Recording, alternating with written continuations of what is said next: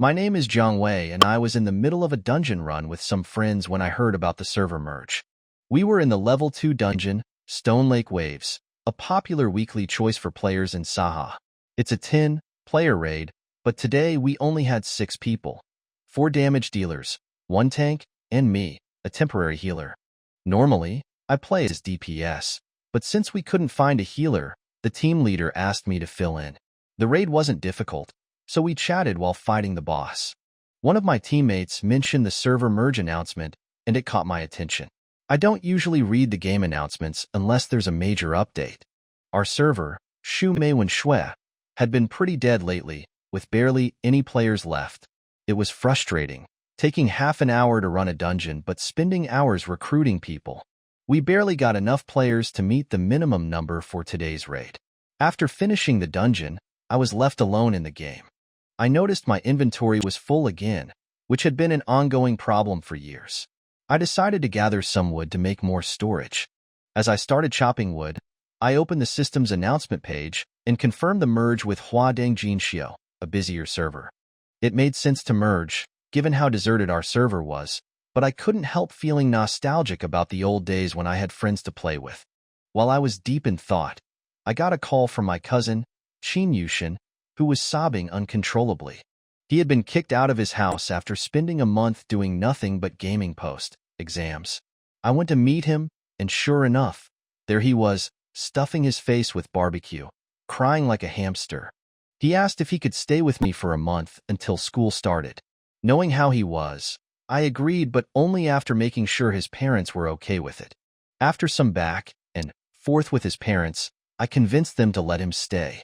As we were leaving the barbecue place, I noticed a group of students coming in, one of them standing out, a tall guy with light-colored hair who seemed out of place with the others.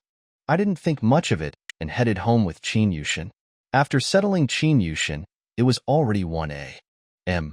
I checked my phone and saw a message from Ming Yueya, asking how I felt about the server merge. I replied with a casual, "It's okay," but I wasn't expecting a quick response.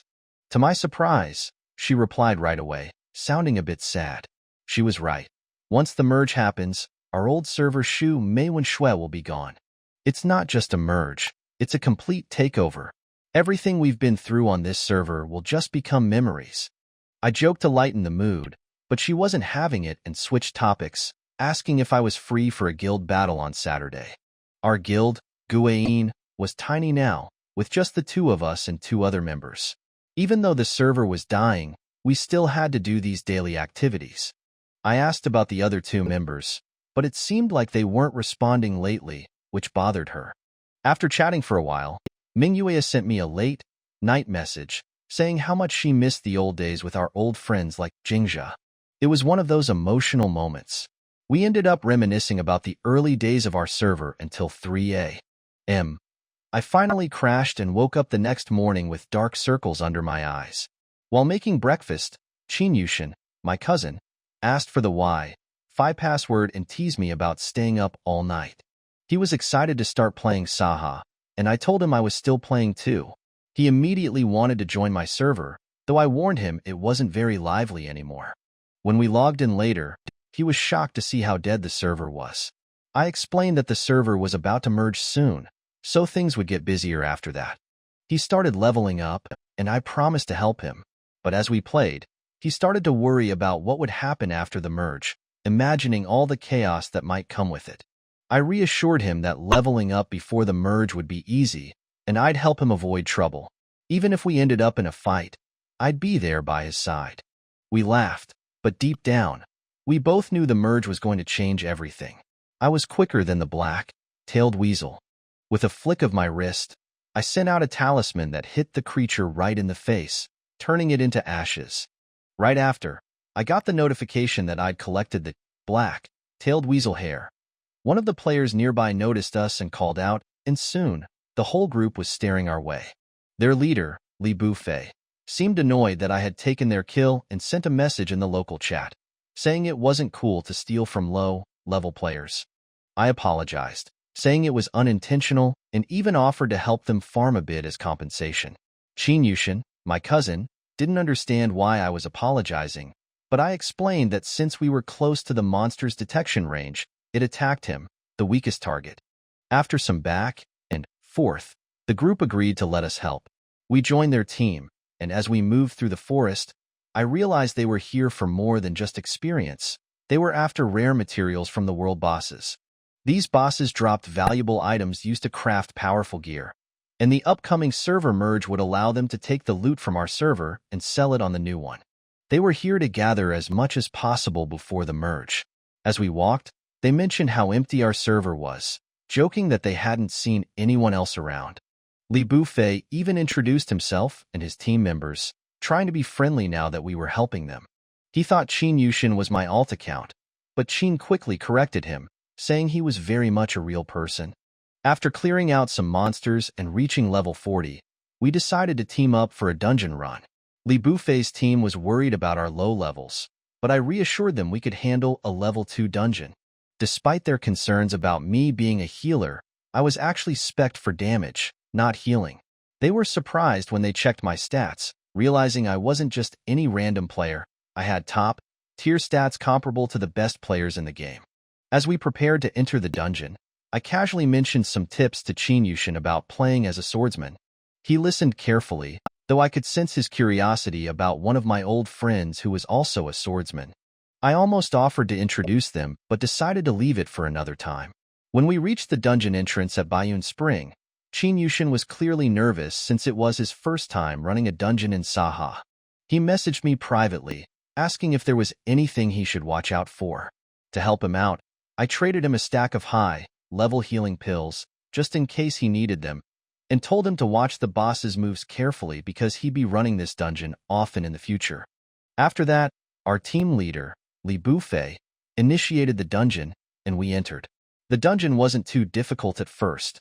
We ran through it 3 times. The boss was only around level 60 in the first 2 runs, and everything went smoothly.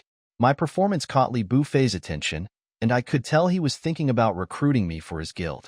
By the 3rd run, Qin Yushin and the others had leveled up to around 70, and the boss had reached level 96.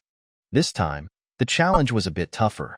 The final boss was a water demon, an ugly creature that had terrorized the area for years, according to the game's backstory. I gave Qin Yushin a few tips about the boss, but I told him he could also just follow my lead if things got too confusing. Once everyone was ready, I started the fight. I used my talismans to draw the boss's attention, triggering its debuff, which weakened its defenses. From there, our team attacked, with everyone following up on my lead. The fight got intense during the 2nd phase, with the boss launching an attack that could have wiped us out if we hadn't used our damage, reducing skills. I noticed that Qin Yushin was struggling to find his skill in time, so I stepped in and shielded him, protecting him from the attack. He looked up to me after that, seeing me as his big protector. Eventually, we managed to defeat the boss. Qin Yushin even got the final hit, which made him feel pretty great. The dungeon was done in just over 16 minutes, and everyone was happy with the loot they got. Afterward, my guildmate, Ming Yueya, messaged me, asking why I was in a dungeon when I had already used up my runs for the week. I explained that I was helping my cousin level up. She got excited and wanted me to recruit him into our guild right away, which Qin Yushin was all for. As I was about to leave with Qin Yushin to meet Ming Yueya, Li Bufei stopped me, asking if I would consider joining their guild, Dark River. They were ranked 3rd in their server, and he made a big pitch about their perks and benefits, but before I could respond, Ming Yueya suddenly joined our party. She quickly shut down the conversation, making it clear that no one was going to steal me from our guild. When Ming Yueya showed up in the game, she stood out immediately. Her character was a small, youthful-looking spearman, which made her look almost out of place among the adult-sized characters like mine and Li Bufei's group. Li Bufei, unsure of who she was, asked hesitantly. Ming Yueya, with an obvious edge in her voice, introduced herself as my guild leader and questioned why they were trying to recruit me behind her back. Li Bufei and his group were caught red-handed. It became tense, so I tried to explain to her that they were from the Huadeng Jinxiu server and that we had just met them and teamed up for a few dungeon runs. But Ming Yueya wasn't buying their excuses, especially when they said they were just scouting the area. She called them out for leveling up instead of casually looking around, which made them go quiet. I kept my head down, not daring to intervene while she was angry. If I tried to explain or calm things down, I might end up getting scolded along with them. At this point, there was no point in hiding the truth. Li Bufei's group finally admitted that they came for the world bosses and materials from our server. Ming Yueye, clearly unimpressed, called them out for not being able to compete in their own server and having to sneak over to our Go server to gather resources.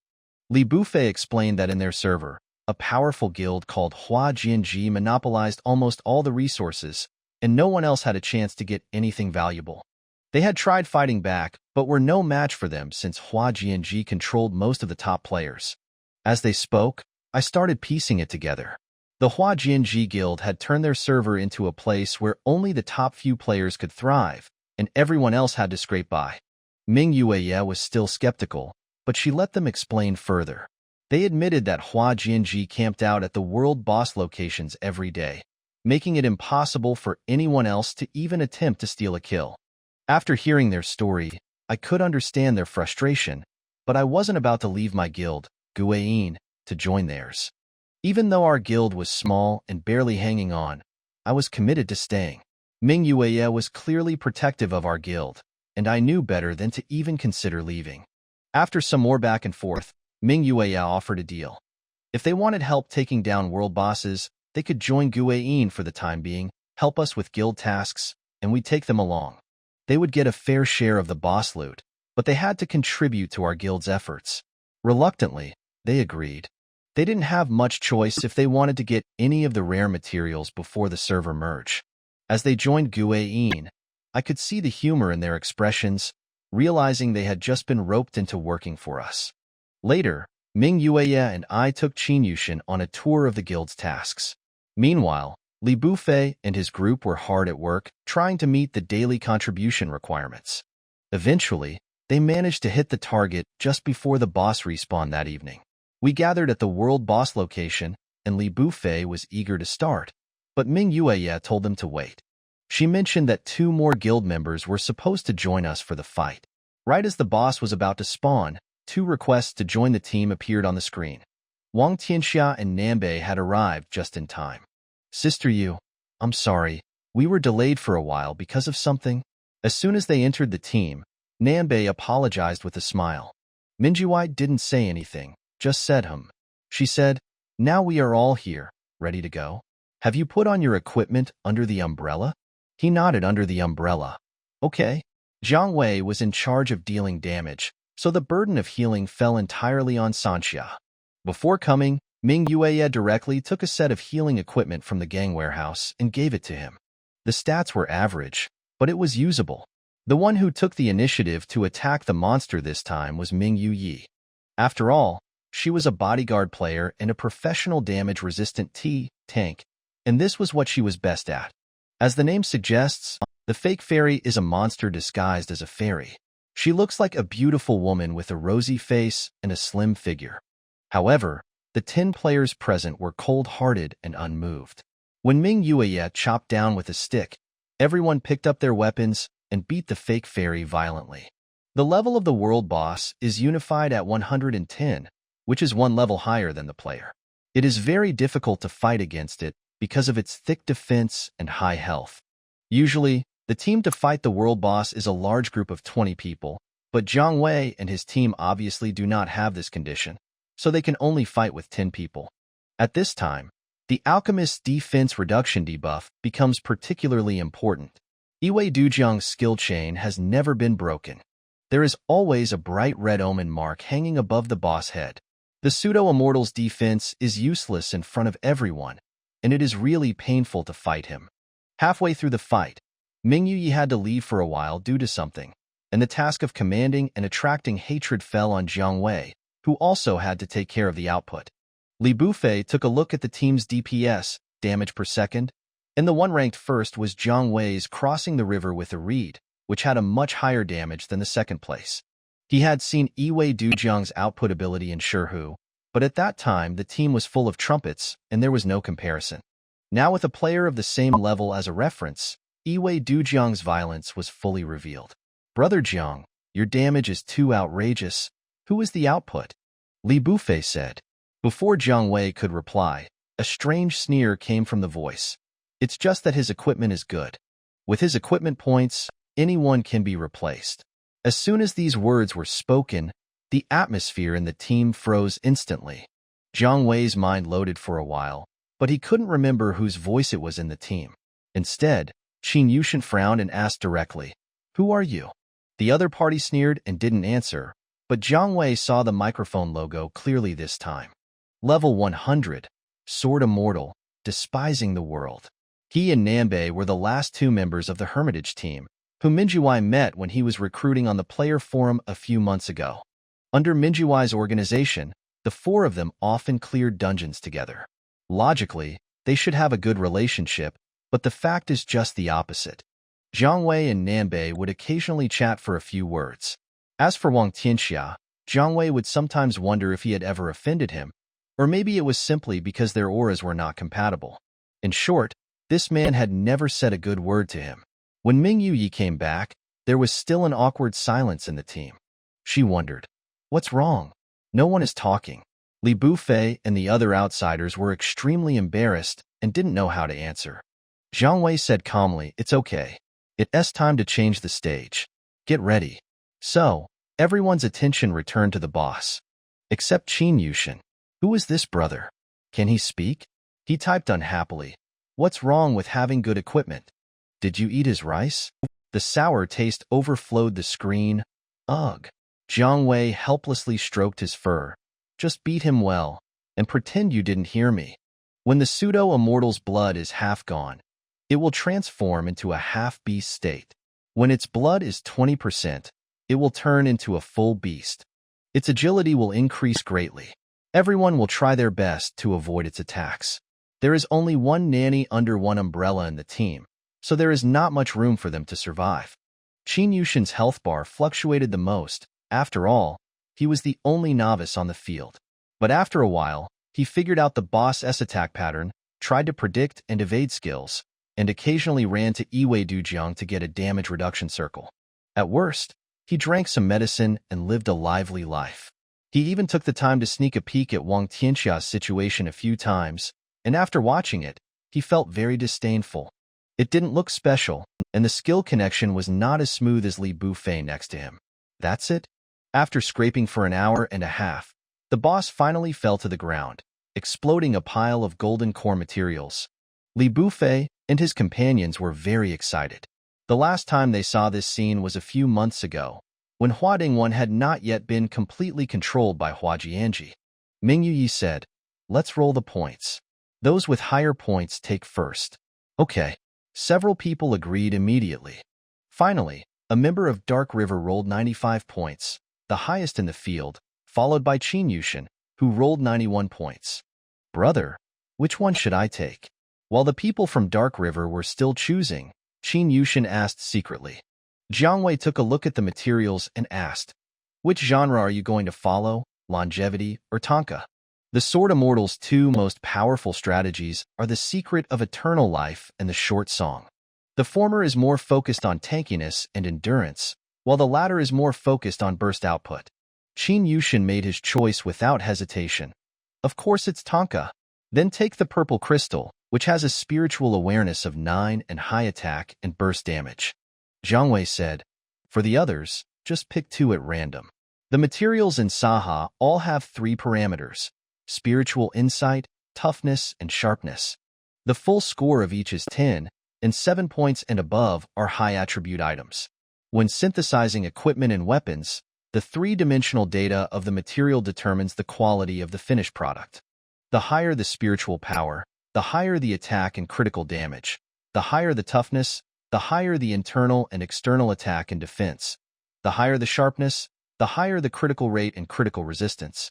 In addition, there is a 4th special attribute blessing, also called special entry, which has a certain probability of being inherited when crafting weapons. In the official illustrations of Saha, there are more than 100 blessing entries, but materials with blessings are still hard to come by, and even the lowest level blue blessing is very rare. Among the core materials dropped by the pseudo-immortal this time, there was not a single blessing material. After a few people had picked and divided the materials, By the time it was Jiang Wei's turn, all the good materials had been selected. He skillfully picked up the remaining materials and threw them into his backpack, emphasizing that participation was the most important thing. After getting the materials, Wang Tianxia quit the team without saying a word. It was getting late, and the others also left. In the end, only Dai Shunqing and Iwei Dujiang were left in the team. One day later, first deep affection, S level, had reached 72. Jiang Wei estimated that he should be able to reach level 90 on the day of the server merger. "Let's stop here for today," he said. Qin Yushin said obediently. Jiang Wei was just about to log off and go to sleep. He just took off his headphones when his friend list flashed. It turned out to be Nanbei. He opened the conversation interface with some surprise. "Nanbei, sorry, Jiang Shun. He always speaks like this. Please don't mind." Jiang Wei was stunned for a moment. He had almost forgotten the episode when he fought the boss just now. After Nanbei reminded him, he remembered it again and replied, "It's okay. Nanbei." "Oh, that's good." Jiang Wei felt that he seemed to have something else to say, but after waiting for a long time, there was no reply. So he simply said good night and turned off the computer. In the next few days, they repeated the daily routine of cooperation with Li Bufei and others doing the hard labor and Jiang Wei and others acting as thugs. The rest of the time, Jiang Wei took Qin Yushin to familiarize himself with the rules of the activity, and Qin Yushin himself also practiced privately according to the strategy, and his progress was quite rapid. Saturday evening was the last guild war before the merge. Li Bufei and his companions temporarily returned to Huading District 1 to support their guild. Wang Tianxia and Nanbei naturally did not come, so only Jiang Wei, Qin Yushin, and Ming Yueya were left in seclusion. The Guild War was originally named the Difficult Road to Shu, with the entrance located in the Baekyu Shu Road area. The gameplay opened up an independent battlefield map with towering mountains and dangerous terrain.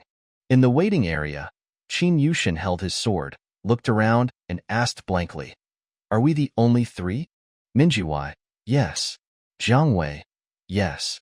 Qin Yushin, "How desolate." Qin Yu waited anxiously for the battle to begin, but he didn't expect that they were matched with an empty guild in the area, without any combatants, and they automatically surrendered as soon as the countdown ended. So at 8:01 in the guild battle, the three of them were kicked out of the battlefield by the system and stood at the entrance to face the northwest wind. Qin Yushin once again, "This is too easy." Jiang Wei and Ming Yueya were used to it. The latter counted the winning rewards and was quite satisfied. "Okay, 30,000 contribution points. I can live a few more days." Jiang Wei applauded. "Very good. I thought there would be a group fight." Qin Yushin said embarrassedly. "There will be plenty of opportunities after the merger," Jiang Wei said, "but the free contribution points will probably not be available again in the future, so cherish them now." Since the activity ended early, there was still plenty of time left in the evening. After finishing the game, Jiang Wei simply took Qin Yushin out for a walk and visited the place where he would stay for the next 4 years. Chengda is an open university. The teaching area and the street block are connected. There are neatly lined plane trees on both sides of the road. The cafes and bookstores on the street are still lit, and the soft lights quietly watch every passerby. After crossing the intersection, there is a food street in front. It is the weekend, and the streets and alleys of the night market are crowded with people. The aroma of delicious food wafts in the night breeze, making people salivate. Jiang Wei did not have much desire for food, but Qin Yushin's eyes were shining, like a wolf entering a sheepfold. He bought a little here and tasted a little there, then found a place to sit down. After a while, he was eating so much that his face was flushed and his mouth was full of oil. After another string of spicy squid tentacles, Qin Yu's eyes were red from the spiciness, but he still kept talking nonsense. Jiang Wei stood up helplessly. "Wait, I'll go buy some water." "Xiesiegua wa yao iced." "Thank you, brother, I want iced." "Don't even think about it. Do you want to have diarrhea all night?" The crowd was crowded, and Jiang Wei was looking for a drink shop among them. A group of laughing and playing children ran by and rushed towards him while pushing each other. He subconsciously wanted to protect them, but was knocked off balance by the force and fell backwards. Suddenly, he was held firmly by a hand, and then he heard a cold male voice. "Be careful." The night market was bustling with noise, and these words were like an ice cube falling into the bubbling water with a plop. The momentary coolness overwhelmed all the noise. Jiang Wei felt himself blinking. The kid who hit someone realized that he had made trouble and ran away after saying, "I'm sorry." Jiang Wei came to his senses, looked up at the young man who supported him, smiled, and said, "Thank you."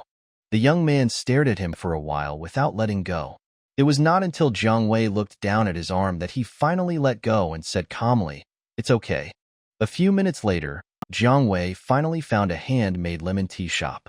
While waiting in line, he stared at the green plants on the wall in a daze. He felt that the young man he had just met looked familiar, as if he had seen him before, but he could not remember where he was. "Hello. What can I do for you?" the clerk asked enthusiastically when it was his turn. Jiang Wei looked at the drinks on the menu and said, "2 cups of signature lemon tea, both at room temperature."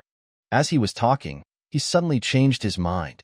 Qin Yu waited there anxiously for a long time, and when he saw Jiang Wei coming back, his eyes suddenly lit up. He held 2 cups of lemon tea in his hands, one at room temperature and one with ice. "Thank you, brother," Qin Yu said flatteringly, reaching out for the iced one. But Jiang Wei directly put the room temperature lemon tea in front of him and said, "Drink this." "Qin Yushin?" Jiang Wei sat opposite him, put a straw into his iced lemon tea, took a sip, and it was indeed refreshing. "I'll drink this," he said calmly. "Qin Yushin." Qin Yushin howled, "Brother, why are you like this?" On the other side, Chengda dormitory campus. Ruan Xinshan hadn't even reached the dormitory yet, but he could hear his roommate Cheng Jie's voice of incompetence and rage from a distance. "FCKU. You can't even understand the commands of a world boss. Can you be of any use? FCKU, you bunch of noobs. $carat at $UN at." After opening and closing the door, Ruan Xinshan threw a bag of barbecue on Cheng Jie's table and sat back in his seat with a can of drink. Cheng Jie was operating the machine while spraying 19. When he saw him coming back, he immediately took the time to complain. "Good brother, fortunately I have you. I can't stand these idiots anymore," Ruan Xinshan said in a cold tone. "If you receive another warning from the dormitory manager, I will throw you out." Cheng Jie suddenly became as quiet as a chicken. After a series of slaps on the keyboard, the boss finally fell to the ground. Cheng Jie wanted to curse, but after a quick glance behind him, he could only utter, and then immediately left the team. He left his character in the safe zone, chewing on a skewer of meat while cursing angrily. "We almost got wiped out in a fight with a world boss. I've been playing for 2 years and I haven't seen anyone so bad. Who recruited these losers? Kick them out." Ruan Xinshan answered while turning on the computer, looking unhappy. Cheng Jie didn't notice his abnormality and continued to complain in annoyance. "I think, if I kick them out, some idiots in the club will say that they have personal grudges, abuse of power, bullying, and nagging. It's so annoying, and it never ends all day long. Then kick them all out." Cheng Jie was silent for a moment and suddenly realized, that's right. He stroked his chin and really thought about it carefully.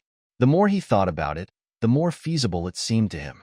Finally, he slammed the table and said, "Yes, we should have cleaned up the garbage a long time ago. It's just in time for the server merger. Let's kick these idiots out and leave some space for recruiting people." "Good brother, you still have an idea? I'll discuss it with Yehujiu tomorrow," Ruan Xinshan, who was just making a perfunctory response, said. He opened his mouth, then closed it.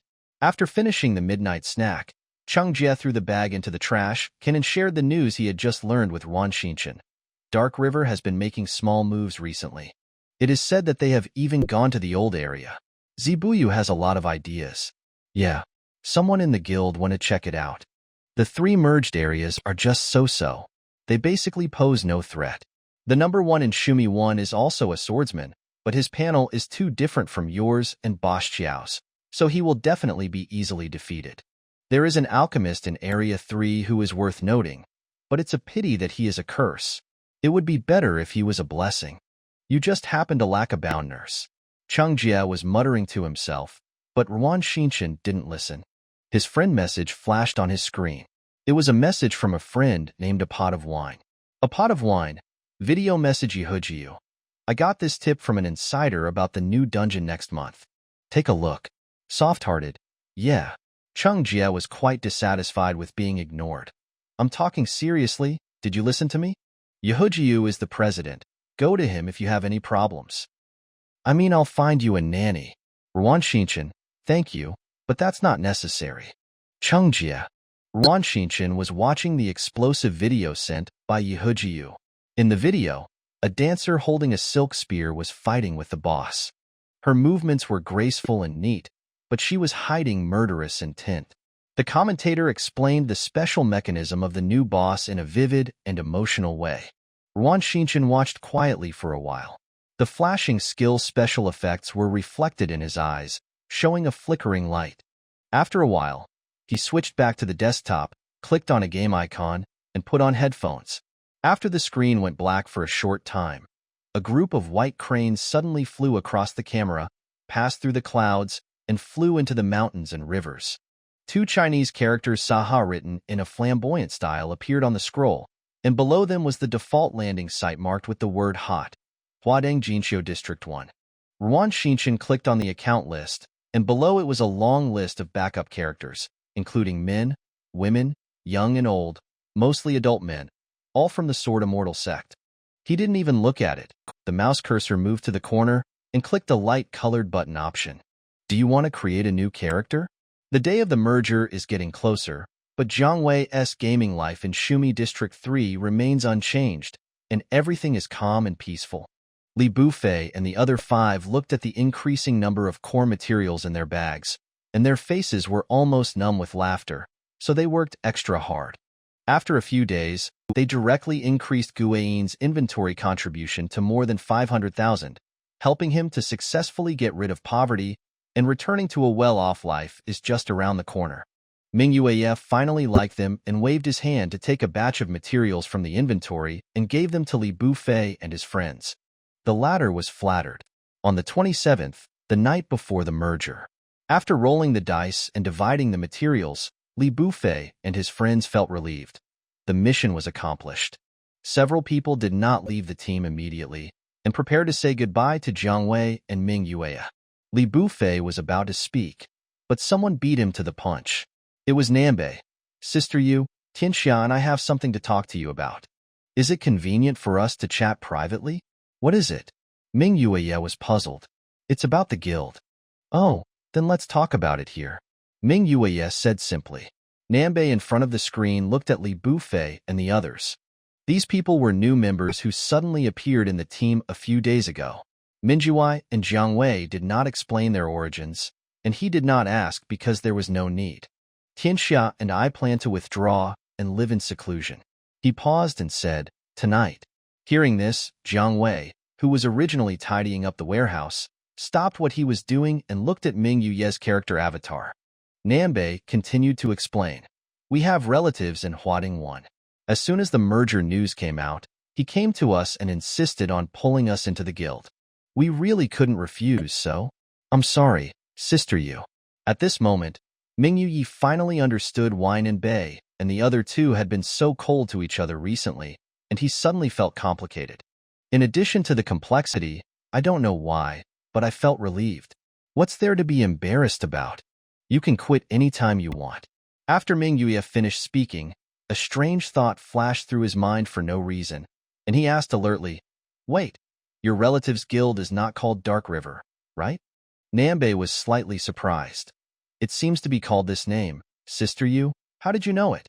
Jiang Wei, Qin Yushin, Li Bufei, and the others under the umbrella who were suddenly shot said, oh, it's true. Ming Yueye said in a slow and meaningful tone, I just guessed.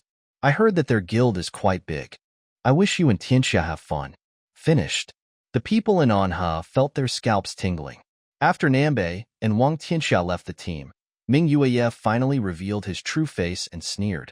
Does your underground river belong to the excavator? You dig anyone you see? We didn't know about this, sister. Li Bufei and others shouted that they were wronged.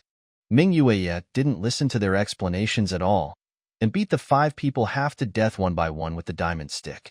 Jiang Wei and Qin Yushin stood not far away and watched the excitement, ignoring their cries for help. The last boss crusade before the merge ended in such a chaotic situation. That night, Jiang Wei, who had just finished his shower, turned off the lights and lay on the bed. But not long after, he opened his eyes again. He stared at the dark ceiling for a while, sighed, stood up and sat in front of the computer, and entered the world of Saha again. The Shumi District 3 late at night can only be described as empty and lonely. Jiang Wei opened the map interface and stared blankly for a long time, not knowing where to go. Finally, he simply went to the site of his own sect Kunlun. Kunlun Peak is the least populated place in Saha. There are few players and even few NPCs on the map, making it a very suitable place to idle and enjoy the snow. When they arrived, Jiang Wei directed Yi to cross the river and find a corner to sit down. The snow was heavy and silent. He suddenly remembered something and rummaged around in the warehouse for a long time before finally pulling out a black flute. Jiang Wei hesitated for a moment and tried to blow it. Jiang Wei. He put the flute back with self-awareness. Saha has a mature musical instrument playing system, but unfortunately, Jiang Wei knows nothing about music theory. He had studied with several musical instrument masters for a long time before and learned a song called Twinkle Twinkle Little Star. After playing it, the people around him almost died on the spot due to the sound wave attack. Thinking of this, Jiang Wei couldn't help but smile. He opened his friend list and scrolled through it.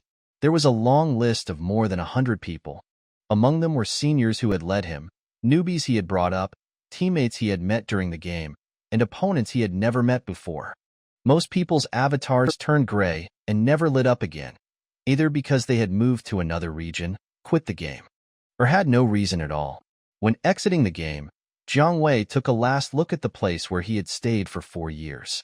In an instant, many scenes seemed to flash before his eyes, and finally stopped at a sunny afternoon when he first opened the game SRA in his university dormitory. The system prompt box appears on the screen.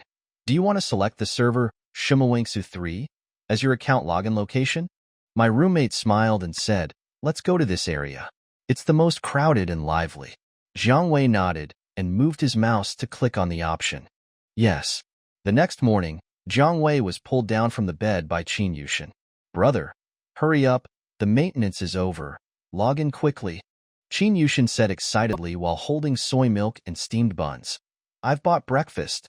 After a simple tidying up, Jiang Wei was pressed in front of the computer with a confused look on his face, and a breakfast was stuffed in his hand. Qin Yushin grunted and brought his laptop over, saying that he wanted to advance and retreat with him. When the familiar login animation appeared on the screen, Jiang Wei finally came to his senses. He pinched his eyebrows, put on headphones, and operated the mouse while eating the buns bought by Qin Yushin.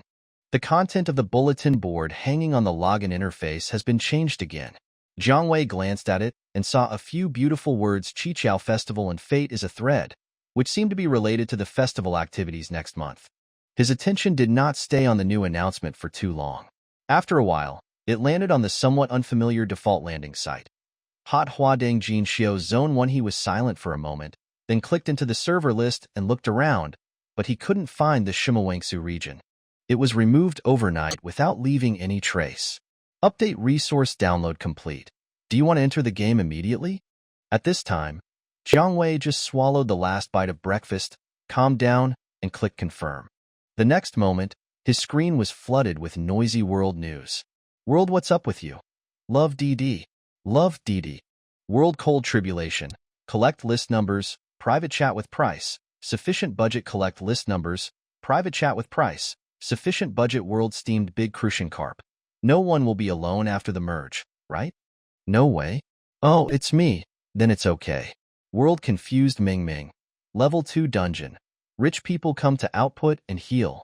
World loneliness. Squad in advance for a temporary lover who will do the Chishi mission together. /cry. World bloodbath. The world. People come to plant flags in the Taiping Tavern.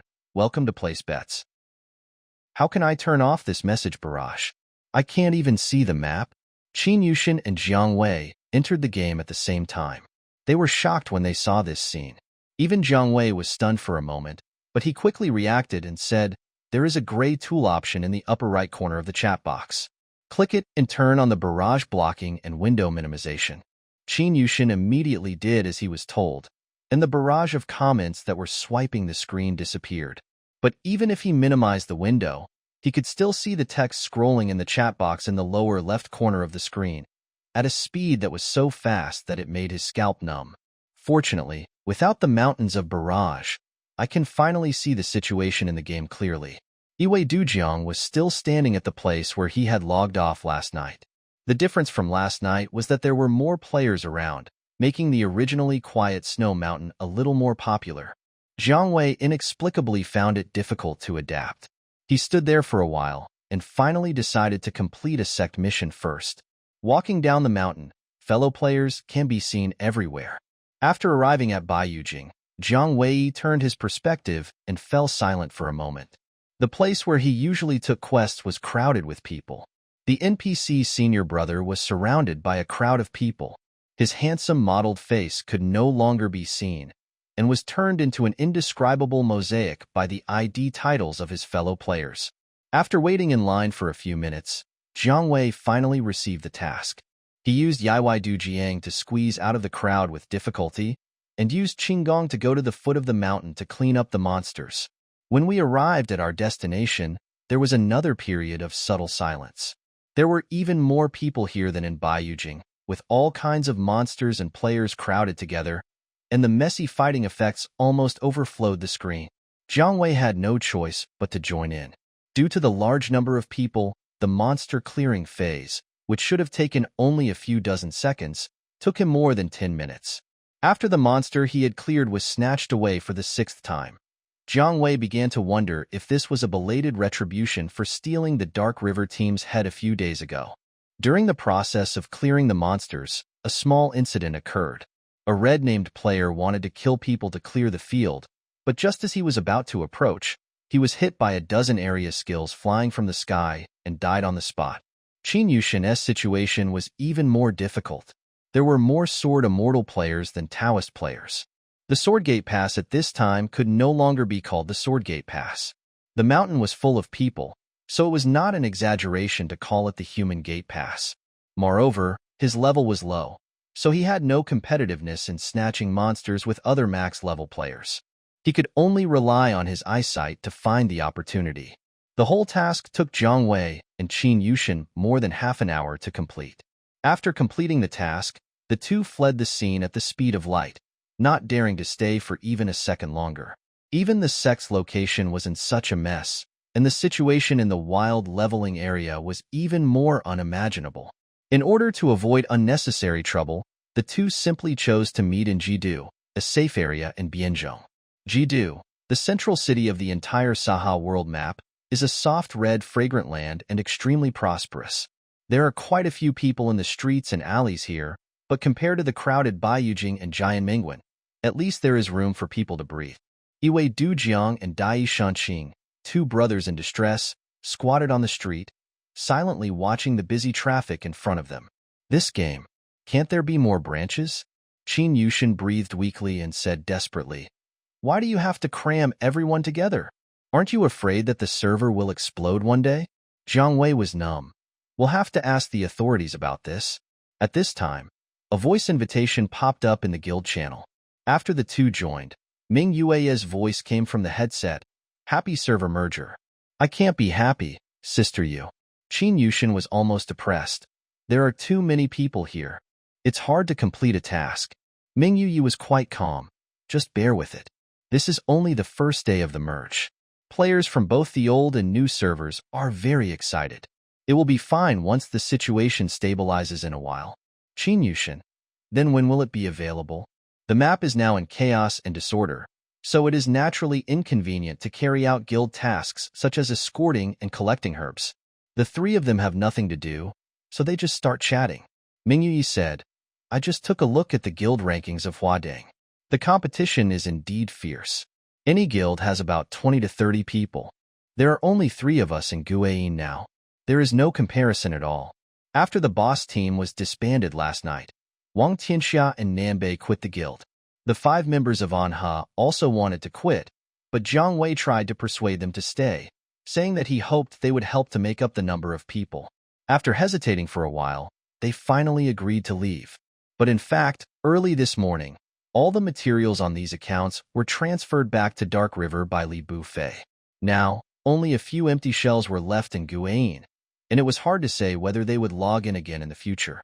Although Ming Yueya didn't understand this, since Jiang Wei asked them to stay, she didn't say much. In short, apart from the 5 trumpets of Anha, there are only 3 of them left in the whole retreat. Recruiting people must be put on the agenda, Minjuai said seriously. Whether it's using loudspeakers to promote or recruiting people from the blind date team, try all methods first and recruit as many as you can. Okay, Jiang Wei agreed. Okay, Sister Yu.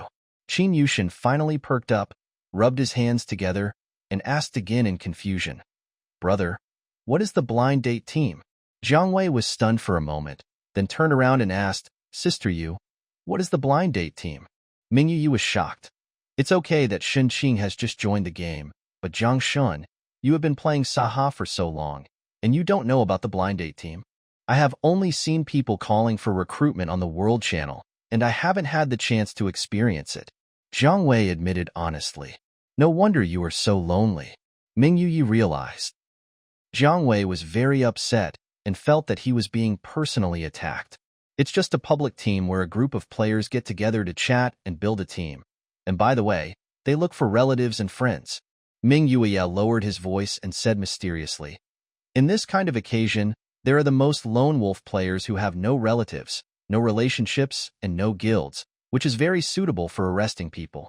Qin Yu understood deeply. I see. Then how can we get into the blind date team? This is simple. There are 2 options. The first is to actively form a team. The 2 of them started discussing and communicating in the channel. Jiang Wei couldn't get a word in. After thinking about it, he simply clicked on the district and server rankings and looked through all the lists one by one. Consistent with what the umbrella said, the name Hua Jianji frequently appeared at the top of various lists and was usually ranked first or second. The personal list was even worse. Among the 5 major sects, the top 3 of the Sword Immortals, Biao Ku and Tao Shi, were all members of Hua Jianji. The personal rankings are divided into the cultivation rankings and the PK rankings. The former is a data list automatically arranged by the system. The better the equipment and the higher the equipment score, the higher the ranking, so it has limited reference value. The latter is the monthly scoreboard of the PvP gameplay Luan Dao Tai, which is also the real overall list in the players' mouths, and has higher gold content. After all, in the game, fighting with real guns and swords is the best way to distinguish the strong from the weak. The servers were merged, and the rankings were naturally merged as well. Jiang Wei flipped through the pages for a while, and soon found the location of Yaoi Duji.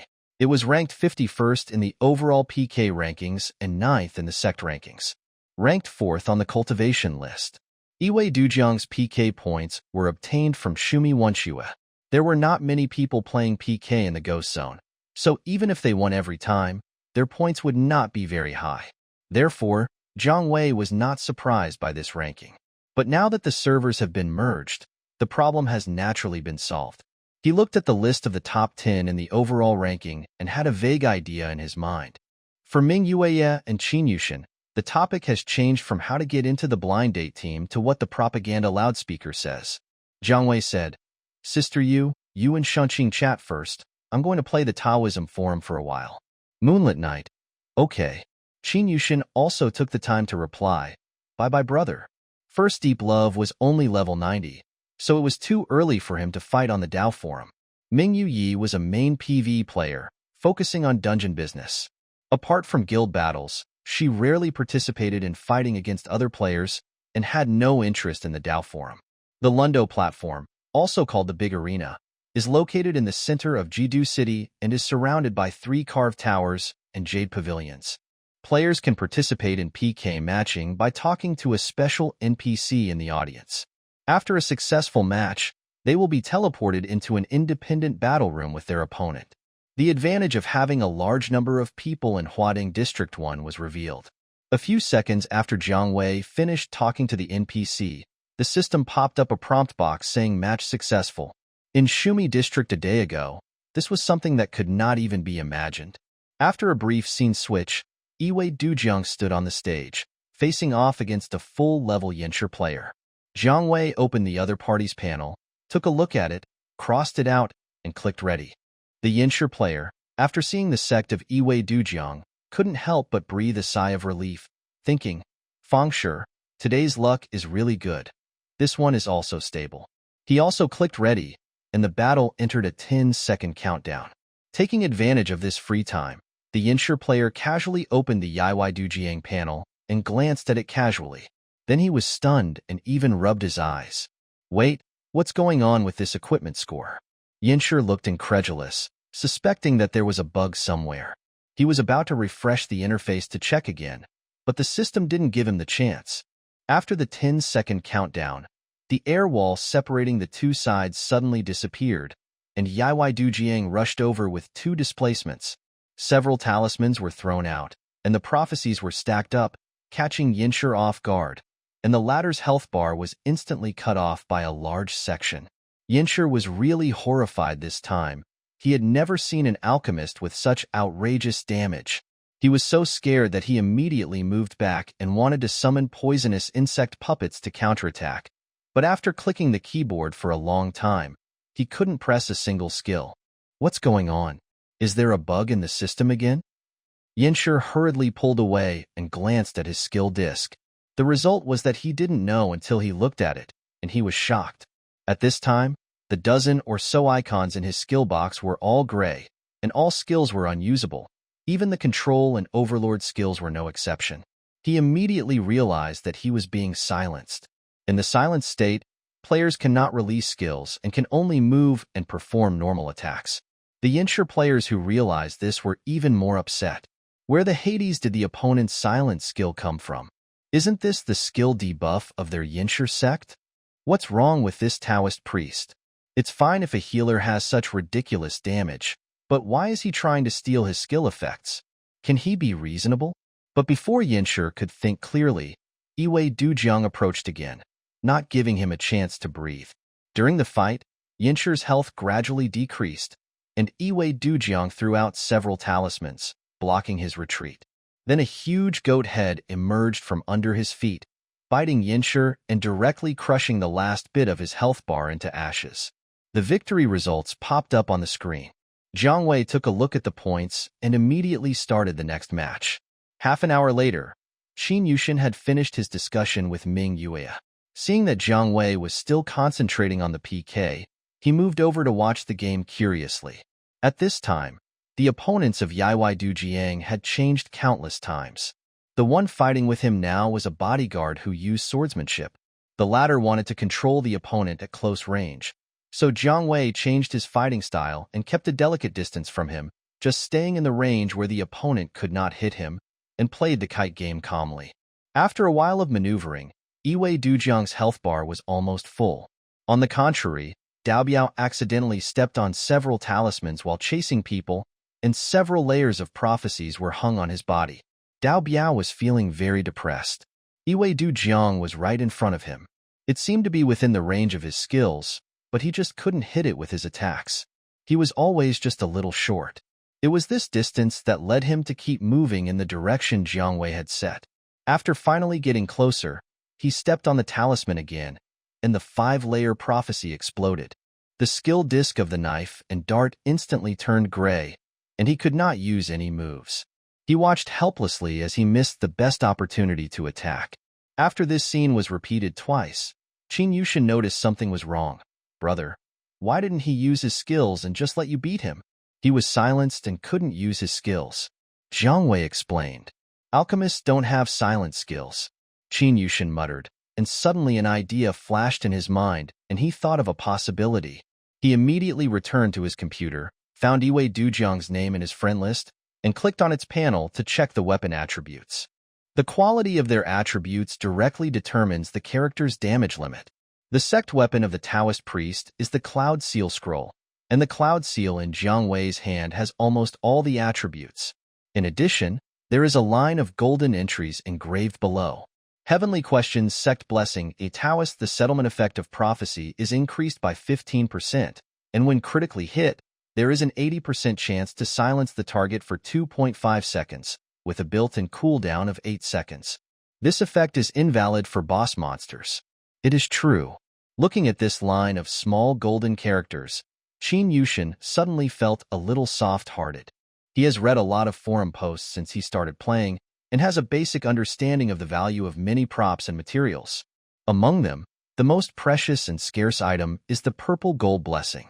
How precious is it? If a medium-level player can own a weapon engraved with the purple gold blessing, it is equivalent to taking a half step into the ranks of masters.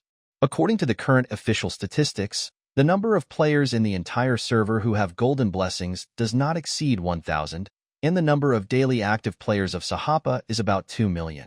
On average, only 1 out of 2,000 players has a golden blessing. In a single server, it is good to have 4 or 5 such people. Qin Yushin suddenly thought. No wonder Sister Yu always calls him Brother Jiangshan. He originally thought it was just a joking name among friends, but it turns out to be this. On the other side, Jiang Wei successfully defeated his opponent's bodyguard, withdrew from the ring for a short rest, and clicked on the leaderboard to check his current ranking data. Ranked 29th in the overall list and 6th in the alchemist list. There are still 3 days left until the end of the month. At this rate, it shouldn't be difficult to rank first on the sect rankings. Feeling relieved, Jiang Wei breathed a sigh of relief and clicked match again. At this time, Iwei Dujiang's rank had gone up, and it took significantly longer to match with players of the same rank. Taking this opportunity, Jiang Wei stood up to get a glass of water. When he came back, he faced Qin Yushin's impatient question. Brother, how did you get this golden entry?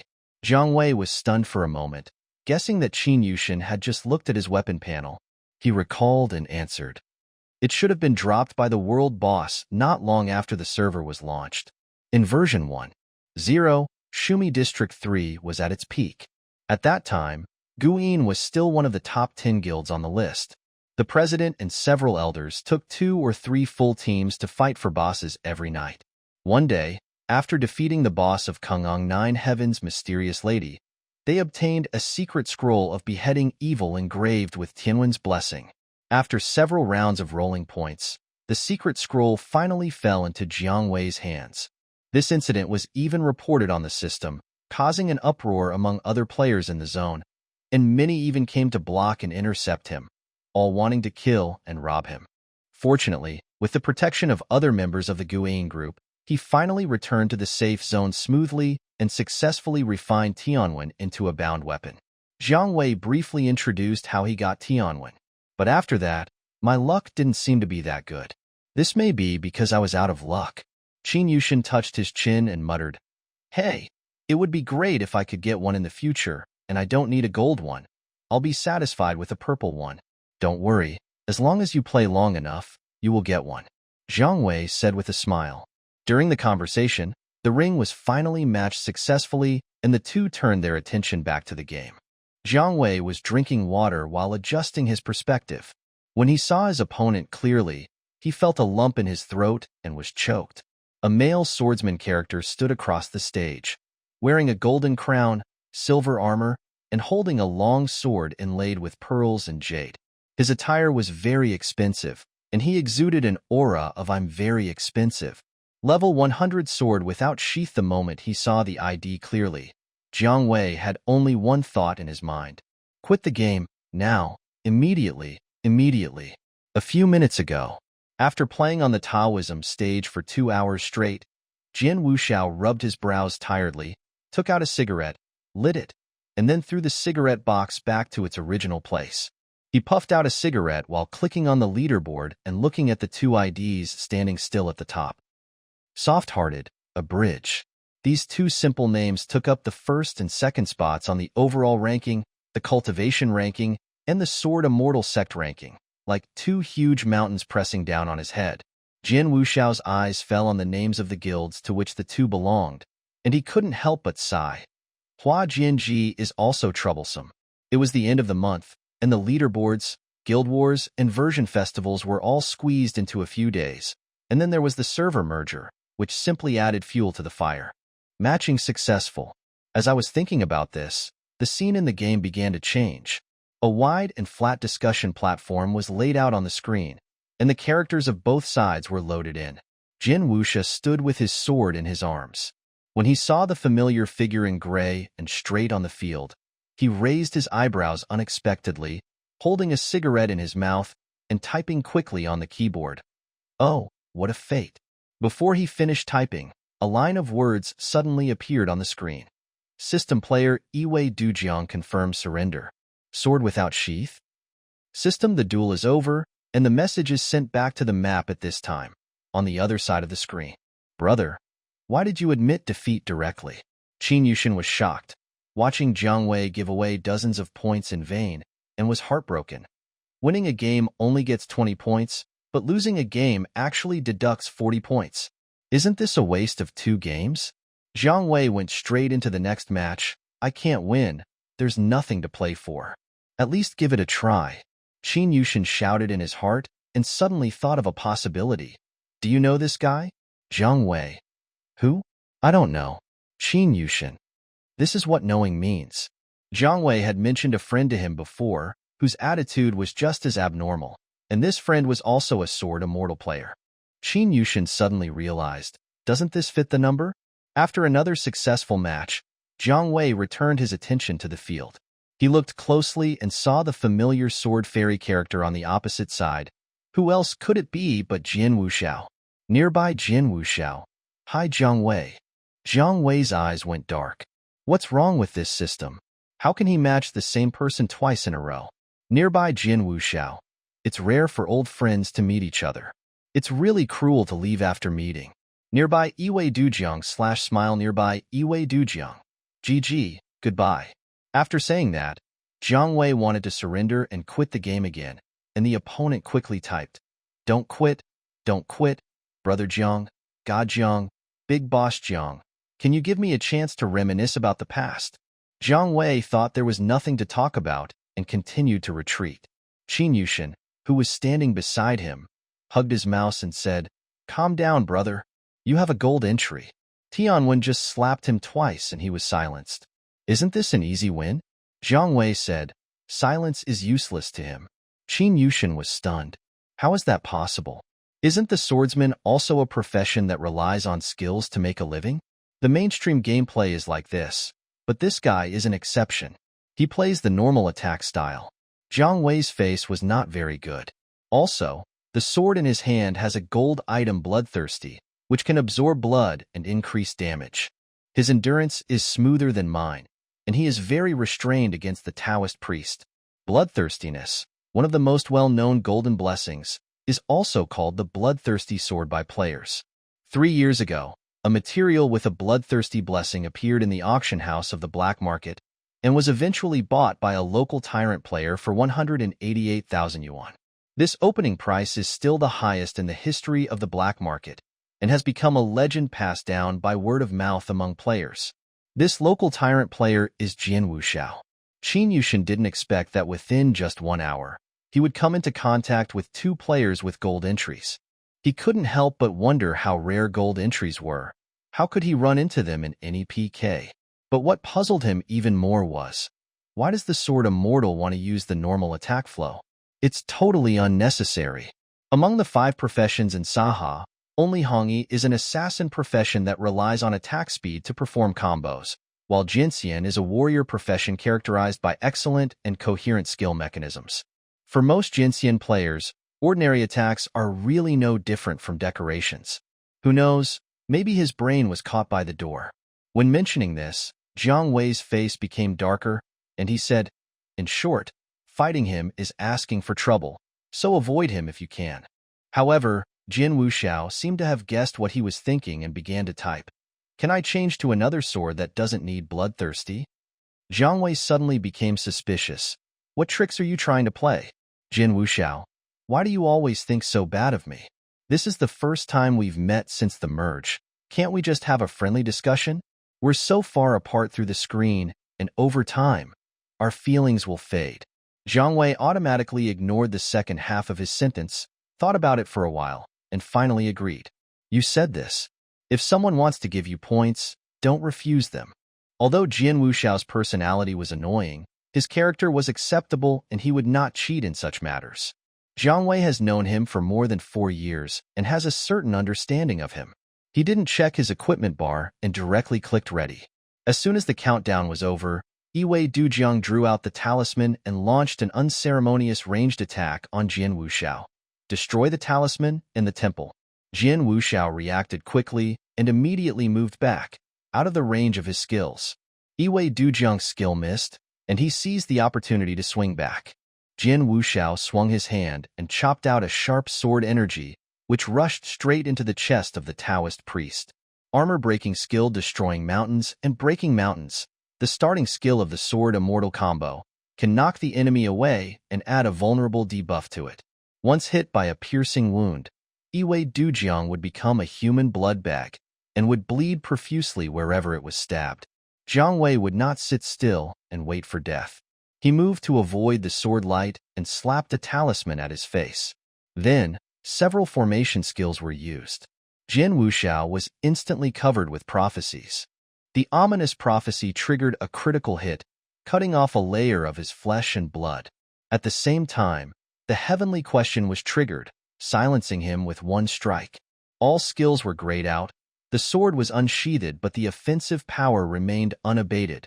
The cold sword edge rubbed against the alchemist's neck, leaving hideous blood marks on his body. He had expected Iwei Dujiang to silence him, so Jian Wuxiao didn't use any skills after piercing the heart. His purpose was to trick him into silence. This trick doesn't work on me. He even had time to type in T's, which really deserved a beating. No matter how powerful Tianwen is, he has a built-in CD. The 8-second window is enough for him to deal a set of damage. Jian Wuxiao continued to attack wildly, with sword beams pouring out. Although he lost the bonus of bloodthirstiness, his basic attack speed on the panel was also very impressive, and the Jianxian general attack multiplier ranked second among all sects, second only to the Hongyi sect. The damage from such a combo should not be underestimated. The alchemist was not as agile as the swordsman, and no matter how powerful Jiang Wei was, he could not dodge all the damage by moving around. Iwei Dujiang's health bar was being eaten away like crazy, and he retreated step by step and was soon forced into an air wall, unable to escape. It looks like I won. Jian Wuxiao was confident. Iwei Dujiang's health has reached the killing line. Jian Wuxiao performed sword techniques with one hand, and countless sword shadows appeared around him. The sword tips were aimed at Iwei Dujiang's next step, and there was a buzz sound.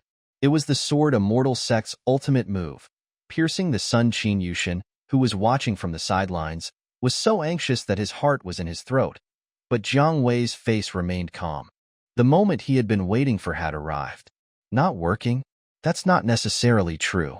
A huge sheep skull emerged from under Iwei Dujiang's feet, and it pounced towards Jian Wuxiao with its huge mouth. Jian Wuxiao's eyelids jumped. He didn't expect that he had a trick up his sleeve. But Guanri's spell couldn't be interrupted, and in this moment he controlled himself. Jian Wuxiao can deceive Jiang Wei's skills, and conversely, Jiang Wei can naturally deceive him. At this time, the cooldown of Tianwen had expired. Jian Wuxiao was caught by Tu Luo and not only took damage, but also had his ultimate skill silenced. He wanted to hide, but Jiang Wei had already set up a deadly formation behind him. He forced Iwei Dujiang to retreat to a corner, and he was also in a corner.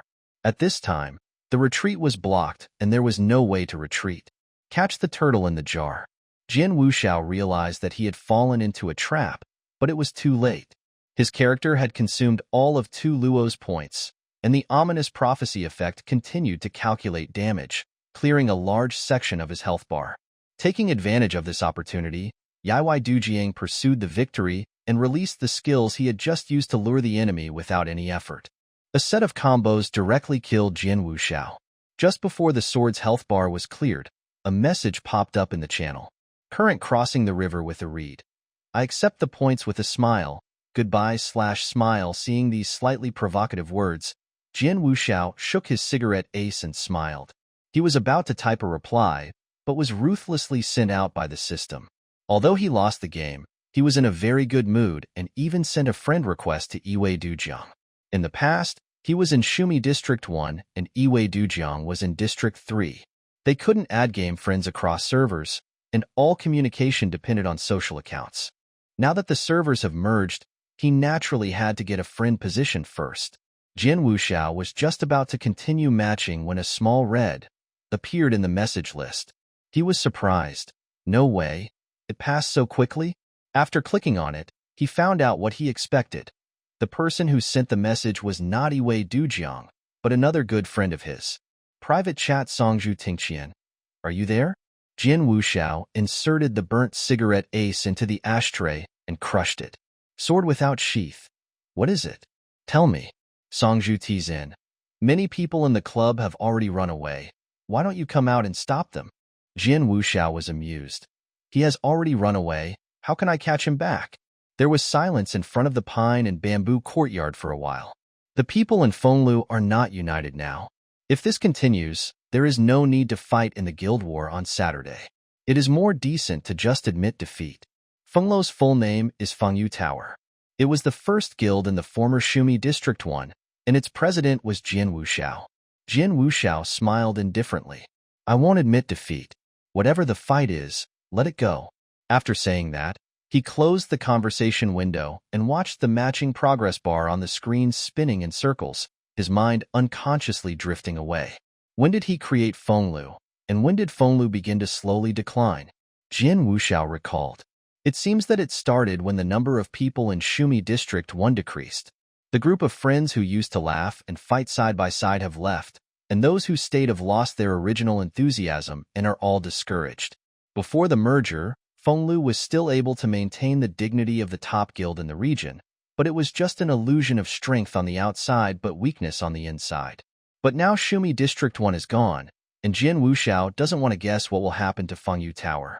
He suddenly felt a little irritated, smoothed his hair, and took out a cigarette from the cigarette box and lit it. It's just a game. Why think so much? Jin Wuxiao held the cigarette in his mouth and touched his chin. If it really comes to that, I will go to Dujiang. We have been friends for 3 or 4 years. He can't reject me, right? The more Jin Wuxiao thought about it, the more feasible it seemed, and he began to feel relieved. Just at this moment, the discussion platform was matched successfully and the map was loaded. He closed the panel and looked at the opposite side, but his eyes paused. It was still the solemn and dignified discussion platform, and there was still a tall male character, but he was not a Taoist player, but a swordsman dressed in black and tight clothes. As for the ID above the other person's head, he had seen it not long ago. First on the overall list, soft-hearted. After the duel with Jin Wuxiao ended, Jiang Wei did not stop and continued his scoring career. He spent most of the day immersed in the discussion platform. Qin Yushin was called by Minjiwai to join the blind date team, and when he had time, he would call for people in the World Channel. A few people actually joined the guild in the day, but there was no movement after joining. 1 or 2 players said hello, and 3 expressed warm welcome, and then there was no follow-up. This type of socially anxious people are very common, and even account for a large proportion of the gaming community. They play social games as standalone games, and the guild is just a channel for them to earn contributions and receive rewards, without having to invest too much emotion. At night, Mingyue and Qin were in a chat group. Mingyue chatted with the unfamiliar teammates in a familiar way, while Qin Yushin did not dare to say a word and just listened silently. At this time, a string of golden trumpets rushed to the notice, attracting everyone's attention. Horn a pot of wine. A pot of wine in the flower room. Raise a cup to invite the bright moon / Rose / Rose Huading's first gang Huajian is recruiting active players. Join the gang and get a bound, lost, bound nurse, relatives and friends. The treatment is generous, and the opportunity cannot be missed / Rose / Rose Horn Brother Gigi Jiji. A pot of wine in the flower room. Raise a cup to invite the bright moon / Rose / Rose Huading's first gang Huajian is recruiting active players. Join the gang and get a bound, lost, bound nurse, relatives and friends. The treatment is generous, and the opportunity cannot be missed / Rose / Rose. More than a dozen golden trumpets.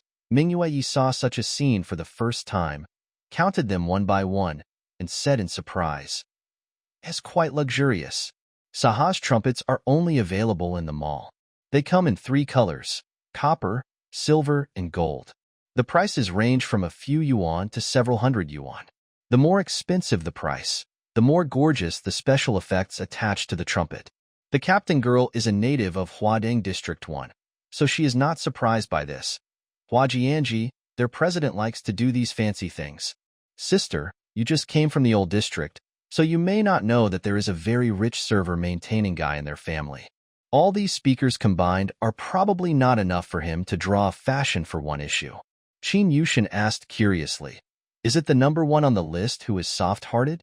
It's the number two on the list, a bridge. We usually call him the bridge boss. He often gives away money and materials, and people nickname him the male bodhisattva of the district. The captain girl joked. During the chat, Ming Yuyi intentionally or unintentionally inquired about the information of other guilds. Before leaving the chat group, Ming Yuyi also added the captain girl as a friend, and the girl also said enthusiastically, let's play together again when we have time. At this time, she already had a certain understanding of the basic situation of Huadongwan. Using the pyramid structure as an analogy, Huajianji sits alone on the first step at the top, while the second step Wildfire Burns and Dark River are below them, but still of considerable size. Apart from these three, the other guilds can be generally classified as the third tier, small and medium-sized ordinary guilds that do not have much say. Huajian is the only dominant family and their behavior is conspicuous and arrogant. But not all members are like this. For example, Bangi is soft-hearted. He is a sword immortal like Yichikyo and has always been at the top of the list. This is one of the reasons why Huajianji is invincible. Apart from this, Minjiwai could not find out more information. This person was low-key and mysterious, not active in the vision of the players in the server, which was completely different from the style of the entire Huajian guild. But it has little to do with their retreat, so it doesn't matter whether you understand it or not. Ming Yu Ye's idea is very simple. He first needs to find out the situation and ensure that he can successfully survive in Huadongwan after returning to seclusion. It was almost 9 o'clock.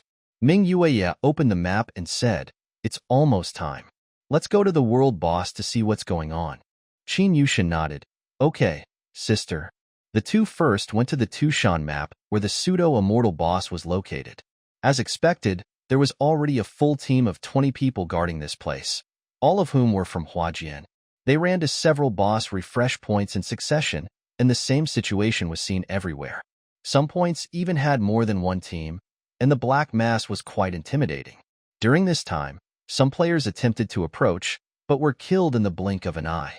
In order to avoid being injured by mistake, Ming Yueye and Qin Yushin found a bush to squat under.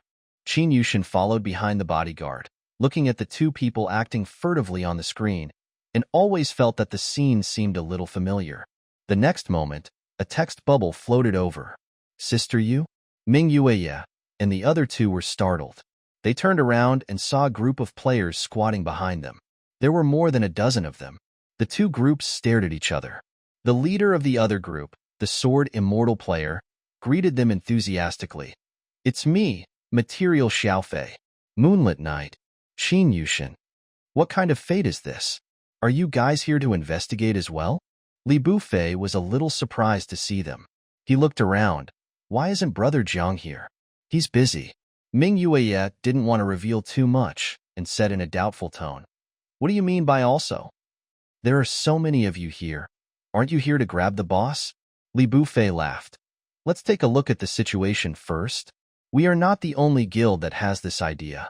Look, there are other people in the bushes across the street. Ming Yueye and Qin Yushin looked in the direction he mentioned, and sure enough, there were a dozen sneaky figures. If it was before the merger, no one would dare to think about the boss of Huajian, but now that players from the old area have been incorporated, the order has been disrupted, and everyone's minds have become active again. They keep watching in secret, and everyone wants to take advantage of the chaos to get a piece of the pie. Li Bufei suggested, what do you think, Sister Yu? Do you want to join us? If we can capture the boss, we can share the materials. No, thank you. Ming Yueye refused. Jiang Wei was not around, so she didn't dare to wade into this muddy water, and immediately took Qin Yushin and hid further away. It was okay to watch the fun secretly, but if she was innocently affected, she would suffer a great loss. At 9 p.m., the world boss appeared on time. The escort player in Huajian pulled the boss to a hidden corner, and the rest of the people surrounded and attacked him, and the cooperation was very tacit. It must be said that Huajianji is worthy of being the #1 guild in the region, with extraordinary output efficiency. After only a few minutes, the boss's health bar is almost at the bottom. When the boss's health bar was only 20% left, Qin Yushin, who was squatting in the dark, was already a little sleepy.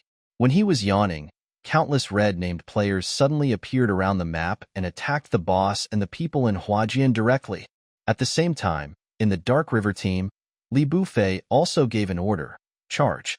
In the blink of an eye, dozens of players suddenly appeared on the map and started a fierce battle with the members of Huajian. The sound of weapons clashing was noisy and chaotic, and skill special effects were flying everywhere. These old perverts, there are so many of them at once. On Huajian's side, the escort player leading the team was Cheng Jie, who was being beaten by 5 people, and the stick in his hand almost burst into flames.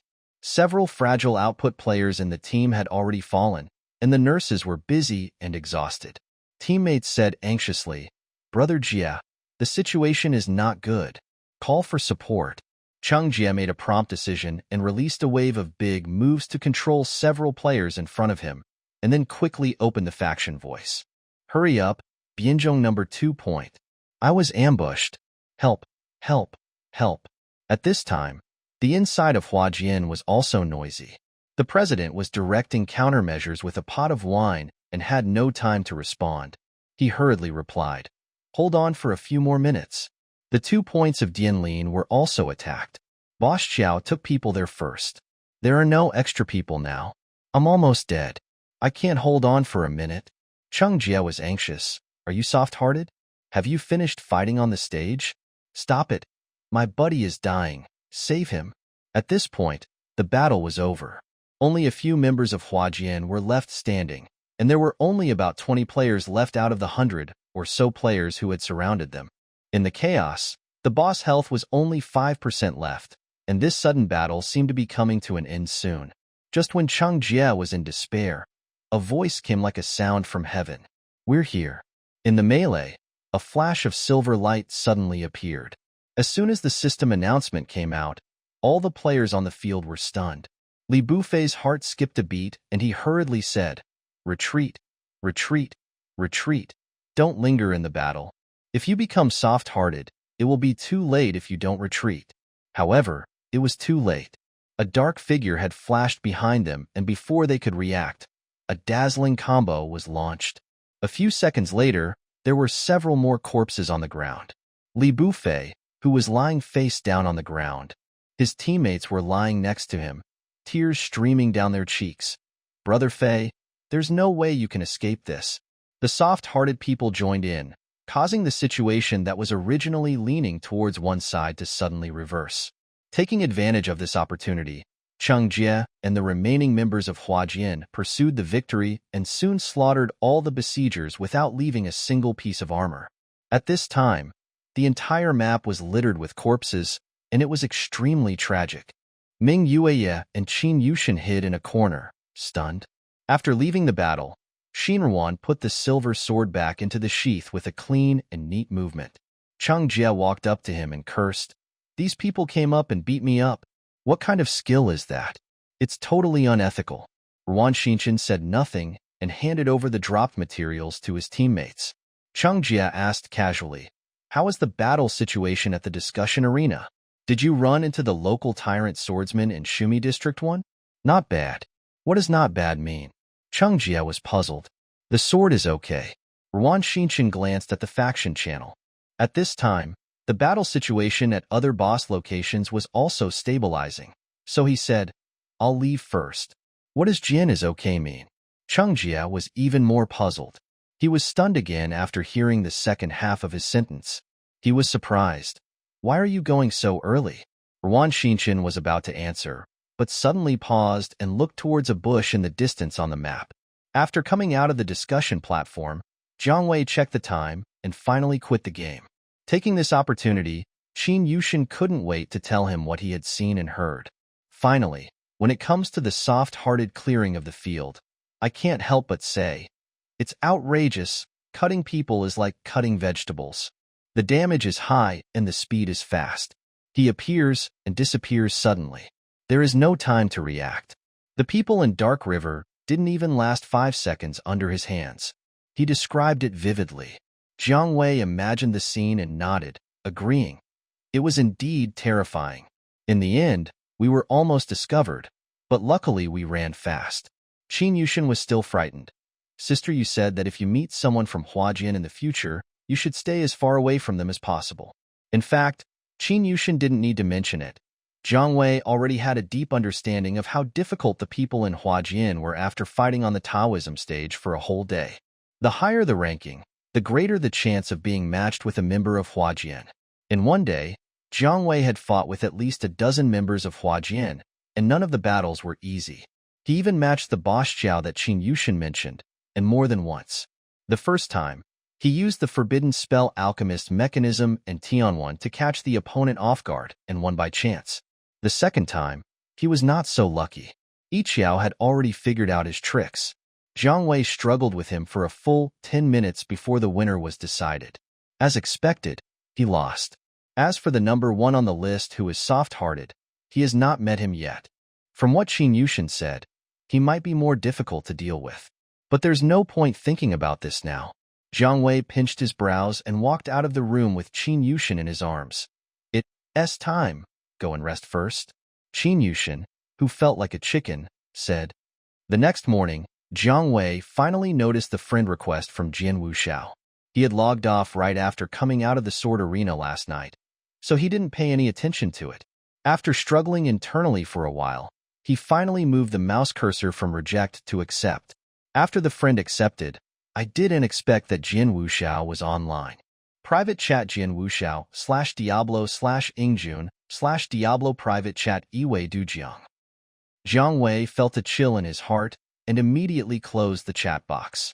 In order to avoid being matched with certain people as soon as he entered the forum early in the morning, he decided to clear his daily tasks first. Compared to yesterday, the number of people on the map finally decreased, and it was not so crowded. Jiang Wei accepted the sect mission, and as usual, he cleared the monsters at the foot of Kunlun Mountain and headed to the next part of the next mission, going to Shangwufeng to exchange ideas with the Hongyi sect members.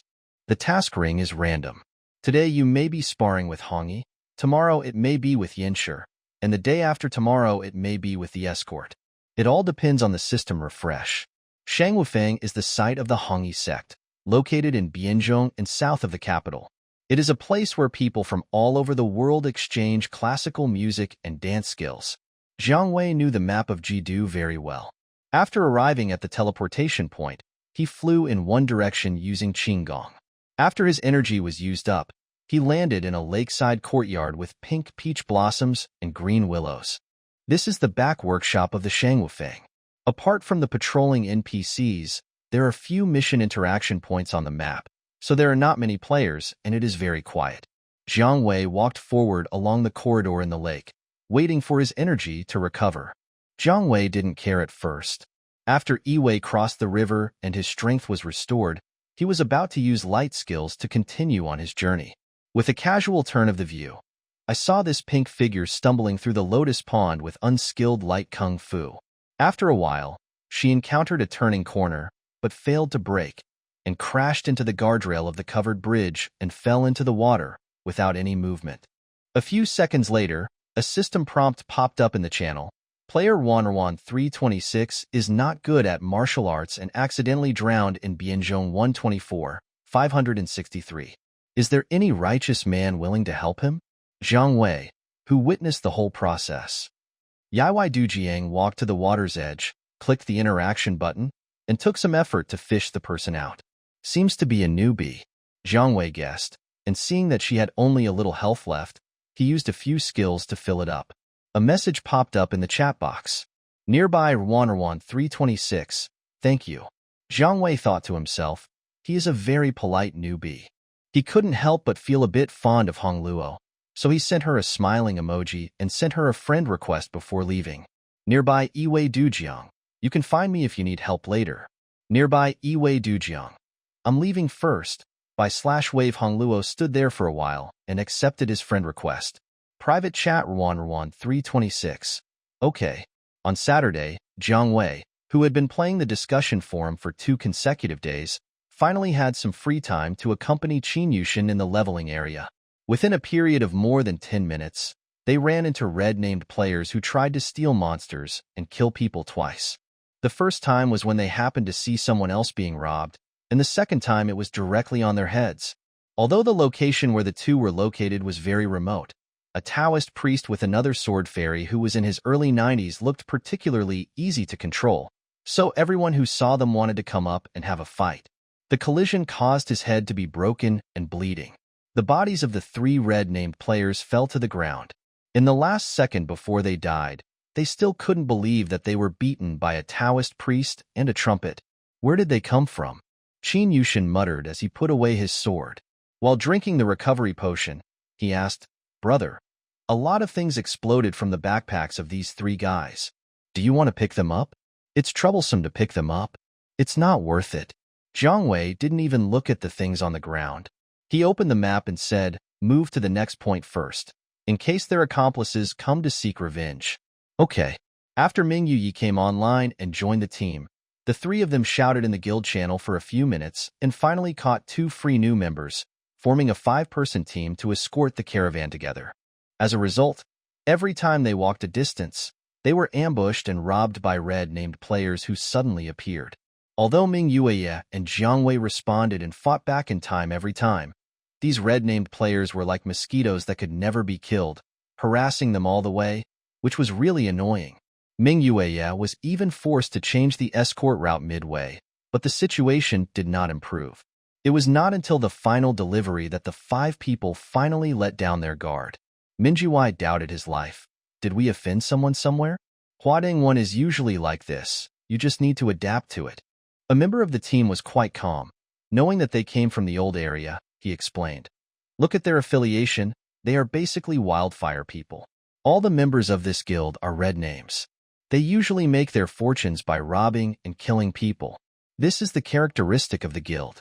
Wildfire, which is the abbreviation of the guild Wildfire, burns inexhaustibly, which ranks second on the list.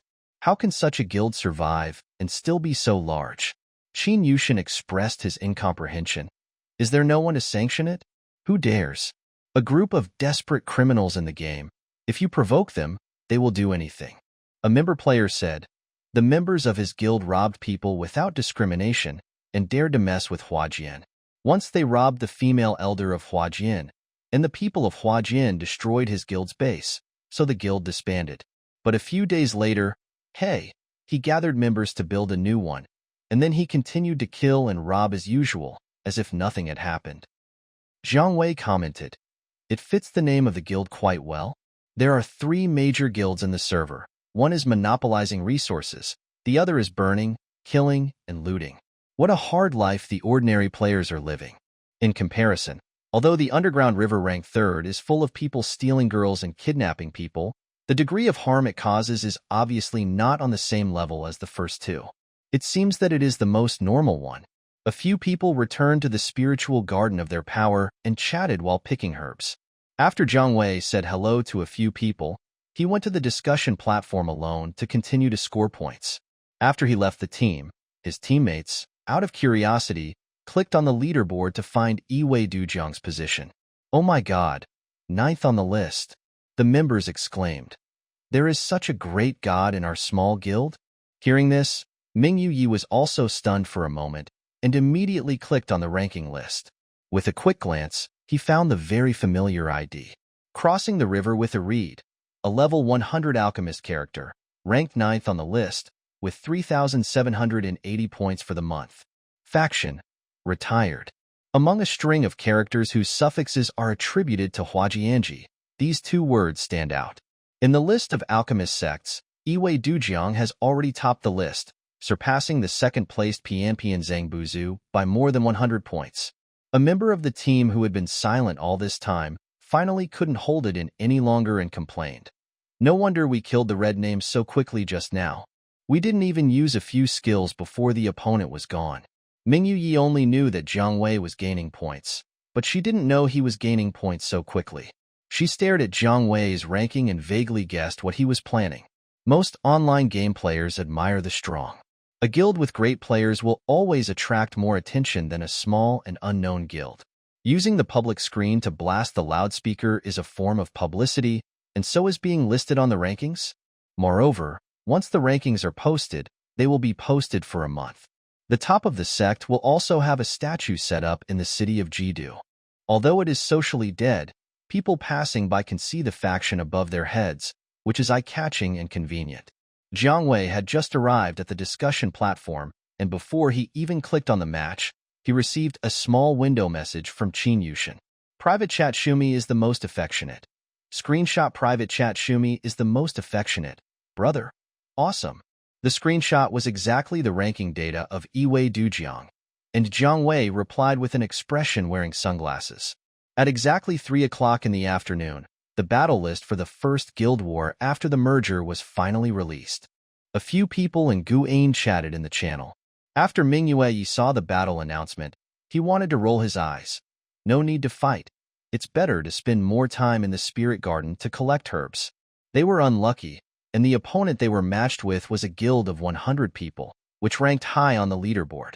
The total number of members of Gu'an now was less than 10, and if a fight really broke out, even if Jiang Wei fought against 20 people, it would not be enough, and he would inevitably be beaten to death by a group of people.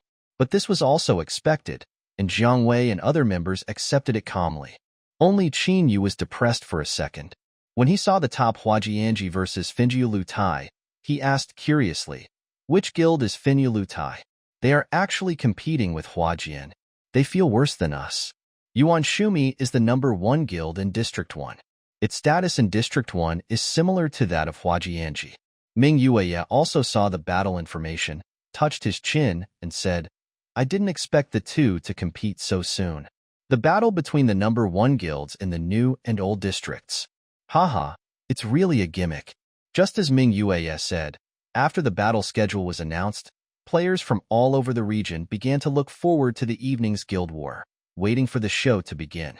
There are a lot of players in the zone who are dissatisfied with Huajian, and they all hope that someone can dampen Huajian's enthusiasm.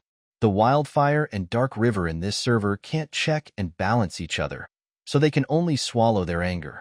Now a seemingly powerful Fenglu has appeared in the merged zone, and people's expectations are eagerly placed on him. Speaking of which, the president of Fenglu is an old acquaintance of ours. Minjiwai mentioned casually.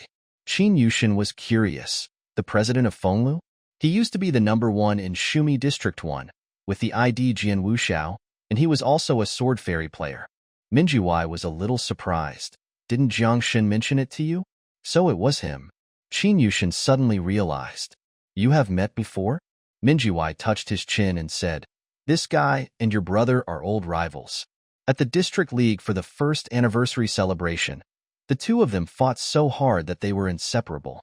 Jiang Wei felt that his past was about to be exposed, and his scalp suddenly went numb.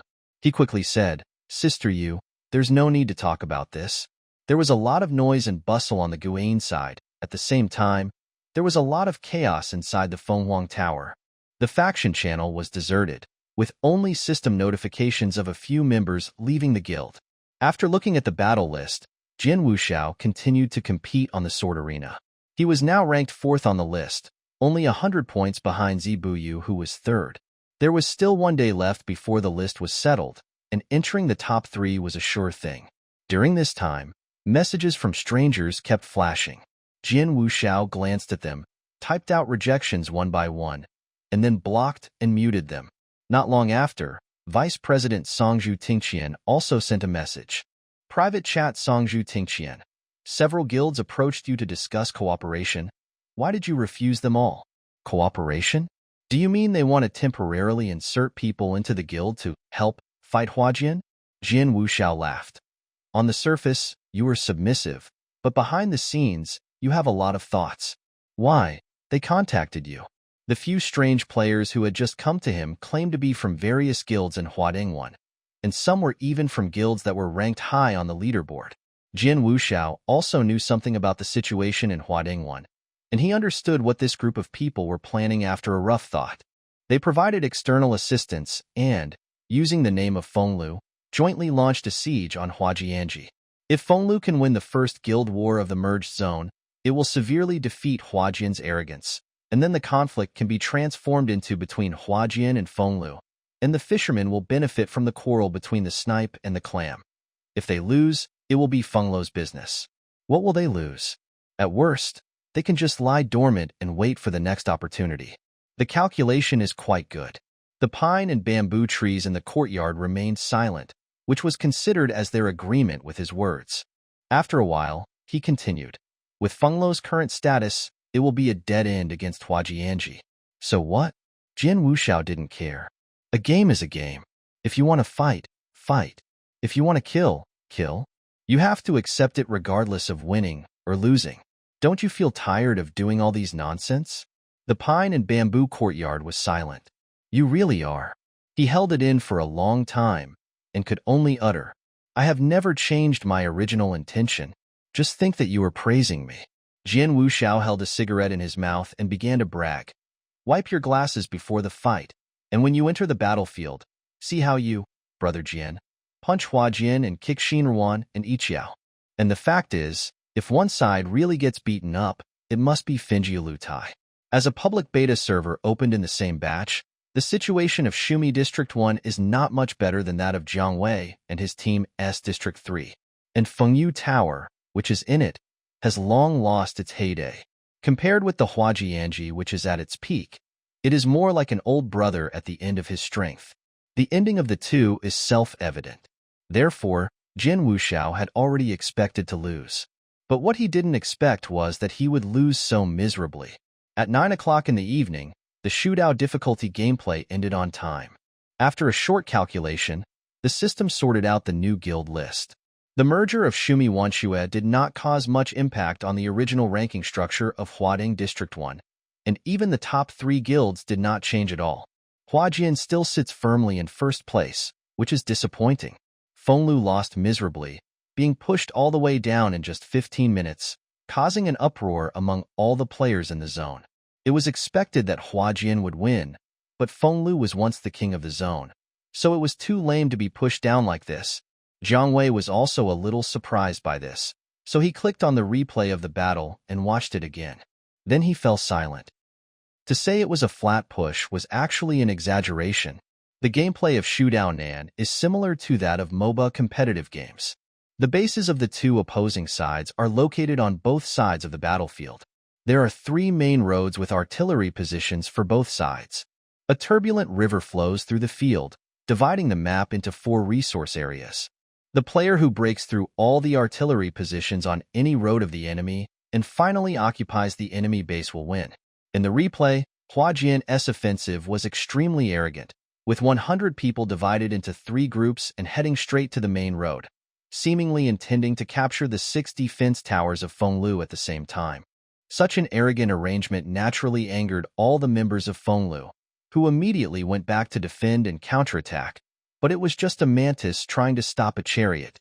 There was a flash of swords and sabers in the crowd, and Fenglu members fell to the ground one after another, just like cutting leeks.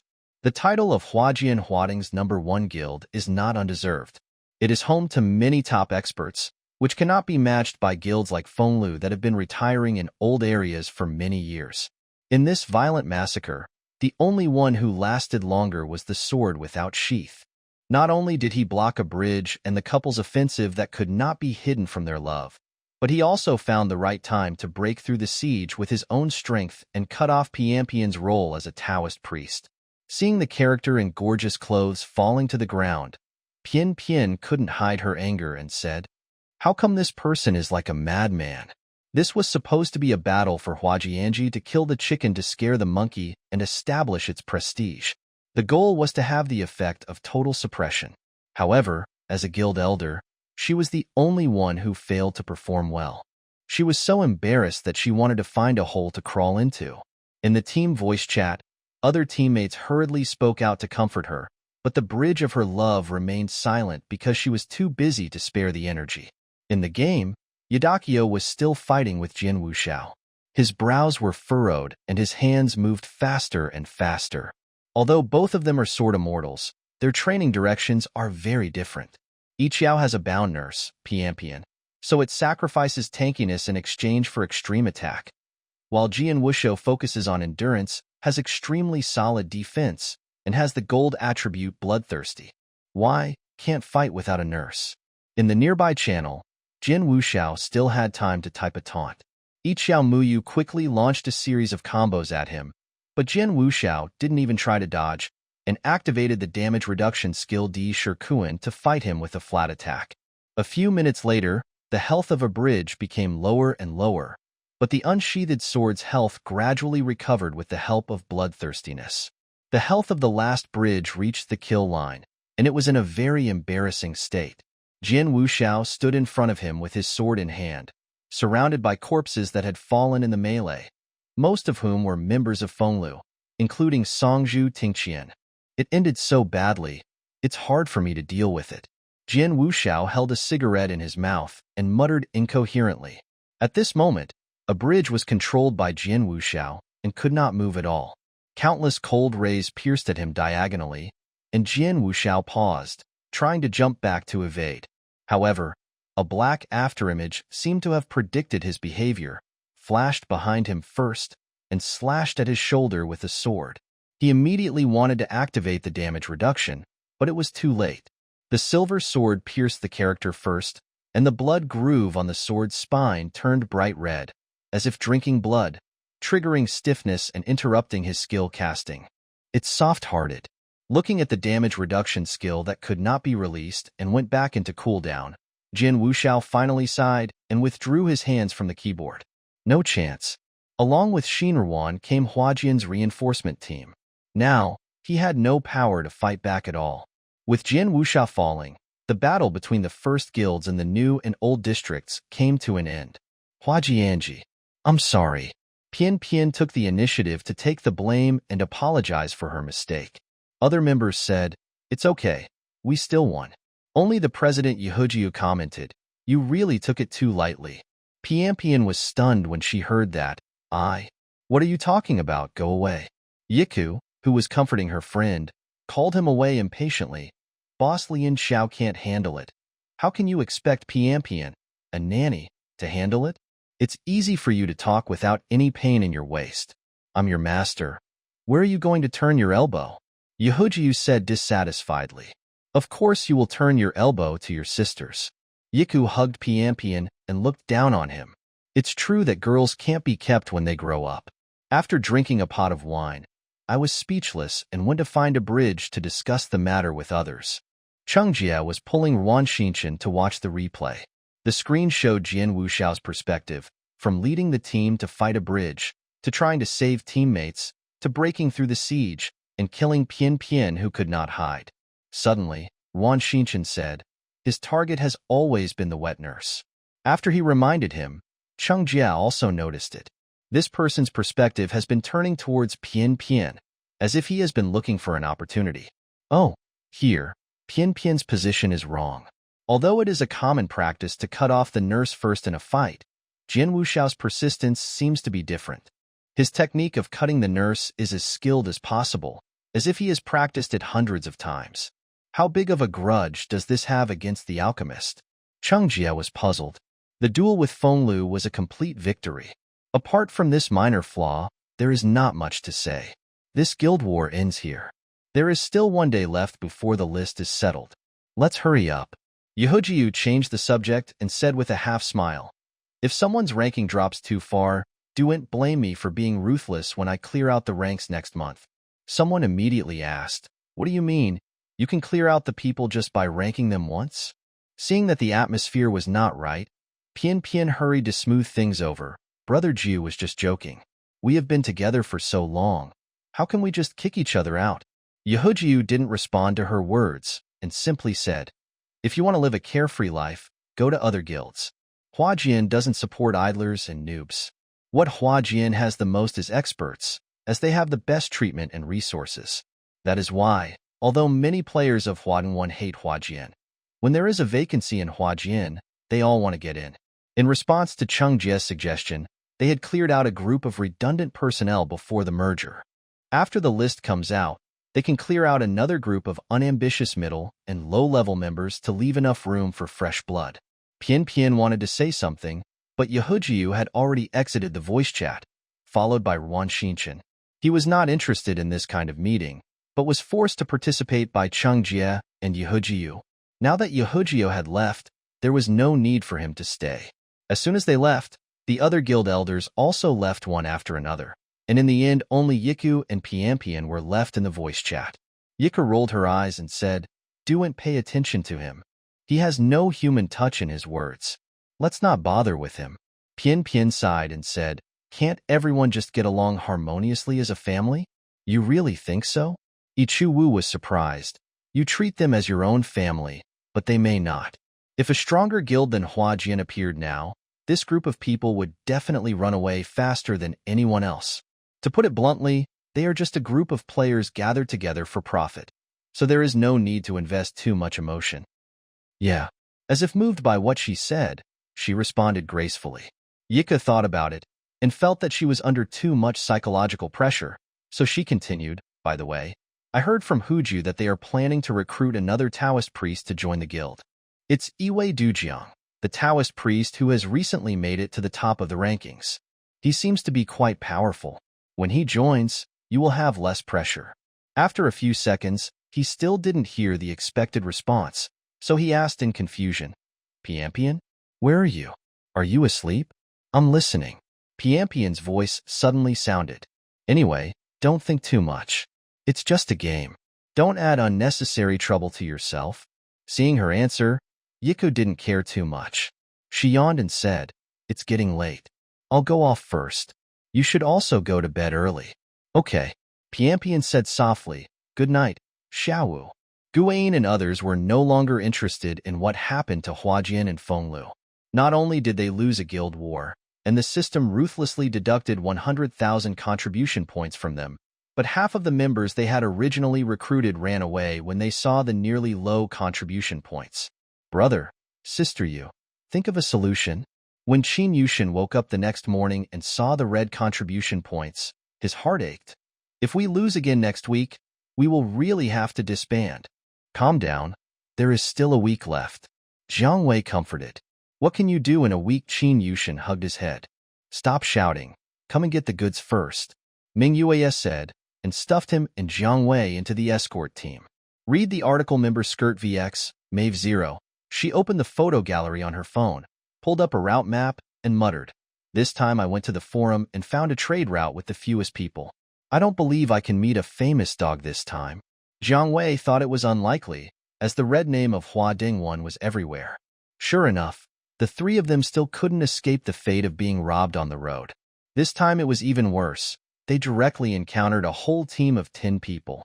Jiang Wei was besieged by 5 or 6 people, and was also paying attention to the first Deep Love, who was being beaten by 2 full-level players, but he had no hands to help. At the critical moment, Ming Yue swung his stick and taunted, temporarily transferring the firepower to himself, which gave Qin Yushin a chance to escape. "Go help your brother," Ming Yue shouted. The escort Zhang Tai stabbed the ground with his long stick, shouted loudly, activated the golden body of anti-injury, and fought with several red names. Upon hearing this, Qin Yushin did not hesitate and drank a tube of recovery medicine. After his health was fully restored, he turned around to support Jiang Wei. Jiang Wei had almost drained away the health of several people. With Qin Yushin's help, the battle was quickly over, and the two of them turned to support Ming Yue. When all 10 members of the red name team were lying on the ground, Qin Yushin and Ming Yue breathed a sigh of relief at the same time. "This is too slow." Jiang Wei stared at the corpse on the ground, thinking for a while, and suddenly said, "Why don't we try to rob the escort as well?" He had already thought of the ambush location, which would definitely be crowded and unexpected. When he encountered the escort team, he first used a ranged ultimate move, stacking up the ominous prophecy to create silence. If he could kill them, that would be great. Then he connected Minjuai's control chain, and then Qin Yushin followed up with the output. If this is not safe enough, he can try another Hongi. The assassin profession is most suitable for this kind of thing, and it is guaranteed that the opponent will fall down before he can react. "Are you serious?" Ming Yue's shocked and horrified tone brought Jiang Wei back to his senses. He smiled amiably and said, "Of course I was joking. Moonlit night. Qin Yushin. The tone you just spoke didn't sound like you were joking." Fortunately, the escort vehicle finally arrived at its destination safely. After the successful delivery, Jiang Weikai finally spoke, "Don't transport the convoy recently. If nothing unexpected happens, we should be targeted by the wildfire people. Ming Yueye and Qin Yushin were stunned. Although the members of the Red Name team that had just come to ambush them were all three no accounts that did not belong to any guild, Jiang Wei still recognized a few slightly familiar IDs, which were very similar to the IDs of the three-person team that ambushed him and Qin Yushin in the leveling area a few days ago. Jiang Wei had never picked up any items that dropped after the red-named players fell to the ground, nor did he let Qin Yushin touch them, for fear of being targeted by this group of vengeful people. But now it seems that this group of people are still not convinced after being killed. Ming Yuyi also knew about their previous encounter with Hong Ming. After listening to his explanation, he frowned and said, "Looking for trouble, a bunch of scoundrel hyenas." Qin Yushin was a little confused. Why do they want to use a small account? Ming Yuyi. They are afraid of being killed a second time, which would be embarrassing and costing us our lives and money. In short, we are few in number, so we should try not to have a direct conflict with them. Jiang Wei said, "Let's stay out of the spotlight for a few days and stay in the safe zone if possible. After a while, these people will naturally lose interest." Ming Yueye and Qin Yushin agreed. After leaving the ancient trade road, the three of them headed for their respective goals. Qin Yu was busy with his mission to collect herbs on a moonlit night, while Jiang Wei went to the Taoism Forum to compete for the last day of the month. Jiang Wei slept late for once that night and finally made it until the time when the list was settled and replaced. At midnight, the top 100 players in the server rankings all received reward emails from the system, and Jiang Wei was no exception. You won the single-player competition on the Taoism Forum last month and achieved a good result of 5th place in the server. For this, several seniors from the Immortal Sect prepared a small gift. After Jiang Wei received the reward via email, he took another look at the settlement list for July before turning off the computer with peace of mind. The next morning, Jiang Wei took Qin Yushin to the mall to buy food. After returning, Qin Yushin lay contentedly on the sofa with a large bag of potato chips in his arms and began to browse the forum on his mobile phone. Huading Jinxiu Special Section? There is actually such a place. Qin Yushin muttered and clicked in. The content in the section was varied, and he clicked on the most discussed post in the past 3 days. Chatting discussion forum related to the merger, brothers and sisters from District 1. Come in. First floor original poster Stfashtv. As the title says, today we merge with the old Shumi district, and I set up a post to commemorate it. Everyone is welcome to discuss and exchange ideas. I will make a wish first. 3 days after the merger, Hua Jianji was beaten up by the boss of the old district and disbanded on the spot. 5th floor U2333. Make a wish plus 1 11th floor Zamid Ryu. Make a wish plus 1 16th floor 114514. Make a wish plus 1 21st floor Yingmizi. Well said. I will reward you with the repeater that the forum deserves. 154th floor didn't eat my 2 punches. It is now 2100 hours on the evening of July 31st, and Hua Jian has won a great victory over Fengyu Lutai. Haha, congratulations to the original poster, but the wish has not come true. 157th floor original poster Stfashtv/angry 178th floor Stu. Let's not talk about the fact that Huajian Jijia has not been disbanded yet. Is there anyone who can take care of this discussion platform? The opponents I matched with are stronger than each other. I can't win at all. Are these people cheating? Sleep, sleep, sleep, big sleep. It's not bad? It's not long since we started fighting with the group of people from Huajian. There are not many new faces from the old area. Luanin. Has anyone encountered the bloodthirsty sword fairy in Shumi 1? It's too outrageous. Not only can I not beat him, but I can't understand his fighting style. How can a sword fairy do combos? Did I really choose the right style? Wanyan Xinyu Party. The one who ranked 4th on the airborne cultivation list, Iwei Dujiang, is also outrageous. I asked my friends who play PK, and it seems to be a curse-banned Taoist priest. The gold items on his body are also for PvP. The players in the old area are really diverse. 2 180 centimeters tall dark-skinned sports student. 7. Originally there were 5 in the district, soft-hearted, a bridge, Zibuyu, crying, a dance, plus 2 from the old district, sword without sheath and a reed crossing the river. Superb water balance master. The top 10 are finally not the same fixed few people. Yumekowa Kucha. Only 2 people squeezed out. Half of them are still people from Huajian. No change. Turning to the back, there is a discussion about the ranking list after the settlement last night. 199th floor number 1 clown. The ranking list for July has been finalized.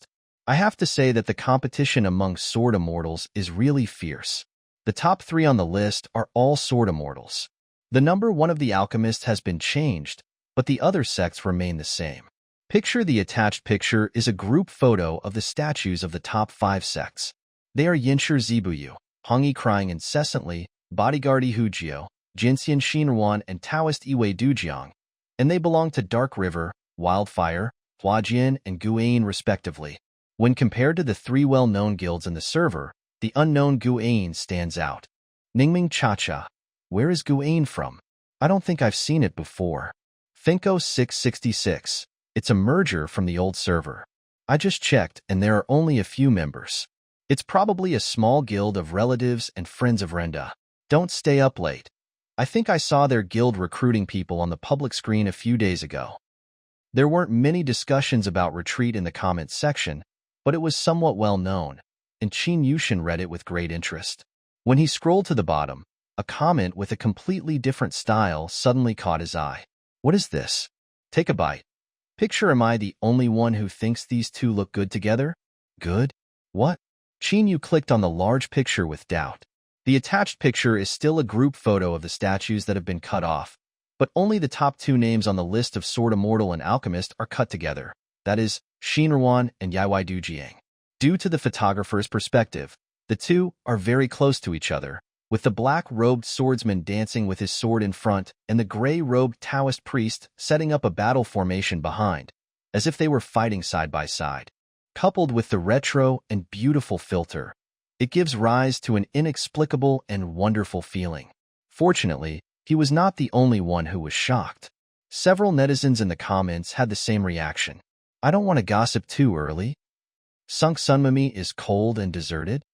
R. Honey Butter Cookie. It's only been a few days since the opening of the zone. It's very likely that these 2 people don't know each other. It's not a good match for Lalong. Yu. Eating everything will only harm you. Jiang Wei came out of the kitchen with the cut melon and saw Qin Yushin staring at his phone seriously, with the potato chips in his hand thrown aside. What are you looking at? Jiang Wei put the fruit plate in front of him and asked casually. Qin Yushin was so scared that he almost jumped up and quickly put away his phone and said, Nothing, nothing. His eyes were erratic, full of the meaning of trying to hide something. Jiang Wei looked puzzled, took a bite of the watermelon in his hand, and did not pursue the matter. In the afternoon, the 2 of them logged onto Sapa. Mingyue happened to be online and shared the good news with Jiang Wei with a smile. I saw a batch of applications for membership early in the morning. There are quite a few of them. It really works well to get a name on the list. Not bad. As far as the current stage of retreat is concerned, it is a good thing to have people joining. Even if these people are just in a momentary mood or have other purposes, they will not refuse anyone. Jiang Wei opened the faction interface and took a look. At this time, the number of their members finally broke through the single digits and reached more than 10 people, reaching the threshold of the number of people that a normal guild should have. However, these manpower are still not enough to maintain the long-term stable operation of Guain. After completing his daily tasks, Jiang Wei returned to his mansion.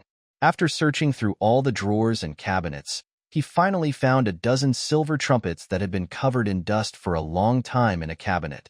Most of them were rewards given by the system during previous anniversary celebrations, and a small part was given by friends when they quit the game.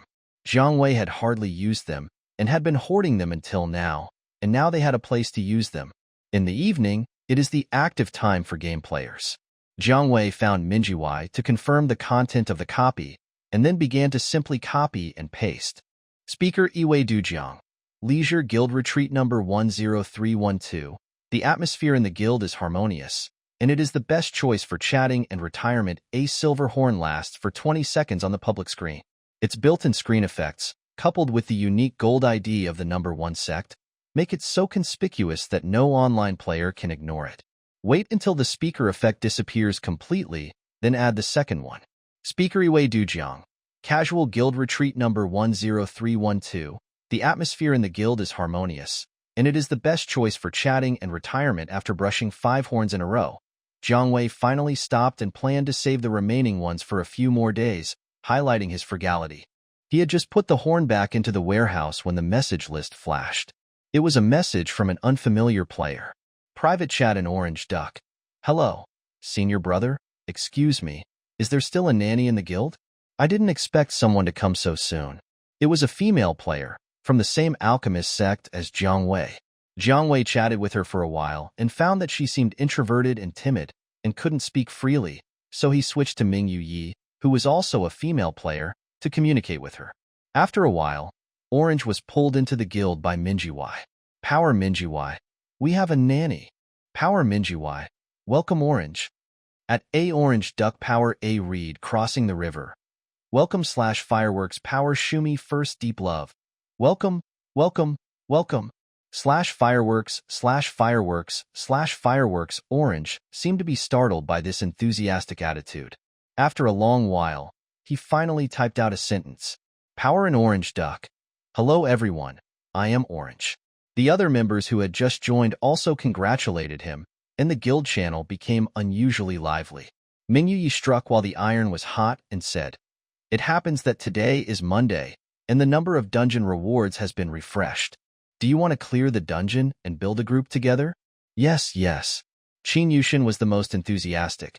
Jiang Wei naturally agreed, and there were 3 or 4 new members willing to join. Only Orange Duck was a little hesitant. My level is not good enough. I will probably drag everyone down. No, don't worry. Mingyue said, We can just play a level 2 dungeon. It's not difficult. We can chat while playing.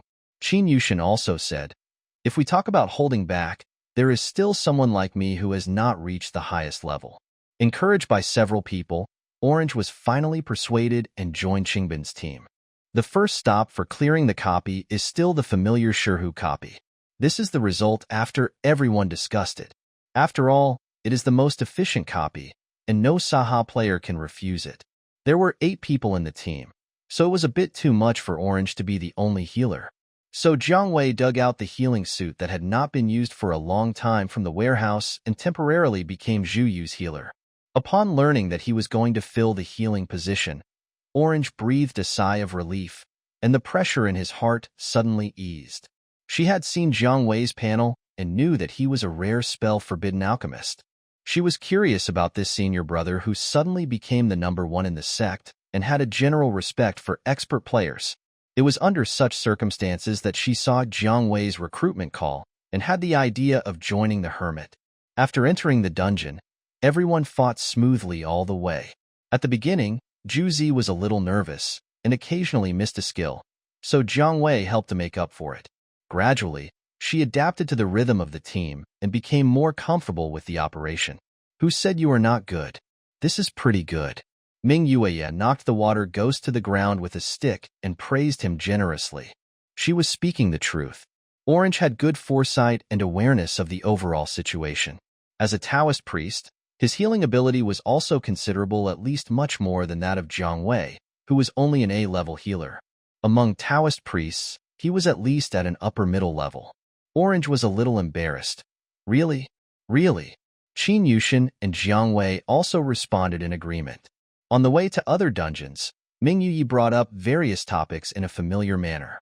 She said something, and Zhu Zi would reply, and the conversation went back and forth. Jiang Wei took over the command task and led the team through all the obstacles. By the time Zhou Bin had finished clearing the dragon, it was already late. Several team members left the team one after another, and the 2 girls were still reluctant to leave. They exchanged contact information and planned to continue chatting after the game. See you tomorrow, Jiang Shan.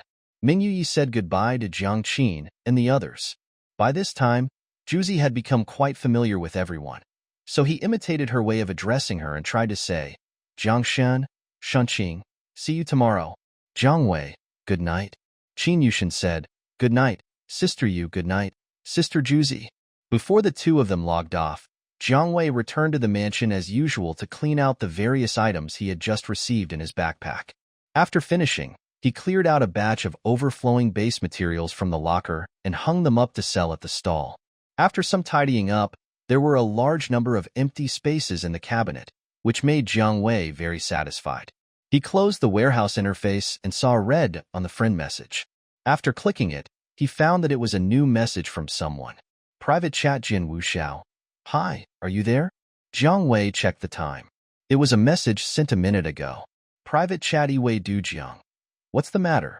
The other party is typing. He looked at the system prompt, waited for a while, and was still typing. Private chat Wei Dujiang. 10 minutes have passed, and I'm still typing. What's wrong with this person? Jiang Wei was puzzled and closed the dialog box and exited the game. In the following days, Guane and others continued their daily lives of recruiting people, team building, and chatting. Orange gradually integrated into the group. Seeing Jiang Wei refreshing the horn persistently, she also contributed her own stock and followed him to refresh the screen. Most players use loudspeakers soon after they get them, so no matter how long they store them, they won't last more than a few months. Therefore, when Ming Yuyi saw Zhu Zi also took out a stack of silver trumpets from his bag, he was shocked. Is hoarding goods a characteristic of your alchemist sect? Zhu Zi was at a loss, and Jiang Wei didn't know whether to laugh or cry. This is probably just a personal preference. The continuous publicity was quite effective. After a few days, the number of members who retired increased and decreased, and finally there were about 20 members left, and it finally had the scale of a small guild. You don't have to form a group to escort the car every day. You can just pick some herbs and do some faction tasks, and you can get a few thousand contribution points, which is more than enough to cover the weekly maintenance costs. The survival problem of Guane was finally solved successfully, and everyone finally breathed a sigh of relief. Now we don't have to worry about being disbanded by the system. Ming Yueya was very relieved and said casually, unless the guild wars are lost every week. Jiang Wei couldn't help but said, Sister Yu, don't set a flag for this kind of thing. How could it be? Now that we have more people, we will definitely have no problem fighting against guilds of the same level. Even if we face a medium-sized guild with dozens of people, we are not without a chance of winning. Ming Yueya didn't care. Unless we are matched with the top 10 big guilds, but no matter how unlucky we are, we won't meet them every time. What he said was quite true, but for some reason, the more Ming Yi spoke, the stronger Jiang Wei felt that he was going to have bad luck, so he simply shook his head and stopped thinking.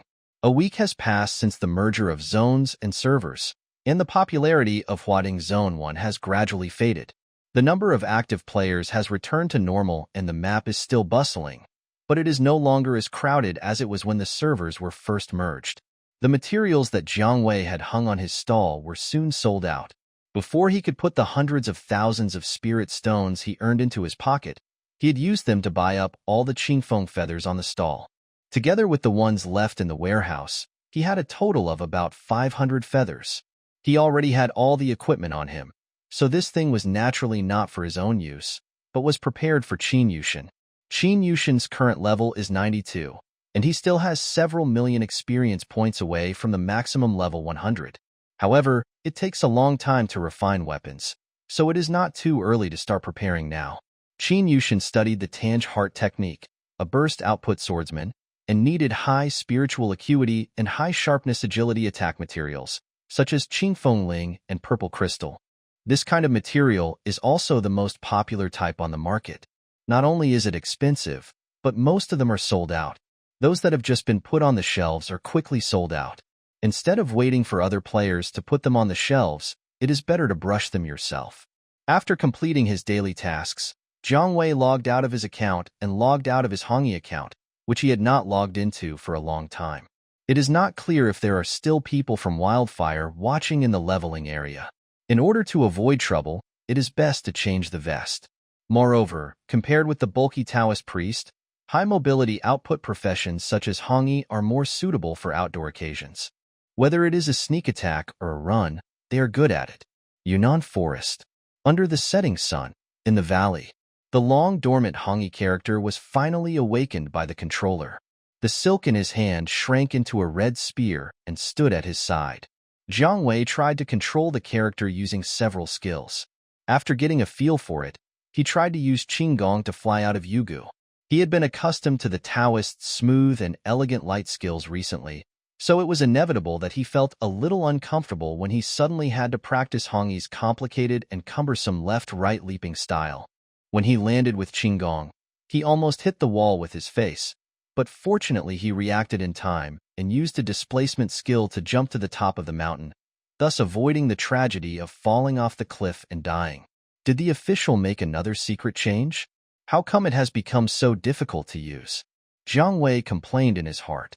Hong Yi's Qinggong design has been criticized for a long time, with abrupt transitions and shaking shots, which makes people dizzy. After receiving countless complaints from players, the official of Saha has also started to optimize it many times. But the result is all reverse optimization, and it becomes more and more difficult to use. He thought of the drowning Hong Luo whom he met in Shangwufeng not long ago. It was no wonder that she was a novice and unskilled. With such fragmented Qinggong skills, even an experienced player would fall a few times when he first started playing Hong Yi. Speaking of which, Jiang Wei has never contacted Hong Luo named Wannerwan since their first meeting. Occasionally, when I open the friend list, I can catch a glimpse of the other person's online icon and the slowly changing level number. I don't know what the situation is like now, Jiang Wei thought casually. The area around Yugu is the ancestral site of the Yanshi sect, where insects and snakes are rampant and poisonous creatures abound. The material Jiang Wei wanted to swipe was called Red Stinger, which was dropped by a dark red wasp monster. The spawn point was in Sunset Cliff. There were quite a few players here, all of whom came in groups to swipe wasps, and there were also some red-named players among them. Jiang Wei walked deeper with the spear in hand, and soon found a lone wasp. Without saying a word, he shot it in the head, and when he got close to it, he used a series of moves in one go. Hong Yi uses feathers as clothes, and cultivates the body through music and dance. Its weapons are silk, which can be transformed into two forms, silk spear and silk thorn. Its attack method is highly ornamental, and it is both soft and tough, sharp and fierce. Although he is not very good at light kung fu, Jiang Wei will never forget the attacking operation. After a while, Jiang Wei cleared out all the hornets in the surrounding area, picked up the fallen red stingers into his bag, put away his spear, and walked down the mountain. There are many spawn points on the mountain, and there are many people, so it is easy for disputes to occur. In contrast, although the spawn points at the foot of the mountain are scattered, they are hidden and no one disturbs you. As they were walking, they heard the sound of fighting not far away. Jiang Wei looked in the direction of the sound and saw two red-named players fighting with others. He was just about to take a detour when he caught a glimpse of a bright color in the double-team attack. Familiar novice outfit, familiar Hong Yi Loli. A familiar ID name above your head. Wannerwan 326. During the fight, the red-named escort raised his knife and slashed at Hong Luo. Hong Luo barely turned over to avoid it, jumped into the air, and prepared to cast the invisibility spell. However, the red-named Yanshi on the other side did not give him this chance, and threw out a venomous snake afterimage. Biting Hong Luo, who had disappeared into the void fiercely, grabbed her calf and dragged her out. Hong Luo whimpered in pain, and her health bar was torn off by the fangs like flesh, and she entered a critical state. Aren't you good at running? Keep running. The famous Yanshi with the ID Hachi Shankai taunted. The paralysis poison had made Hong Luo's movements slow and stiff. When the knife dart came at her again, she had no time to dodge and could only wait for the blow. A red light flashed across the screen. However, the person spurting blood was not her. The silk spear pierced through the chest of the red-named escort, twisted a circle and sent him flying into the air, followed by several imperceptible stabbings, and a few more pokings left several bloody holes. A quarter of the red-named escort's health bar was gone in the blink of an eye. He then reacted, and after landing on the ground, he rolled sideways and was about to fight back. But the attacker had already approached him, and two sharp spikes appeared in his hands, cutting straight towards his neck. The man who came was crossing the river on a reed. The escort raised his knife to block, but how could Hong Yi's speed be matched by a tank like him? Shuangfeng stabbed into the character first, and the hit judgment triggered stiffness, so blocking was invalid. Jiang Wei's men struck methodically, and the attack was more powerful, and a set of combos fell like a storm. Where the Hades did this Hong E come from? Just as Breathing for Wealth was about to summon a puppet to rescue his companions, a silk spear flew through the air and interrupted his reading. Hekashenkai was extremely angry. How dare a small account challenge me? He almost forgot that he was from a long-range sect, and the profession that could best restrain him was the lowly Hongi in front of him. The poisonous insect puppets were thrown out, but Ruan dodged them all as if she had expected it. Before Hachi Shankai could even curse, Hong Luo fired another shot, marked Hachi Shankai, and then her figure flashed and appeared in front of him. It was too late for Breathing to increase the distance. The lance in Ruan's hand had already changed to a double-piercing state. With a sharp movement, 2 bloody wounds appeared on Yincher's body, triggering stiffness and interrupting his displacement skill. What a familiar routine. It was exactly the trick that Jiang Wei had used on the escort just now. Hong Luo learned it right away and put it into practice on the spot, applying it to the breath to make money strategy. Although her attack could hardly cause any damage due to the level advantage, the control effect was not reduced. She used it to temporarily restrain Breeze to make money. Jiang Wei, although using a small account, its level was full and his equipment was complete. Although it couldn't be said to be very good, at least it was more than enough to deal with the 2 red names in front of him. In addition to the difference in operation, it didn't take him much time to deal with the bodyguard. The moment his health bar was reduced to 0, Jiang Wei did not stop. He drew his gun and combined with Ruan 326 to make money. Just now, these 2 people were besieging Hong Luo, but now the situation is completely reversed. One of them has fallen to the ground, and the other has become the target of the siege.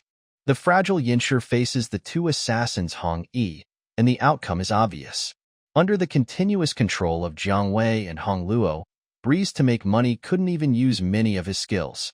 He didn't even last a minute before his character collapsed completely, lying next to the still warm body of the escort beside him. Breeze Money watched his screen turn gray, and his face instantly turned from blue to red.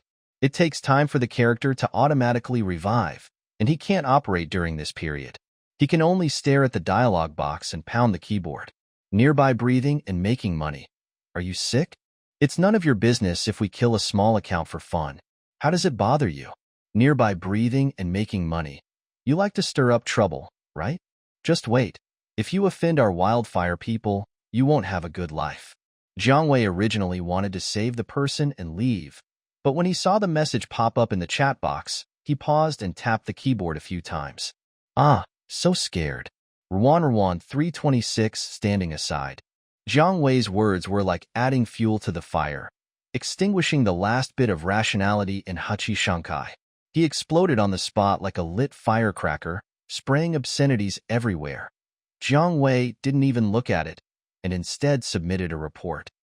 Accepted. This player has been reported multiple times in a short period of time. After verification by the system, the player will be banned from speaking for 7 days, and the punishment will be executed immediately. There was a brief silence in the chat box. As for how Hekashenkai was cursing in front of the screen at this moment, Jiang Wei had no idea. It is not known whether the revenge statement of Breathing to make money is true or not, but there are indeed many wildfire members nearby. Just in case, Jiang Wei invites Ruan to form a team and prepares to send people back to the Sumitani safe zone first. As a lone wolf, he had no worries. He would fight as many people as the wildfire came and run away if he couldn't win. Even if he was hunted down, it didn't matter. After all, he didn't have the name of a hermit, so Minjuai and others would not be in trouble. But with the Hongluo small account Ruan 326, we still need to give more consideration. The team application was accepted within a few seconds. Jiang Wei led the way away. Hongluo didn't ask anything and followed him quietly. The 2 of them avoided human habitation and left Sunset Cliff. On the way, they actually encountered a few wildfire red names who blocked their way and chased them, but they were all dealt with neatly by Jiang Wei without any delay. The safe zone was set up in a village shrouded in mountain fog. When the 2 arrived, it was very dark, and only the gathering hall under the drum tower was still lit with dim red lanterns. After killing too many red-named people, Jiang Wei also had a lot of sin points on his body. He could not enter the safe zone, so he stopped at the entrance of the village after sending people there. In front of him, Hong Luo, who had been silent for a long time, finally said, "Thank you." Such a familiar plot. Jiang Wei thought. "It's okay," he said. "Let's just stay in the safe zone for the next 2 days. There are too many red-named players killing people in the wild. It's too dangerous for new players." When typing the word newbie, Jiang Wei's fingers paused. In fact, he wasn't quite sure. When fighting against the 2 wildfire red names, he naturally paid attention to the performance of Soft 326. When she first faced the siege of 2 people, she tried to consciously avoid getting hurt, but her technique was clumsy and she obviously hadn't mastered Hong Yi completely. But later, she was able to learn and apply Jiang Wei's combos on the spot, and single-handedly delayed Breeze to make money, which made Jiang Wei unsure whether she was a novice or not. Maybe he had experience with similar games before? Or maybe it was a player from another sect trying Hong Yi for the first time. I was lost in thought for a moment when Rwanarwan's reply popped up in the chat box. Team Rwanarwan 326. Okay. You're not going to refute that you're a novice? Jiang Wei always felt that something was strange, but after thinking about it, he realized that the 2 were just ordinary players who met by chance, so he didn't delve into it any further.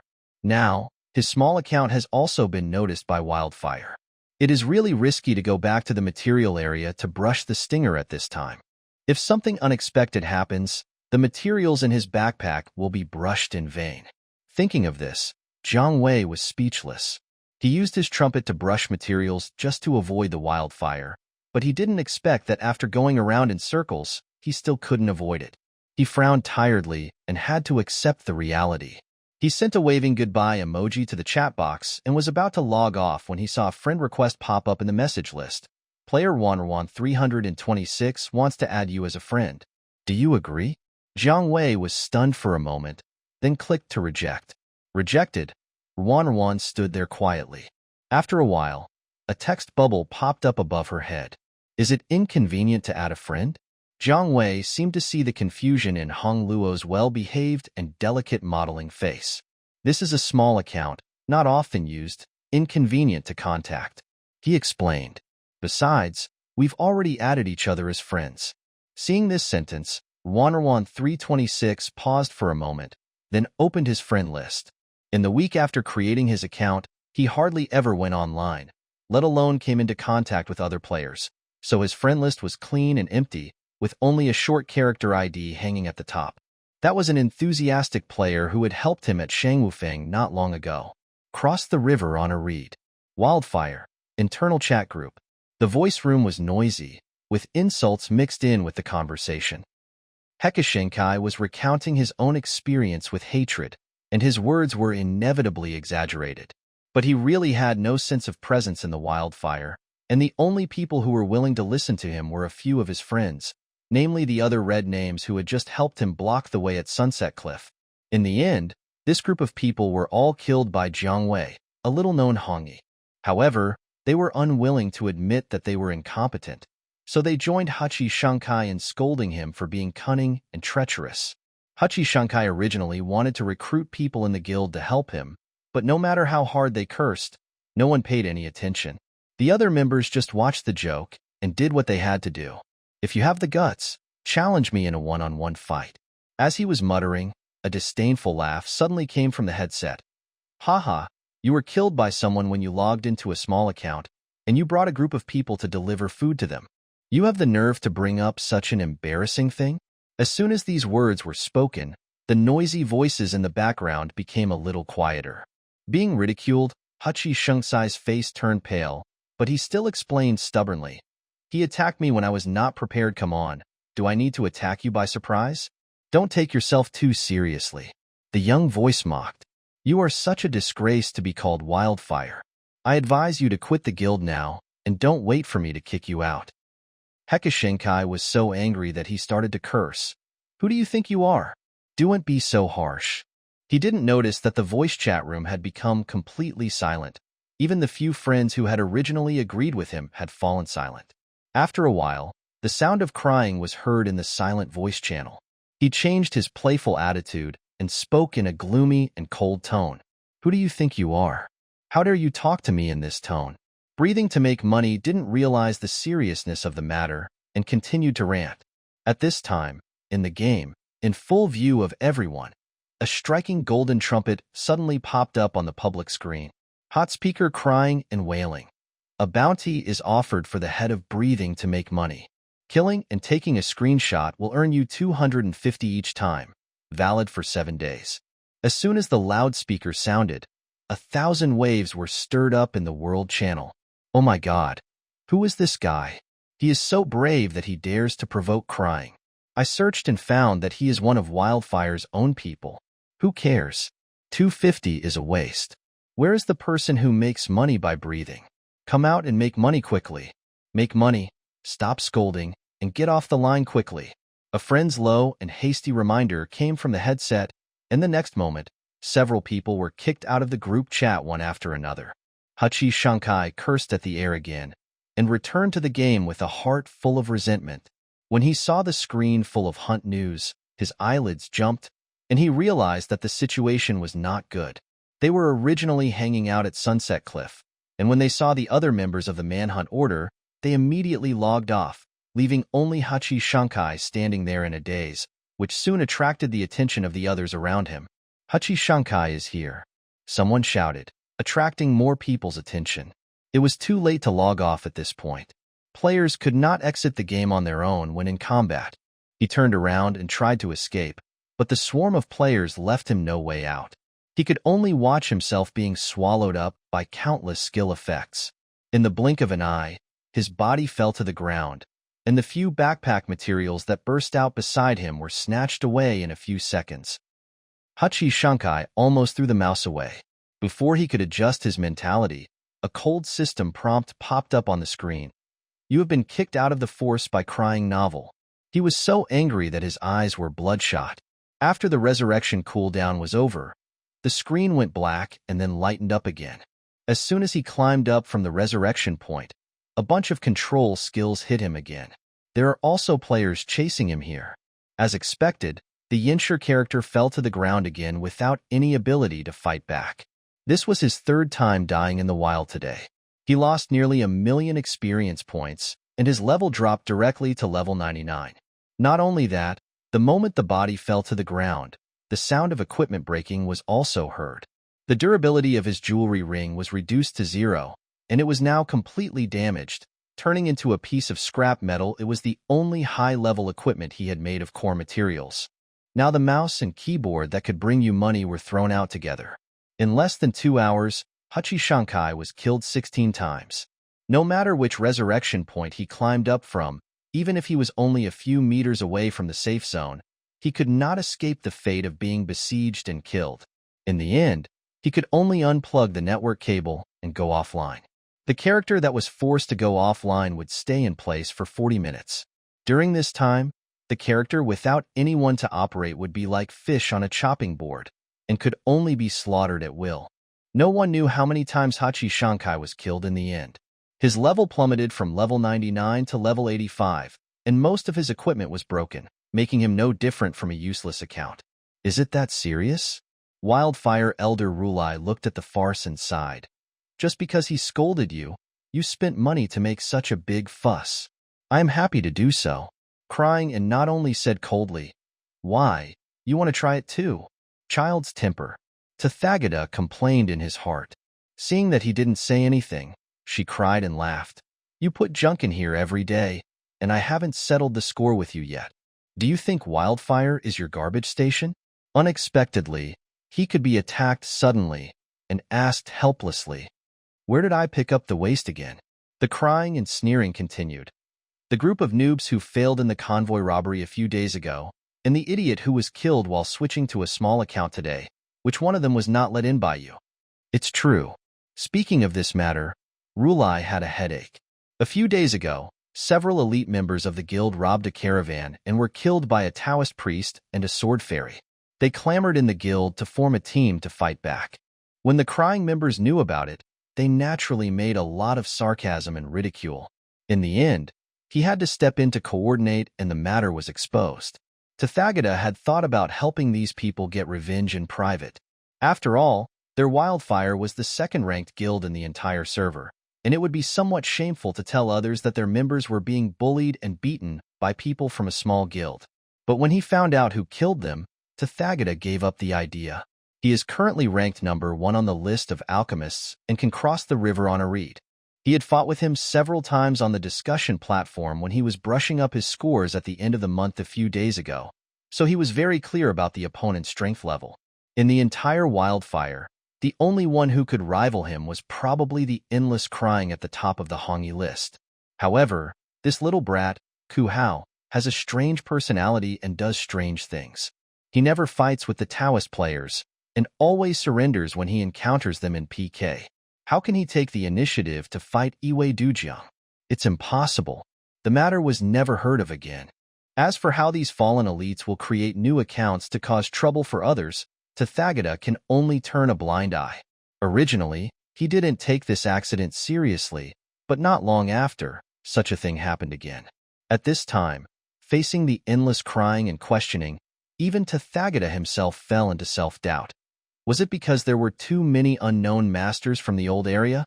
Or were the people he led in really so bad? The next day, when Jiang Wei logged into the trumpet again, the sin value on his body had been eliminated. He first put the materials left in the package yesterday back into the mansion warehouse, and then set off for Sunset Cliff with light luggage. However, when he arrived at the place, he was shocked. Why are there so many people? Looking at the crowded players on the map, Jiang Wei almost suspected that he had traveled back to the first day of the merge. Especially around the resurrection point, it was so crowded that no one could get through. Jiang Wei couldn't help but ask passers-by, "Excuse me, what are you doing? You don't know?" Last night, Vice President of Wildfire cried and issued a cash reward to hunt down a Yinshur named Hachi Shankai. The last time this person went offline was near here. Jiang Wei was stunned. Breath brings wealth. Isn't that the famous Yinshur who cursed and threatened people yesterday? He asked. Isn't Hachi Shankai a member of Wildfire? Yeah, it's probably an internal conflict among them. This kind of thing is not uncommon in large guilds. It has nothing to do with us anyway. We can just squat on the corpses and grab the heads. A passerby sighed, 250 yuan for each kill, which is more money than I make from working. Jiang Wei. He could probably guess why there was a bounty on the man's head. Judging from the man's foul mouth yesterday, there was a high possibility that he would anger the Wildfire upper echelons by speaking without restraint when he returned. Since most people were attracted to the resurrection point to squat on corpses, there were basically no people in the material area. Jiang Wei was the only one who took care of a large area of wasps on the hill. Without the interference of the Wildfire people, his efficiency in killing monsters was extremely high. After 2 hours, he had cleared all the points and left with dozens of red stings in his arms. In the following days, Hachi Shankai never came online again. The players who had been waiting there were very disappointed and had to disperse. At this time, Jiang Wei had accumulated 200 red stinging needles in his hand. He took the things to a location in the safe zone and sent the location of the transaction to Qin Yushin. Qin Yushin followed the location he gave and came to the back of a house in Yangzhou City. As soon as he came in, he saw a young man in red embroidered clothes, with long flowing hair and a gorgeous appearance. Above the head is a row of IDs. Weiwei Soy Milk. Qin Yushin. Player Weiwei Dinani has initiated an item trade application with you. Red Sting 200. Currency to be delivered. Spirit Stone 1. Do you agree? Qin Yushin. He called out tentatively, "Brother?" Nearby Weiwei Donan. "Yeah. Why don't you accept it?" Qin Yushin. He is really his brother. He numbly accepted the materials and couldn't help asking, "Brother, your name?" "Oh, this one." Jiang Wei explained naturally. "My old friends helped me pick it. Sister Yu and the others thought it was good, so I kept it." Qin Yushin was speechless, thinking that Sister Yu and the others must have done it on purpose. This name, coupled with the modeling of a male Hongi who looks like a wealthy woman, makes the style of painting as weird as it can be. When you think about the fact that the operator behind the scenes is Jiang Wei. Thinking of this, Qin Yushin's expression suddenly became indescribable. Fortunately, after the transaction, Jiang Wei switched back to his main account Iwei Dujiang. Seeing the familiar alchemist character, Qin Yushin finally breathed a sigh of relief. Today is Saturday, and it is time for the weekly guild war. There is still some time before the battle schedule is announced. Mingyu Yi and Juzi are leading the team to escort the escort vehicle. After the Wildfire Vice Guild offered a bounty for a red-named member, the group of wildfire trumpets that were originally lurking around for them also disappeared. It was unclear whether they had finally lost interest in them, or because of changes that happened within their guild. Jiang Wei and Qin Yushin also joined the escort team. Surprisingly, they didn't encounter any robbers along the way. Everything went smoothly, and it was very easy. The few of them chatted as they walked. Jiang Wei was still paying attention to any movement nearby, his mind wandering a little. Recently, after the red name of Wildfire disappeared, the safety of the wild map has been greatly improved. Not only they have benefited, but it is also a good thing for Wanarwan 326 who is in the leveling period. Speaking of which, this is all thanks to the Wildfire Vice President who kept crying. Without his bounty order, their dispute with the Wildfire members would not have been resolved so quickly. But Jiang Wei didn't know much about the incessant crying, and he had never even fought with it. He had also matched with this person on the discussion stage, but for some reason, the other party withdrew from the stage not long after entering, giving Jiang Wei more than a dozen points in vain. There were only two pieces of information he knew. One is the other party's identity as the number one on the Hongyi list. Second, the golden words engraved on the silk of his weapon are the same as those on his sword without a sheath, both of which are bloodthirsty. Apart from this, there is nothing more. At exactly 3 o'clock in the afternoon, the Guild War battle table was refreshed on time. The hermits had just finished escorting the goods and could not wait to open the battle list. However, after seeing the opponent's name, everyone, including Jiang Wei, fell into deathly silence. On the battle table was a line of small red characters: Dark River versus Recluse, Jiang Wei, Qin Yushin, Tangerine, other members who retired. At this moment, everyone's ears echoed with Ming Yue's confident words. Unless we are matched with the top 10 big guilds, but no matter how unlucky we are, we won't encounter them every time. Jiang Wei pinched his brows and got up to make a cup of chrysanthemum tea. I'm sorry, Ming Yue said numbly. I was wrong. With their current size, let alone facing the top 3 Dark River guilds on the list, even facing any of the top 10 guilds would be like a child fighting against an adult, and they would be doomed. Jiang Wei held the tea and returned to the computer. He had mixed feelings. Why is my luck so bad lately? On the other side, and he and the others were also very surprised after seeing the battle schedule. Li Bufei knocked on Ming Yue's window. Sister Yu, I didn't expect that we would face off so soon. What a fate. Ming Yu was feeling hopeless at this moment. When she saw the message he sent, she wanted to roll her eyes. What's so good about this? Private chat Ming Yu.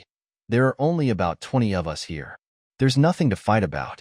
Private chat Li Bufei. Wow, there are 20 of us now. That's amazing. Private chat Ming Yu. She closed the dialogue box expressionlessly and ignored Li Bufei's harassment. Seeing that everyone was not in high spirits, Qin Yushin flipped through the battle list, trying to cheer them up. In fact, we are not particularly unlucky. Look at Fengyu Ludai. Last time they played against Huajian. This time they played against Yehua. Haha, there are more unlucky people than us. Orange also said, yes, our situation is not the worst. What the two said was right. There were many guilds that were in a worse situation than them in this guild war. For example, another small guild that was unfortunately matched with Huajianji and Fengyu Lutai, which had to compete with the top 2 guilds on the list for 2 consecutive weeks. In comparison, although they are also like an egg hitting a rock, fighting against Dark River is better than facing the 2 monsters Huajian and Wildfire. A little consolation was better than nothing, and everyone finally accepted the matter. Qin Yushin asked hesitantly, so, should we fight at night, or not? There was silence in the voice chat for a while, and Ming Yue sighed, let's fight. It's too cowardly to surrender for 2 weeks in a row. We have to give it a try first.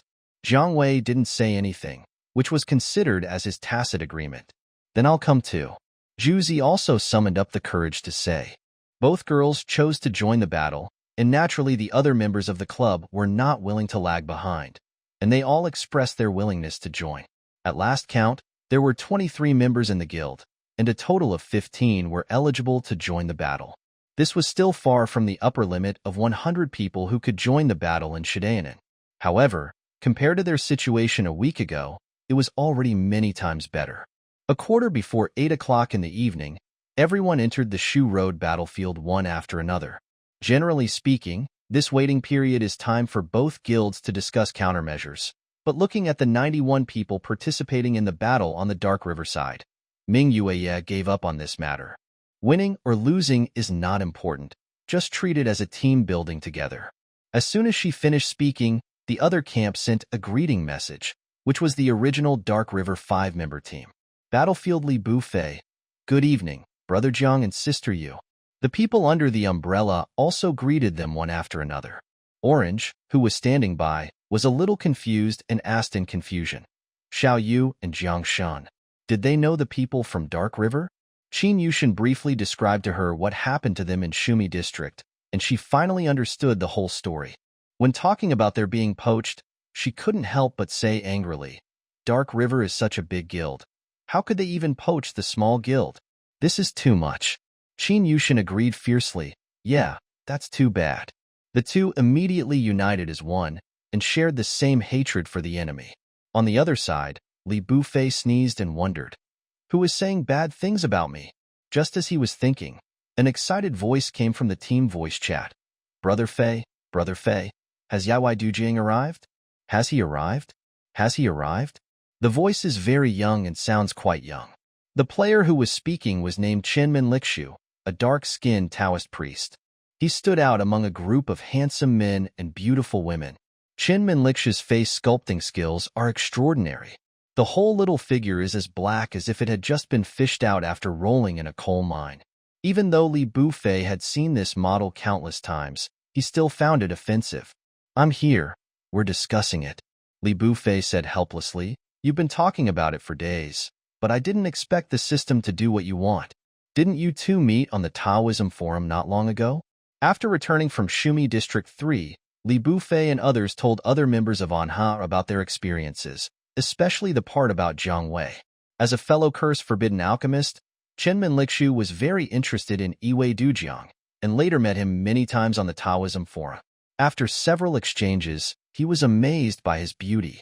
When the rankings were settled, he was not surprised that Yaoi Dujiang was ranked first among the alchemists, and his desire to fight was even more intense.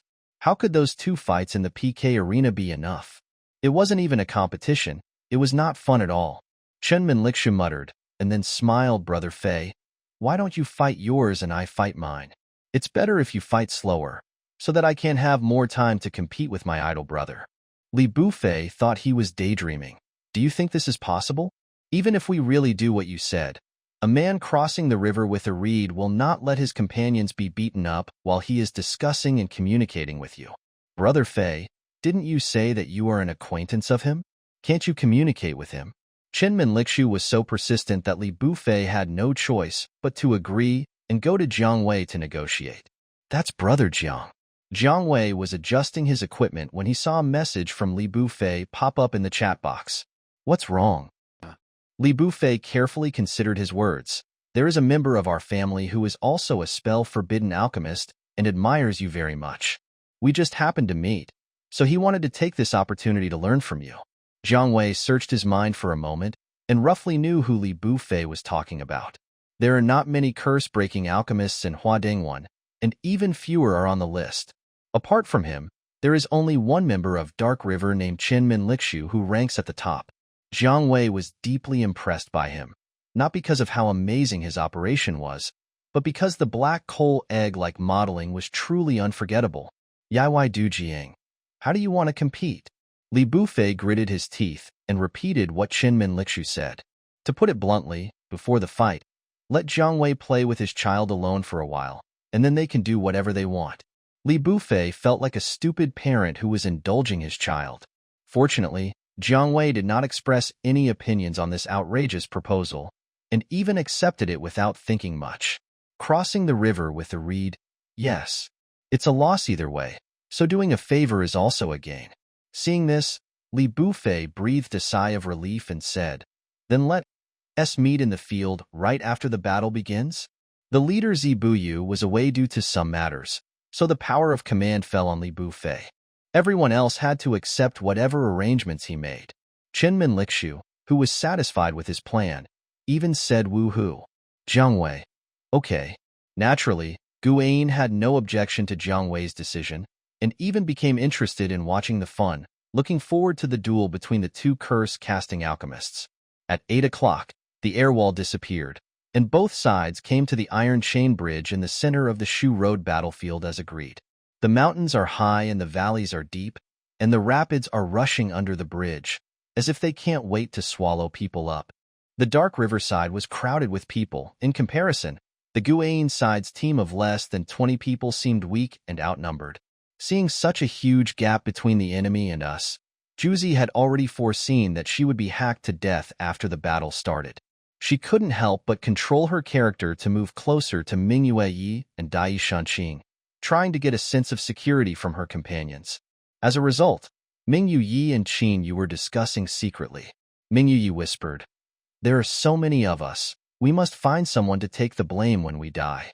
Li Bufei is a fragile person, so I will go up and taunt him and Shanqing. You quickly follow up." Okay. Qin Yushin rubbed his hands eagerly. Tangerine. It's better to stay away from it. Jiang Wei came to the front of the team, and as expected, he saw a black-faced boy on the opposite side waving at him very hard. Nearby Chun Min Li Shui. Senior brother. Idol. Nearby Chun Min Li Shui. Hello, hello, hello, hello. Jiang Wei couldn't help laughing and waved back. After saying hello, he manipulated Yi Wei to cross the river and drew out the Cloud Seal scripture, saying, "Let's begin." As soon as these words were spoken, Chen Minlixu rushed towards him without any courtesy, and the magic talisman in his hand was divided into 3 strands, trying to block all of Yi Wei Dujiang's retreat routes. The latter simply stood still, chanting a spell, and a giant sheep-eared earthworm appeared, biting towards Chen Minlixu with its huge mouth. The latter dodged and continued to approach the place where Yaoi Dujiang was, accompanied by several dark lights, heading straight for the face of the gray-robed Taoist priest. What is he doing? Qin Yu, who was watching, was puzzled. How can a Taoist priest attack someone's face right away? Mingyu Yi. I heard that every mage player has a heart for melee damage output. Chun Min Li Shui is a classic example of this saying. He made the clumsy Taoist priest act like a close-range assassin.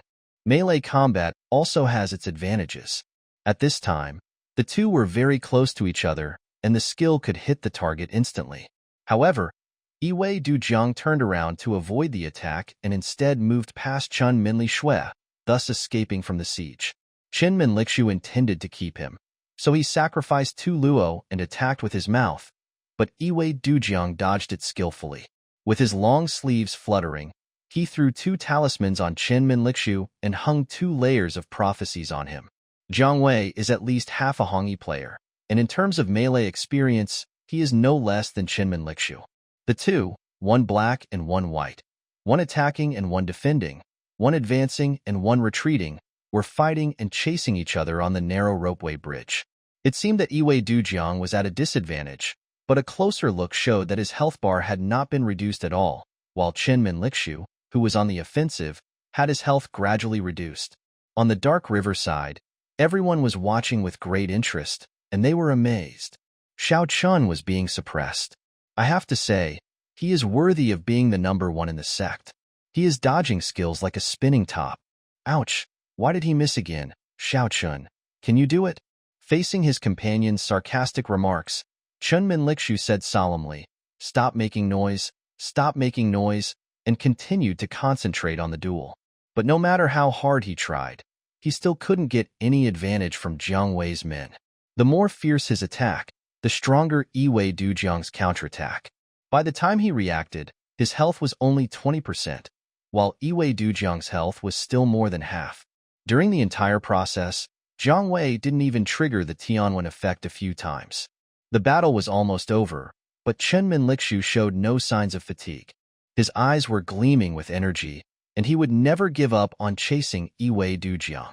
The skills he released became more and more dazzling. No matter how good Jiang Wei's movements were, he couldn't avoid them all at this time. He simply turned on the damage reduction to resist the attack and prepared to use his ultimate move. Chen Minlixiu saw his intention and thought, good opportunity. He couldn't wait to prepare his combo, drew out his talisman and rushed forward, with several plans of counterattack in his mind. He was so excited that he swung the mouse, but failed to control the force. The character on the screen slid out of the cable bridge. Chen Minlixiu's mind went blank for a moment, and he immediately yelled, "Ah!" Under the watchful eyes of the crowd, the black coal ball jumped out of the cable bridge and fell into the raging waves below the bridge. The snow waves were so strong that even the splashes of water could not be seen clearly. Battlefield system. Something unexpected happened. Player Chen Minlixiu accidentally slipped and fell into the water and died. Everyone in Dark River. Retreat from the crowd. Jiang Wei, who was about to cancel the casting of his ultimate move, said. After a moment of silence, Li Bufei's crazy laughter broke out in the voice channel of MANHUA. Ha ha ha, Chen Lixue. You also have this day, ha ha ha ha, you slipped and died. Ha ha ha, the others also burst into laughter, and even those under the umbrellas couldn't help laughing. Staring at the gray screen, Chen Minlixiu was ashamed and angry. It doesn't count, it was a mistake this time. Let's try again. What are you talking about? Can you be resurrected on the battlefield? Li Bufei sneered. Just hang in the water and wait for your brother Fei to lead you to victory. Although he was unwilling, he couldn't do anything because of the character's death. Chen Minlixiu gritted his teeth for a moment, but could only reluctantly switch to spectator mode. He was extremely depressed. It was so embarrassing to slip in front of my idol. On the Guan side, seeing the Taoist priest falling straight into the water, Ming Yueya, Qin Yushin and others laughed so hard that their stomachs hurt. Jiang Wei put away the magic talisman and couldn't help laughing. Yaoi Dujiang. Why do you bring someone to give away his life? This is not good. Li Bufei gloated. Hey, this kid is crying and making a fuss now. He's almost going to hang himself. Brother Jiang, please give him some face. Chen Minlixiu yelled. I didn't. The short two-player PK ended here, and then they returned to the real business of the guild war. A signal stick was thrown out on a moonlit night. A few seconds after it was lit, red fireworks shot up into the sky, and the battle between Guan and MANHUA began immediately. 15 people versus 90 people, it is easy to tell who is stronger and who is weaker. Ming Yueya and several escort players rushed to the front, but they still couldn't stop MANHUA's fierce attack. After the two sides fought for a while, the health of the team members began to decrease significantly. Juzi and the other two Zhuyu alchemists were very busy, and everyone's health bars were jumping back and forth. Jiang Wei was facing the siege of countless people while keeping an eye on the safety of Juzi and the others. Whenever Hong Yi and Jianxian approached, he would send them a few talismans, which would silence and explode them all. Under Jiang Wei's control, the battle situation maintained a delicate balance. Li Bufei soon discovered the problem. Focus on Yiwei's crossing of the river. As soon as these words came out, the Dark River members who were cutting the back row immediately changed their targets. Jiang Wei's survival pressure suddenly increased, and he no longer had time to care about the safety of the rear. He killed one by one those who besieged him, but the speed of killing was not as fast as the speed of the Dark River support. Li Bufei was about to join them when a figure took advantage of the chaos to sneak up behind him. It was Ming Yueya. The escort boy jumped up and hit Li Bufei with a club, making him see stars. Deep love. Here I come. Sister. Qin Yushin had already prepared a set of combos. When Li Bufei was controlled, he immediately started a round of punches and kicks with Ming Yueya. Before the other members of Dark River could react, Li Bufei had been sent to the edge of the rope bridge by the two of them. Bye. Qin Yushin raised his long sword and struck several times. Li Bufei's sword fairy character drew a round arc in the air and finally fell into the river with a plop. Then another line of text popped up in the chat box. Something unexpected happened. Player Li Bufei accidentally slipped and fell into the water and died. Li Bufei?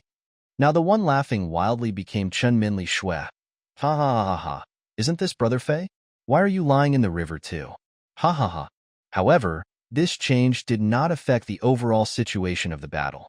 After Li Bufei's death, the surrounding members of Dark River who reacted immediately besieged Ming Yu Yi and Di Shinqing, and the two died on the spot before they could hold on for long. The alchemists and Yansur in the back row lost their protection. Some died, some were injured, and finally even Juzi was killed and fell to the ground under the siege of several Hongyi. In the end, only Iwei Dujiang was left standing in the field of the 15-man team, exchanging blood with the members of MANHUA. When his health was only 1% left, Jiang Wei successfully released his ultimate move, Zhufu Famiao, and blew up the sword fairy character who tried to take his head on the spot. Several Dark River members with low health around him were also dragged into it and buried together. The moment the screen turned gray, Jiang Wei glanced across the ground and saw a familiar name. Delusion of the World. The swordsman who was about to collect the kill was exactly him. At this point, all the members of Guain were killed, and the system automatically determined that the Anha side won. After being teleported out of the Shudao battlefield, the settlement panel popped up on the screen. There were 15 people participating in the retreat battle and 0 people remaining. There were 91 people participating in the Dark River battle and 57 people remaining. Among them, the battlefield MVP was given to Iwei Dujiang, with 16 kills, almost half of Guain's total kills. Dark River did win this guild war, but the price paid was not small, with more than twice as many deaths as Guain. However, considering that the guild's top fighter, Zibuyu, who ranked first on the Yanshur list, did not fight, and the second in command Chanmin Liksha lay in the river the whole time, such a result is understandable. The top 10 on the overall list. As expected, each of them is difficult to deal with. Looking at the tragic settlement data, I sighed under the umbrella. At this time, Li Bufei and Chenmin Likshu were bickering and blaming each other, while the other members watched and applauded. Xiao Chun, you're killing him. Brother Fei is awesome. Cut him off in the bottom lane. Under the umbrella, whether this guild can succeed or not, it is better to disband it as soon as possible. Amidst the noise, a system message popped up in the faction channel, but it didn't attract much attention. All good things must come to an end. Player Wan Tianxia and the others have no common interests, so he resolutely leaves. On the Guain side, losing the game was expected by everyone, so after coming out of the battlefield, the team's atmosphere was not low, and some people even felt unsatisfied. It's been a long time since I felt like fighting to the death. A teammate sighed. In the past, when we met such a big guild, we were destined to be crushed. When the top few on the list came out, we didn't even know how we died. We were lucky this time. The president of Anha didn't come. If Zibuyu had come, I'm afraid we wouldn't have had any chance. What's wrong with Zibuyu? We still have Dujiang, so we're not afraid at all. On the overall list, Zibuyu ranked 4th and Iwei Dujiang ranked 5th. The two were equally skilled, and the biggest difference was probably in their teammates. If Guain could reach the same level as he, it would be hard to say who would win or lose in a fight. Being teased by the members, Jiang Wei smiled and did not respond. Fortunately, Ming Yuye changed the subject casually. Everyone has worked hard in the guild war. Let's not escort the escort tonight. Let's all have a good rest. After saying goodbye, everyone dispersed. Jiang Wei opened the power panel to check Guain's current data. Although they lost to Dark River in the end, their record was not bad, so the contribution points deducted by the system were not many, only 50,000. Wait, only 50,000? Jiang Wei came to his senses and reflected deeply on himself. It has only been a short time since he got out of poverty. Why did he start to stop considering his contribution as a contribution? At present, Guain's inventory contribution points have returned to around 500,000, which is enough to cover daily expenses for a small guild like theirs. As for upgrading the guild and expanding the base, Mingyu Yi and Jiang Wei did not consider it for the time being. Neither of them had the idea of developing the guild into a large one. Maintaining the status quo was enough. The bigger the guild, the harder it is to manage. There will be a mixed bag of people among its members, and over time, this will breed many rifts and conflicts. They both understood this point very well, because what pushed the retreat to its complete downfall was a sudden dispute among the members. Jiang Wei glanced at the completely unfamiliar member list, but he could visualize a row of familiar ID names on it. He closed his eyes and sighed softly. After a while, he closed the power panel, clicked on the Guild War table, and took a look. The battle between Dark River and Guain ended not too early, as most of the battles between guilds had already come to an end. The shortest time was still Hua Jianji, who wiped out all the enemy guild members in less than 5 minutes. In addition, most of the matches were marked as gray ended by the system, with only one line of white text still lit on the homepage. Wildfire Burns Eternally vs. Fengyu Ludai battle duration. 47 minutes and 37 seconds. There were less than 15 minutes left before the guild war ended, and the two guilds still hadn't decided the winner. The time was still ticking, slowly and silently. At 54 minutes and 18 seconds, the number paused for a moment and turned gray. Ended Wildfire cannot be extinguished wins. The former number 1 force in the server has now suffered 2 consecutive defeats. The two guild wars were both lost so badly that a fierce quarrel broke out within Fenglu. Many members left on the spot, and several elders became disheartened and quit Fenglu. If the Fengyu Tower was still on the verge of collapse when the servers were just merged, then after experiencing these 2 consecutive blows, it has reached the point of its end. On Jian Wushao's screen, on one side was the member panel of Fenglu, and on the other side was a series of withdrawal notices in the faction channel. There was no expression on his face, and he even had a cigarette in his mouth, looking very nonchalant, until Songju Tingqian sent a message. Private chat. Songju Tingqian. Someone from MANHUA contacted me. Jian Wushao paused while scrolling the mouse, then he touched the keyboard and started typing slowly. Private chat. Jian Wushao. Do you agree? Private chat. Songju Tingqian. Yes. Jian Wushao stared at this simple word for a long time and exhaled a puff of smoke. He half complained and half joked. How come these people from MANHUA are taking advantage of the situation to rob people? How shameless. Songju didn't respond, but just asked, what are you going to do next? Everyone has left, so we can only disband on the spot. Jian Wushao glanced at the gradually decreasing number of members. I'm not asking Fenglu, I'm asking you. Me?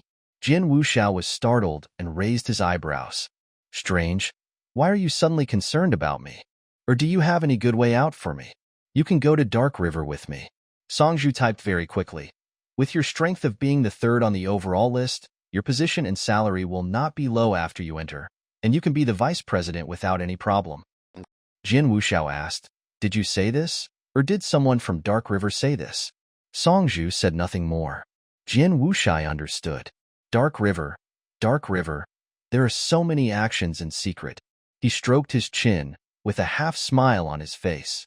Big Guild, I am an old man and I won't join. I don't have the energy. Jian Wushao sincerely wished. I wish you success. Seeing his firm attitude, Songju Tingqian gave up on being a lobbyist. He had known Jian Wushao for quite some time and was very familiar with his character. This man looked casual, but his inner thoughts were hard to be shaken. It was useless for him to say more, but it would only annoy others. After saying a simple farewell to Jian Wushao, he left the Fengyu Tower in front of the pine and bamboo courtyard. The vice president's withdrawal made the already scattered Fenglu even more chaotic. Jian Wushao looked at the mess and felt exhausted. The cigarette in his mouth had burned out, leaving a long string of useless, hot ashes. He crushed it gently into the ashtray, then opened the power management interface. 1 o'clock in the morning is when Night Owl players are active. Jiang Wei, Qin Yushin, and the others had already gone to bed. Only Ming Yueye was still online. She was slacking off on her night shift. Just as she had put her character in the spirit garden to collect herbs, a red notice suddenly appeared on the server-wide channel above her head. After a long separation, there will be a reunion. After a long reunion, there will be a separation. The Fengyu Tower faction has been disbanded by the president Jian Wushao. The members have gone their separate ways and have gone their separate ways. Everyone in the world feels sorry for this. There were still quite a few players online at this time. As soon as the announcement was made, a series of question marks appeared on the World channel. World Ta Qing Feng, what happened? World Xiao Yu Uau. No, it's disbanded just like that? It's too sudden. World Jing Hua Shuayu. Is there any kind person who can tell me what's going on? There was an uproar on the public screen, and several players came out to explain the reason. The reason was probably due to internal discord. The elders and vice guild members all ran away, and the president was so angry that he directly disbanded the guild. The guild, which had been in existence for almost 5 years, was disbanded just like that. So much time and effort put into it was just wasted. Mingyu Yi was a little stunned for a moment and felt complicated. He didn't know whether to sympathize or sigh. The first time she knew about Fengyu Tower was 4 years ago during the first anniversary celebration of Sahapa at the Cross Server League in the Shimawangshu region. At that time, Mingyu Yi was not yet the retired president. He was just an ordinary member watching the battle from the audience and cheering for the participating members of his guild. At that time, including Jiang Wei, there were 4 people from Gu'an who made it through the server points competition and entered the 24-person elimination round. But except for Jiang Wei, the other 3 were defeated by the members of Fengyu Lutai in the next round. In the final, Jiang Wei also faced Jian Wuxiao, the president of Fengyu Tower. The desperate duel lasted for 16 minutes, and finally ended with the gray-robed Taoist being stabbed in the chest by the sword Immortal with little health, and Jiang Wei was defeated. That is to say, from then on, Fengyu Tower was known as the #1 force in Shimawangshu.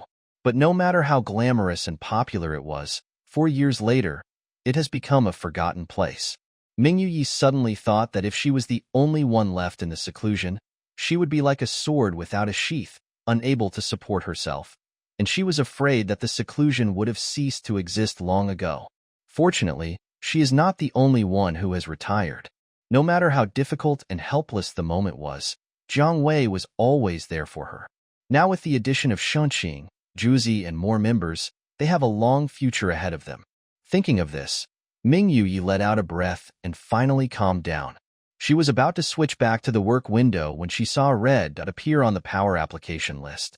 She clicked it in confusion, and her mind was stuck for 3 seconds.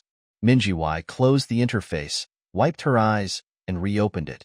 The words were still on the screen. It was definitely not that she was unconscious from working the night shift. The next morning, Jiang Wei had just gotten up when he was bombarded with messages from Mingyu Yi.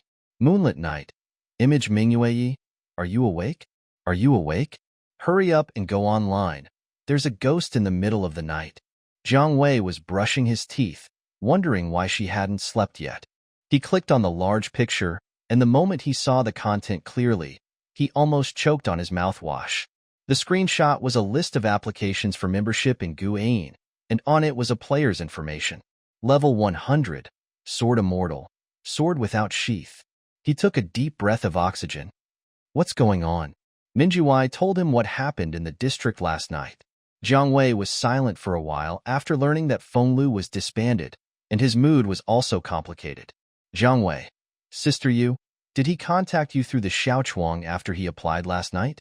He did, and kept pestering me to open the door for him, but I refused.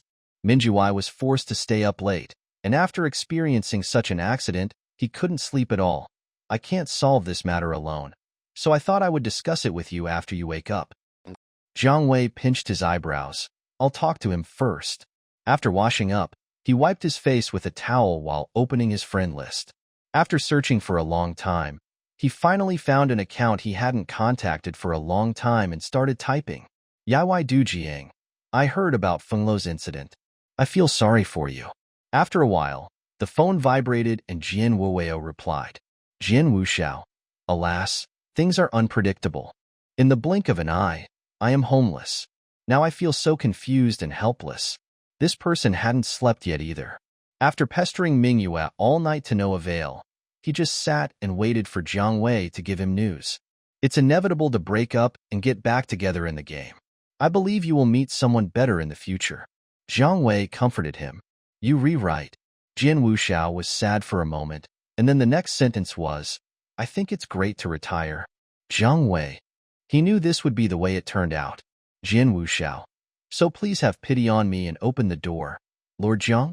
Jiang Wei frowned, and all thoughts of sympathy, pity, and empathy disappeared. He said indifferently, Sorry, we don't provide accommodation services for the time being. How can it be accommodation? See, ain't we live here permanently?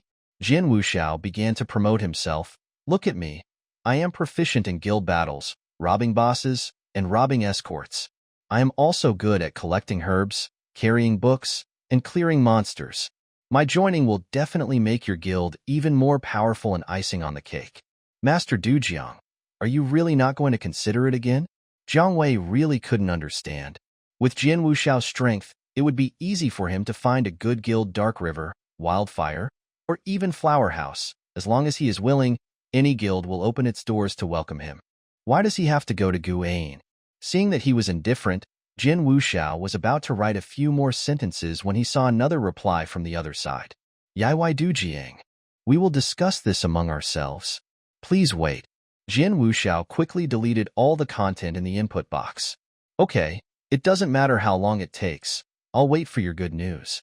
It happened to be Sunday, and the retired members came online one after another, including Qin Yushin and Juzi. Ming Yuyi informed everyone about the disbandment of Feng Lu and Jian Wuxiao's application. After hearing this, everyone was shocked. Jian Wuxiao? Isn't that the third on the list? The only ones ahead of him are Shinruan and Yuzikyo. The third on the list is actually coming to our guild. Feng Lu was disbanded, and I don't know how many people were secretly watching Jian Wuxiao's whereabouts. No matter which guild accepted him, he would inevitably be pushed to the forefront. Guan had just stabilized, and being involved in it was hard to say whether it was a good thing or a bad thing. The addition of top-tier combat power is naturally a good thing, but such a luxurious configuration of the 3rd and 5th guilds in the entire region, except for Huajin, cannot be matched by any other guild, including Wildfire and Dark River. Such a combination is hard not to attract attention and suspicion. The members discussed it a lot and couldn't make a decision. Finally, Minjuai said, "Vote. If you agree to release him, tap 1. If you disagree, tap 2. This was not a good suggestion, but she could not think of a better solution for the time being. She originally wanted Jiang Wei to make the decision, but the latter refused directly.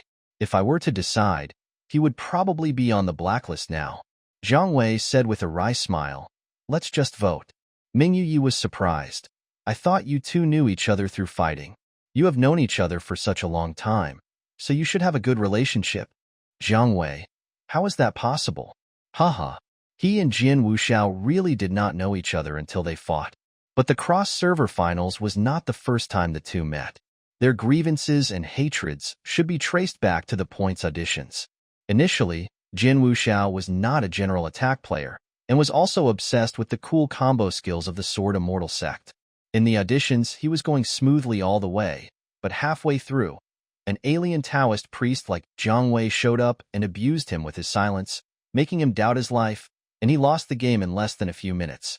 After the incident, Jian Wuxiao was unwilling to accept the consequences and kept asking around for Jiang Wei's contact information. Finally, I added him as a friend, and the first thing he said was, "How can a Taoist priest like you kill people?" Jiang Wei at that time. From then on, Jiang Wei began a very painful experience. Jian Wuxiao first figured out the gameplay mechanism of the Cursed Forbidden Alchemist, and then analyzed with him every day how to target, restrain, and crush the Cursed Forbidden Alchemist, using a 3-pronged approach from the aspects of skills, operations, and numbers. He also shared with him every day how much his attack and attack speed had increased, etc. Faced with Jian Wuo's message bombardment, Jiang Wei responded patiently at first, but later he remained silent. In the end, he became so annoyed that he simply blocked him. Jiang Weishu has to admit that Jian Wuxiao's idea is very good, but the problem is that the person being targeted is himself. Who can be happy to listen to others analyzing how he is being targeted? Afterwards, Jian Wuxiao was broken and then stood up again. He created his own Sword Immortal's normal attack style of play, and bought Bloodthirsty at a high price on the black market. Finally, he defeated Yaoi Dujiang in the finals and won the championship. But that was not the end. After the league, Saha started the era of the same server matchmaking for the discussion platform. From then on, Jiang Wei had to meet Jian Wuxiao every month when he played the discussion platform, and he felt extremely desperate. He was having the most exciting time playing the game, but he was targeted so hard. Not only was he feeling very upset, but he was also being harassed by the ghost afterwards. He almost PTSD to Luan Dao Tai and all the Sword Immortal players. Jiang Wei never told anyone else about these old events, including Ming Yuyi. Although 3 years have passed, the memories and emotions have faded. Jian Wuxiao's personality has become much more restrained, and he no longer cares about winning or losing. Before the merger, the two of them could occasionally chat about daily life in the small window, and they could be considered half-friends. But to say that the relationship is good enough to accept each other and advance and retreat together, for Jiang Wei, that is simply an alarmist fantasy. Therefore, he simply chose to abstain from voting, while others cast their votes. When the votes were finally counted, except for Qin Yushin and a few members who voted 2, most people voted 1, indicating that they agreed to release the person, including Ming Yueye and Zhu Zi. Jiang Wei was not surprised by this result. Things had come to this point, and he had to accept the reality no matter how emotional he felt. But apart from Qin Yushin, there were 1 or 2 members who disagreed, which made him pay more attention. Faction system. Prepare a banquet and welcome the player Jian Wuxiao to join the faction. After a while, Ming Yuyi brought the sword without sheath in. The online members immediately gave a warm welcome, and even Jiang Wei followed suit with a polite welcome. Jian Wuxiao accepted all the requests and responded to them one by one, even knocking on Jiang Wei's window privately. Your place is really nice, quite lively. Jiang Wei responded with an emotionless smile. Someone asked in the voice chat, "What's your name, boss?" "Just call me Brother Jian." Jian Wuxiao answered without any modesty, and then asked, "What do we usually do in our guild? Robbing escorts or robbing bosses? We are a serious retirement guild. Don't cause trouble everywhere." Jiang Wei said with a slight warning. "Just a joke." Jian Wuxiao immediately said, "Retirement is good. I like retirement the most. I used to be busy every day in Fenglu, and now I have to take a good rest." After chatting for a while, everyone's curiosity about the 3rd place on the list finally faded away, and everyone went about their own business. Mingyue was so sleepy that he said hello, and went offline to catch up on his sleep. Jiang Wei was going to take Qin Yushin and Zhu Zi to the wild area to farm materials. As soon as they formed a team, Jian Wuxiao said, "The wild area is too dangerous. Take me with you." Jiang Wei, "Aren't you going to sleep?" "I can't sleep, so I have to find something to do." Jian Wuxiao squeezed into the team without saying a word, teleported to where Jiang Wei was, stood with the sword in his arms and sighed. "We haven't been teammates yet, have we?" Since they were all members of the same guild, Jiang Wei couldn't just kick him out, so he just responded perfunctorily and let him stay in the team. After a while, First Deep Love and Orange also teleported over. As soon as he came over, Qin Yushin saw the handsome figure next to Jiang Wei. He was stunned for half a second and asked, "Brother, what is this?" Jiang Wei replied, "Free labor." Qin Yushin, "Zhu Zi, brother?" Jian Wuxiao asked with interest, "Your brother?" "Cousin." Jiang Wei introduced, "This is Zhu Zi, Zhu Feng, the nanny in the guild." Zhu Zi whispered, "Hello, Brother Jian." "Hello, hello." Jian Wuxiao greeted her, and clicked on her faceplate to take a look. The stats are pretty good. They are much better than those old-timers in Fenglu.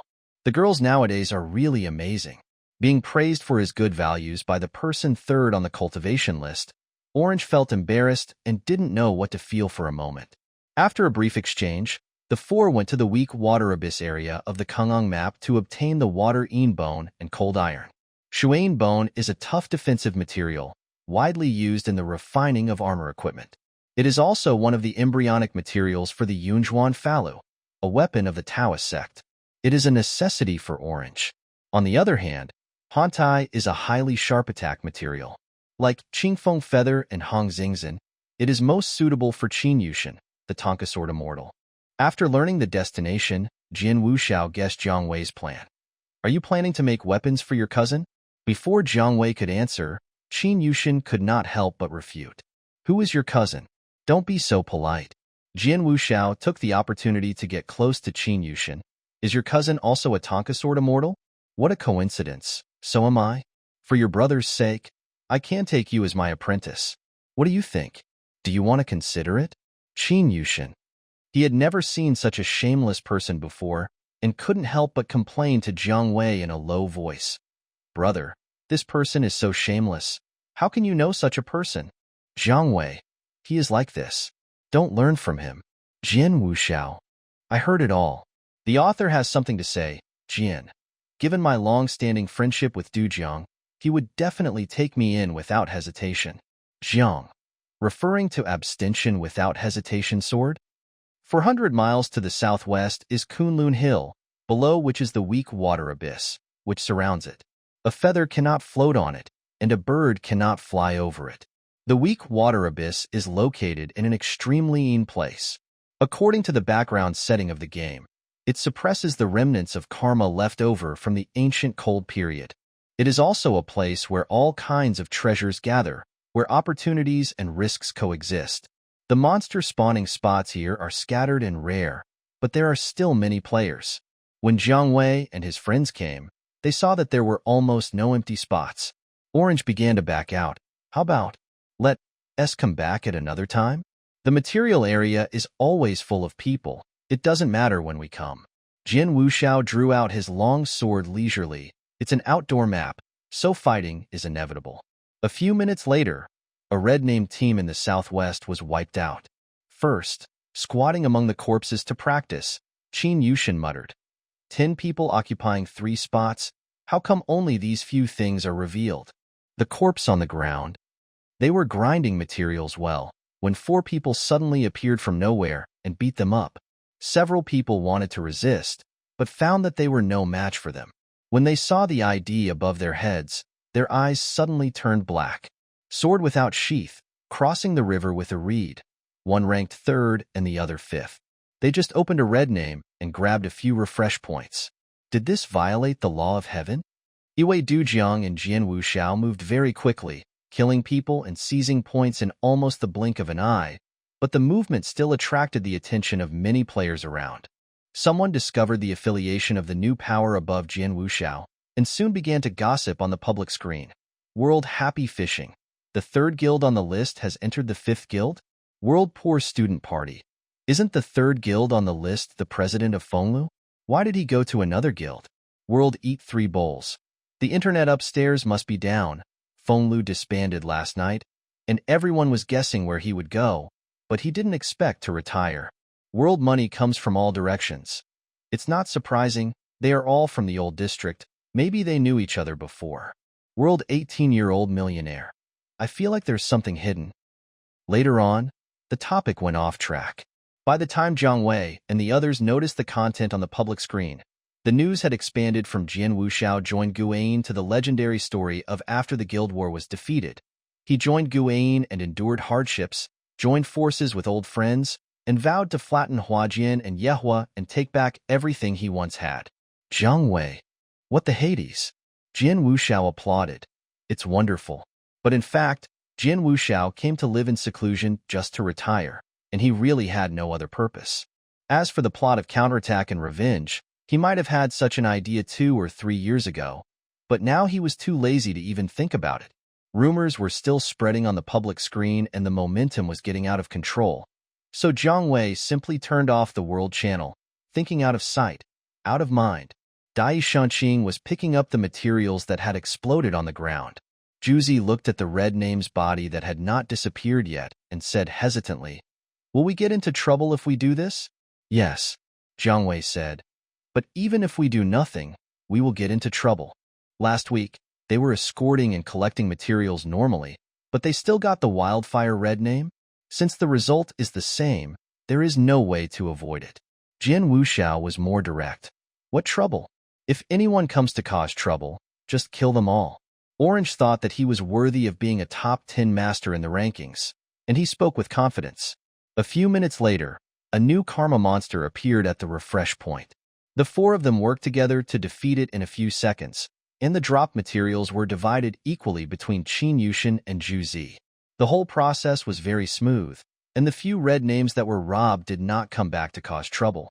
Jian Wuxiao and Qin Yushin were very disappointed with this. The number of times the monsters in the wild area can be refreshed is capped, usually no more than 5 times. After the refresh times are exhausted, you can only wait for 6 hours for the monsters to be resurrected. After the refresh times are exhausted, the 4 of them change places one after another, focusing on the red names. Just like the first wave of grabbing the point, these red-named people couldn't win and wanted to call for help, but after recognizing the first deep affection and sword without sheath, they ran away immediately. The top 5 players on the 2 lists joined forces with the same team, and there was no difference between cutting people and cutting vegetables. There was also a nurse in the team to sustain the team. Unless they could shake out a full 20-man team, it would all be in vain. Juzi had never had the experience of killing people and seizing points before, and she was still restrained at first, but later she gradually began to adapt. Qin Yushin was more skilled than her, and he hit wherever Jiang Wei said, and his moves were fast and accurate. After both of them got into the state, Jin Wuxiao began to fish in troubled waters and watched the first affectionate combo operation, praising, "Not bad, cousin. You are very talented, and you will definitely become a great god like me in the future." Qin Yushin didn't want to talk to Jin Wuhao, so he silently asked Dai Shunqing to turn away from this person. Another talisman was detonated, and the green-faced, fang-toothed Karma only had time to wail before he was burned to ashes by Yaoi Dujiang. Juzi looked at him with envy. Turning a support into a big damage output is something that many Taoist players only dream of. She asked, "Jiang Shun, have you always been using the Forbidden Heart formula?" Jiang Wei, "No." Juzi was a little surprised. "Did you choose Zhu Feng before?" "Yes, I chose Zhu Yu at the beginning according to the system's recommendation." Jiang Wei explained, "Then I was beaten to the ground by the red name in the old area, and I couldn't beat him at all. So I listened to my friend's advice and changed to Zhu Ban. The Heart Sutra system will be unlocked after the player reaches level 80, after which the player can switch the Heart Sutra from the sect leader NPC. But except for the first free choice, if you want to change the Heart Sutra afterwards, you have to pay a lot of spirit stones and experience." At that time, Jiang Wei also spent all his fortune to change from Zhu Yu to Zhu Jin, and he never switched again after that. Orange suddenly said, "Oh." She had thought about switching to the curse technique, but it was just a thought. The curse technique required extremely high equipment, and the skill multiplier of the alchemist was low. If she wanted to deal the same damage as the Orthodox output sect, she needed better panel data. She was reluctant to give up the Zhuyu equipment she had made with great difficulty, and she had no conditions to make another set of curse technique. What's more, she really can't fight, but she is good at team support. Although she used to be often blamed for being a nurse in the wild team, now she has a guild. Ming Yue, Jiang Wei, Qin Yushin and others are easy to talk to, and she likes it here. Juzi's goal was to be a competent nurse and not hold others back. But after seeing Yue Dujiang and Jian Wuxiao killing people, he felt that this goal was not easy. She encouraged herself, "It's okay, take it slow." Jian Wuxiao was very surprised after hearing Jiang Wei's words. "I never thought that you would be beaten by someone." Qin Yushin immediately defended Jiang Wei. "What's wrong? Everyone has been through the rookie period? Nothing special." Jian Wuxiao stroked his chin and described, "I thought your brother should be the kind of mysterious master who killed everyone as soon as he entered the game." Jiang Wei. He took a look at his plain and simple character model and said, "You have a rich imagination." Jin Wushai said without any modesty, "Thank you very much. It is impossible to invincibly defeat everyone." When Jiang Wei first started playing Saha, he couldn't even understand the tutorial. He relied on his roommate's explanation and guidance throughout the whole process to barely figure out how to play. He was lost for a long time during the plot, and it was even more terrible to open up the next dungeon. His teammates were so healthy that he didn't even throw a talisman accurately, and his ultimate skill was to heal the air. Taitu followed up with a skill. Jiang Weiquan made all the mistakes a newbie could make. But he had a good ability to digest and absorb, and most of the mistakes he made would not be repeated. It didn't take long for him to reach the average level of ordinary players. After that, he followed his roommates around the map, killing monsters, doing dungeons, or simply enjoying the scenery, and he was very addicted to the game.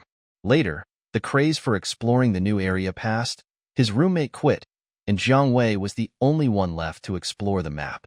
A lone healer, without any guild affiliation, was soon targeted by a group of red-name players who beat him up and chased him to block his resurrection point. All the materials in his backpack were robbed, and his equipment was almost broken. He was so scared that he almost gave up the game. A kind player passing by saved him and brought him back to the safe zone. This person was Jingzhe, the former president of the secluded guild. "Hantai is 60 yuan, brother. Are you going to grind it today?" Qin Yushin's questioning brought Jiang Wei back to his senses. He asked, "Where's Juzi? How much water is in the Yin bone?" "Orange, 86 yuan." That should be enough. She also counted the materials, and together with the 100 or so water-eaten bones originally stored in the warehouse, she could probably melt 5 to 6 weapon embryos. Qin Yushin, the newcomer, was constantly improving, and she didn't want to fall behind. Technology and awareness needed to be learned slowly, and hardware such as equipment also needed to be followed up, especially weapons. Although the Yunjuan magic scroll that Juzi is currently using has a good rating and a blue blessing, its effect is useless in actual combat. If conditions permit, she would like to change it to a special blessing item, preferably one that increases healing or reduces damage. However, this kind of entry is very rare and hard to come by. The best quality one she has seen so far is the purple word rejuvenation on the body of Piampian, who was originally ranked first on the Huadeng 1 alchemist list and is currently ranked second. 2 hours later, there were much fewer players in Weak Water Abyss than when they first came. Some of them just finished clearing the game and left, while others just ran away when they saw that the situation was not right. At this time, the map is basically full of ordinary players, and most of the points have been cleared out, so there is no need to stay there any longer. Jiang Wei. Okay, let's stop here first. Juzi went back to the mansion to store the materials and left the team first. Jian Wuxiao finally felt a little sleepy and said, I'm going to sleep first. If you have anything, contact me on social media. He put a lot of effort into collecting materials, so Jiang Wei's attitude improved a lot. Okay, thank you for your hard work. The three left the team one after another. Iwei Dujiang and Dai Shanqing came out of the Weak Water Abyss and returned to a snow pavilion in the Kangang safe zone. Cold iron, stinging needle, cool wind feather. Jiang Wei made a list of all the materials needed for the sword immortal weapon embryo. More than a dozen materials were basically ready and handed over to the first deep affection. Only the amount of cold iron was not enough, so he had to grind for a few more days. There are 3 stages in the gameplay of refining equipment. The first step is to shape it with minerals, mud, stone, wood, and other materials collected in daily life. The second step is to add a large amount of base materials to fill the basic attributes. The third step is to add rare core materials to increase the attribute upper limit. After the first 2 stages are completed, the semi-finished product that has not yet been integrated with the core material is called an embryo. After the embryo is made, you have to start considering the type of core material needed. Jiang Wei quit the game, opened the official forum, and typed sword immortal weapon core material recommendations in the search box. There are many types of core materials, but they cannot be integrated all at once just because of good 3-dimensional properties. The compatibility between each material must also be considered. Good compatibility means that 1 + 1 is greater than 2, and bad compatibility means that the embryo is scrapped. This kind of thing will not be written on the material panel, and it depends entirely on the player's own experience. Jiang Wei only knows the equipment materials of the alchemist and Hongyi, and only knows the fur of other sections. It is safest to read the guide.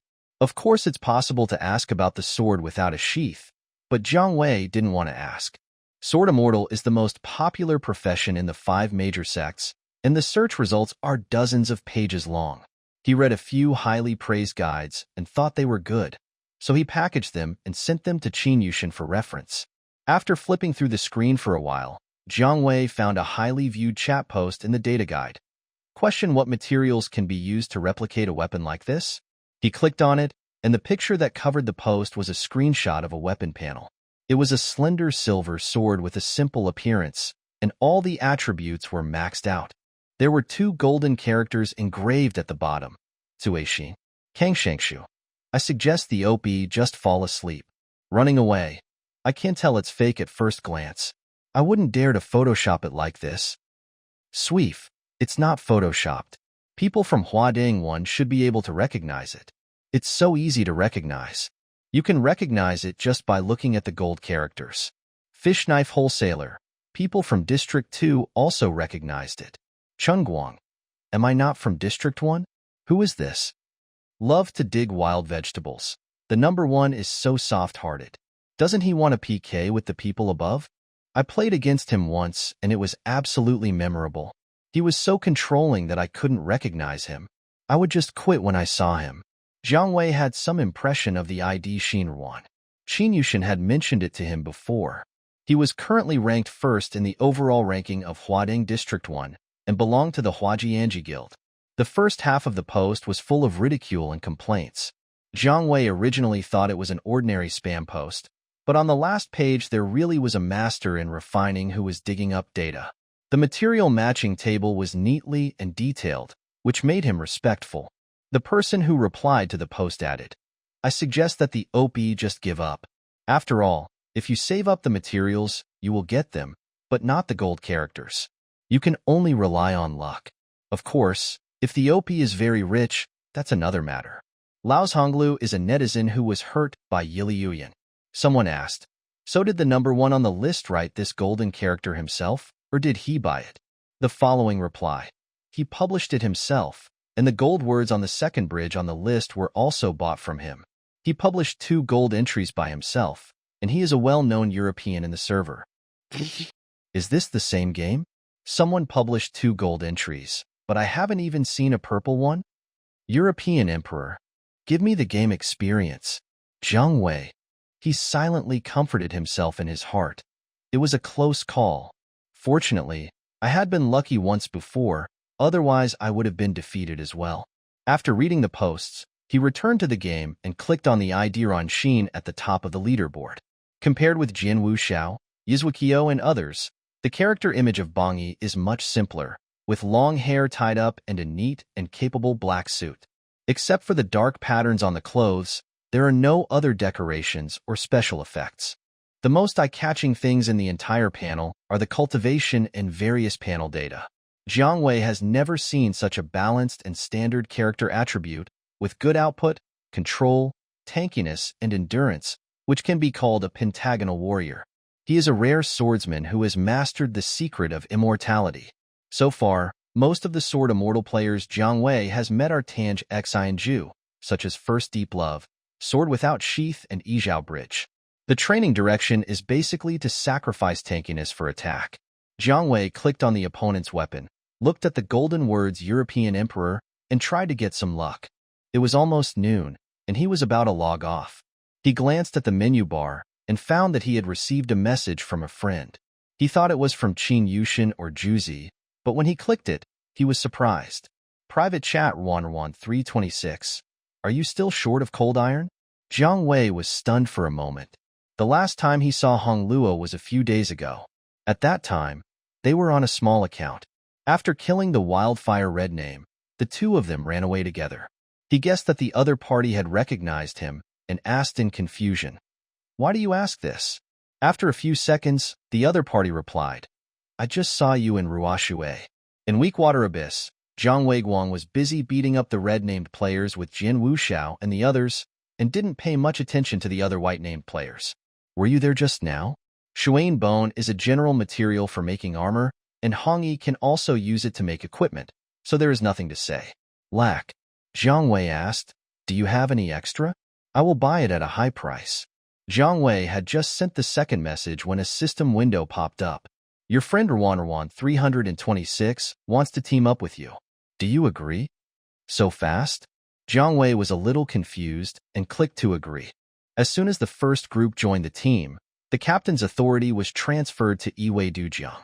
Then another figure appeared in the snow pavilion. It was Hong Luo who teleported over. Behind the translucent dialogue box, Soft 326 stood in front of him, looking up at him quietly. Jiang Wei was a little slow to react when he saw the sudden transaction information. Team Yaoi Dujiang. What is this? Hong Luo was in standby mode.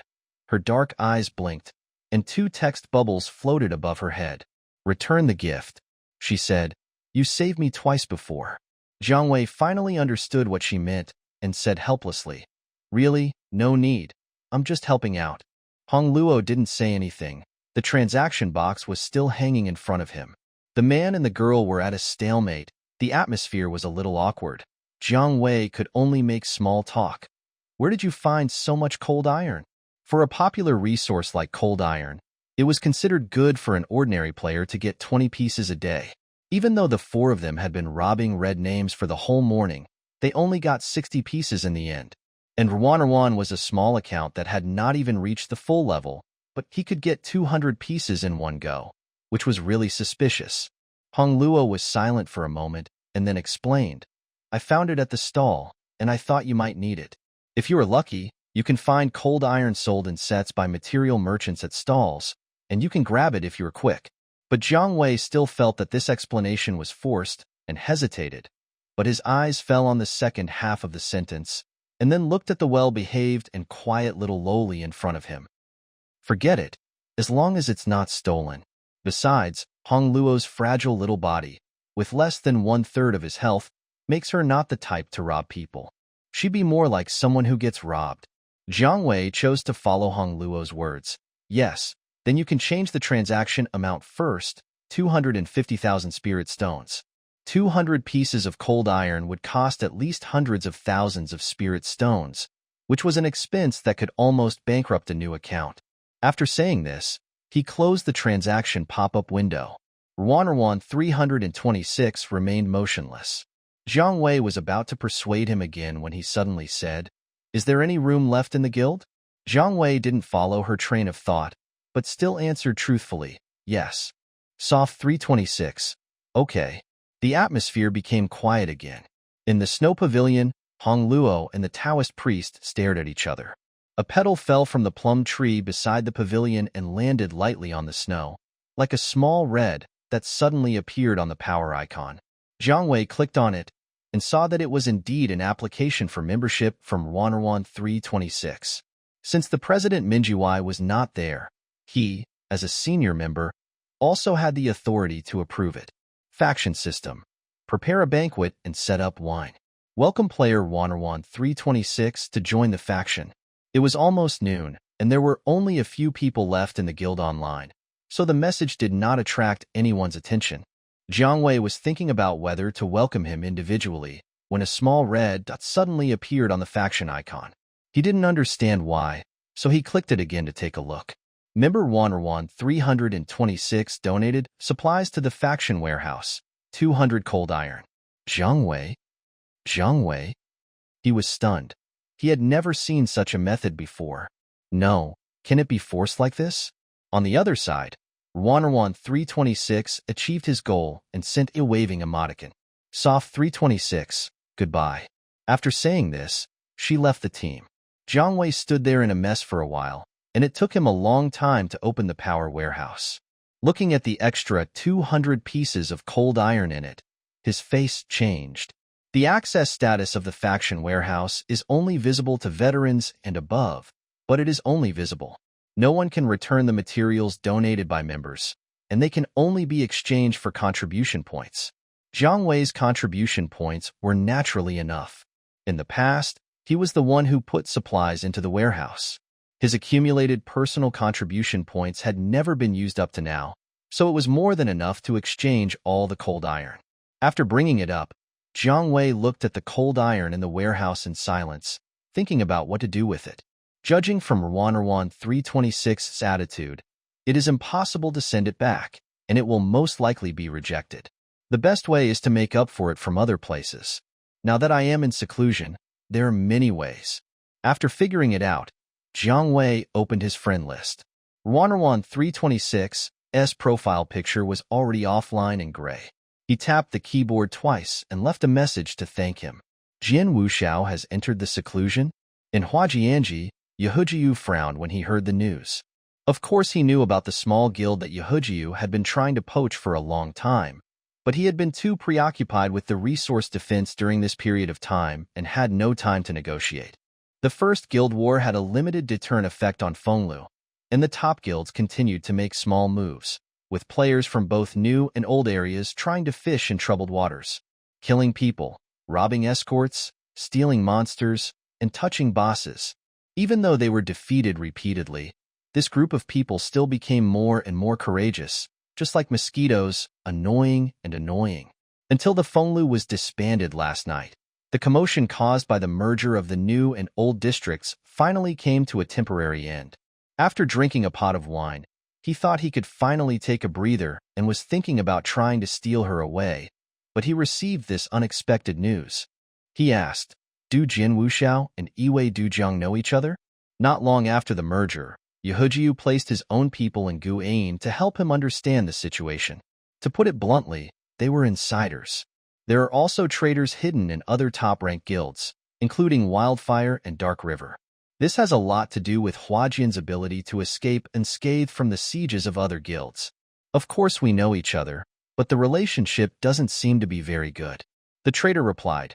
Jin Wuxiao took the initiative to apply for membership, and when the vote was to decide whether to release him, Yiwei Dujiang directly abstained. He was one of the members who voted against it at the time. He hesitated for a moment, then added, Brother Jiu, to be honest, I feel that Yiwei Dujiang is probably not easy to pry away. He is a relative of the retired president and several other members. They are all retired players, so they probably don't have much interest in us. Yehujiu asked back, What about Jin Wuxiao? Is he also a retired player? The insider player said honestly. Anyway, this guy said he was here to retire after he entered seclusion. Yehujiu thought it was absurd. The 3rd and 5th place in the regional server list were living together in retirement? Who would believe it if he told others? Got it. He was half believing and half doubting, and first handed the pack materials to the insider. You stay in seclusion for a while and see what happens next. Okay, Brother Jiu. Sitting in front of the computer, Yehujiu frowned and muttered to himself in annoyance. What is going on all day long? In the voice chat of the power channel, Yiku was chatting with other members on the microphone. When Yehujiu heard Piampian's soft and sweet voice, he became even more irritated and decisively left. His coming and going attracted the attention of others. The dance was simply incomprehensible. What's wrong with this guy? He keeps coming in and out all day long. Piampian guessed.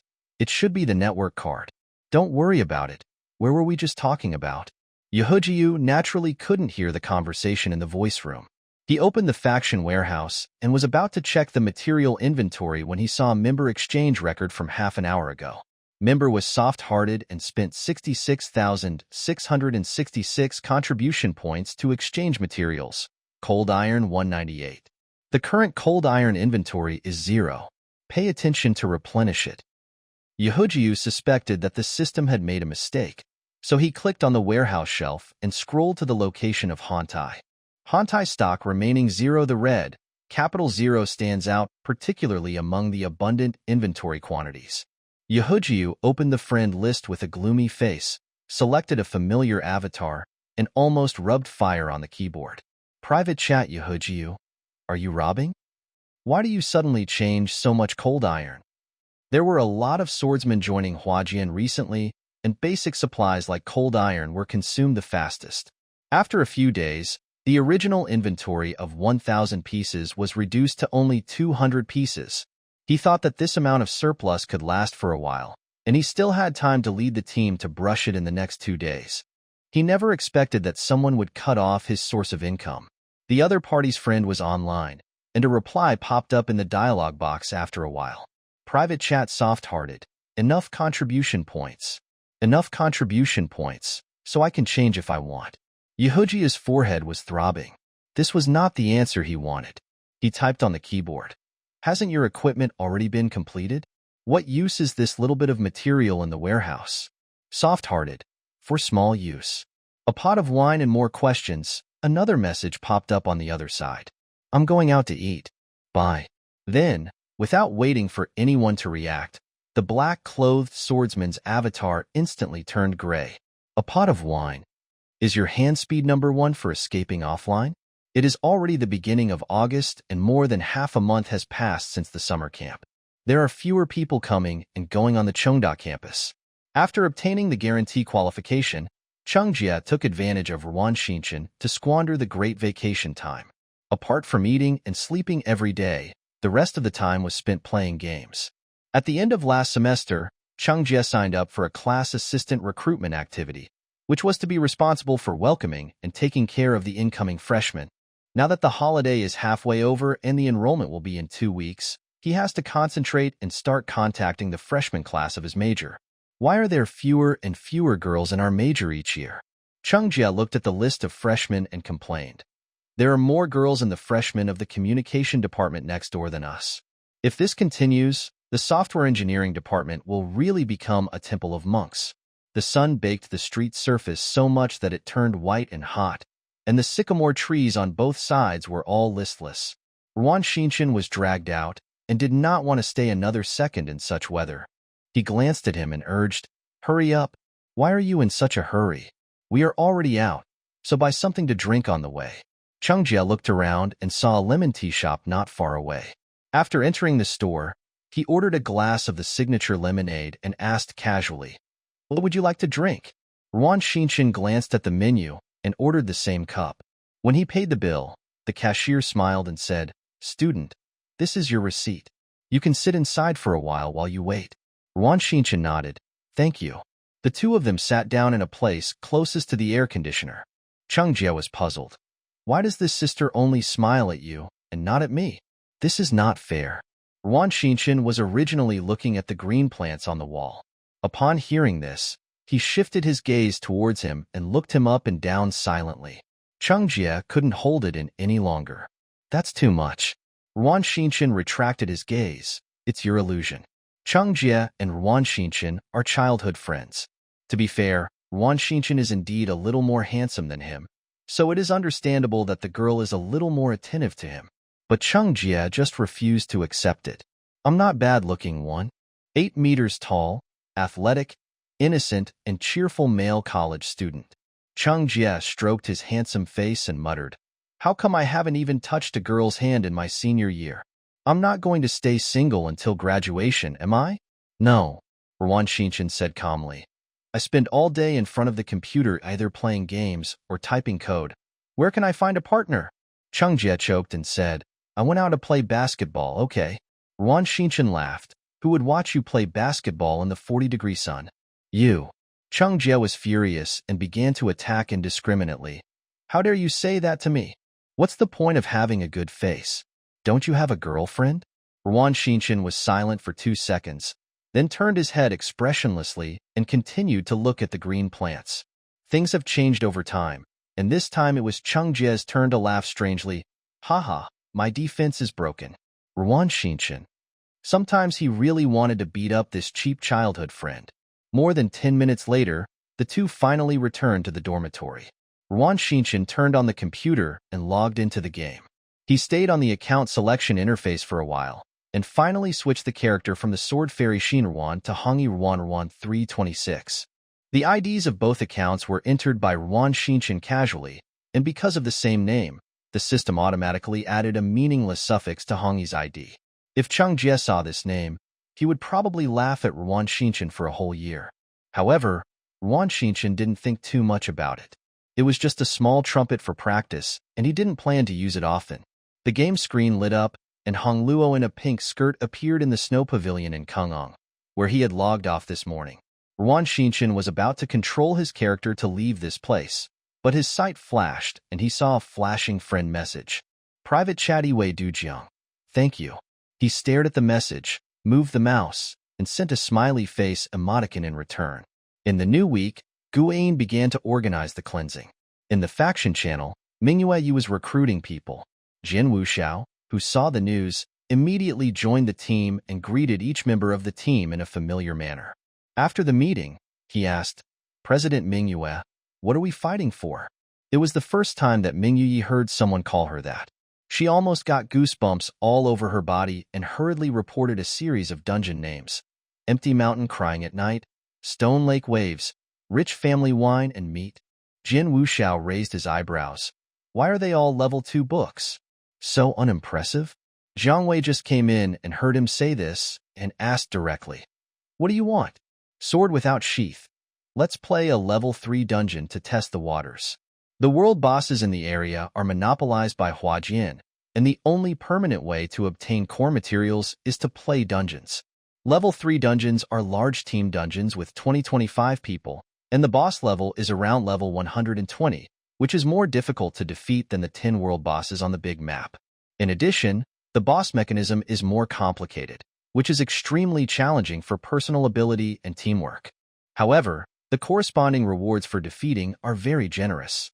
The explosion rate of core materials is very high, and the probability of carrying blessing items will also double. Ming Yue hesitated for a moment, then looked at the number of people online. "There are not enough people today, so we can't play." Jin Wuxiao didn't care. "That's easy. Just go to the public screen and find some people. Jiang Wei asked. Who will fix the car if it flips over? Jin Wuxiao thought it was impossible. With you and me, how can we fail? Jiang Wei didn't know where his confidence came from and asked patiently, did you also call a wild team to play in Fenglu before? That's not the case. Jin Wuxiao answered truthfully, there is a fixed team in the guild, and occasionally when we are short of people, we will grab 2 strong men from the public screen. Jiang Wei probably understood. How about this? He smiled and said, go to the recruitment channel now and join a level 3 team. We'll be waiting for you here. It just so happened that a member of the team was doing a sect mission, so they were not in a hurry to enter the dungeon and had plenty of time. Jin Wuxiao was doubtful, but he still did as he was told and temporarily withdrew from the retreat team.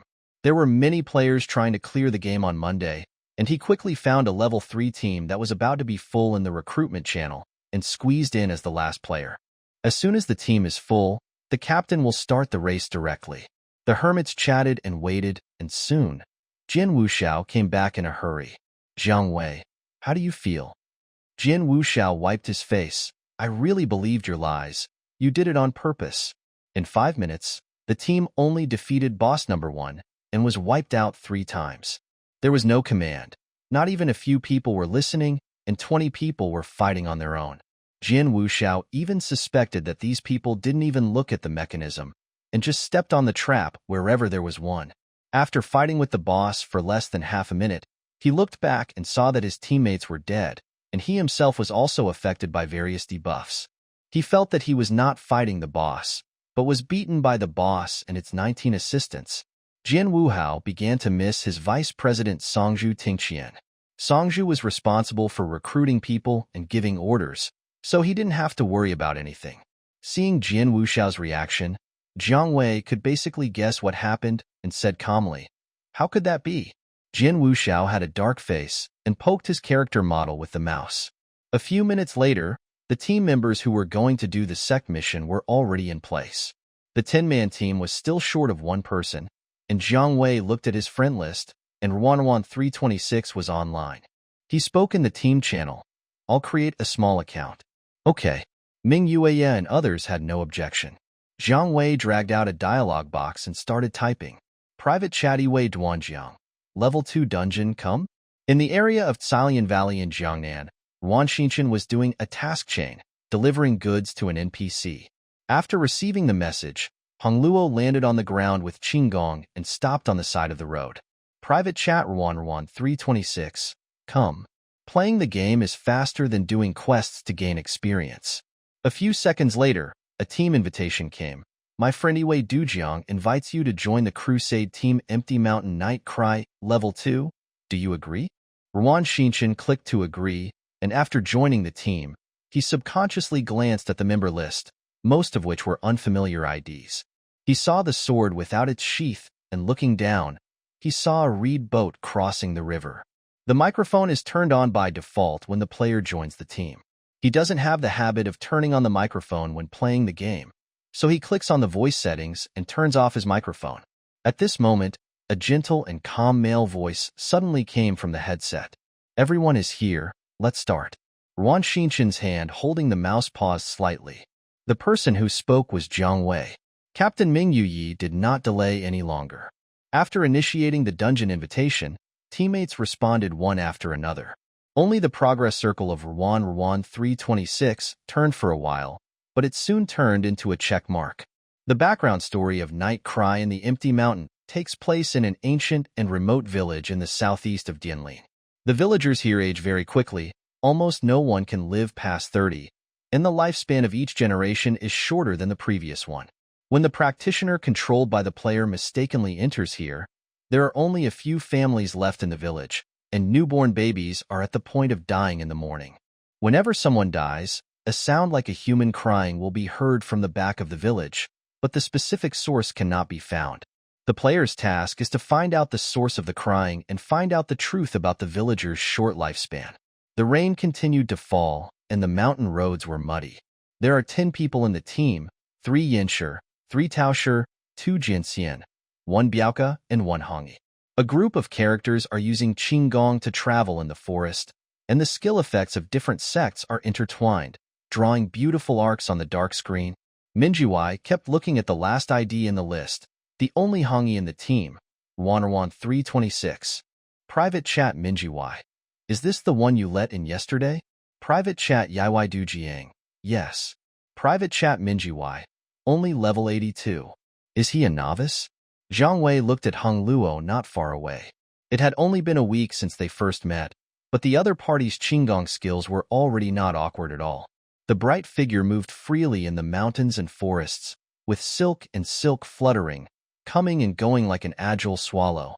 She didn't say anything, nor did she deny it. Zhang Wei only said, just treat her as a novice. The first boss of the Kongshan level is two intelligent monkeys, big and small, with high attack speed and agility. They like to jump back and forth between branches to tease players. When they miss, they will bark twice to taunt them. In short, they are really asking for a beating. I'll use the big one, and Jian. Brother Jian will use the small one. Minjiwai struggled for a while, but still called out this name with difficulty. Team 1. Follow me. Team 2. Follow Brother Jian to fight the small one. I can fight the small one by myself? Jian Wuxiao said. That's fine. Considering his strength level of the third place on the list, Minjiwai simply changed his words. Then everyone else follows me. There are two small accounts in the team that are not at the maximum level, so remember to pay more attention to the health bars as a healer. Okay. Orange and another nanny in the team responded. After the division of labor was clear, Ming Yuyi took the lead in killing the monsters. At this time, two black monkeys were hanging on a high branch. The escort Zhengtai jumped up and hit the big monkey with a stick.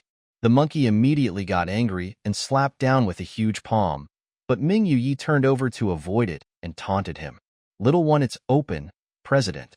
After Jian Wuxiao answered, he moved behind the second little monkey, flipped his long sleeves, and shook out his bloodthirsty long sword, then activated the vulnerable buff skill destroying mountains and breaking peaks.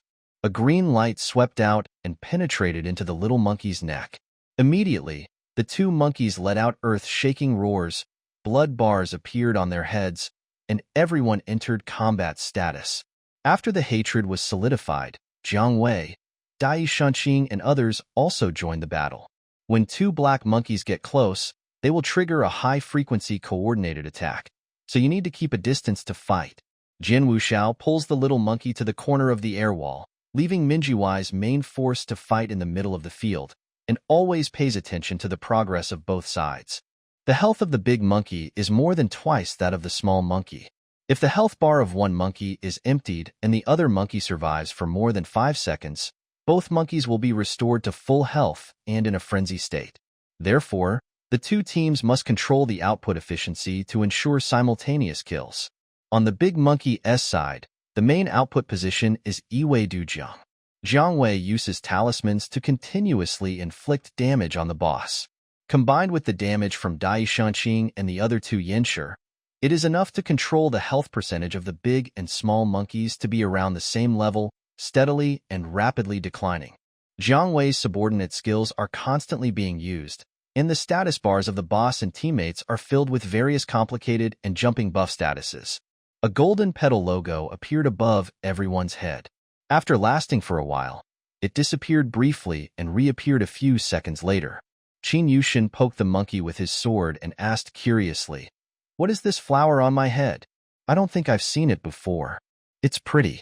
Except for him, everyone else present recognized it.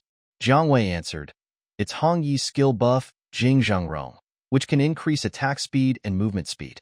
At this time, there was only one Hong Yi in the team, and the source of the buff was self-evident.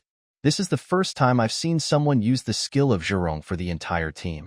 Even Minjiwai was a little surprised. Did Hongluo choose Chuanfang Xinjue? Suddenly being called, Ruan was silent for a moment, then typed a yes in the team channel. The Hongyi sect's lower secret techniques are divided into two types, Duxiu and Chuanfang, which are habitually abbreviated as Dong and Chuanhong by players. Dong, as the name implies, is a solo assassin output playstyle. All skill buffs are only for personal service, and it is also the mainstream playstyle of Hongyi sect. The Chuanhong, on the other hand, is more inclined towards team combat, sacrificing output capacity in exchange for collective gain, and having a closer connection with teammates. Like the Curse-Forbidden Alchemist and the Eternal Sword Immortal, they are both unpopular schools. Now that Rwandawan 326 has just passed level 80, he should have just unlocked the Heart Sutra system not long ago. So he directly chose Chuanfang.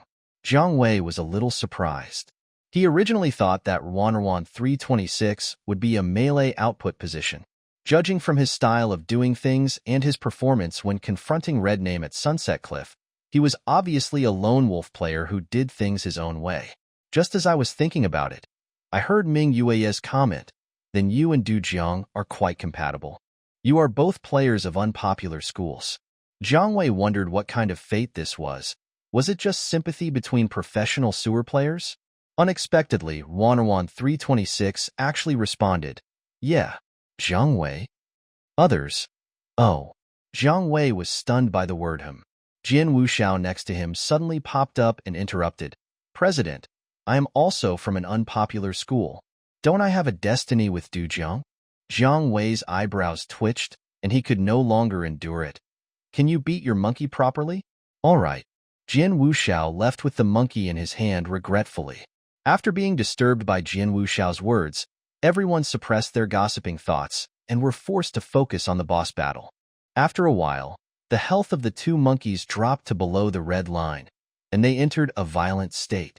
Everyone immediately stepped up their output, and before the two monkeys could climb up the tree and run around, they took down both of them at the same time in a few dozen seconds. The dropped materials were scattered all over the ground. Ming Yue scanned them one by one. His eyes lit up. The core exploded. Holy Jesus! Someone shouted excitedly. There's a blue blessing on it, and it's a stream of light. Flowing light. A universal blessing for all sects that reduces the cooldown of ultimate skills. The best blue quality, very practical and versatile, perfect for both output and support. What luck this week! The first boss dropped a core, and it comes with a blessing. Sister Yu. Hurry up and roll. Qin Yushin and Zhu Zi were also very excited. They were just looking for a suitable blessing word, but they didn't expect it to be delivered to them so soon. So Ming Yuyi waved his hand and opened the dice for everyone. Qin Yushin clicked to roll the dice and waited devoutly for his points. Ding! Your points for this round are 6 Qin Yushin. Orange beside him also said disappointedly. It's only 11 o'clock. There's no hope. Qin Yu looked at his 6, turned around and asked Jiang Wei, Brother, how much do you have? The latter glanced at his own points and replied expressionlessly. 1 Qin Yushin. Finally, under the envious eyes of Qin Yushin and Zhu Zi, the light fell into the hands of a Yinsher player who rolled 89 points. The latter proudly gave a speech of thanks for winning the award. Thank you, Gu Ain. Thank you, President. Thank you, everyone present. The two of them were more sour than lemons. Jiang Wei comforted them. It's okay. This is only the first boss. There is still a chance. Ming Yuyi also said, it's a good start. Maybe there will be a purple one later? After some persuasion, the two finally regained their confidence. The blue word had a good start, and everyone's enthusiasm for the game reached an unprecedented height. Under the leadership of Ming Yue, the group quickly headed to the location of the second boss, Black Crow, and rushed up to the boss like a hungry tiger. In a short while, the Black Crow fell to the ground peacefully under the skill, turning into a pile of shining materials. Qin Yushin couldn't wait to ask, how is it? Is the entry released? Orange clicked on the material introductions one by one, read them again, and said in frustration, no, there is not even any core material. Everyone was disappointed. If it doesn't work, just go to the black market and buy one, Jin Wuxiao suggested, seeing how sad they were. A blue quality blessing would only cost a few thousand yuan. As a result, when he turned around, he saw that everyone had quietly moved away from him, including Iwei Dujiang. He walked over in confusion. Why are you all so far away? I'm not the boss. Ming Yuyi said woodenly. There is a generation gap between me and the nouveau riche. A few thousand yuan, which is the monthly salary of an average person, is used to buy a virtual item in the game. Are you crazy? But when you think about the fact that Jin Wuxiao once spent 188,000 yuan to buy Bloodthirsty, it is not surprising that he can say such a thing. The location of the third boss guarding the level was very remote, and there was a long animation to go through.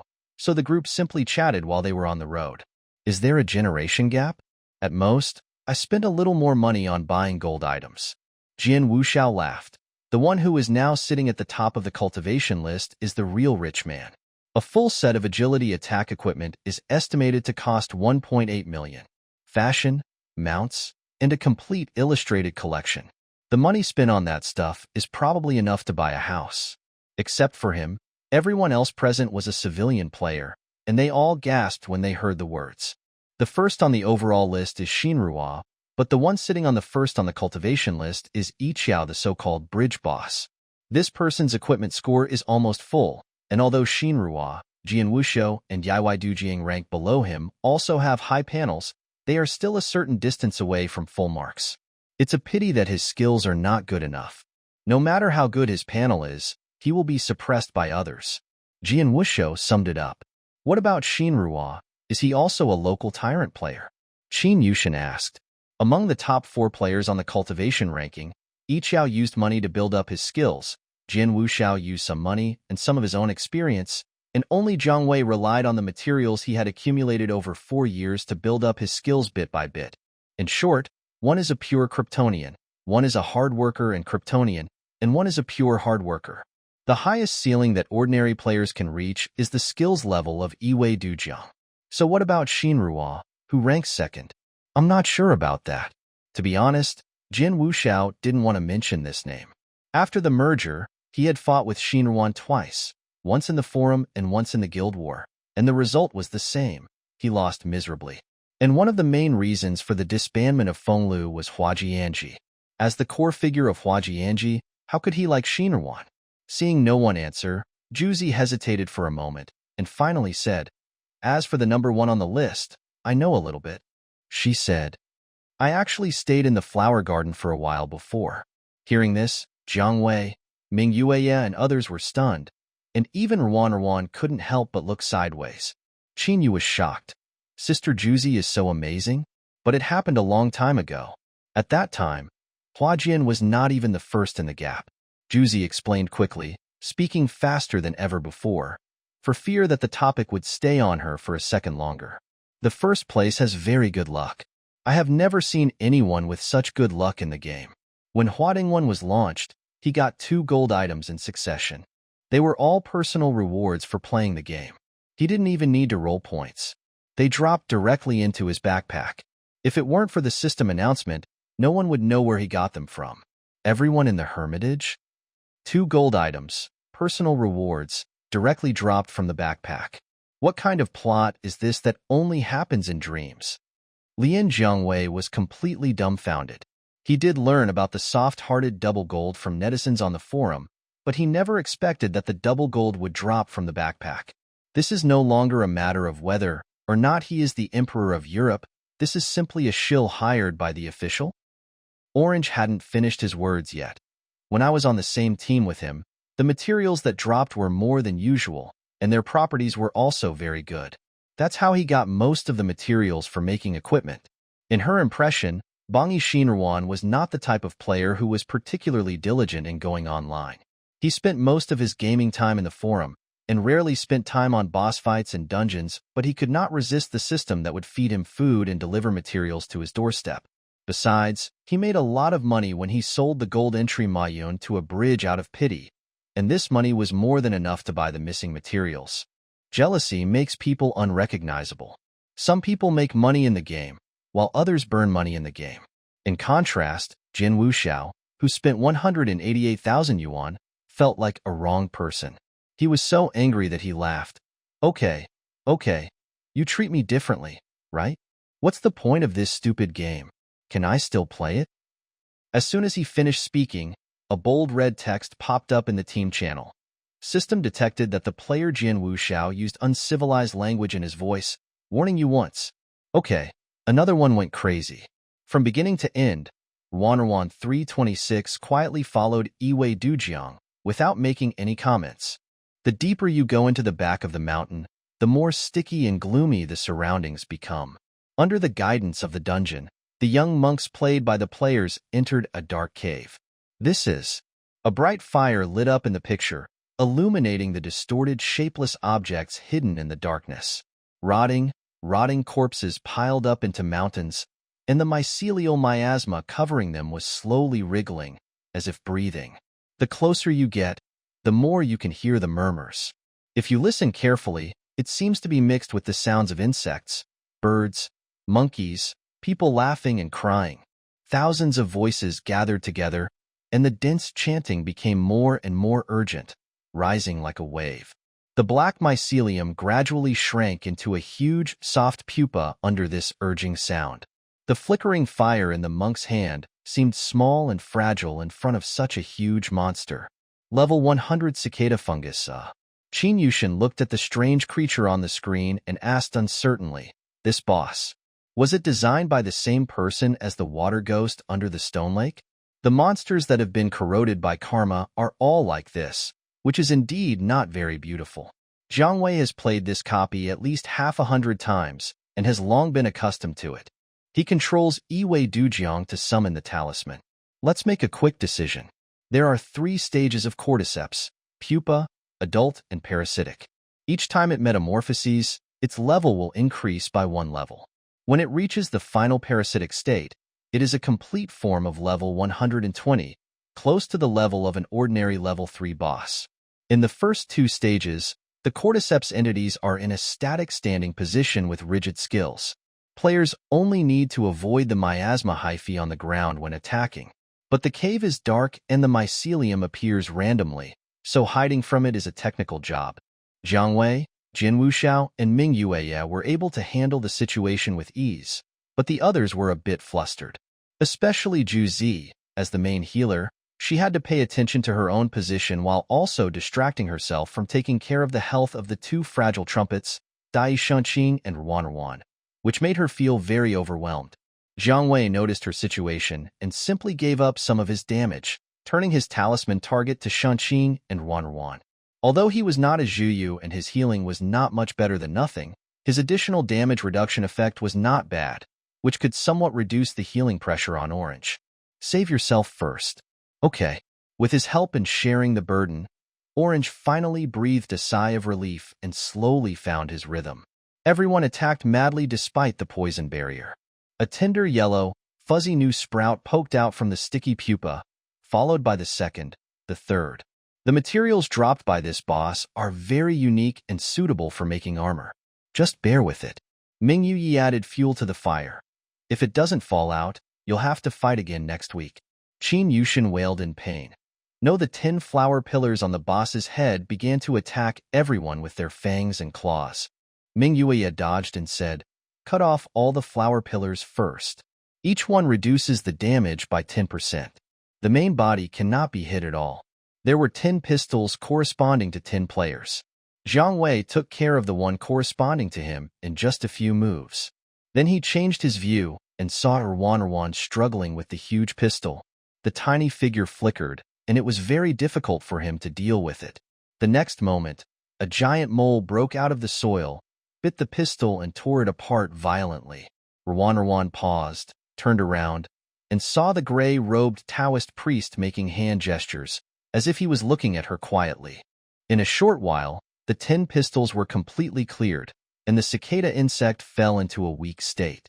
The output players rushed forward again, and after a dazzling array of skills, the boss was quickly beaten to a red blood state. Jin Wuxia stabbed the cicada's head with his sword. The newborn cicada had never experienced such pain before, and suddenly burst into a cry that sounded like a human but was not human. Task 1. Find the source of the cry, completed, but no one cared about the changes in the taskbar at this time. The health of the cicada flower boss dropped to 20%, and it was about to enter the final stage, parasitism. The cordyceps consumes its remaining health, and then names 2 players to parasitize. The parasite's personal level is raised to level 120, and the output capacity and panel attributes are greatly enhanced. Then it attacks all players indiscriminately without control. Players who die from the attack will be resurrected immediately after falling to the ground and become one of the parasites. It sounds scary, but parasitism directly consumes the boss's health. They only need to hold on until the boss's health is exhausted and wait for the parasitism to end naturally, and they can successfully pass the dungeon. Spread out, don't die together. Ming Yueye reminded, especially stay away from Jiang Shan and Brother Jian. Before she finished her words, Juzi beside her suddenly jumped up and rushed towards Dai Shinqing. Qin Yushin was unable to dodge and was hit by her talisman. His health bar was directly emptied by 1/3. He was immediately horrified. Sister Juzi, aren't you a nurse? Why does it hurt so much when you hit me? Orange quickly explained. It wasn't me. I was parasitized during the conversation. The orange blasted several holes in Dai Shinqing's body, and his health dropped rapidly. Qin Yushin hurriedly rolled and crawled to the side, but the parasitic orange kept chasing him, as if he would not stop until he died. Brother, save me. Jiang Wei immediately cast several damage reduction spells on him, but to no avail. Ming Yueye shouted, "Where's the other treatment?" As soon as he finished speaking, Jiang Wei had a bad feeling in his heart. He subconsciously turned his head and saw a male Taoist priest wrapped in black mist rushing towards him. He reacted quickly, dodged immediately, and quickly distanced himself from him. In the voice, the dad wanted to cry but had no tears. "President, I've been parasitized too." Jiang Wei. Moonlit night. Both healers were hit at the same time. It was over. At this time, Qin Yushin's situation was no longer optimistic. As the only two members of the team who had not reached the full level, he had no power to resist the hunting of the level 120 parasite. The orange in the parasitic state is in a dominant state, and control skills are ineffective against him. Others can't stop him or kill him. They can only give some buffs to the first affectionate, watch him struggle to death, and pray silently. Unable to help, Jian Wuxiao simply stood on the sidelines, watching the show and cheering. "Come on, cousin, you can do it." "I can't," Qin Yushin said angrily. Dai Shinqing ran around in a panic, and several talismans flew out, blocking his retreat. Jiang Wei, who was also being hunted, had been paying attention to the situation on his side. When he saw the parasitized orange start to read the big move, he thought to himself that it was not good. But it was difficult for him to escape now. If he rushed over to help, the two parasites would get together, which would only make Qin Yushin die faster. The boss's health was only in the single digits. If they could hold on for another half a minute, the parasitic stage would be automatically lifted. However, Orange's big move was about to be read, and the first deep love had less than 10% of his health left. The high-level blood recovery potion in the backpack also had a few seconds of cooldown, and he could not withstand this attack at all. My life is over. Qin Yushin felt a chill in his heart. The spell to kill the talisman and destroy the temple was finished, and in the blink of an eye, a blazing fire rose from the ground, as if to burn the first deep affection to ashes. But the moment the fire touched him, a golden lotus mark flashed in front of the sword fairy, followed by a sharp ding sound, and the fragile lotus was shattered into powder on the spot. The ghost fire burned out, and the first deep affection was still standing there without falling, but his health was slightly reduced, from 10% to 5%. Qin Yushin was surprised and happy. "I'm still alive?" He reacted immediately after escaping death, and rolled away from the parasitic orange. At this time, the high-level blood recovery potion had expired, and Qin Yushin quickly took the potion, instantly bringing his blood volume back to the safe line of 60%. Many of the teammates watching were confused. Only Jiang Wei, Jin Wuxiao, and Ming Yueye understood what was happening. They were all stunned. Jiang Wei was the first to find Ruan, who was left with only a trace of blood. There was a sign of weakness on the latter's head, as if he would die on the spot in the next second. The skill of the Chuanhong school life and death together, also known as the self-sacrifice skill, connects to a teammate, sharing health and the next damage with them for a short period of time. If the damage is fatal, the connection is immediately disconnected and the user enters a weak state. "We are inseparable, and we share the same thoughts." Jiang Wei applied a small healing treatment to her from a distance, but unfortunately he was not wearing a Zhuyu costume, so the amount of treatment was just a drop in the bucket. He quickly glanced at the boss's health, which was only 2% left. 10 seconds left, hold on a little longer. These words were spoken to Qin Yushin, but also seemed to be directed to Ruan. Although Ruan did not answer, She quietly moved away from the center of the venue to avoid being caught in the pursuit. 10 seconds seemed extremely long. Qin Yushin used all his strength, jumping up and down, desperately fighting with the parasitic orange. Finally, under the nervous gaze of Ming Yue and others, the health of Cordyceps sinensis finally dropped to 0%, and the black miasma shrouding the two healers also disappeared. Everyone breathed a sigh of relief. It's over. After the boss died, the screen immediately cut into the plot animation. After the monk killed the cicada fungus, the old village chief NPC of the village suddenly attacked and pulled out a sharp knife to stab him. However, the attacks of ordinary people were nothing to the cultivator, and the cultivator subdued them in just a few moves. The sharp knife rolled to the ground, with black mycelium entangled on it. Why? The old man's eyes turned red, and black miasma came out of his 5 orifices. Why are you born to cultivate the great way and seek immortality, while we mortals are only worthy of being buried in the yellow earth? Why is it that generations after generations are like this and cannot turn over a new leaf? A fleshy pistol burst out from his head, but the pistol growing in the human brain was not as hard and strong as those of cicada fungus and cordyceps, so the monk cut it off with a casual chop. The white stump twitched a few times after falling, making a sound like a baby crying, and then turned into a pool of black gas and dissipated. The old man who lost his pistol seemed to have lost his support, crawling on the ground to grab the ethereal and invisible black air. His face had begun to decay, and he made a sound with a gurgling sound in his throat. Tao.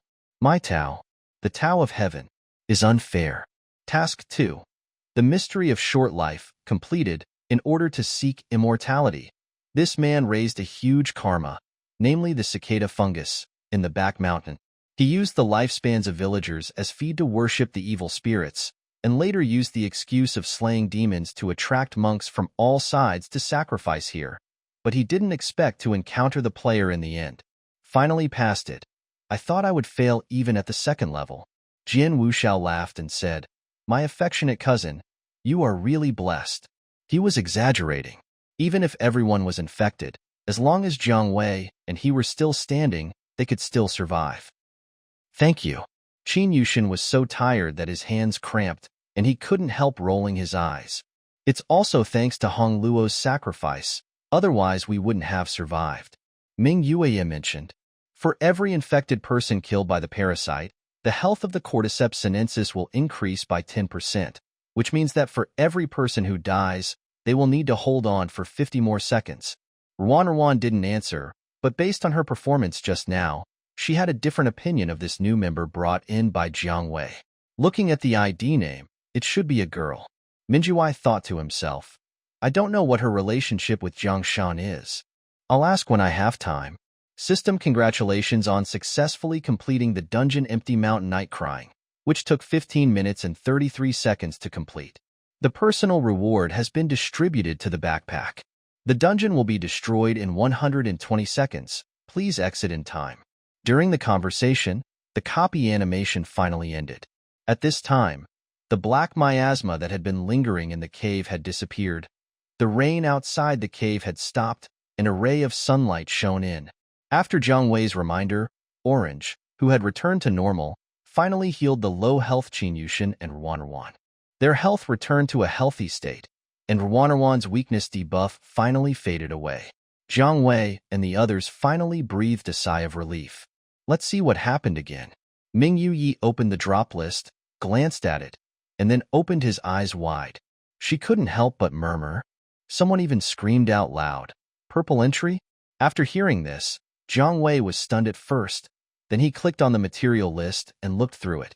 Sure enough, he found a row of purple entries under a core material called Golden Cicada Clothes. Orange on the side said excitedly, It's Xuanhu. Xuanhu, a blessing term exclusive to the Taoist sect, can provide a large amount of additional damage reduction for the whole team. It is a blessing skill of the same status as the rejuvenation term of Piampian, the second on the Taoist list. The teammates were overjoyed and said excitedly, Roll. Among the people present, only 2 healers were qualified to perform the skill of Xuanhu, but the others naturally did not want to miss this opportunity. This was a purple item, something that was in short supply on the black market. Even if they did not need it, they could still make a lot of money by selling it. Master, may you bless me, Master. May you bless me. Watching the dice rolling on the screen, Orange clasped his hands together and prayed quietly and anxiously. Ding. Your points for this round are 96. Her eyes lit up. But the next second, the system popped up a distribution prompt. Player 11326 cast a score of 100 and obtained the material, Golden Cicada Cloth 1 Tangerine. Heartbreak and despair often only last for a moment. Oh my god. 100 points. This Hongluo girl is so lucky. The others naturally saw the system prompt as well. Some were upset, while others beat their chests and wailed. Why do I never have such luck? Purple entry, my purple entry. There was a sudden sound of ghosts howling in the voice chat room. Jiang Wei glanced at the 0 he had rolled and closed his mouth. Just when I was feeling lonely and depressed, a little red dot popped up in my friend message. It was Rwan 326. Rwan, do you need it? Jiang Wei was confused. What? Hanging pot. Rwan sent him the link of the materials. I can't use it. She is Hongi, so she can't use the alchemist's blessing. But Jiang Wei only has a spell recipe, and he has the golden word Tianwen, so he naturally doesn't need to practice medicine. I'm not a healer, so I don't need this. Do you want to do a private transaction? In order to get cash back for game resources, in addition to going through the black market trading platform, you can also choose an individual buyer. Both parties first agree on the payment outside the game, and then reach the agreement directly through the same team transaction in the game. This method can avoid the platform's 5% handling fee, but it also involves greater risks. Jiang Wei pondered and typed. You can ask Orange and Daddy in the team and make an offer first to see if they can accept it. The average price of Purple Blessing on the black market is over 10,000 yuan, and the quality of Xuanhu is relatively good, so you can ask for 20,000 yuan. If they don't accept it, when looking for other buyers, try to find acquaintances, or go to the Taoist rankings to ask in private chat. After a sentence was spoken, the other side fell into a subtle silence. After a while, he finally typed, Got it, thank you. You're welcome. Jiang Wei didn't think there was anything wrong with it, and finally added a kind reminder. Be careful of scams. Okay. In addition to the Xuanhu, there are several core materials in the boss's drop materials.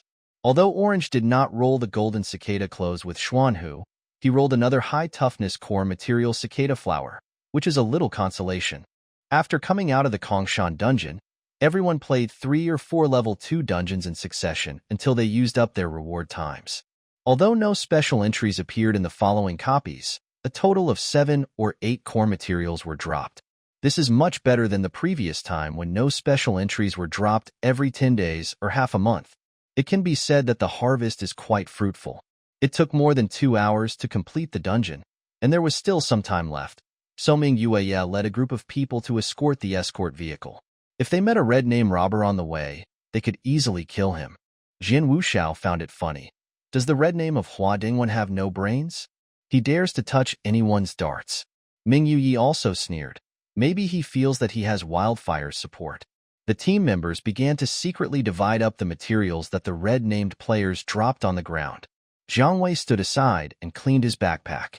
Jin Wuxiao came over and started a conversation with him. Speaking of which, have you ever fought against the vice president of Wildfire? Vice president of Wildfire? Jiang Wei recalled and remembered an ID. Crying non-stop? Yes. I met him on the Taoism stage, but he withdrew as soon as he entered the arena, and we never fought. Jiang Wei replied. Withdrew as soon as he entered the arena? Jin Wuxiao felt unhappy. Why haven't I encountered such a good thing? When I faced him, this guy wanted to skin me alive. So you lost? How is that possible? Jin Wuxiao snorted and laughed, and asked, What about Shinruan?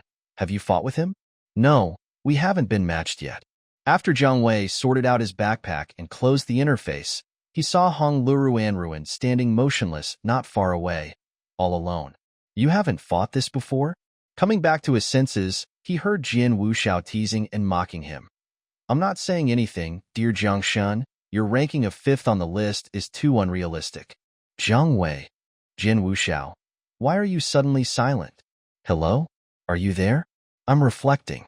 Jiang Wei said, walking towards Hong Luo, a little further away from him, and replied expressionlessly, "Why did I pay attention to your words just now?"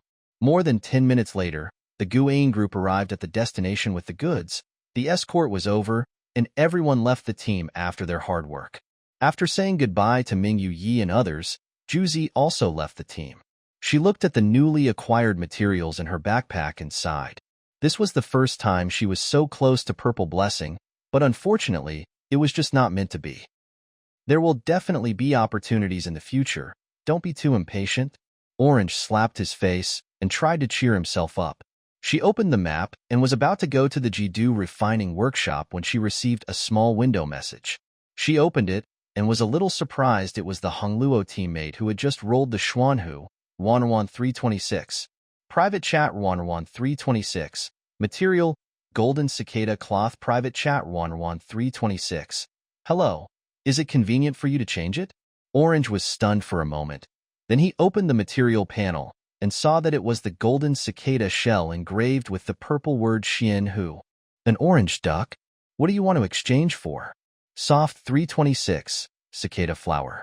Although he was puzzled, Orange still tentatively sent over the cicada flower panel he had just rolled. An orange duck. Ingredients. Cicada flower and orange duck. Is this it? Yes. Soft 326 asked again. Are there any other tough materials? A few minutes later, in a loft in the Jidu safe zone, the two of them formed a team, and Orange took out all the toughness materials that he had stored in his backpack, warehouse, and mansion cabinet for a year and a half, including the waterine bone that he had just brushed a few days ago. Her tone was still very hesitant. Are these really enough? Ruanwan briefly counted the materials. Enough? Then he initiated a trade request with the same team. Player Wanwan 326 initiated an item trade request with you. Golden Cicada Cloth 1. Items to be delivered. Water Een Bone 180. Sweet Rain Dew 217. Moon Yarn 435. Red Osmanthus Wood 3. Cicada Flower 5. Do you agree? There were dozens of materials, totaling more than 2,000 pieces, which were very valuable. But compared to the Purple Blessing Xuanhu, it was still far behind. Juzi looked at Hong Luo's incomplete level and thought that she was a newbie who didn't know the market situation. She couldn't help but remind her, you can actually sell it on the black market and get a lot of cash back. I know. Ruan was silent for a moment. Someone told me. Seeing this, Orange finally breathed a sigh of relief. Then I confirmed the transaction. The next moment she clicked agree. All the various materials in the character's backpack disappeared, leaving only a golden cicada robe. She felt her heart floating and couldn't wait to open the material panel of the golden cicada robe. Looking at the two purple characters Xian who engraved on it, her heart pounding, and her hand holding the mouse was weak. I finally have a purple entry, Orange said gratefully. Thank you, sister. You are so kind. If you need milk in the future, please be sure to find me. I will be there at your call. Ruanwan 326. It's okay. Orange was so excited that he didn't notice that something was wrong with her. He thanked her again and added her as a friend before leaving the team. She was originally going to the weapon refining workshop to make weapon embryos, but now all the materials have been used to exchange for the Xuanhu, so she has to start from scratch again. However, as the Qiqiao festival is approaching, the system will open the festival point store for a limited time as usual. As long as you complete the festival tasks and get points, you can exchange them for a large amount of rewards and materials, which greatly reduces the pressure on players to make equipment by killing monsters. First, save the materials for the weapon embryos and replace the Xuanhu as soon as possible. Orange planned in his mind, clicked on the map, and went to the material area with full fighting spirit. By the evening, the number of online members who retired increased. In the faction channel, the dad who was in the same team with Jiang Wei and others during the day was sharing his experience of clearing the dungeon today in the faction channel. From the ownership of Liuguang to the explosion of Xuanhu, other members were drooling. I was not online at that time and missed the chance to clear the dungeon. Someone sighed. Sister Yu, why don't we set up a guild group? Another member suggested. In the future, just notify the group when the next dungeon is released, so that everyone can chat and contact conveniently. Mingyue thought about it and said, that's fine. Actually, Guane originally had a guild group, but now no one is talking in it, and it's full of corpses, no different from a morgue. MANHUA was very quick and soon established a group chat. She first left the group number in the influence channel, and then pulled Jiang Wei, Qin Yushin, and Zhu Zi in. Jiang Wei was accompanying Qin Yushin to complete the task chain. He glanced and saw the social account flashing. Your friend Ming Yue invited you to join the group chat famous nursing homes in the district and server. Jiang Wei. What a straightforward name. I opened the group chat and found that there were already more than a dozen members in the group. Sword without sheath. I really like this name, Moonlit Knight. Quality Moonlit Knight / cheers to our friendship. JPG. Other members also spoke and revealed their game IDs. After a while, they started to send emoticons. Qin Yushin and Zhu Zi also joined in, and the atmosphere was lively and harmonious. Jiang Wei looked at it for a while, and then curled the corners of his mouth unconsciously. He mixed in and also sent 2 smiling soybean emojis. After exiting the group chat, he found that the message list was still flashing, and it was a new friend request. Ruan applied to add you as a friend through the group chat famous nursing home in the district and server. Did you accept? Jiang Wei was slightly startled when he saw the nickname, but soon realized who it was. Ruan. After getting connected with the friend, he clicked on the other person's profile picture and took a look. A Siamese cat with its face tilted to the side, with dark blue eyes and a cold look, inexplicably similar in temperament to the taciturn and quiet Hong Luo in the game. Jiang Wei thought of the stray cats downstairs in the community. He had hardly fed them in the past 2 weeks since Qin Yushin came, and he didn't know how they were doing. He felt a little itchy and wanted to pet the cats. In the evening, Cheng Jie came back from playing ball and took Ruan Xinshan out for dinner. The food street was still bustling.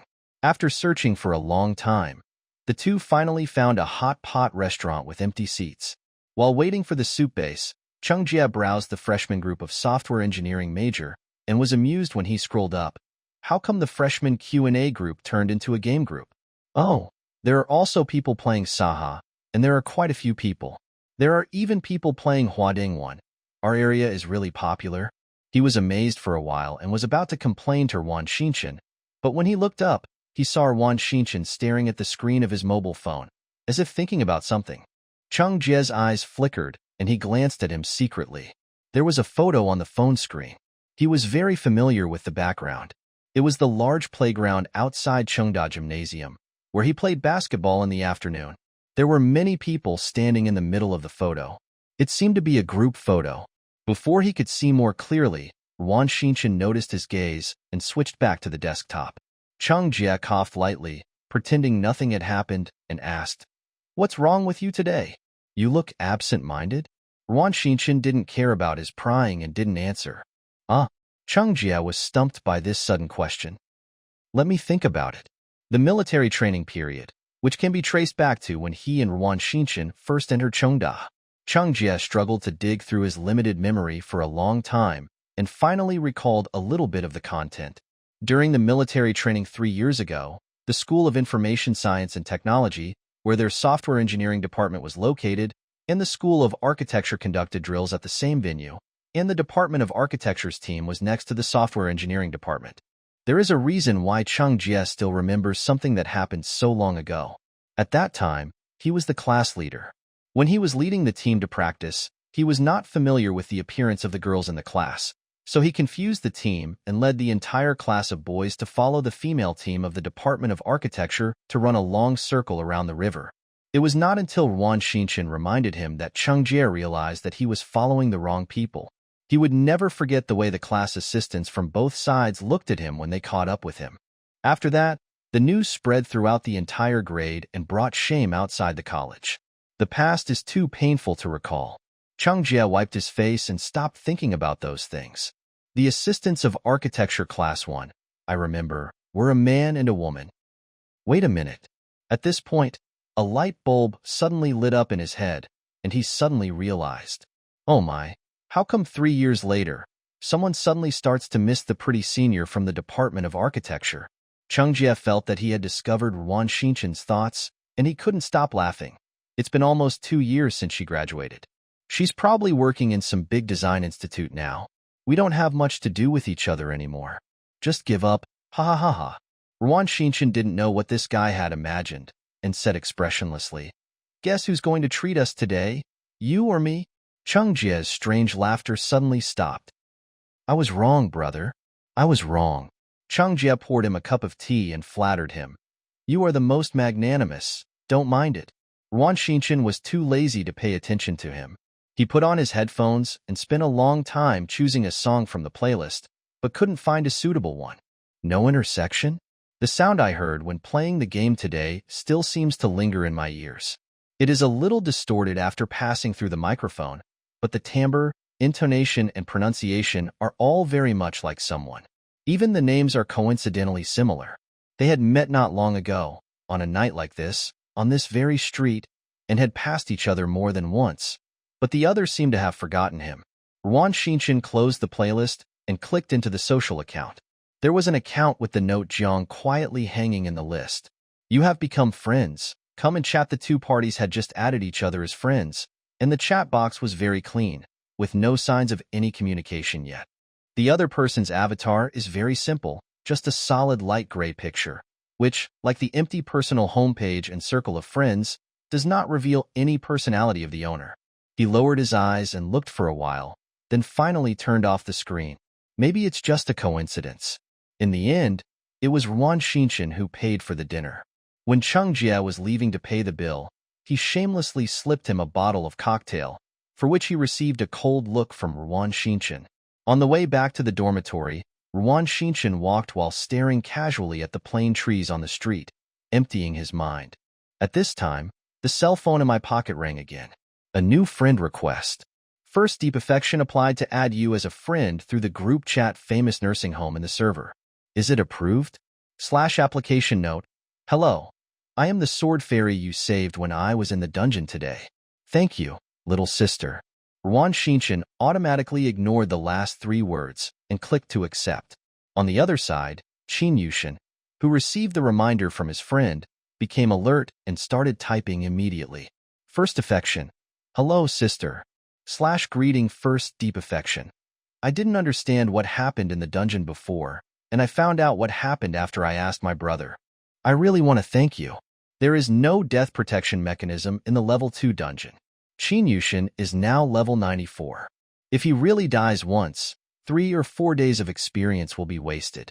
So after Jiang Wei explained that it was Wanruan 326 who saved him with his life-threatening skills, he immediately added Wanruan as a friend in the guild group. Your brother? That's Yiwei Dujiang. You two should know each other? Yes. The topic ended here.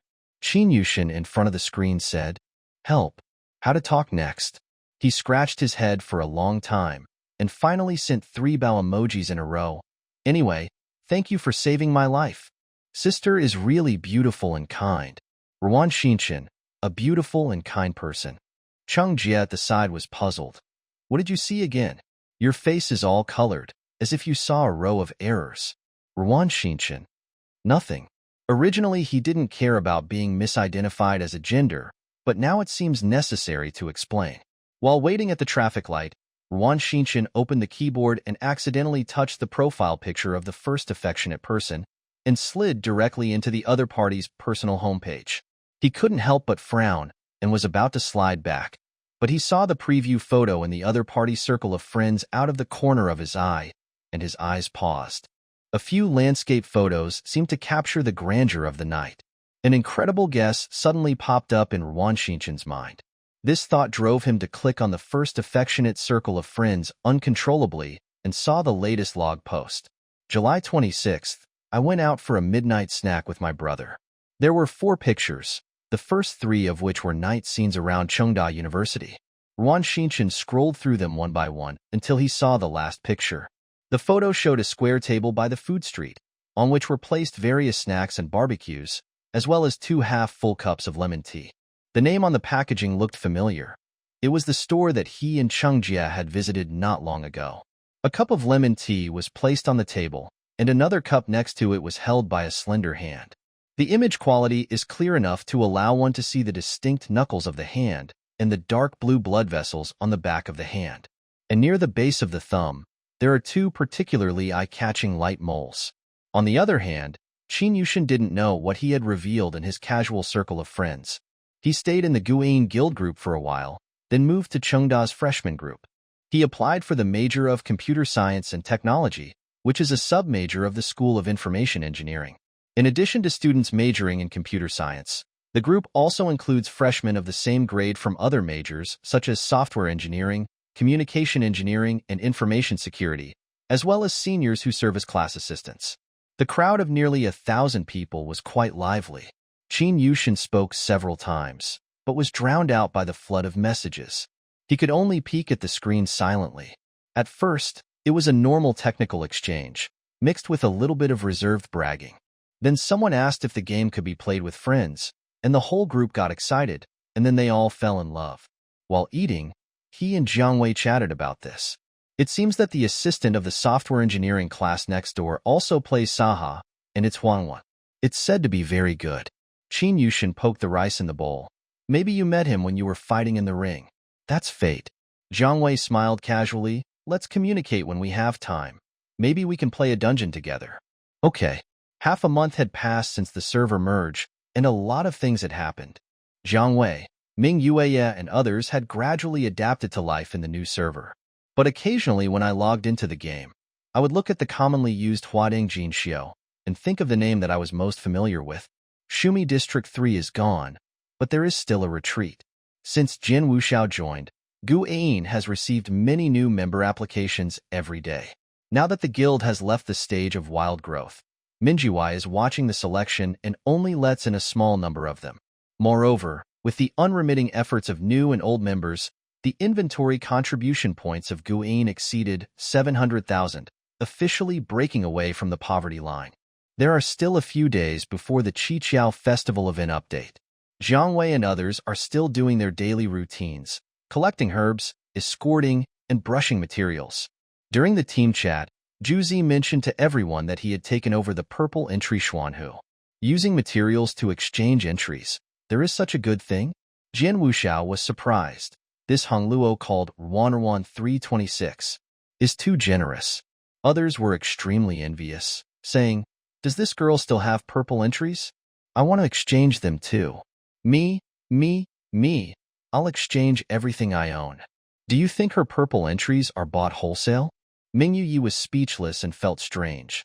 Speaking of which, why does she, Hongyi, need so many toughness-type defensive materials? Only alchemists and escorts would use this stuff. Shouldn't Hong Yi stack attack power and attack speed? Hongyi is so fragile. It's reasonable for him to have more health and defense, right? Why play Hongyi if you are afraid of death? It's all about the heartbeat.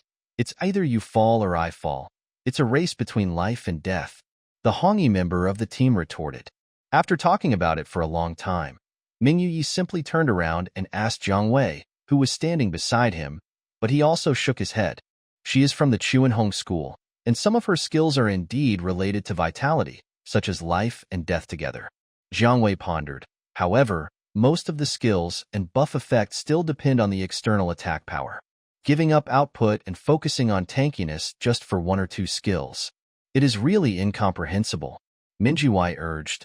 Don't you know her? Just ask her through the window. Jiang Wei was stunned and felt that it was not appropriate. We know each other, but we are not close enough to ask about each other's thoughts. As he was talking, the friend list suddenly flashed. Private chat Ruan 326.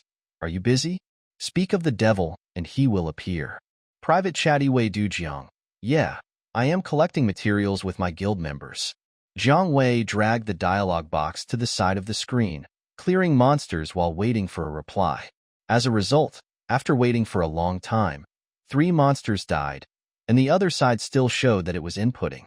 Jiang Wei asked in confusion, what happened? As soon as these words were spoken, the prompt the other party is typing suddenly disappeared. The chat box was silent for 3 seconds, and then 2 short words popped up. Nothing. Jiang Wei. What is this new way of greeting on the internet? At this time, the monsters at the refresh point were cleared, and Ming Yueye and others were preparing to change to another map. He thought about it and simply suggested, we are ready to change the point. The next batch of toughness materials will be refreshed. Do you want to join us? This time Ruan replied quickly, yes. Jiang Wei said something to Ming Yue and others, and then pulled her into the team. As soon as he came in, he was warmly welcomed by Zhu Zi and Qin Yushan. Others also came up to him.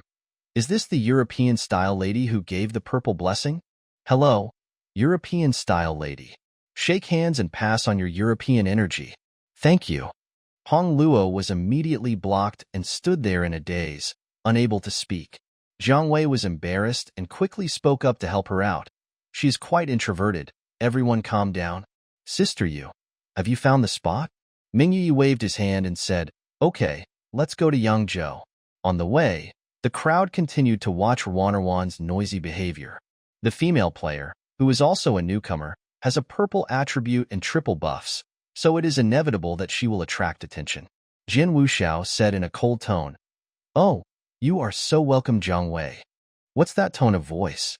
When they arrived at the new refresh point and started to spawn monsters, everyone's enthusiasm finally faded a little, and the chat content returned to daily gossip, no longer focusing on Ruan'erwan alone. But there was still a sword and dart player named Hong Chink who kept asking questions. Hong Chink, Sister Hong Luo, do you have a master? Ruan'erwan, no. Red Dust guessed, Oh, is there any love? Ruan'erwan, no. That's great. Hong Chink smiled and said in an ambiguous manner, Would it be convenient for you to add me as a friend so we can play together in the future? No. Ruan'erwan was still very frugal with her words. Don't be so ruthless. We're just making friends. We're all from the same guild. Hong Luo's attitude was visibly cold, and she was obviously not interested in this. But Hong Chunku was still insisting on pestering her. Jiang Wei, who had been listening for a while, frowned slightly and interrupted. If you want to find a lover, go to the blind date team. This is the material team. Seeing him talking, Dao Biao shut up in dismay and sent a friend request to Ruan'erwan in private, but he didn't expect to be rejected directly by the other party. TSK, why are you pretending? He snorted disdainfully.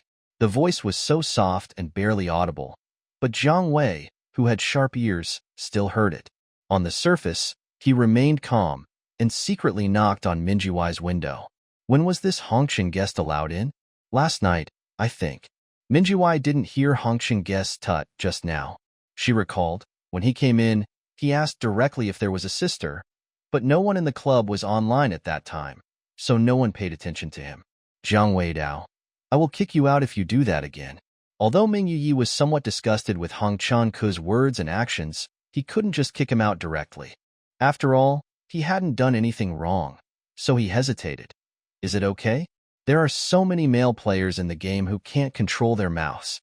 He's still quite normal. I can't just kick everyone who comes. Jiang Wei paused for a moment.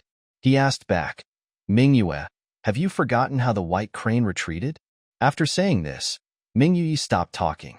After a long while, he replied with a single word, okay. Ruan'erwan was clearing monsters not far from the main force. Orange kept an eye on her situation all the time. Even if she suffered only a little damage, he would immediately treat her to keep her in good health at all times. Jiang Wei observed carefully for a few seconds and found nothing unusual in Hong Luo's actions. He couldn't figure out whether the other party was influenced by Hong Chunka's remarks. More than an hour passed, and several rounds of monster spawning points were cleared. Everyone gathered together to distribute the materials, and then left the team one after another. In the end, only Iwei Dujiang and Ruan'erwan 326 were still standing there.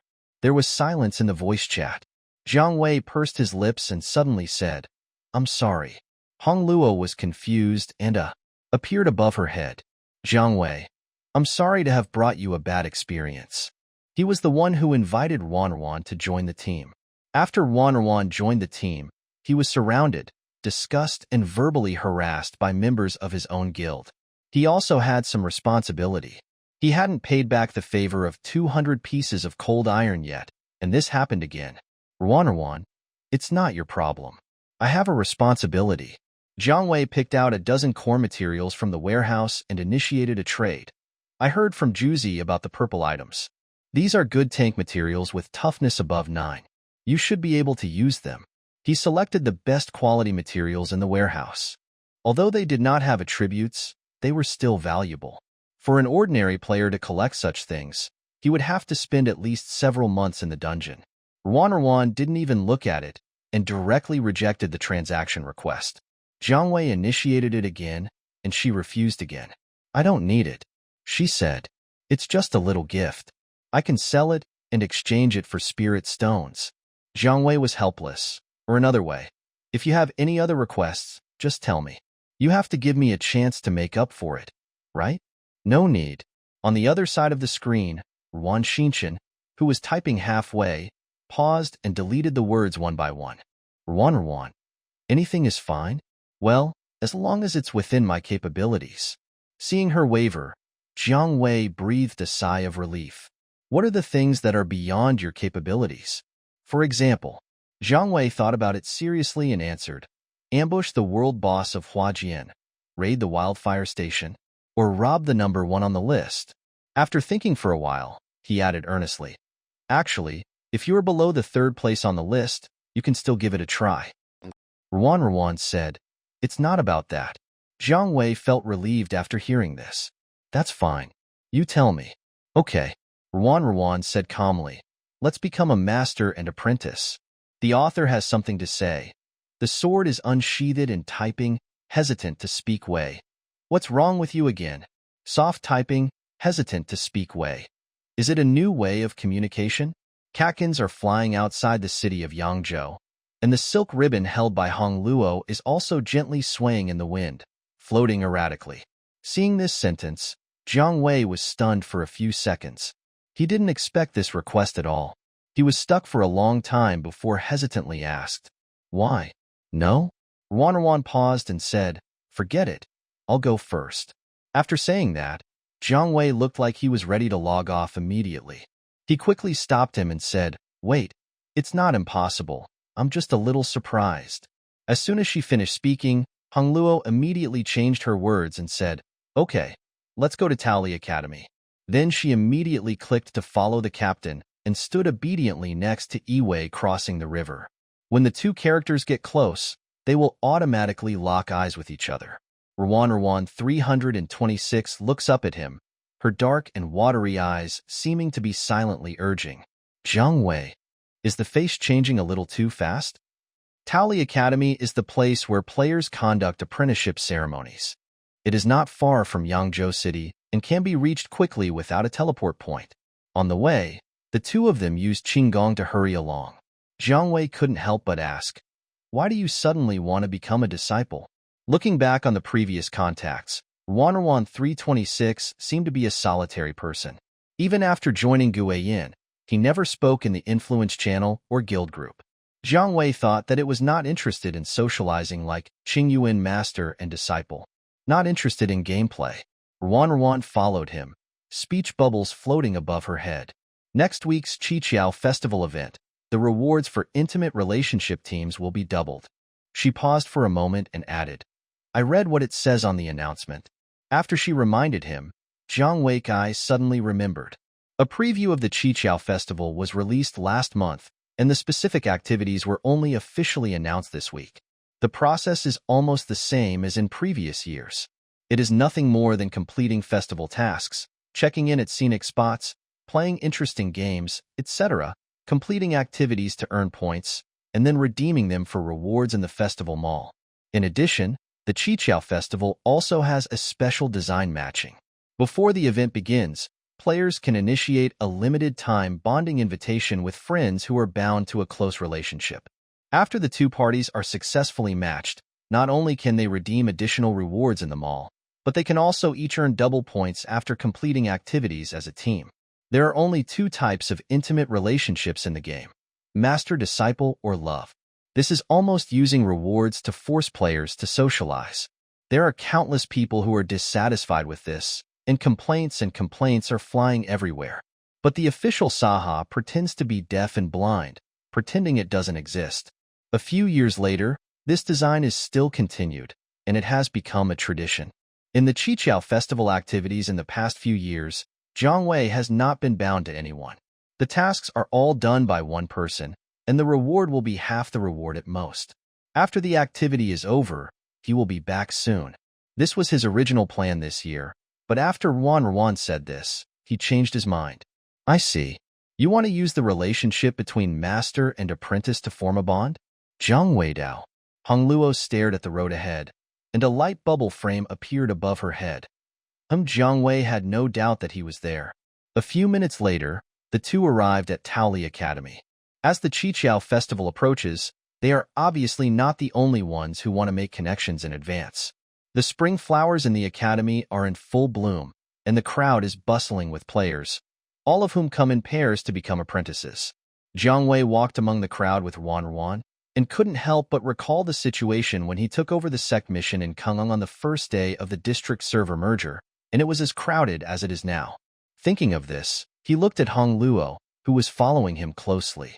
At that time, he was just alone, but now that he had someone with him, he felt much more relaxed mentally. The two finally arrived at the master-disciple guidance point, where stood an old man with a fluttering beard, looking at the two people in front of him kindly. It is easy to find a teacher, but it is difficult to find a human teacher. Does an immortal have a good teacher or friend in his heart? The character level of Yiwei Dujiang is higher than that of Ruan, so application for apprenticeship can only be initiated by Ruan. Jiang Wei explained the apprenticeship process, and the latter expressed understanding. After a while, a prompt box popped up in the center of Jiang Wei's screen. Friend Ruan 326 has submitted an application for apprenticeship to you. Do you agree? He clicked OK. The subsequent process is very simple. After the apprenticeship ceremony, under the guidance of the system, the 6 rituals are collected, the hands are cleansed and cinnabar is sprinkled, and the last reed is crossed across the river as the master finishes lecturing the disciples, and the ceremony is considered completed. After completing the last step of the process, a system prompt finally appeared on the screen. You have obtained the title, Master of Ruan 326. Do you want to use it immediately? Jiang Wei glanced at Ruan and saw the title Disciple of Yiwei crossing the river appeared above her head. He clicked to agree, and the corresponding title of Master and Disciple also appeared above the head of the gray-robed alchemist. There were other players who had completed their Master and Apprentice tasks one after another. The two of them mingled among them without attracting anyone's attention. That's enough. Jiang Wei smiled and said, when the Qiao Qiao festival starts, you can call me anytime if you want to get married. If you are not in the game, we can contact you through social accounts. Ruan should go to. Okay.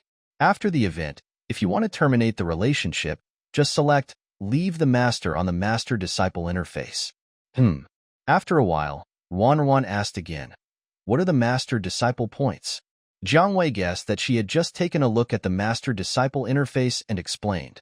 A point currency, which is obtained after Master-Disciple team up to download a copy and complete Master-Disciple tasks. It can be used to exchange materials, props, and fashions in Taoli Mall. After thinking for a while, he added, the store NPC is right in front. Should I take you to see it first? Okay. Ruan followed Yiwei across the river obediently to the merchant NPC, clicked on the store panel, and browsed slowly. Can these be exchanged? As long as you have enough points. Jiang Wei asked casually, what do you want to change? Materials or clothes? Ruan looked at the redemption options at the bottom and said without hesitation, clothes? Jiang Wei, well, for this, it will probably take a while. Fashion is the most expensive exchange item in the Taoli store. Most of the points required for other materials and props are hundreds or even thousands, but the number of points required for the Master and Apprentice fashion Taoli set is an order of magnitude higher, 10,000 points. The upper limit of the Master-Disciple points a player can obtain every day is 100. Calculating this, it will take at least 100 days to obtain it. That's it.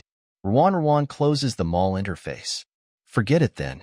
Her words revealed a certain amount of disappointment, a certain amount of regret, and a certain amount of understanding.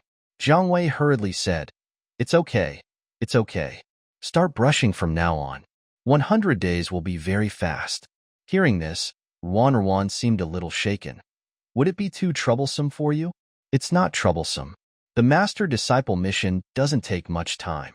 I can exchange the points I earn for things. Jiang Wei breathed a sigh of relief.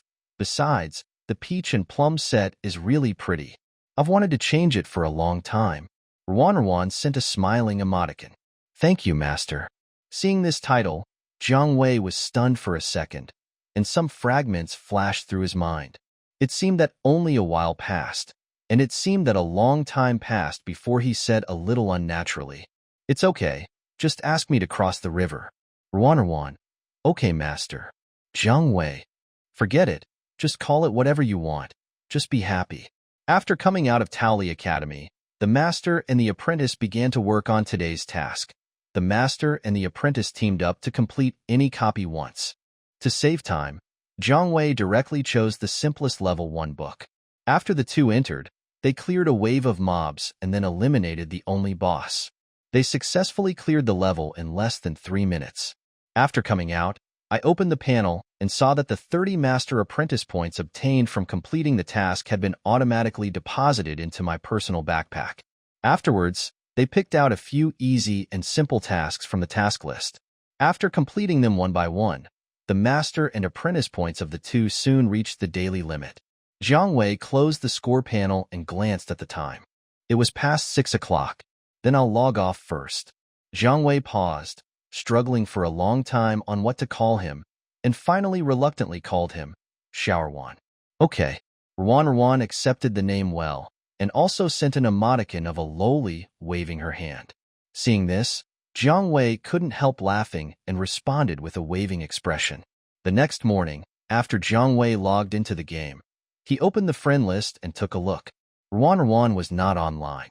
He first went to complete the sect's missions and other daily tasks, then returned to the faction channel, where Ming Yue and others were chatting with Juzi and others via the microphone. Seeing him enter the voice chat, Ming Yue greeted him and asked, "Are you here to pick herbs?" Jiang Wei had nothing else to do, so he joined the team and followed the captain to the Power Spirit enclosure. "Come here, there's a vacant spot." Ming Yue was talking when he saw the title under his ID and asked in surprise, "You and Rwan are master and apprentice? When did it happen?" As soon as he said this, the others around him also looked over. After seeing the title of master and apprentice on Jiang Wei's head, they were all very surprised. "It was yesterday afternoon, not long after I finished brushing the materials." Jiang Wei operated Yaoi Dujiang to start collecting herbs, while explaining, in a few days, it will be the Qiqiao festival, and she and I will temporarily set up a master-apprentice group to establish a bond. At this point, he suddenly realized. The two of them were indeed meant to be a temporary mentor and apprentice in the beginning, but as they chatted, it seemed to have turned into a long-term stable partnership of washing clothes together. Jiang Wei was silent for a moment, feeling as if he was being tricked. Qinyu, who was standing by, was confused and asked, "Qiqiao Festival? What kind of fate is this?" After the other members of the team explained it to him, he finally understood. "Should I also find someone to bond with now? For that, just shout it out on the public screen," Orange said. "But for the sake of cooperation in subsequent tasks, it's better to find someone familiar among the people around you. Coincidentally, there's one here.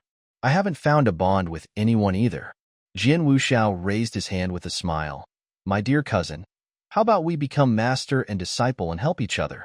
Qin Yushin immediately squatted back on the ground to pull out the weeds. "Actually, it's pretty good to do the task alone." "Is that so?" Jian Wuxiao's tone was quite regretful. "But I remember that this year's exclusive mall for marriage seemed to have added a blind box of selected materials, and the probability of drawing a purple and gold blessing was very high." Qin Yushin's heart was shamefully shaken. On the other side, Ming Yi poked Jiang Wei's window privately. "I kicked that mortal guest out last night." Jiang Wei paused. "What did he do?" "There was a blind date group in the club, and he told dirty jokes to some new girls, so I kicked him out." Ming Yi couldn't bear to recall. After being kicked out, he started spitting everywhere, and after being banned, he wanted to kill people with a red card, but was stabbed through by Jian Wuxiao and disappeared. Although he had a premonition, Jiang Wei did not expect things to develop like this. He was silent for a while and said, "Thank you for your hard work.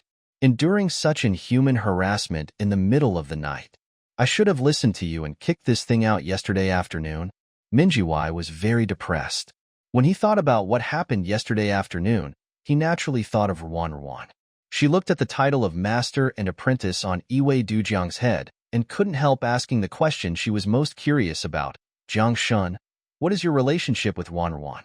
"Before, you should be considered friends who get along well." Jiang Wei paused. Now we are master and apprentice. Ming Yue obviously didn't want to ask this, so she simply asked, then let me change the question. How did you two know each other? Jiang Wei then briefly recounted the story of how they first met in the Shangwufeng when they fell into the water, how they killed the red-named enemy at Sunset Cliff, and how they later joined the guild and were forced to give Han Tai away.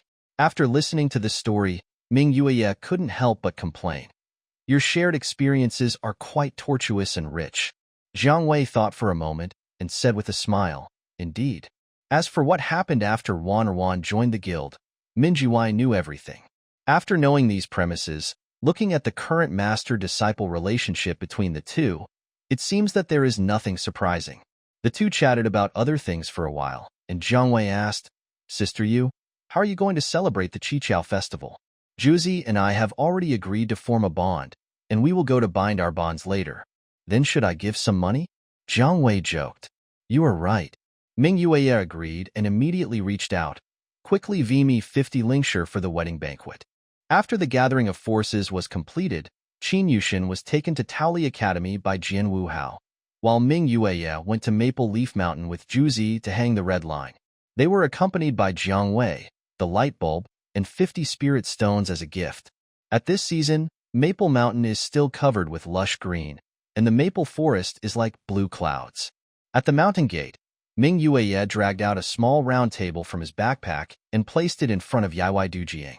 Multi-person interactive prop, melon seed plate. She was very generous. Come to Jiangshan, have a feast, don't be polite. Jiang Wei stared at the lonely melon seed plate on the small round table and asked politely, just one table? A table specially opened for you. Ming Yue brought oranges up the mountain. Don't eat them all. Leave some for me and orange. Jiang Wei, can this thing be finished? He resigned himself to the fate of looking at the pancake-shaped melon seed plate and clicked the interactive button. Then Yiwei Dujiang pulled out a stool from thin air, sat down on the spot with dignity, and then began to crunch the melon seeds. To be honest, he hasn't used interactive props much in the game, but it's quite interesting to try it out occasionally. There weren't many players passing by here, so no one would notice him. Jiang Wei patiently waited for Ming Yue and the others to come back. Listening to the crisp, repetitive sound of cracking melon seeds, he couldn't help but feel drowsy. Ding! Your apprentice Wan 326 is online. The reminder sounded suddenly, and Jiang Wei suddenly became much more sober. Private chat Wan 326. Master, are you in Maple Leaf Mountain? Players who have bound a close relationship can not only see the other party's team status, but also directly see their location. Yeah, the President and Orange are hanging out for a relationship. I'll accompany them here. Jiang Wei glanced at the gray-robed Taoist priest who was eating melon seeds in the middle of the screen. There's a meal to eat. Are you coming? Wan didn't seem to expect this to happen and paused for a second before replying. I'm coming. After Hong Luo was teleported here, she turned her head and saw a lonely and familiar figure sitting not far away. She breathed a sigh of relief. Walking closer, I could see clearly the plate of melon seeds in front of him. In the voice, Jiang Wei imitated Ming Yue's tone and said kindly, Come on, Xiaoruan, don't be polite when you have dinner. Ruan. The author has something to say. Question. Was it true that the master and the apprentice were kidnapped just to complete the mission? Wei. Really? And you can also wash your clothes at the same time, killing two birds with one stone. Soft. Looks away but... Hong Luo fell into a subtle silence. After struggling internally for a while, she finally walked over, slowly took out a stool from behind her back, sat down next to Yaoi Dujiang, reached out for a handful of melon seeds, and started crunching them. So there were two melon seeds on the plate, one tall and one short, one gray and one pink, and the man and the woman were eating them back and forth, and the scene was very harmonious. Jiang Wei wanted to laugh. Team Ruan 326. Are you waiting for them to come back? Yeah. He glanced at the dialogue box, coughed lightly, and said seriously, Help President Mingyue guard her melon seed plate to prevent it from being stolen by others. Soft. She was speechless for a moment, probably wondering if someone had really stolen this thing. It's almost time to come back. Jiang Wei glanced at the lower right corner of the computer. At this time, It had been almost 20 minutes since Minjiwai and the others went up the mountain. As expected, not long after he finished speaking, 2 applications to join the team popped up from the team list. They were Mingyu Yi and Ju Zi. Hey, let me tell you. As soon as she joined the team, Mingyu Yi couldn't wait to join the voice chat. She was about to share her experiences when she suddenly saw Hong Luo next to Iwei Du Jiang and asked in surprise, "Hey, when did Ruan come?" Ruan replied, "I just arrived not long ago." Orange greeted her affectionately, "Good morning, Ruan. Good morning." Ruan responded calmly. She glanced at the red love titles hanging above their heads, stared at them for a while, and then looked away without leaving a trace. The escort boy and the Taoist girl also conjured up a stool, and the 4 of them sat cross-legged around the melon seeds. Jiang Wei naturally saw the newly minted red titles on their heads and asked, "What happened? It took so long." Something unexpected happened. Ming Yue clicked on the melon seed plate to interact and continued what she had not said just now. She said in a mysterious tone, 2 Yinshi, 1 male and 1 female, fought in Hongyun Temple. Hongyun Temple is located deep in Maple Leaf Mountain. It is a public place for players to hang red strings to seal their love. At the same time, it is also the only independent safe zone in the Jiangnan wild map. Fighting in the safe zone? Jiang Wei was slightly surprised. Yes, so he was captured by the patrolling NPC after a short while. But in this short time, he accidentally injured a lot of people. Minjiwai sighed. At that time, Juzi and I were carving the marriage monument. Suddenly, 2 people in the crowd turned red. They used skills randomly without saying a word. The damage was quite high. Fortunately, we ran fast. Otherwise, we would have been killed. The Yinshi is a long-range internal power profession, and many of its skills are ranged AoE. When 2 Yinshi fight, the affected area is almost the same as the bombing zone. At this time, not only their 4-member team was watching the show, but there were also players on the public screen discussing this sudden incident. Most of the people who spoke were those who had just been accidentally injured by the 2 red names, and were cursing. World Darkwing Frost. I had just completed the last step of the mission, but a few skills flew over and sent me and Qingyuan back to the resurrection point. Okay, it was all in vain. I really thank you. World Shaoguang Ningbilan. A happy event turned into a sad event. World Good Dizziness is good fungus at Murong Chiizu at Sangguan Tudou RNM. Compensate me for the experience bar and equipment durability. Murong Chiizu and Shangguan Tudou were the pair of Yinshi who started fighting in Hongyun Temple. The scene was very chaotic at the time, and Mingyu Yi hadn't noticed the names of these 2 people, but now she smelled a hint of gossip. Looking at the names, they are not a couple, are they? It feels like there is something fishy going on. Juzi knew a little about this. Murong Chiezi and Shangguan Tudou are very famous in the district, ranking 3rd and 4th in the Yinshi sect. They are also ranked high on the love score list, ranking 2nd. Ahead of them, only Ichiao and Piampian can't hide. After a pause, she added softly, "It is said that these 2 had a very good relationship in the past, and they were famous for their deep love for each other. No wonder they hurt so much. They are 2 great Yinshi." Minjiwai complained, and then said, "But the place where these 2 opened the red at that time seemed to be the NPC who solved the relationship? I should remember correctly. There are 2 special NPCs in Hongyun Temple. One guides you through the task of making friends, and the other guides you through the task of canceling. They are not too far apart." Jiang Wei held his chin in his hand and listened for a while. It sounds like a divorce dispute. Probably. The 2 girls also agreed with this statement. Only Ruan was quietly chewing melon seeds, without making any comments. After a few minutes, the melon seeds in the plate had been divided up by 4 people. The props entered the cooldown period, and it would take some time before they could be used again. Mingyu Yi threw the empty melon seed plate back into his backpack. Jiang Wei and Ruan were ready to leave. "Then we go first and complete the Master-Disciple mission." "Okay." Mingyu Yi opened the map. "Juzi and I will also go to earn some points and try to get on the love list this month. Just like the master-apprentice relationship, after players bind their love, they will get special points for completing specific love tasks. In addition, they can also get points by giving each other paid items, such as fashion and gifts. However, These points cannot be used to redeem items, but are simply used as ranking values. When the monthly settlement is refreshed, the system will issue rewards of different qualities according to the player's ranking on the relationship list. Players with lower rankings will only receive material packages, while those with higher rankings will receive materials and a small amount of fashion fragments. Collecting 100 pieces will synthesize the rare settling sea. Thinking of this, Jiang Wei suddenly felt a little relieved. Fortunately, Ruan only wanted the Taoli set. If it was the Lingxi set, the two of them would probably have to grind until Saha went bankrupt. After all, the Lingxi suit not only requires time and patience, but also tests the player's financial resources. Therefore, since the launch of the Saha server, there are very few couples who have collected the Lingxi suit, and even he has only seen it a few times. Mingyu Yi and Juzi both left, and the team returned to the state where only Master Jiang Wei and his apprentice were left. Jiang Wei opened the list of tasks for the master and apprentice and took a look. Today's tasks were similar to yesterday's team up to speed through a level 1 dungeon, practice exercises, and travel around the country. Let's go. He used to read to cross the river and moved, and Ruan followed him.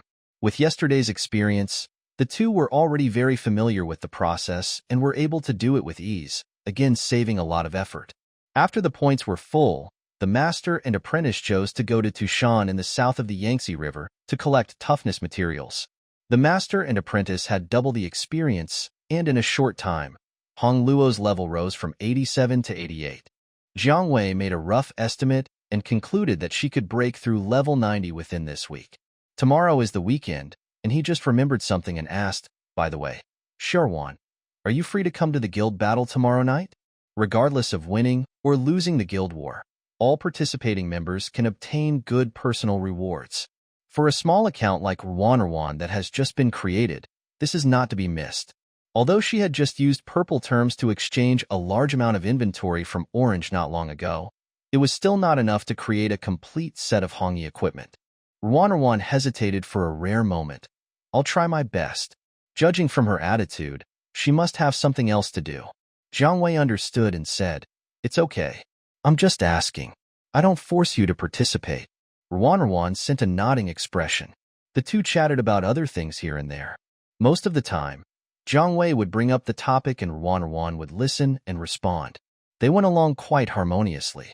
On the way, he took off his headphones and poured a glass of water. When he came back, he glanced out the window inadvertently. The clear sky had become overcast, as if a rainstorm was coming. Jiang Wei made sure that all the windows in the house were closed. After returning to the game, he saw Ruan and asked, What's wrong? It's going to rain here, he said. As soon as he finished speaking, the sound of raindrops hitting the ground began to sound outside. Gradually, the sound became denser and more rapid, and in a short while, the scenery outside the window was shrouded in heavy rain, and even the outline of the building could not be seen clearly. The first rain of August finally arrived. It is the same here. Ruan paused and added, I'm in Chongming. Jiang Wei's attention was suddenly drawn back to the game from the heavy rain outside the window. He was stunned for a moment and said, What a coincidence. I am also in Chongming. Really? But you don't speak with a Chongming accent. Ruan seemed a little surprised. I'm not a local. Jiang Wei explained. I went to college here and settled here after graduation. Ruan, I am also studying in college here. This is not surprising. There are many good schools in Chongming City. In addition to Chengda, there are several good colleges in the university town. As it involved privacy, Jiang Wei did not continue to ask, but only said with emotion, I didn't expect the world to be so small, and we both encountered this. Hearing this, Ruan was silent for a moment. Maybe we have met before. Jiang Wei thought she was joking and didn't take her words seriously. He smiled and said, It is indeed possible. On the other side of the screen, after hearing these words, Ruan Xinchen stared at the gray-robed Taoist priest in the game for a while, then looked at the continuous rain curtain outside the dormitory window, wondering what he was thinking. The sudden heavy rain lasted for a whole day and did not stop until 3 a.m. the next day. The rain brought a brief coolness to this hot and dry city. Early in the morning, Jiang Wei took Qin Yushin out for a morning run. The willows by the river are swaying. The the scenery is pleasant, and the air after the rain is very fresh, which is especially suitable for exercise. The two had run less than half a lap when Qin Yushin collapsed exhausted on a bench beside the road, gasping for breath and saying, "Brother, I really can't go on. Hold on a little longer, it's almost half a lap." Jiang Wei, who was standing nearby, panted slightly. Seeing that Qin Yushin looked like he was about to turn into a puddle of water, he reminded him helplessly, "There will be a drill in the middle of the military training, and you will have to run 2 full laps to get used to it first." 2 laps? Qin Yushin rolled his eyes and almost fainted. When he finally got home after running, he was half dead. His soul was out of his body. As soon as he entered the room, he fell on the bed and didn't move, just like a corpse. Jiang Wei first went to take a shower. After he came out, Qin Yushin finally came to his senses and finished breakfast with him. Jiang Wei stayed in his bedroom reading a book the whole morning. Shortly after lunch, his cell phone suddenly rang, indicating that he had received a message from a new friend. "Rwan, would you like to clean up your daily routine together?" "It's Rwan. Okay, wait for me a moment. I'll be online soon." After Jiang Wei replied, he glanced at the other person's blue-eyed Siamese cat avatar. This seemed to be their first communication outside of the game. He closed the book and put it back on the bookshelf, turned on his computer, put on his headphones, and logged into the game. After entering Huading Zone 1, Iwei Dujiang was still standing at the place where he logged off yesterday. Before Jiang Wei moved the mouse, an invitation pop-up window popped up. "Friend Rwan 326 invites you to join the No Target team. Do you agree?" He clicked to agree and was about to follow the teleportation, but the system popped up an error message. "You are already the team leader and cannot follow the members." Jiang Wei was slightly startled, and when he looked up again, a figure as pale as peach blossoms had already appeared in front of him. What a fast hand speed! While completing the tasks of the master and apprentice, there were still conversations between the two.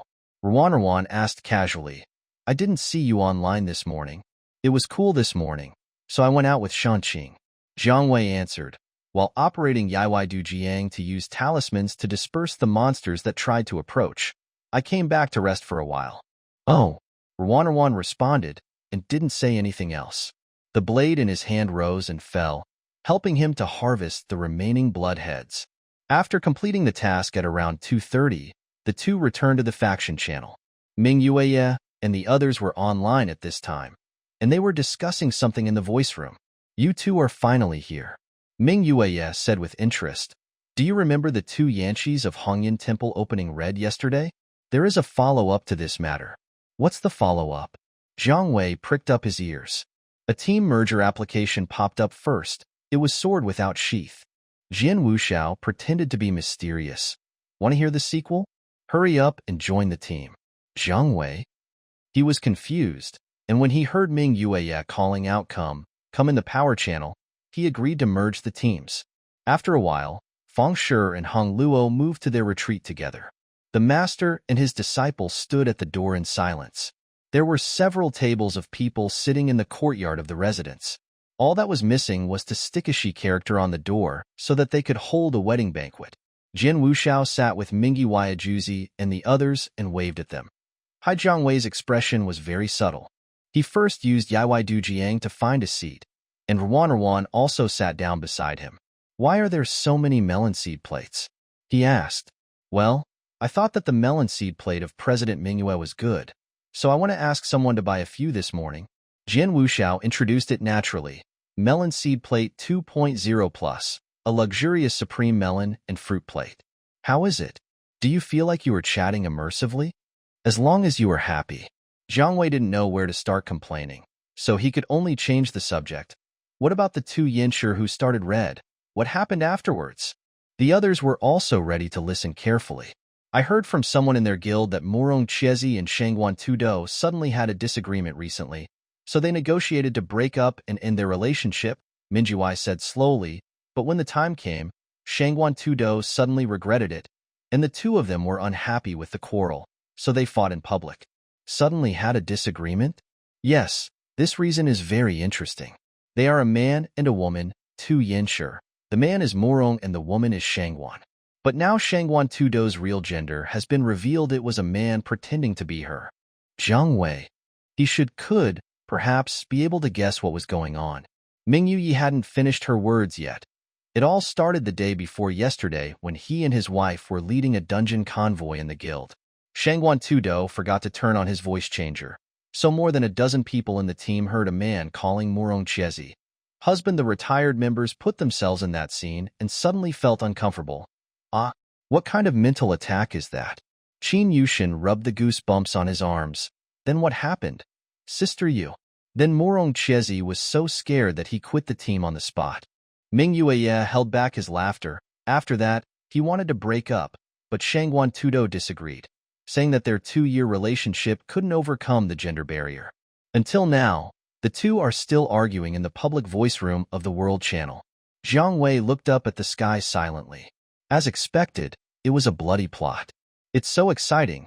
This should be recorded in this year's forum's annual gossip, Jin Wuxiao said while praising him. It seems that it is better to be cautious about online dating. Fortunately, I have been single for 27 years. Qin Yushin. Is this something worth bragging about?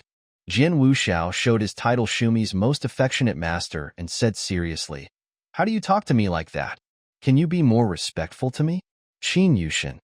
For the Qiqiao festival mission, he endured. Jiang Wei opened the public voice room and took a look. Thousands of people were listening and it was impossible to squeeze in, so he gave up the idea of watching. There were still more than 10 minutes left before the guild battle schedule was announced at 3 o'clock, and the hermits had nothing to do, so they simply organized an escort team.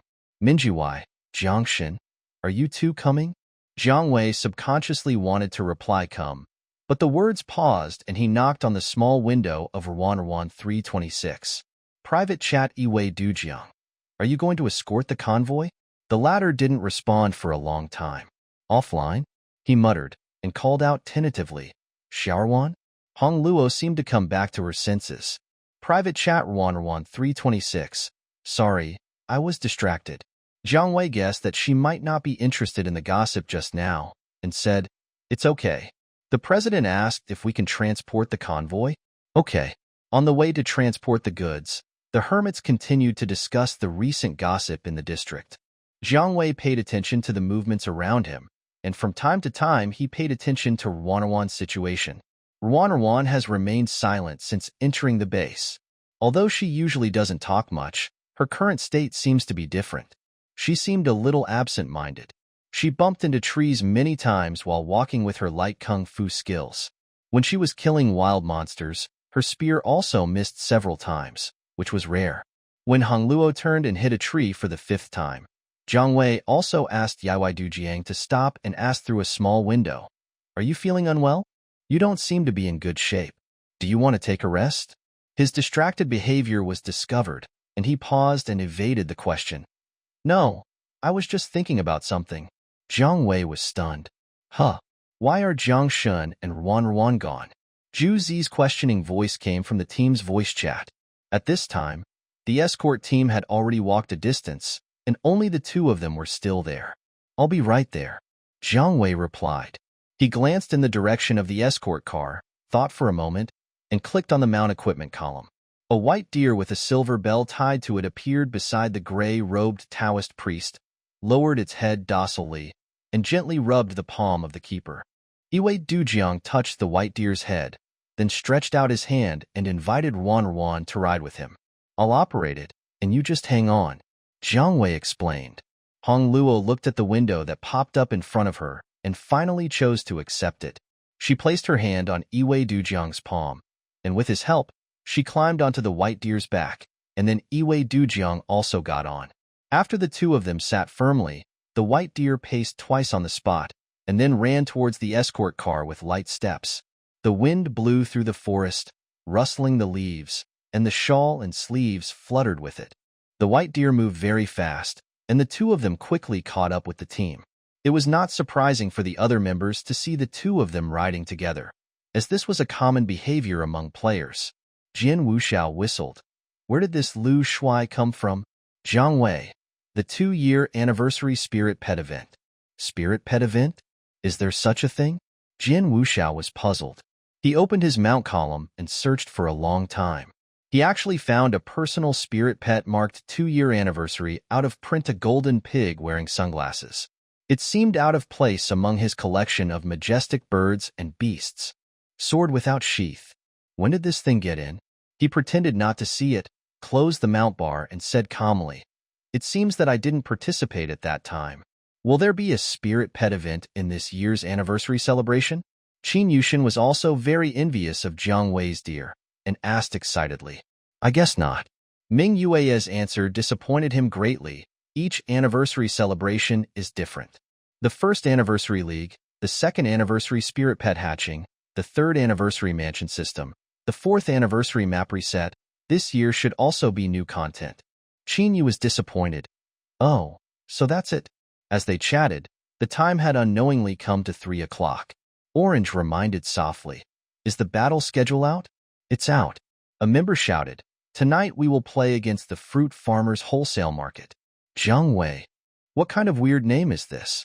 This name sounds familiar. Ming Yues suddenly realized, wait, isn't that the guild that Morong Chezi and Shangguan Tudo belong to? Hearing this, everyone else was startled, and they clicked on the list of members of the fruit farmers wholesale market.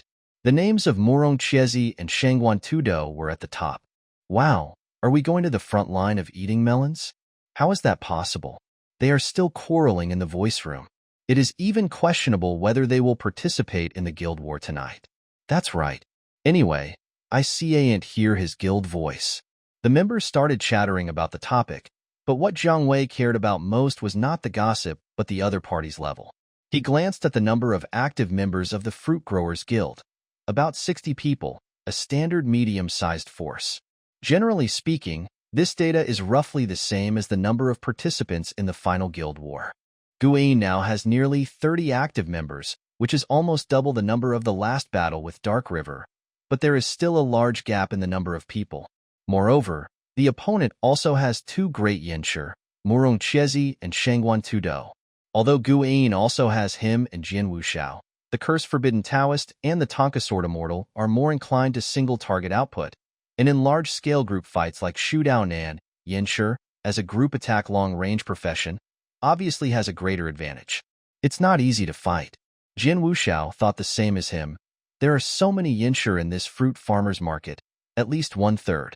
No wonder such a small number of people can rank 13th on the guild list. Wow, Yinshi is a big family. Ming Yuyi asked, "What do you think, Lord Jiang?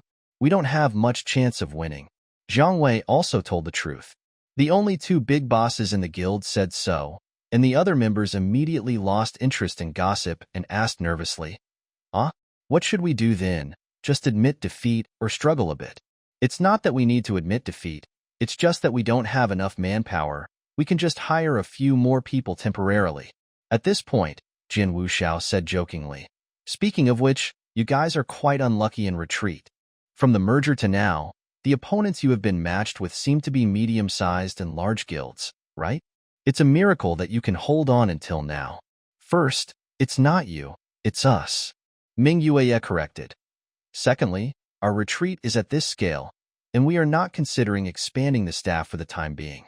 Whether we win or lose, we just need to do our best. Everything depends on human effort." "Okay, I'll listen to President Ming Yue." Jian Wuxiao raised his hands in surrender. That being said, no one doesn't want to win. Losing 3 times in a row in the guild war is not glorious to tell others about it. Jian Wuxiao is particularly concerned about this. He lost twice with Fenglu before he entered seclusion. If he changed to another guild and continued to lose, it would be too embarrassing.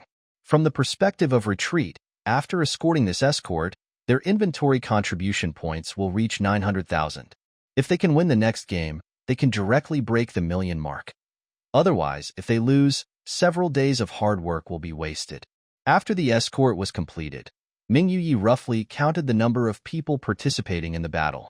Jiang Wei, Jian Wuxiao, Qin Yushin and Zhu Zi were all naturally attending, and she casually asked, "Is Ruan coming?" Jiang Wei helped answer. She probably didn't. Before he finished speaking, a reply popped up in the chat box. "Team Ruan 326, come on." Jiang Wei was a little surprised, and then she explained, "I'm free in the evening." "Okay." Ming Yuyi happily counted her in the head count. The final statistics show that the number of people who retired to participate in the war is about 25, and when they actually enter the battlefield, there may be even fewer people. Is it really going to be a 3-game losing streak? Qin Yushin said anxiously. Jian Wuxiao couldn't bear to hear this, so he drew out his long sword and stabbed his character model's ace. Really? Your master is number 3 on the list, and your brother is number 5. This doesn't give you confidence? Qin Yushin was really encouraged by this, but he couldn't help but say, "Can you please stop poking my ace? That's really perverted." So Jian Wuxiao moved his sword a little higher and began to poke his kidney. Qin Yushin. On the other side, Jiang Wei looked through the battle list again, focusing on the top 3 in the guild list. Except for Wildfire, whose opponent is another top 10 guild, the opponents matched by Huajian and Dark River this week are all small and unknown guilds. After learning about the situation, he opened his friend list and found Li Bufei's chat window. "Are you there?" He typed. "Would you mind helping me? The author has something to say, Jian. Online dating doesn't end well? Soft." At the same time, Huajianji. Yehujiu was leading a team of 20 people to diligently farm cold iron in the weak water abyss when his social account suddenly lit up. Soft-hearted. "I won't be attending the guild battle tonight." The battle list was just released not long ago, and the level of the opponents Huajianji was matched with this week is similar to that of last week. He is still not very competitive, and the result will be the same with or without him. Therefore, Yehujiu agreed straightforwardly. Okay. After agreeing, he couldn't help but ask in confusion. "Speaking of which, have you been online less and less recently? Last week, you didn't even fight the world boss a few times. You shouldn't be so diligent in training your trumpet, right?" He knew that Shinruan had opened a Hongi account to practice after seeing the news about the new dungeon, but he didn't know the specific information about the account, such as its ID and level. Shinruan kept it a secret and never revealed anything to him. Busy upgrading and brushing materials. I answered with a soft heart. A pot of wine with half belief and half doubt. Shinruan did have the habit of training his trumpet, and he knew that. In addition to the number 1 Sword Immortal account Shinruan, this person also had 4 or 5 Sword Immortal trumpets. The equipment and style of each account were different, and they took up a lot of time and energy, but he had never been so interested in any one of them as he was now. Maybe he was more interested in Hongi? Yehujiu could only convince himself in this way, and brushed off the topic. "If you have time, you should log in more often and help the world boss." Yehujiu said, "During the 2 days when you were not here, the people from Wildfire and Dark River kept hanging around. They are really ruthless." Yeah. After finishing the chat with Yehujiu, Ruan Shinshin closed the chat window and returned to the game. After the escort team was disbanded, Hong Luo and Feng Shi continued to ride together. The 2 characters did not move for a long time, and then automatically entered the standby action, watching the butterflies flying by, and then touching the antlers together. He stared at the scene for a while, forgetting the conversation he had just heard in the retreat. Private chat Ruan 326. "What are you doing?" Jiang Wei was waiting for Li Bufei's reply, and when he saw Hong Luo's inquiry, he replied, "Request external assistance." Hong Luo seemed puzzled. "I had some dealings with people from another guild before." Jiang Wei briefly explained, and soon after, he received a reply from Li Bufei. Private chat Li Bufei. Yes, yes, yes. Private chat Li Bufei. Brother Jiang, what do you need? Just let me know. Jiang Wei said straight to the point. "We are short of manpower for the guild war tonight. Can you lend us a few people?" Li Bufei blushed. "Brother Jiang, we in Dark River are also going to fight in the guild war." Jiang Wei sent a series of links to core materials into the chat box. So Li Bufei changed the subject. "But it's not impossible. It's just that the loss of this transfer. You don't need to use a big account. Just use the 5 small accounts you left in Guane before." Li Bufei's eyes lit up, and he immediately changed his words. "Convenient. Very convenient. Borrow 5 people, right? I'll go get them now." "Okay," Jiang Wei said. "I'll prepare the temporary equipment here. See you tonight." After the cooperation was finalized, Jiang Wei continued to reply to Ruan. "We have found the foreign aid." "So fast?" "Yeah." He also dragged out another chat box and informed Ming Yuye of the matter. better than nothing. On the other side, Li Bufei also began to gather people inside the Dark River. Chinmin Lixu happened to be online. After learning the whole story, he immediately signed up excitedly. Brother Fei, I'll go.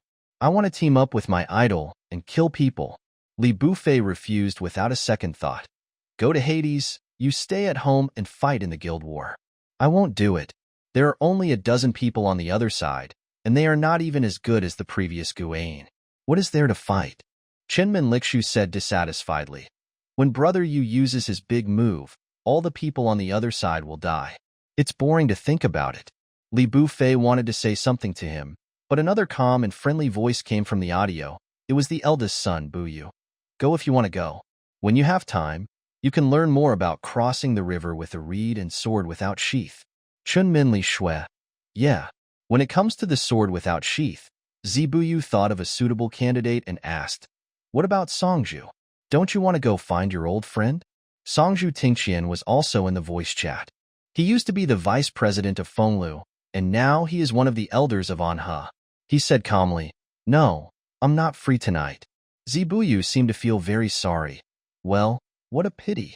After the personnel were finalized, Zibuyu and Li Bufei formed a separate team to discuss.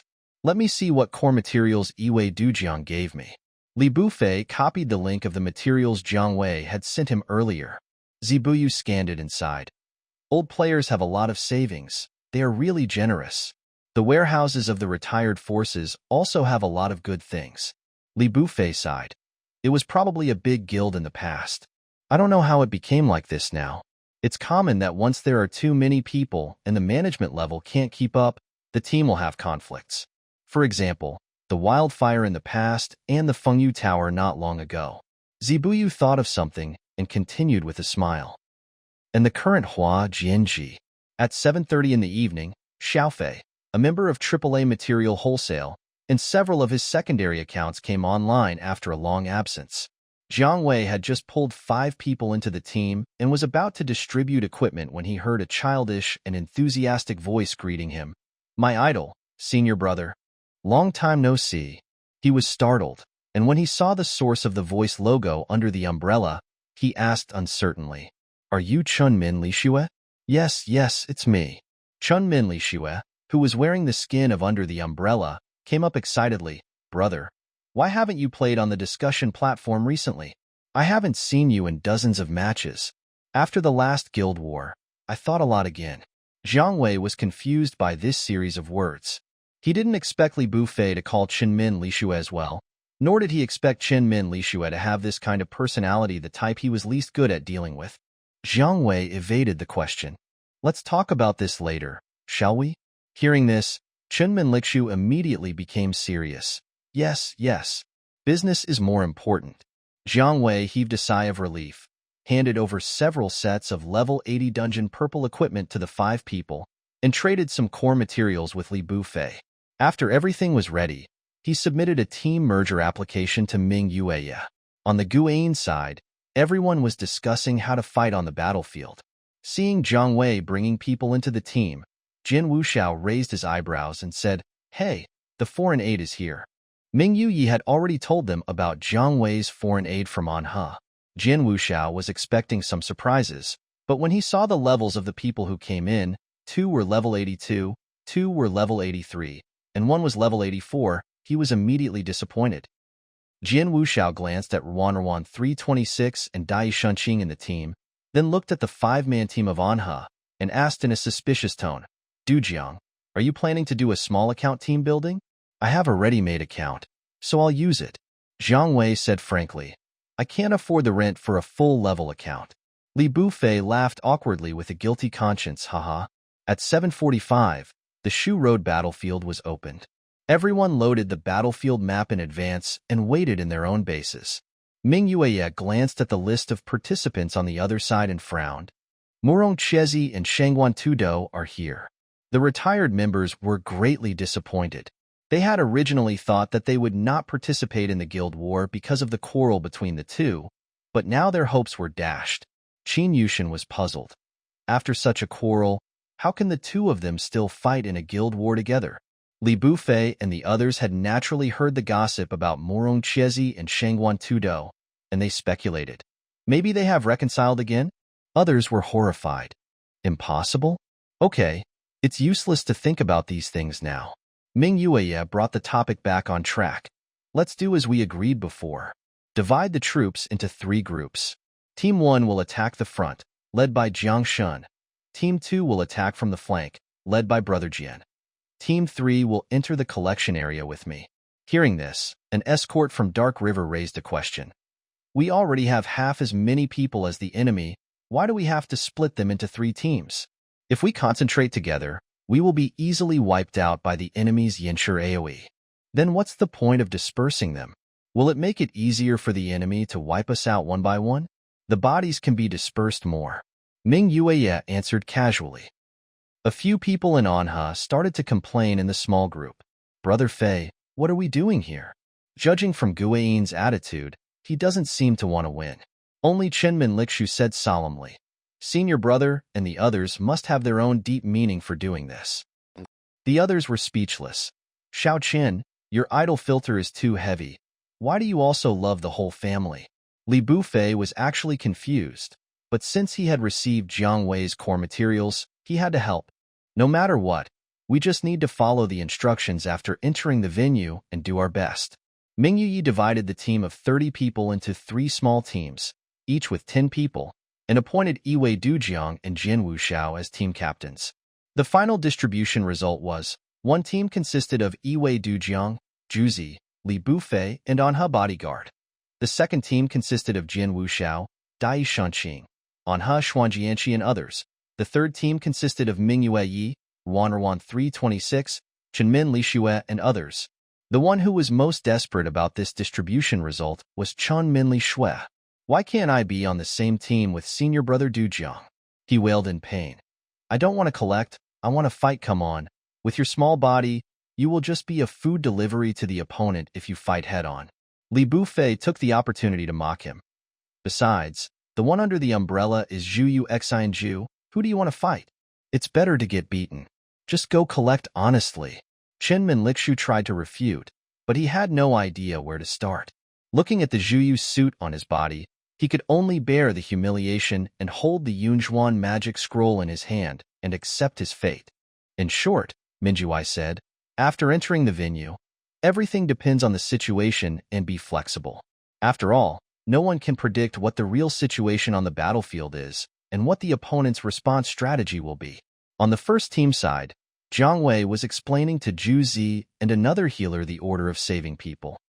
Don't worry about me, just save the bodyguards and swordsmen in the front row. The longer we delay, the more chances the second team will have. Of course, the most important thing is to save yourself first. There are not many Hongyi participating in the battle on the fruit farmer side, so it is unlikely that they will go around and cut people off, so just pay attention to your position. Understood. As he was talking, a small red dot appeared in the friend list. Private chat Wan'erwan 326. Come on. Jiang Wei looked in the direction of Hong Luo on the screen. The latter seemed to sense something and made a fist towards him in encouragement. The Shu roadmap was intricate and the routes of Team 1 and Team 3 were far apart. There was almost no possibility of them meeting after they entered the field. But Jiang Wei still smiled and said, well, come on. Amid the noise, time slowly approached 8 o'clock. Outside Jinmen Pass, the mountains cover 1,000 miles and a storm is about to come. At exactly 8 o'clock, the air walls of the garrisons at both ends of the battlefield disappeared instantly. The Third Guild War after the merger began. Jiang Wei led Team 1 of 10 people to the main road in the center. The 3 escorts in the team led the way, followed by Yiwei Dujiang and Li Bufei, and the healer and the long-range Yanshur followed behind. Team 2 Jin Wuxiao, Dai Shanqing and others kept a distance from them. The 2 Hongyis with the highest movement speed were at the front of the team, acting as scouts to clear the way. In case of emergencies, they were most convenient to escape. Ming Yueye took Wan'erwan, Chenmin Lixu and others and plunged into the resource collection area. Within 3 minutes of entering the arena, neither team revealed their whereabouts. The vast Shu roadmap was silent, yet it seemed to be surging with undercurrents and dangers lurking everywhere. The Jiang and Jin teams hid in the woods not far from their own artillery positions, holding their breath and waiting for the opportunity. Another 2 minutes passed, and no one's vision icon appeared on the battlefield map.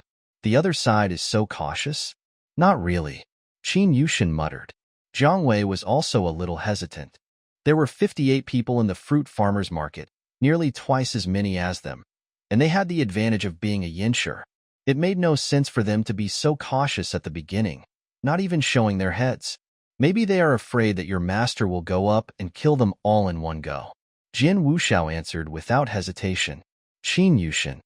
He. Don't believe it? Jin Wuxiao glanced at the map, hugged the sword and snorted, Wait, I'll show you a live show later. After a while, the scout's voice finally came through the faction voice. There are people coming from the river at 20 degrees northwest. There are quite a few of them. I think there is a full team of 20 people. Jiang Wei asked. Who is leading the team? A sword fairy. I think it's the president of the Fruit Farmers Association. Don't eat coriander.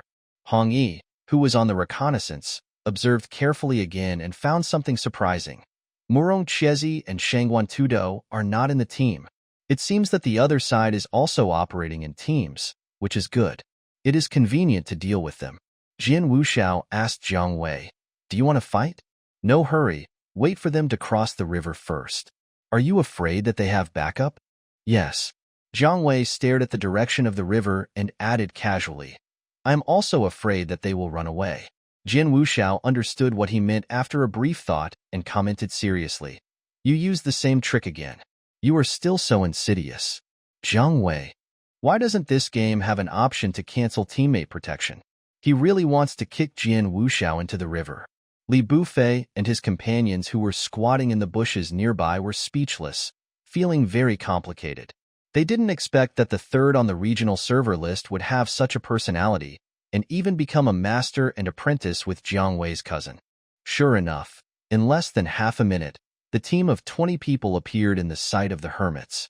Under the leadership of President Buchi Cilantro, the group from the fruit farmers market maintained a basic team formation and passed the suspension bridge in an orderly manner.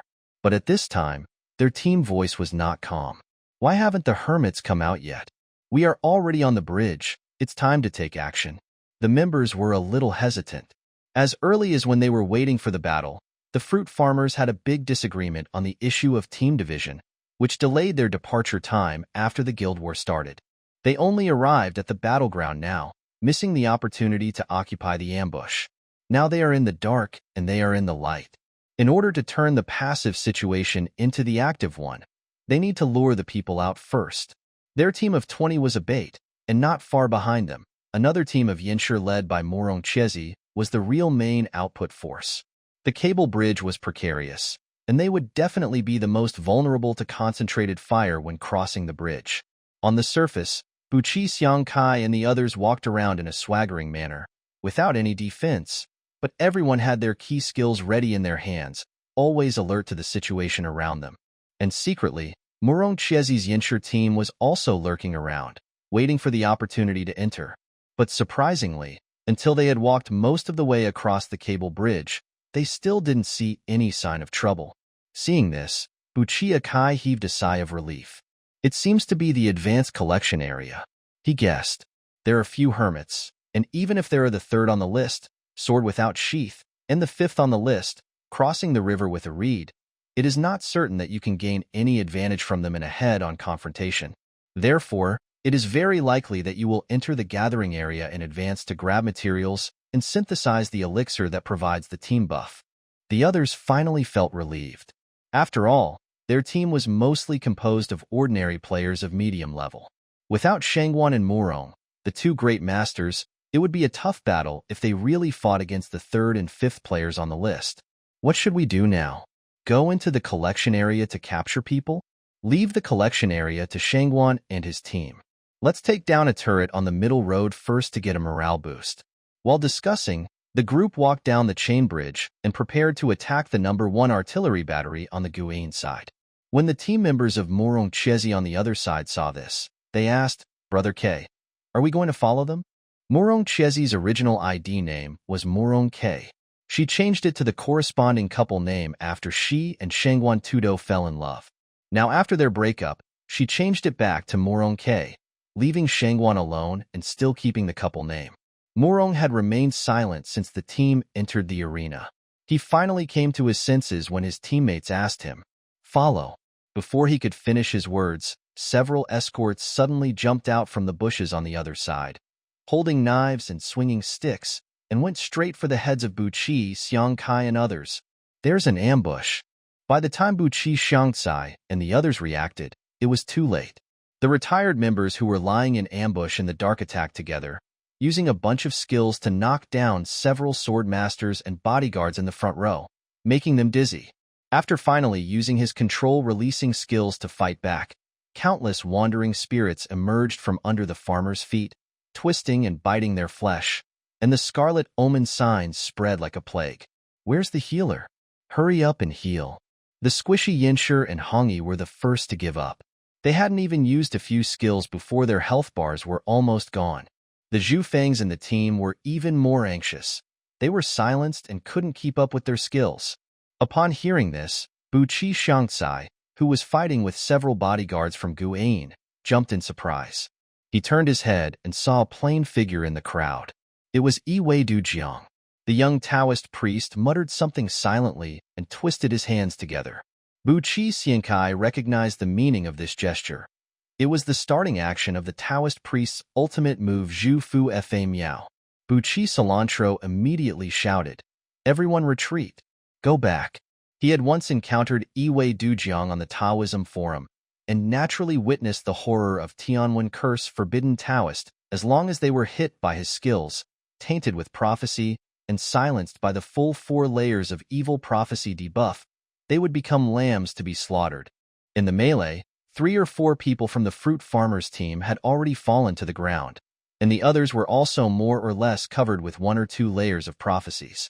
If they were really hit by this large range attack, the consequences would be disastrous.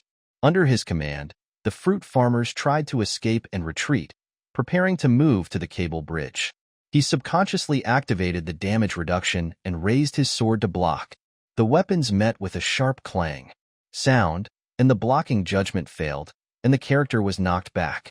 Before he could make another move, the attacker quickly came up and launched a whole set of complicated and gorgeous combos. It turned out that the sword was without a sheath. Seeing this name, Buqi Xiangcai felt even more desperate. As a fellow swordsman, he couldn't see Jian Wuxi's movements clearly, so he couldn't react and could only passively take the beating. Taking this opportunity, Qin Yushin and other members of Team 2 also entered the scene one after another. Jinxian played control and cooperated with Hongyi to cut people and output, completely blocking the retreat of Buqi, Xiangcai, and others. Morong on the other side of the river tried to come to support, but was blocked on the bridge by several Yinshi in the Guayin team using long-range AoE and group control skills, and could not get close at all. The sky above the Shu Road was covered with dark clouds. After a muffled thunder, dense raindrops fell. In the rain, Jiang Wei's ultimate skill was completed, and the cloud seal drilled into the ground like a stream of light, turning into a huge glowing magic circle pattern.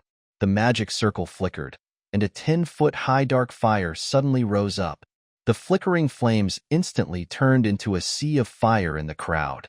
Wherever the flames reached, the health of the fruit farmers began to drop rapidly. No matter how much treatment the Zhu Fang on the opposite side sent, it was just a drop in the bucket.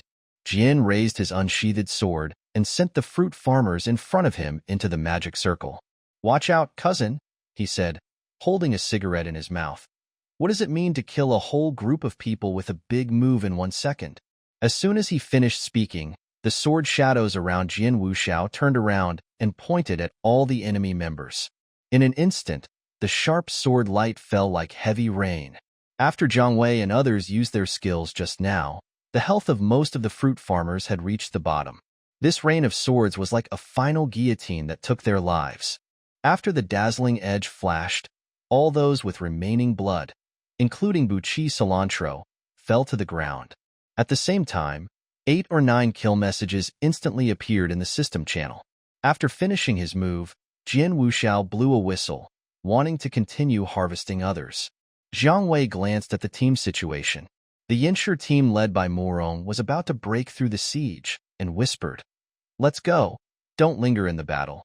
20 people against 20 people, they took the initiative, and a wave of team battles broke out, killing 17 of the opponent and losing 6 of their own. Although they won a great victory, the status of the retired members was not much better. They were either low on health or out of mana. In addition, most of the characters were in the skill window period and were not suitable for fighting. Well, what a pity. Although Jian Wuxiao felt regretful, he also understood that a long battle would be useless. After the sword fairy sheathed his sword, he and Iwei Dujiang led the remaining team members to quickly evacuate the scene.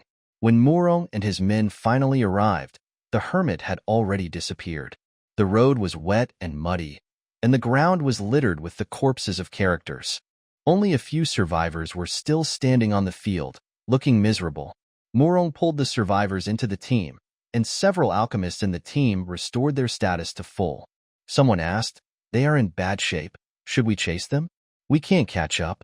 The other side has synthesized a speed-up potion.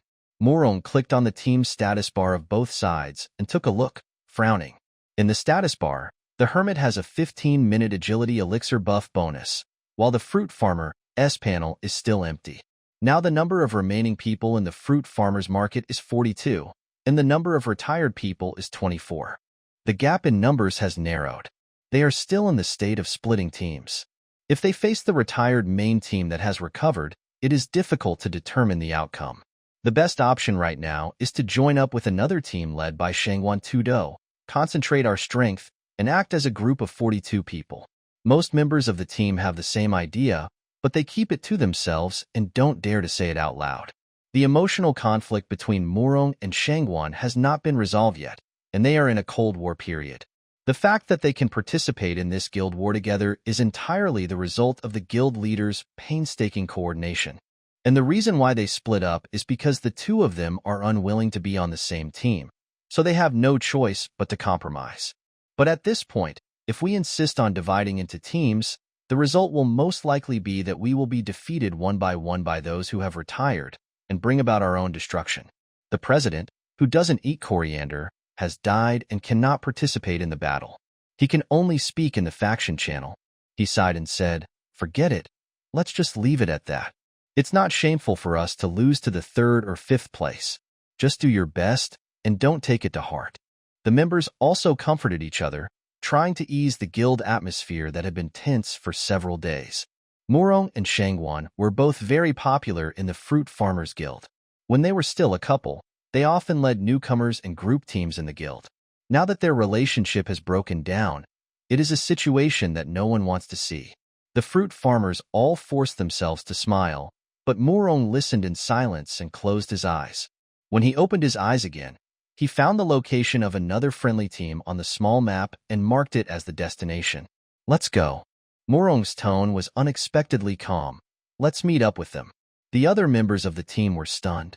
He deliberately avoided a certain name, but no one could fail to understand what he meant. The two teams were far apart, so it would take some time to travel. Murong used Yinshu Qinggong to fly away from here, and the others saw him and quickly followed. On the other side, members of the retreat Team 3 were traveling deep into the collection area. 16 minutes had passed since the start of the guild war. Thanks to the presence of Rwan, the gathering team was able to move very efficiently with the bonus of group movement speed from Jingshengrong. They quickly searched the number 1 collection area close to their base and entered the number 2 resource area on the other side. On the way, a piece of kill information suddenly popped up in the battlefield channel, and the red dots gathered on the small map almost all turned gray, representing the dead. Zhang Shun and his team won. Ming Yueya looked at the number of remaining members of both sides and felt relieved. Chen Min Lishue was proud of it, thinking that, of course, how could the eldest brother lose? The curse-forbidden alchemist was the most cunning, and the Yinshu sword fairy and the Hongyi escort were no problem at all. As he thought about it, he glanced at the list of friendly casualties. Among the 6 people lost in the team battle just now, one of them happened to be Zhuyu Taoist. Chen Minlix's mind immediately became active. "Sister bodyguard," he said with a flattering smile, "do you think the main team is short of a healer? How about letting me take over?" Ming Yueye refused directly. No. Once you leave, we will have no treatment. If we encounter any emergency, we will have no power to fight back. Chen Minlixiu subconsciously wanted to refute, but thinking of Li Bufei's instructions before the start of the game to follow orders and everything, he hesitated for a moment, and finally gave up dejectedly. Okay. Although he said so on the surface, he was still worried in his heart. If an emergency really happened, what use would a Taoist priest with junk equipment be? He couldn't save a few people, so he might as well go to the main team to help. And he glanced at Hong Luo, who was following Ming Yuyi, and saw the title of Disciple of Crossing the River with a reed on her head, which made him feel a little unhappy. Their team was either casual players with average or low-level skills, or cheap trumpets with levels not even full. Except for Ming Yuyi, they had no fighting power at all. What could they protect? Minjuai had no idea what Chen Minlixiu was thinking. She opened the team backpack and took a look. After the first wave of agility elixirs were synthesized, there were still a lot of materials left in the backpack. After a little consideration, Ming Yueye prepared to synthesize another hegemony-enhancing elixir to make it easier for Jiang Wei and others to switch to Yinshi when fighting in a group. There are two types of Yinshi schools. One is Qianji, which manipulates mechanical puppets to fight, with high direct damage and more control. The other is Baigu, which summons poisonous insects, snakes, scorpions, and poisonous creatures to fight, focusing on periodic continuous damage and silence effects. Among the more than 20 Yinshi in the fruit farmers market, Qianji and Baigu are basically divided into half and half. When combined, they are no different from large-scale biological and chemical weapons. If you want to get close to the back row, you must go into the crowd under great firepower suppression. So the invincible damage reduction buff is very important. Jade Ganoderma, Black Crystal Stone, Silver Grass Flower. Ming Yueye posted the recipe in the team channel. Mainly collect these, prioritize Jade Ganoderma, collect as many as you can. Others responded one after another. The area of the collection area is very large, and the distribution points of resources are also complicated. But Ming Yueye has been in seclusion for so many years, and has participated in hundreds of guild battles at least, so she has already known the route by heart. After a while, everyone came to a new resource point under her leadership and began to collect the required synthetic materials. The process of collecting was long and boring. Chen Minlixiu was not interested. He saw Hong Luo quietly collecting Ganoderma lucidum not far away, so he approached her to talk to her. Hello. He asked knowingly. Are you the disciple of senior brother Dujiang? Ruanruan 326 was digging for materials when a hymn appeared above his head. Chen Minlixiu was a little curious. Why don't you turn on the microphone? Typing is so troublesome. Not used to it. Oh. Chen Minlixiu didn't pay much attention to this matter and asked the most concerned thing. When did you two become master and apprentice? During the guild war last week, Dujiang didn't even have the title of master and apprentice. This time, Hong Luo did not answer his question, but suddenly stopped collecting. Chen Minlixiu was just about to ask what was going on when two lines of words suddenly popped up in the team channel. Soft 326, someone is here. Ruanruan 326, run. Chen Minlixiu was stunned. Just as he was about to turn his head to see who was coming from, a petal logo of Jing Zhengrong was hung on his head, and Hong Luo next to him immediately read the invisibility bar and disappeared. Ming Yueye naturally saw Ruanruan's reminder, and immediately had a bad premonition, shouting, "Retreat first! Do-int mine!" Before she could finish her words, more than a dozen slender snake shadows flew towards her. Ming Yuyi quickly moved backwards and jumped to avoid them. When she landed, a pair of giant wooden hands suddenly emerged from under her feet, clasped their hands together, and instantly trapped her tightly in them. More than a dozen figures rushed out from the darkness, and the purple-clothed adult woman leading them was Shangguan Tudou. Finished. Ming Yuyi cursed inwardly. Sure enough, he's here. Inside the fruit farmers group, a calm male voice came from the microphone. It was Shangguan. He glanced at the retired members and said, "Kill Ming Yuyi first." In the fight in the Central River just now, the hermits did not show up completely, but there was a speed buff in the team status bar, so the remaining few must be in the material area. According to Shangguan's previous experience, because there are many Yinshi in the fruit farmers, the opponent will most likely choose to synthesize the hegemony medicine.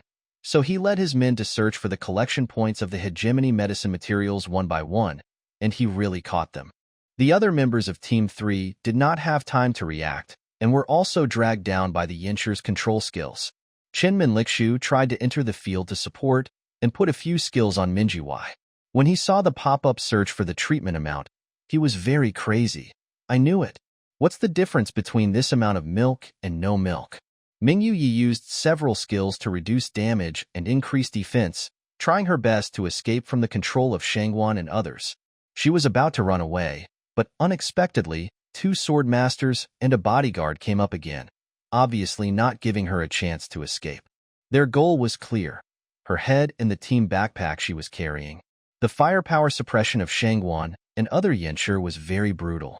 After fighting for more than 10 seconds, 2 people in the hermit team had fallen. Even if Minjiwai tried his best to hold on, he couldn't stop the decreasing health and could not hide his declining trend. Give me the backpack. In the melee, a team message popped up again. It was from Ruan. Minjiwai immediately understood her plan, so the character growled, stabbed the ground with a long stick, and was covered with a thick layer of golden light, the escort's ultimate move, iron arms and golden body, which made the character invincible, immune to damage and control, and lasted for 5 seconds. Taking advantage of this gap, she quickly threw the material backpack to Ruan and transferred the command authority to Jiang Wei. Then, while the golden body state was still in effect, he changed his fighting style of avoiding the battle and retreating, and took the initiative to meet the fruit farmers, sweeping them with sticks and tauntingly holding back a few people in the front row. All the escorts stay and delay time for me, Mingyue said very quickly. The rest of you go find Jiang Shan and the others to join up. Upon hearing this, the other 2 bodyguards in the team also rushed into the crowd and started to mock. The 3 people's suicide behavior instantly attracted most of the fruit farmers' firepower, giving others a chance to breathe.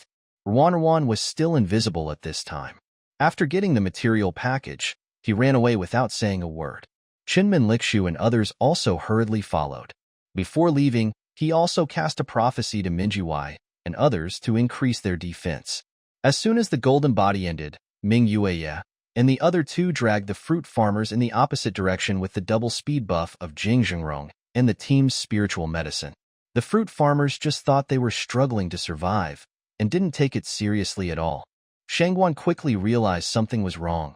No, her backpack is gone. Go after those guys who just ran away. The fruit farmers reacted and sent a group of people to chase after them. Minjiwai's 3 escorts tried to stop them, but without the damage reduction skills and life-saving golden body, they were soon beaten to death. After falling to the ground, Mingyue switched to the faction channel and contacted Jiang Wei. We met Shangguan here. Half of them are dead. The team backpack is in Ruan's hand. Pick them up. Jiang Wei said, Okay, thank you for your hard work. In fact, there was no need for her to remind him, as Jiang Wei and others had already learned about the situation through maps and system messages. They were originally trying to secretly destroy the enemy's turret on the top road. Just as they destroyed one, they saw Team 3 being attacked, so they immediately rushed back. The top lane turret and resource area number 2 are basically on the diagonal line of the Shu Road battlefield. Fortunately, there are still a few minutes of movement speed potions left, which should be enough to hold out until the 2 groups meet up. While Jiang Wei was traveling by light kung fu, he observed the changes in the positions of Ruan and others on the small map, thinking about his plans after the reunion. They now have the morale buff they just got after taking down the tower, which gives them a 15% damage bonus. Should they fight Shangguan's team head-on, or go to the resource area to replenish the materials for the hegemony medicine? The distance between the 2 sides was getting smaller and smaller, until only 100 meters was left. Jiang Wei was ready to pull people into the team, but suddenly an enemy icon appeared in front of Ruan and the others on the small map. His heart skipped a beat and he thought to himself, this is not good. It was Murong Chiezi. You came at a really bad time. Jian Wuxiao glanced at the map, frowned and said, Are you still going to pick them up? Or just go? Go. Jiang Wei answered without hesitation. The material backpack is still on Ruan. If it is taken away by the opponent, Yincher's super body and damage reduction will be useless. Besides, the teammate is right in front of him. Even if the probability of success is only a little, he can't just stand by and watch him die. 100 meters away, Chen Minlixiu and others felt a chill in their hearts. They had just shaken off Shangguan's pursuit, but were now intercepted by Murong. With wolves in front and tigers behind, they were caught in a dilemma. There are only 5 squishy guys in the team. Let alone resistance, it would be a luxury to struggle for 2 more seconds against either team. They can't hold on until Jiang Wei and others arrive to support them. At this time, Chen Minlixiu missed his original Curse Party account very much. If he encountered such a situation, he might be able to kill a few people. In short, it was impossible to be so frustrated. But now he was just a small account in the early 80s. There was nothing he could do except sit and wait for death. Chen Minlixiu was stunned for a moment. Wait, what are you doing? Hong Luo was speechless, but answered with action. The one rushing to the front of Murong's team was a sword dart player. When he saw a lance coming towards him, he immediately raised his sword to block it. This was a subconscious action of the sword dart player when facing a surprise attack, used to rebound damage and control effects. At the last second before the lance was about to hit the blade, a soft figure suddenly flashed over, holding the lance and piercing the blade dart. The tip of the spear touched the blade with a sharp, piercing sound. The escort drew his sword with all his strength and swung it, sending Hong Luo flying with her spear, taking the rebound damage. Fortunately, she had the defense-enhancing effect of Ji Chun, so the rebound damage did not cost her much health. She turned around and adjusted her position. The scattered silk shrank into a spear shape again.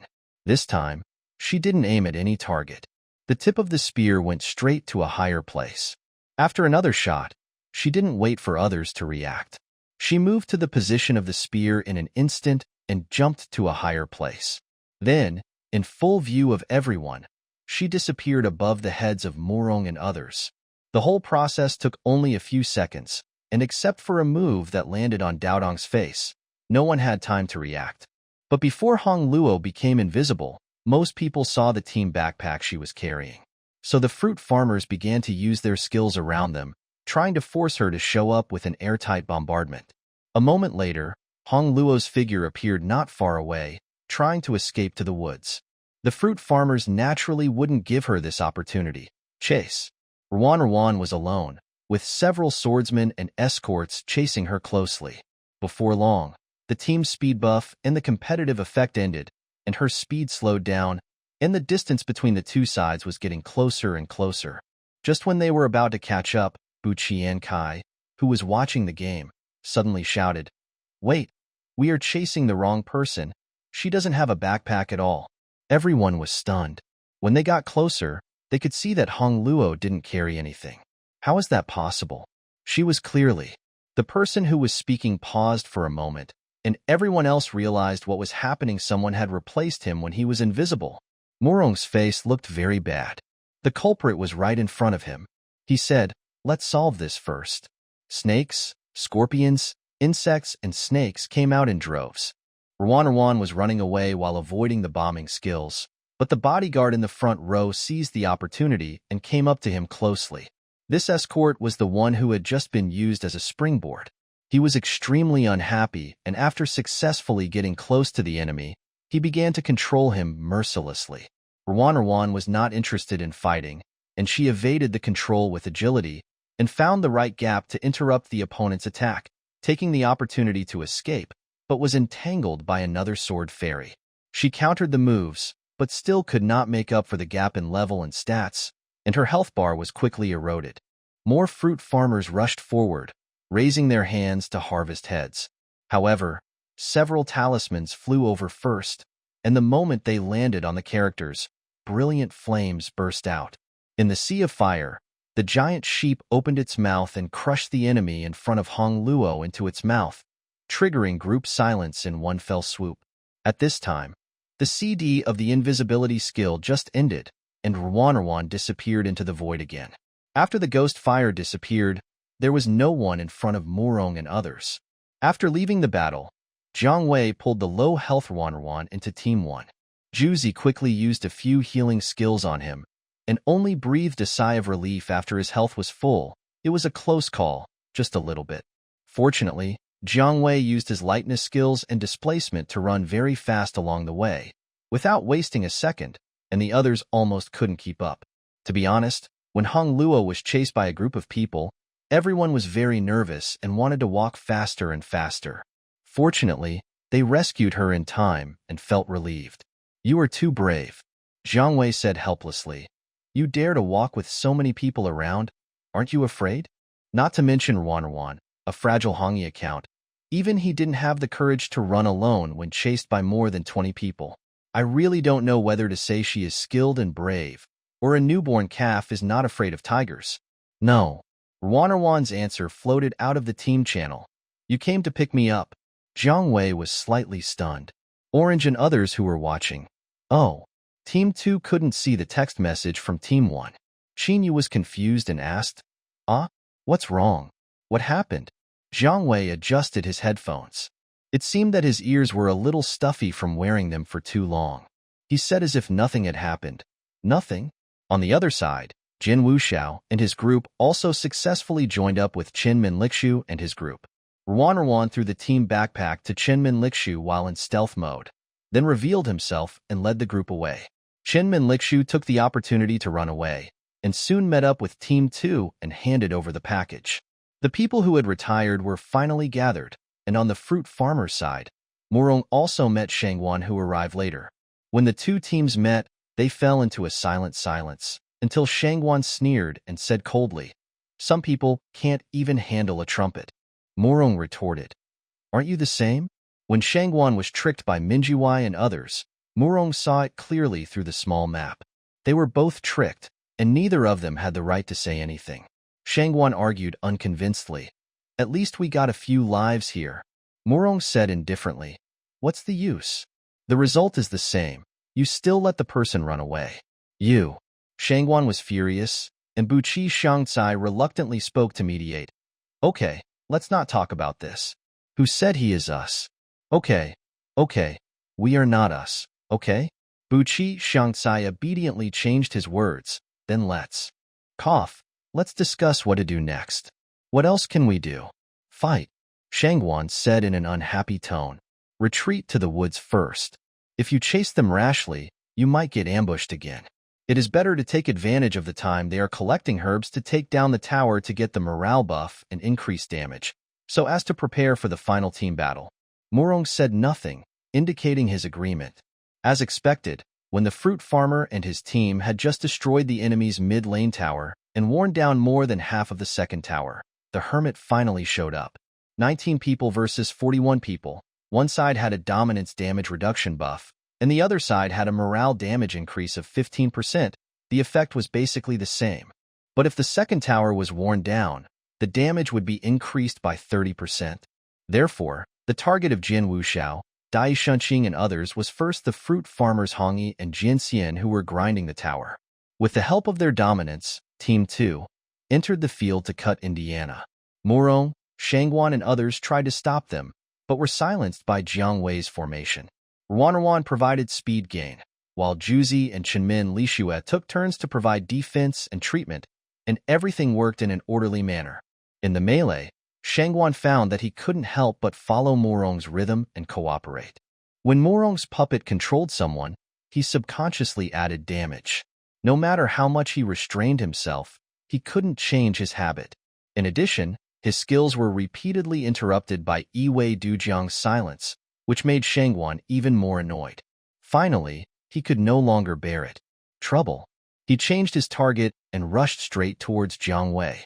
"Come back," Murong shouted, but Shangguan pretended not to hear him.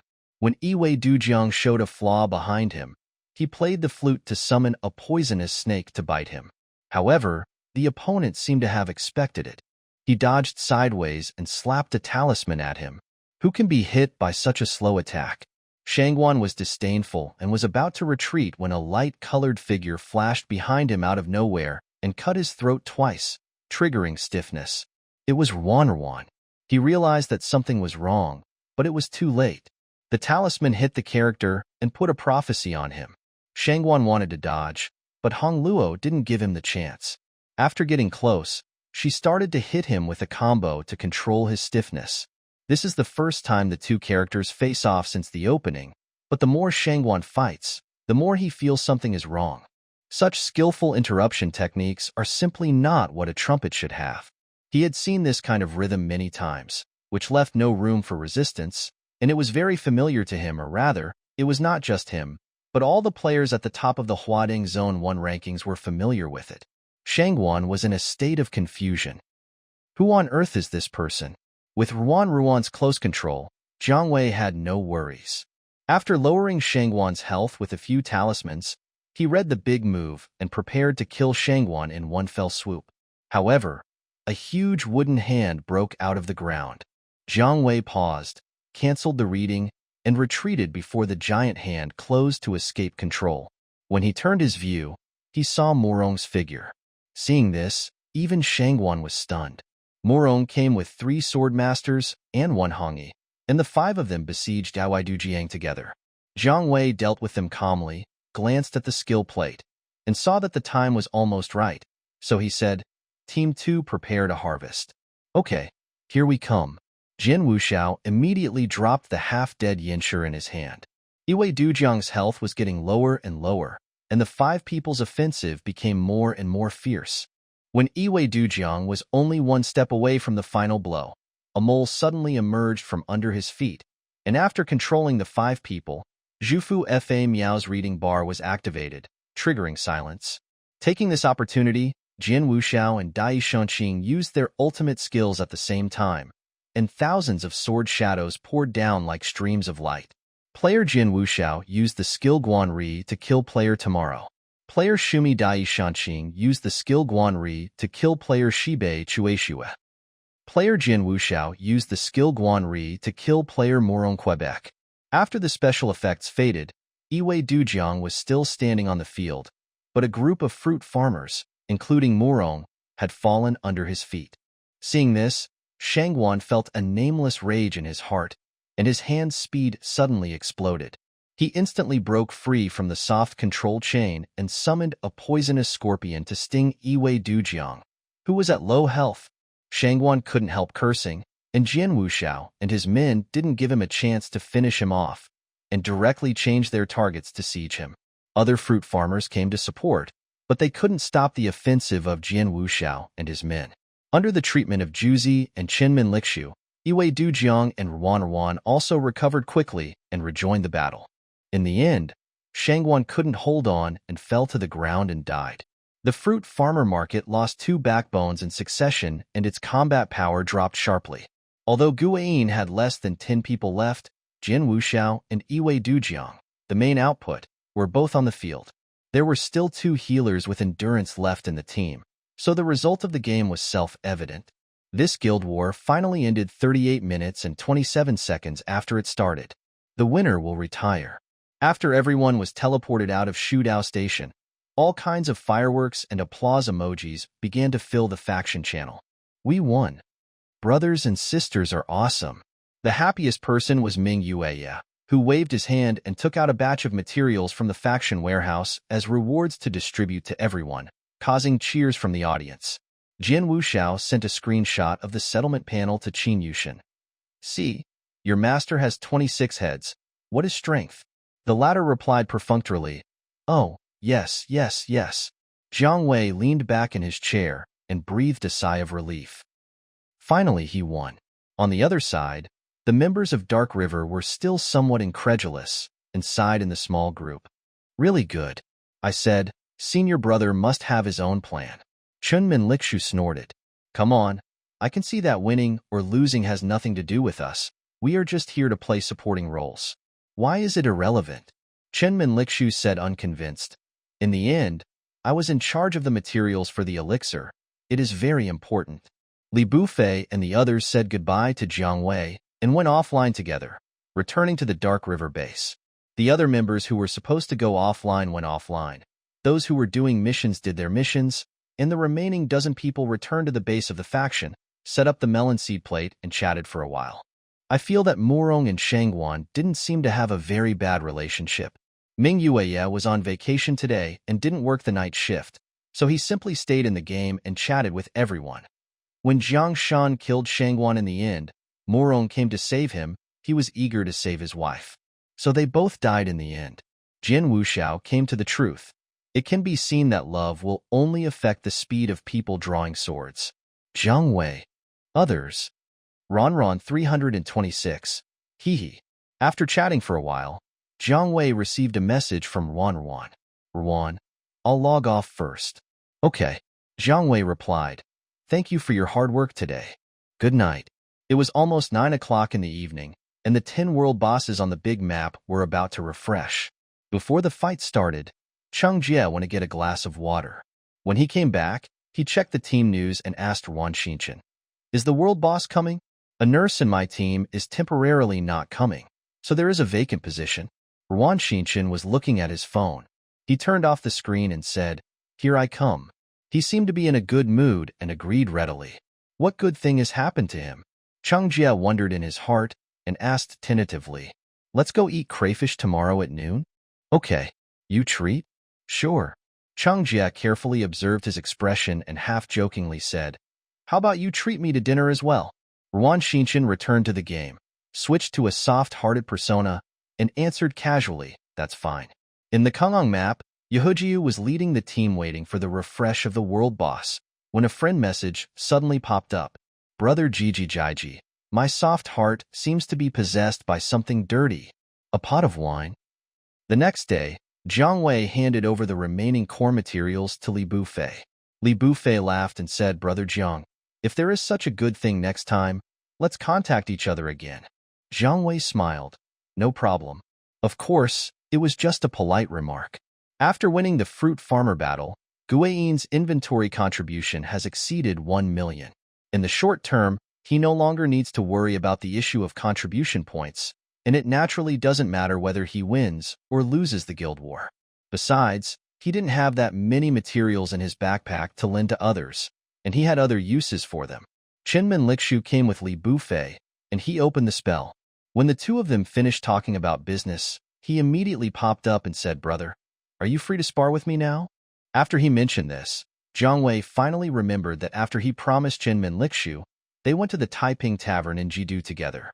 The first floor of the tavern is a place for players to gather and chat, and the second floor has a wild arena where players can compete by planting flags. This is different from the discussion arena. After entering the arena, the panel data of both parties will be leveled. There is no difference in level and equipment. The competition depends entirely on operation. In addition, each arena room also has an audience seat for other players to watch the PK process. Jiang Wei and Chenmin Lixu fought 3 or 4 times, and Li Bufei watched from the audience. After a while, a few more people came to the audience. All of them were members of Dark River, and they seemed to be there to watch Chenmin Lixu's sparring. Rather than a competition, it was more like Chenmin Lixu was being beaten unilaterally. And every time Chenmin Lixu lost, the members of Dark River would deliberately boo him. Has Xiao Chun never won a single game? He is so weak. Chenmin Lixu angrily shouted at people. Go away! Go away! You haven't even paid for the tickets. You are not allowed to watch. The two sides were bickering across the air wall of the ring, and Jiang Wei wanted to laugh when he heard it. Li Bufei lied a lot, but he was telling the truth when he said that the atmosphere in Dark River was good. After fighting for a while, Jiang Wei just avoided a formation set by Chenmin Lixu, and heard the latter curiously ask, Brother, are you also playing Hongi? Yes. Jiang Wei admitted. How did you know? I guessed. Chenmin Lixu muttered while attacking. No wonder.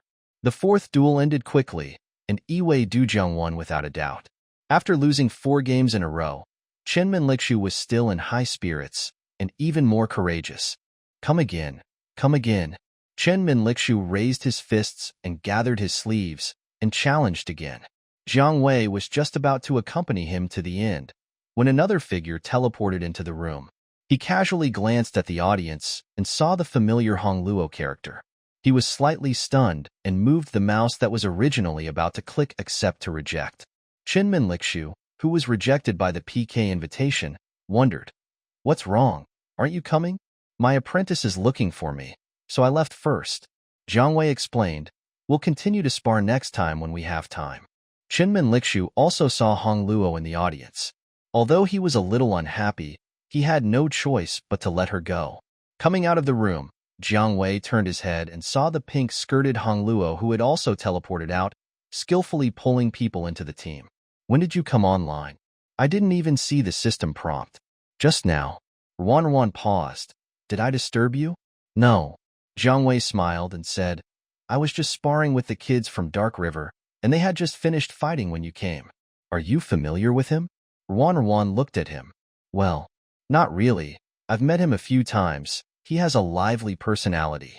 Jiang Wei thought for a moment, then mentioned, You should know him too. He's the alchemist who was on the same team with you in the Guild War last night. Oh.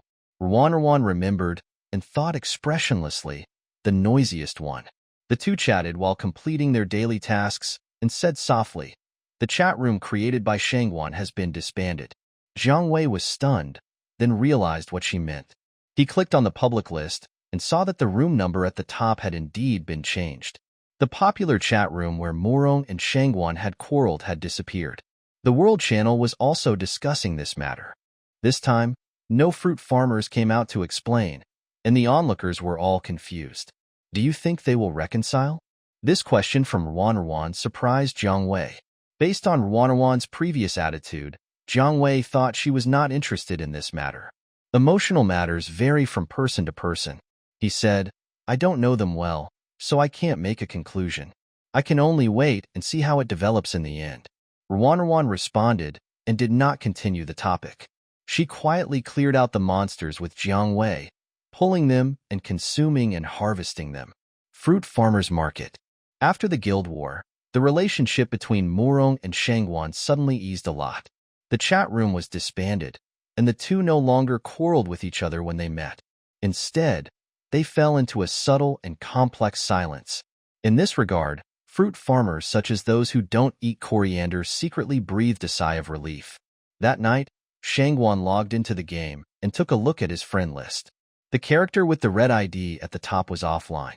Shangguan looked at it for a few more seconds and felt upset.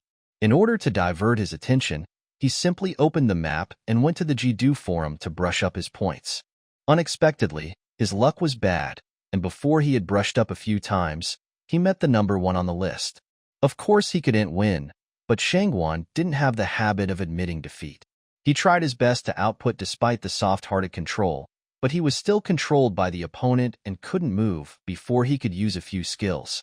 Fighting against a soft-hearted person is extremely uncomfortable. This is the consensus of all PvP players in the Huading district, especially in a 1v1 situation, where you are blocked, interrupted, and knocked away, and you can't perform a complete set of combos from beginning to end. Therefore, most people would rather be killed instantly by a bridge on the second list than die so aggrievedly without any chance to fight back. As expected, the purple-robed female Yinshur fell down quickly. A gray word defeat popped up on the screen, and Shangguan cursed softly and left the discussion platform directly. He originally wanted to wait a while before matching again to avoid another collision. Unexpectedly, as soon as he left the discussion platform, he saw the figure of the black-clothed swordsman on the map. Shinruan happened to come out of the discussion platform and seemed to have seen him. You and Morong. The sword immortal spoke first. Although Shangguan had encountered soft-hearted people many times before, he had never had any contact with them in private. This was the first time the two of them had communicated. He was surprised and waited for the other party's next words. The sword immortal holding the silver sword paused, and 2 words floated above his head. Come on, Shangguan? Shangguan was puzzled. Shinruan didn't want to explain. After saying this, he left. He was probably going back to Huajian to fight the world boss. Seeing him leave the discussion platform, Shangguan started to play PK again. While playing, he frowned and wondered what it meant to be soft-hearted. Soon they were matched successfully again. After entering the ring, Shangguan glanced at his opponent's ID and couldn't help cursing. Standing opposite him was another familiar character, who was just as soft-hearted and incredibly difficult to control. Cross the river on a reed. On the other side of the screen, Jiang Wei was also a little surprised. Jiang Wei hasn't played the discussion arena many times this month. Now that it's approaching the middle of the month, he thought about taking some time every day to score points and get next month's ranking rewards. Unexpectedly, he would face Shangguan again in the first game. He glanced at Shangguan's equipment panel, adjusted his own equipment, and clicked ready. A message popped up in the chat channel. Nearby Shangguan Tudo. Do you know Shinruan? Jiang Wei was puzzled. He and the number 1 on the list are soft-hearted, let alone knowing each other. They haven't even met each other since the server merge. How can they be related? Nearby Iwei Dujiang. I don't know him. What's wrong? Shangguan replied coldly it's okay. And without waiting for Jiang Wei to ask more, he clicked to confirm his preparations. After the countdown ended, the two sides started fighting.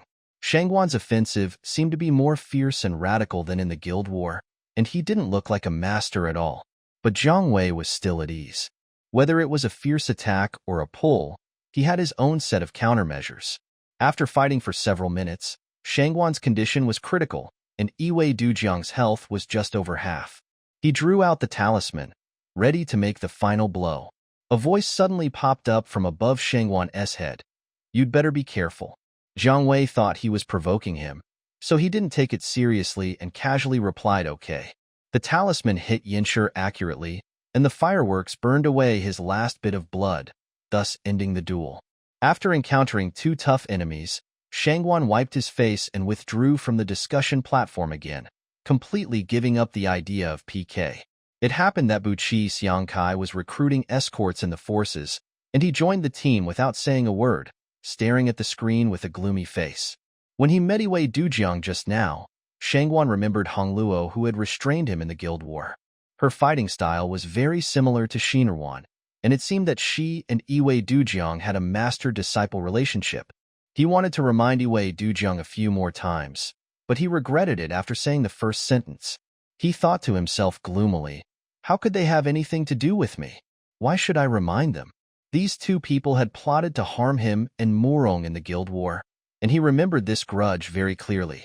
Thinking of this, he couldn't help but think of Murong, and his mind became even more confused. Murong and Shangguan used to be master and apprentice. Shangguan's reason for playing a female character was simple.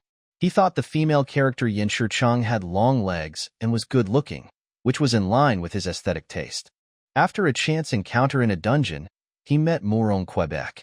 They both joined the fruit farmers at the same time. As they had more contacts and were players from the same sect, they became master and apprentice. Murong mistook him for a female player, but Shangguan didn't care.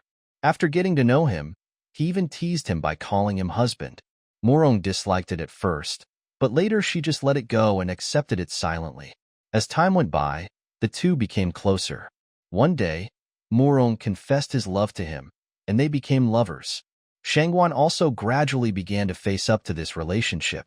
During this process, Shangguan also thought about confessing his gender to Murong and tried to change into a male character to test his attitude, but was rejected by Murong. It's uncomfortable to see 2 male characters. He frowned. Shangguan then understood that this relationship had no future, and he could only keep his mask on and live one day at a time. It's okay, he thought. Online dating is just for fun. Don't take it seriously. But when that day finally came, Shangguan knew that as a liar, there was no reason for him to refute or argue. But facing Murong's questioning, he suddenly became unwilling to admit his mistake. Perhaps it was his self-esteem. Or maybe he still had a little hope in his heart that Murong would forgive him. The result is well known and disappointing. Originally, Shangguan was already upset, but when Murong was besieged and fell to the ground for saving him in the guild war, his heart was stirred again and he suddenly became furious. Even he didn't know for a moment why he was angry. While thinking, a system reminder popped up. Your love Murong is online. Before he could react, Buqi Xiangkai had already pulled Murong into the escort team. Shangguan subconsciously wanted to quit the team, but the cursor stopped at the option of quit team, and his index finger was too weak to press it. On the way to escort the convoy, Buqi Xiangkai and the others kept talking, and the atmosphere was quite lively. Hey, tomorrow is the Qiqiao Festival update, and I have to do the task alone again this year. You are already an old widow, and you are not used to it? Let's just chat. Why do you have to make personal attacks? The fruit farmers chattered in the voice chatter box, while Murong and Shangguan were both silent. When the escort mission was over, it was almost 10 o'clock in the evening. After saying goodbye, everyone logged off, and only the two of them stayed in the team without any prior agreement. After a moment of silence, Shangguan looked at the two once close Yinshi characters on the screen, and his tightly pursed lips finally relaxed. He asked casually, "What are you going to do for tomorrow's festival?" The relationship can only be bound by master-disciple and love. He and Murong have both.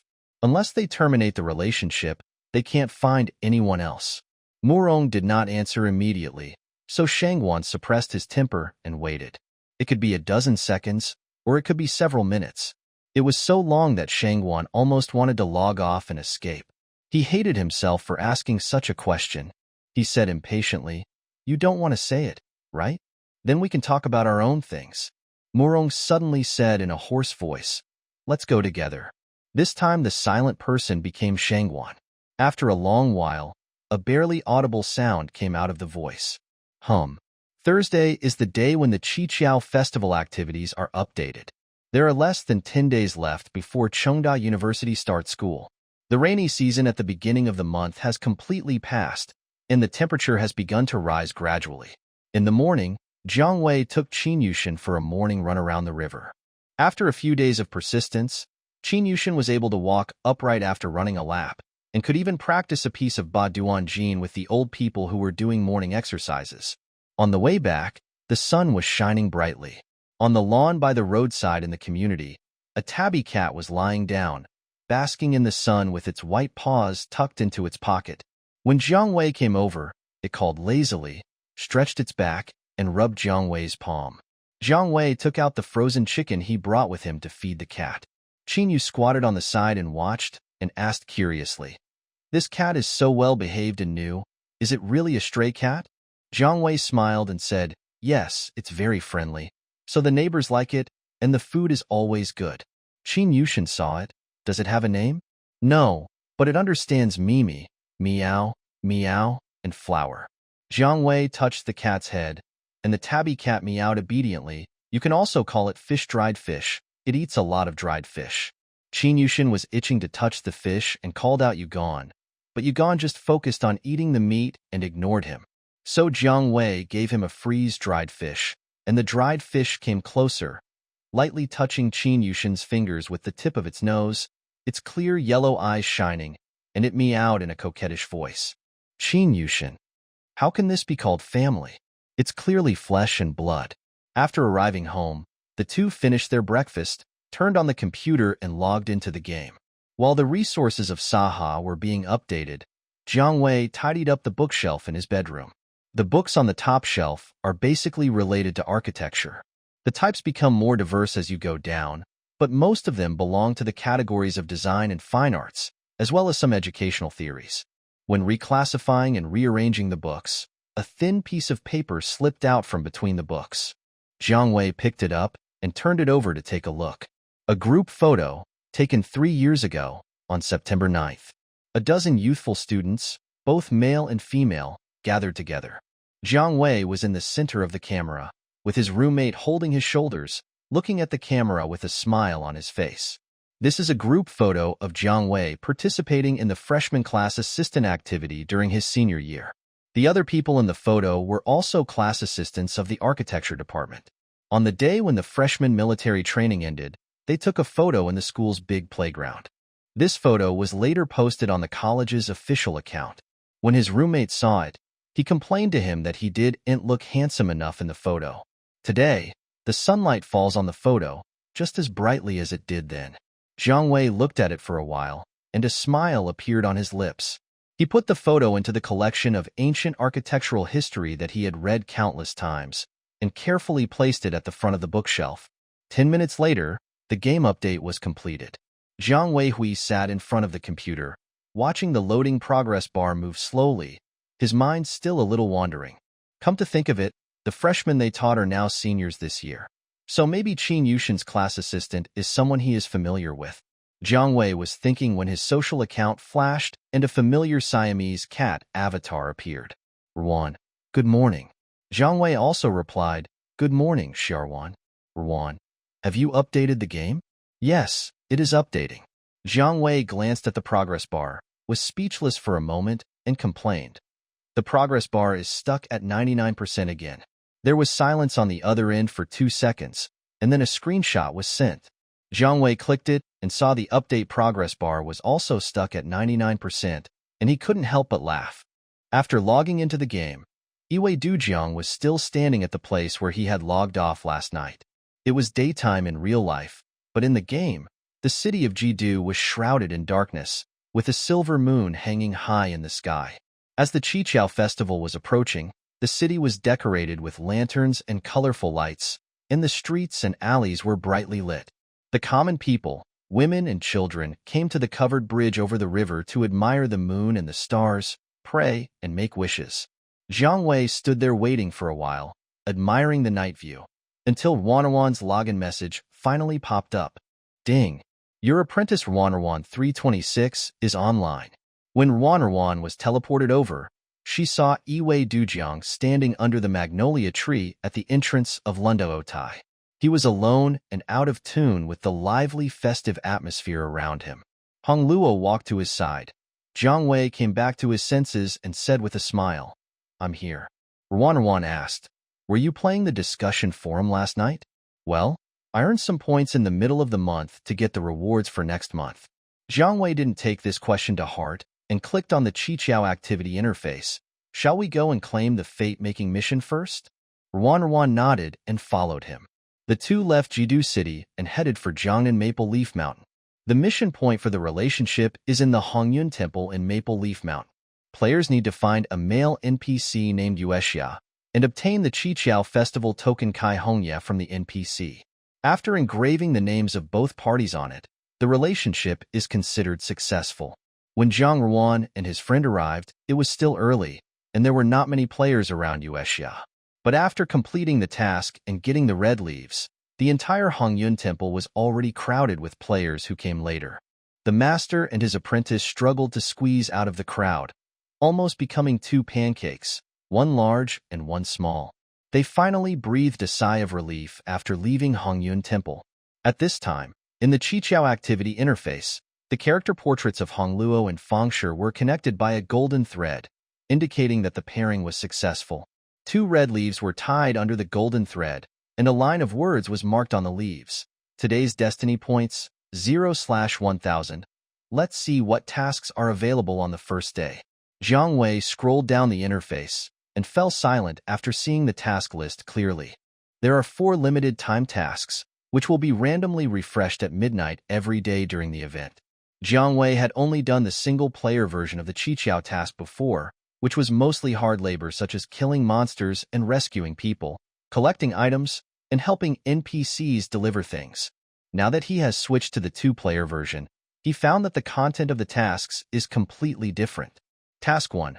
Visit the house of the person you are destined to meet and water the vegetable garden, 0/1. Task 2. Go to Luofu Water Bay with the person you are destined to meet to soak in the hot springs, 0/1. Task 3. Ride a crane with the person you are destined to meet to see the Kunlun Mountains, 0/1. Task 4. Watch the fireworks with the person you are destined to meet and take photos, 0/1.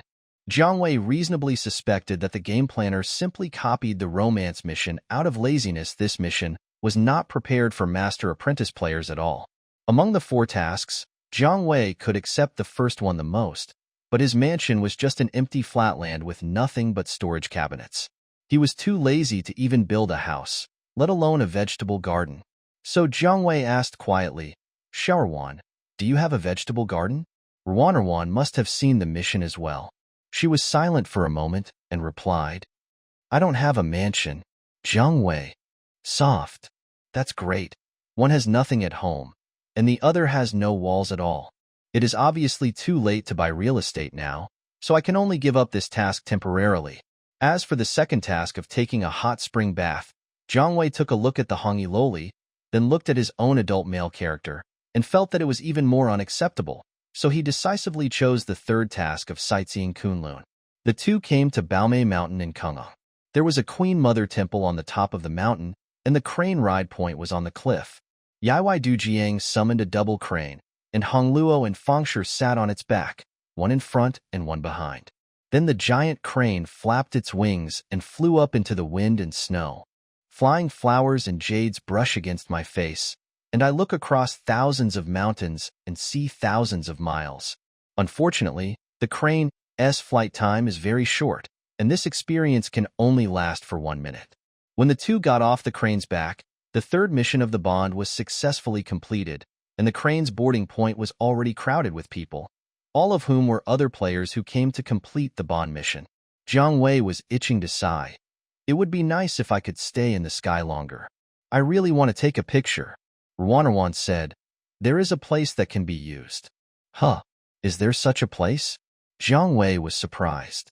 Above Yaoqi. Ruanruan paused, but we have to wait until the weather is clear, maybe next time.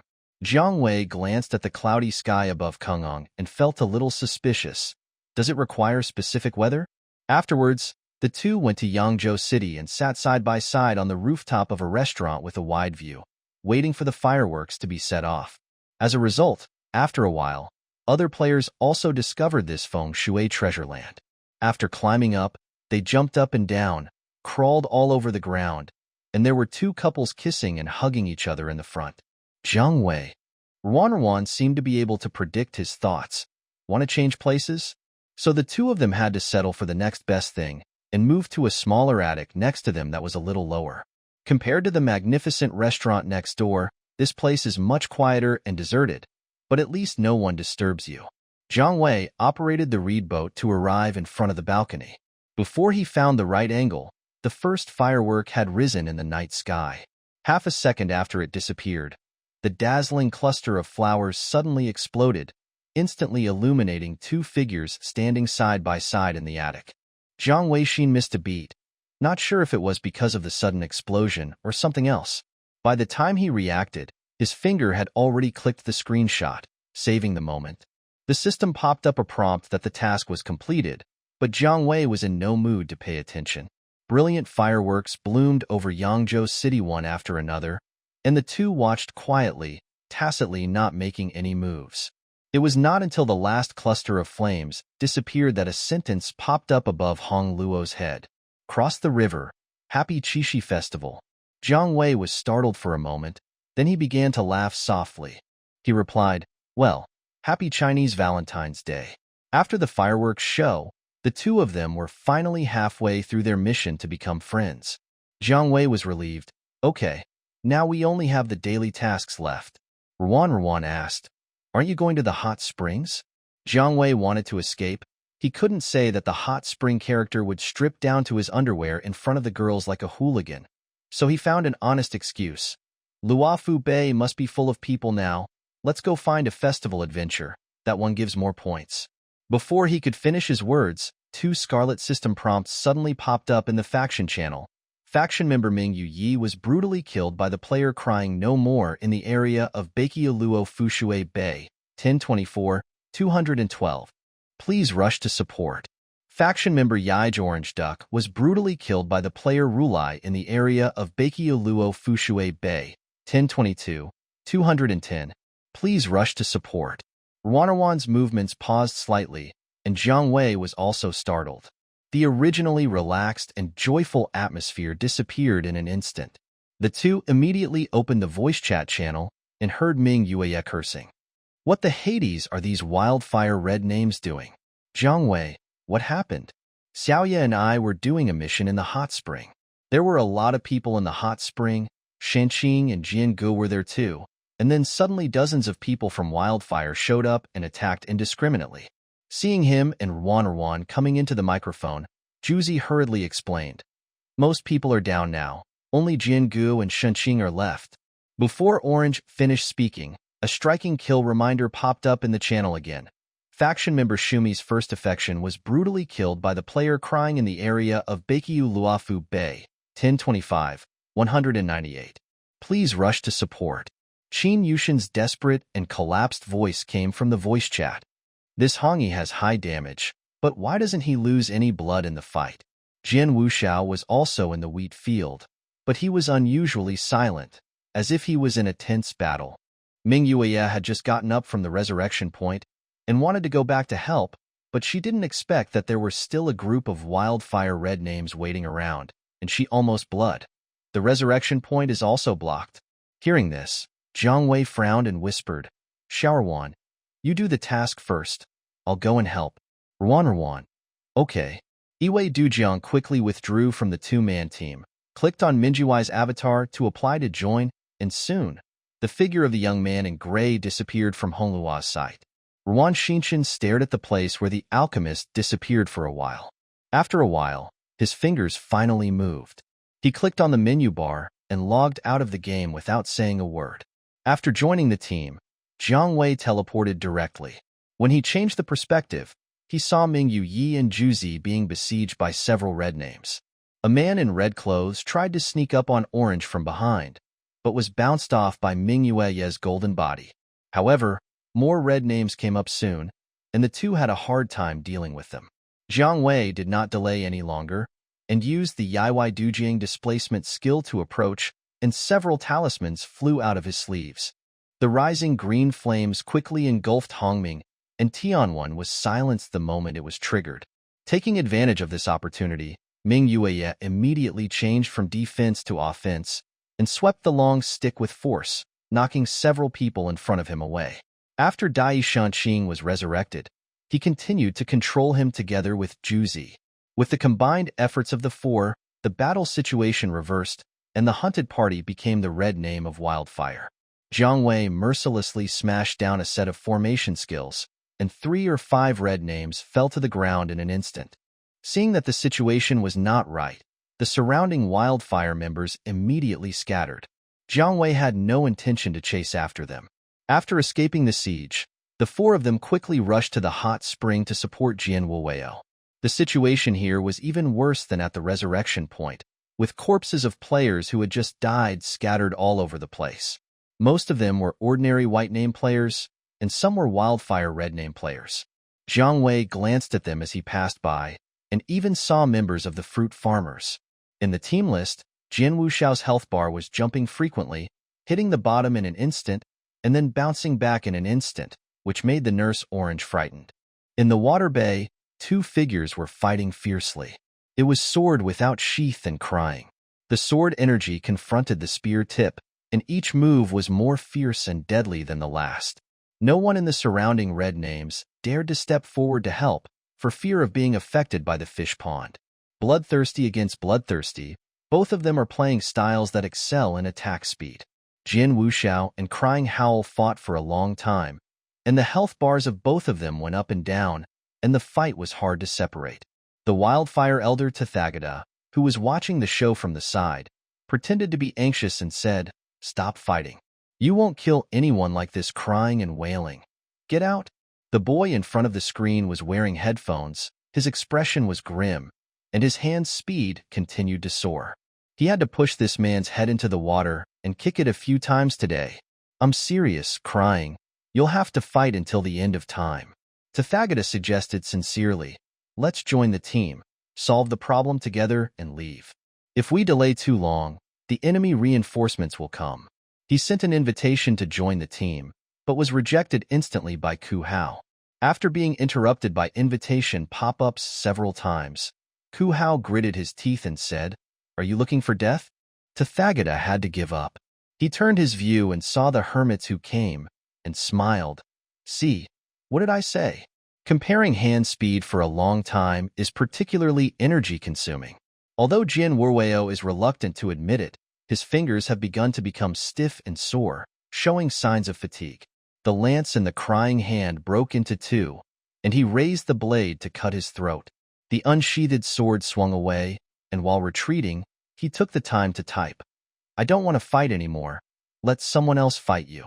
Crying Howl was naturally unwilling to let him go, so he moved forward to chase him, but he stepped into a trap array, and instantly hundreds of ghosts roared out. Crying Howl reacted very quickly, avoiding the area damage with a slight touch. Several more talismans came up, and Crying Howl avoided them with invisibility. His vision flickered, and he could see the figure of the person coming. "Get out of the way." Crying Howl frowned. "I don't kill the Taoist priest." Iwei Dujiang drew the talisman and ignited it. Jiang Wei asked, "Is it not to kill, or is it impossible to kill?" His words instantly angered the young man in red clothes, and he stabbed him with a spear. Jiang Wei had expected this, and while moving away from him, he set up a magic circle on the spot to predict where the crying man would be next. This time, the crying man was not fooled, and he dodged through the magic circle and rushed towards his body with his spear. He moved fast and had high mobility, but Jiang Wei was more experienced in using the terrain, and the two of them always kept a distance and chased each other. Jiang Wei drew the attention away from the crying. Jin Wuxiao had some free time. While receiving Orange's treatment, he opened his closet to change his clothes. He was depressed and unhappy. The people in Wildfire have a brain problem. They didn't even let me wear clothes and started fighting. It's really ruining our image. Others in the team. Don't worry about this at this time. Hongyi is the profession that is most effective against alchemists. Qin Yushin was anxious and wanted to go up to help, but Minjiwai persuaded him back. Don't go. Qin Yushin was anxious. What should we do? Just stand there and watch? Why are you in such a hurry? The others from Yehua are still watching them from the side, and they don't seem to be in a hurry. Jin Wuxiao looked at Yinsher Tathagata, who was not far away. Yinsher seemed to be watching them as well. He waved and said hi to Gu Ain and the others. Jin Wuxiao chuckled. Jiang Wei was still fighting, crossing the river with the reed and jumping over the rockery, with cries of pain following closely behind. When fighting with Jin Wuweo, Kuhao Buji had always maintained a highly excited and fast-paced state. Now, facing Jiang Wei's vague temptation and pull, his irritability became more and more intense. When you are irritable, you will inevitably reveal your flaws. After going around the rockery, a magic circle suddenly lit up in the blind corner of the crying vision. Yaoi Dujiang was in the dark, his sleeves fluttering, and his hands formed a spell. The reading of Zhu Fu Fa Miao was completed, and the leaping flames instantly covered Hong Yi's body. Jiang Wei was about to make up for the skill chain, but Hong Yi's figure came out of the fire directly, and despite Tian Wen's silence and vulnerable state, he stabbed the blood-red silk spear into Yiwei Dujiang's belly. In the member list, Yiwei Dujiang's health points were immediately emptied, and Qin Yushin blurted out, "Brother." Jiang Wei's expression remained unchanged, and he continued to violently injure him. He was in a critical condition, and falling was the inevitable outcome, but he seemed determined to drag Jiang Wei down with him. His combo was like cutting off his flesh and scraping his bones, and Yiwei Dujiang's health value dropped rapidly at a frightening speed. When only a layer of bloody skin remained on the two men, Tathagata could no longer bear it and took action. "Prepare to clear the area." Before Tathagata finished speaking, a huge wooden hand suddenly emerged from under his feet, followed by a dense mass of poisonous creatures and poisonous insects that surrounded the wildfire group. After Tathagata dodged, he looked up and saw a large group of fruit farmers rushing over, led by a man who did not eat coriander. The corners of his eyes twitched fiercely twice, and he didn't have time to care about the crying and wailing, and immediately took the lead to run away. "I'm leaving you, kid. Wish you good luck." Crying and killing, he only thought about how to tear Yiwei Dujiang into pieces, not caring about what was happening around him. After completing 100 combos, the skill key 9 Days of Fury lit up. Just as he was about to release it, a giant snake suddenly fell from the sky and opened its bloody mouth to bite him. After the giant snake landed on the ground, it sprayed out a poisonous fog, making it difficult for people to see the situation clearly.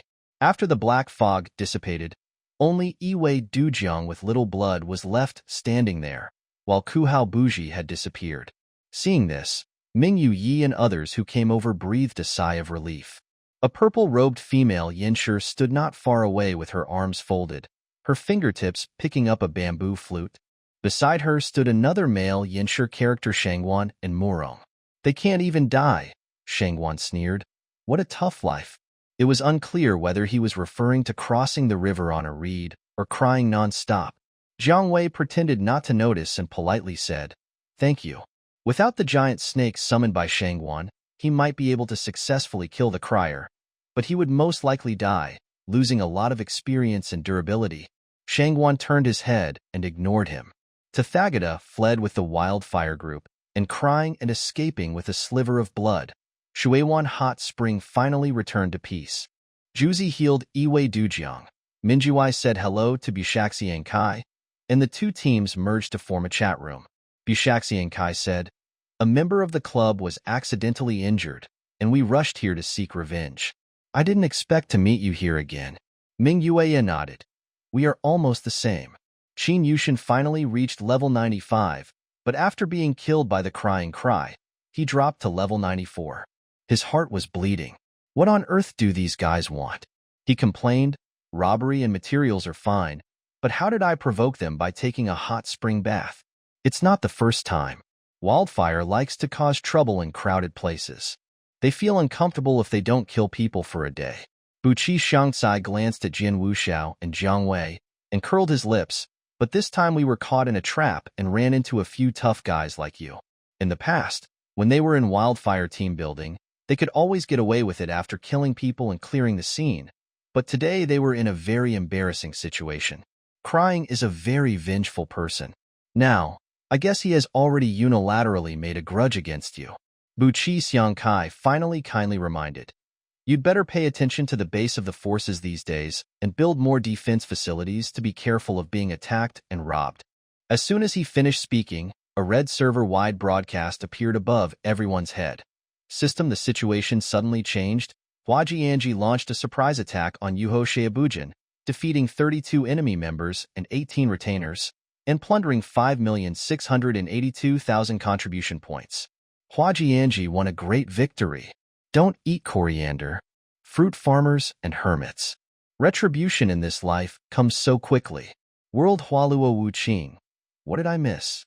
Why did Hua Jianji suddenly attack Yihua? Is there any kind-hearted person who can explain it to me?" World, a few minutes. The person above is obviously someone who has no relationship partner and doesn't know about the double mission. World Hua Luo Wu Qing. Don't tear down people when things are tough. World, don't want to get up, just want to sleep. Yiwa just opened a hot spring in Luofu Hot Spring and made quite a commotion. Judging from Huajian's reaction, I guess someone from them was affected. World Panda is very busy. So funny. Thieves. 5 million contribution points. Yihua, you deserve it. World Oju Dong Feng Zhuan Liang Yi. How dare you? You dare to say such things? Are you going to die? There were many players watching the fun on the public screen, adding fuel to the already lively festival atmosphere. Buqi Kai was speechless, and the other people were also in a very subtle mood. "Isn't the trouble gone now?" Jian Wuxiao whistled frivolously and said sneerly, "I didn't expect that Hua Jianji would also do something useful. It's really rare." After Huajian's surprise attack, the Wildfire's base suffered heavy losses.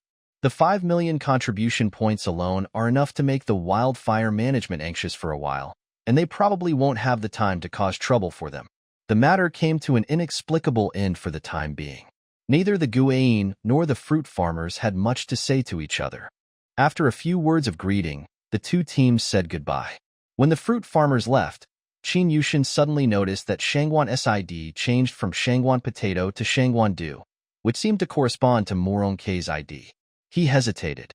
Are Shangguan and Morong reconciled? Probably. Minjiwai had already noticed this and clicked his tongue. Li Bufei really got it right. But it's normal. It's quite common for couples to break up and get back together.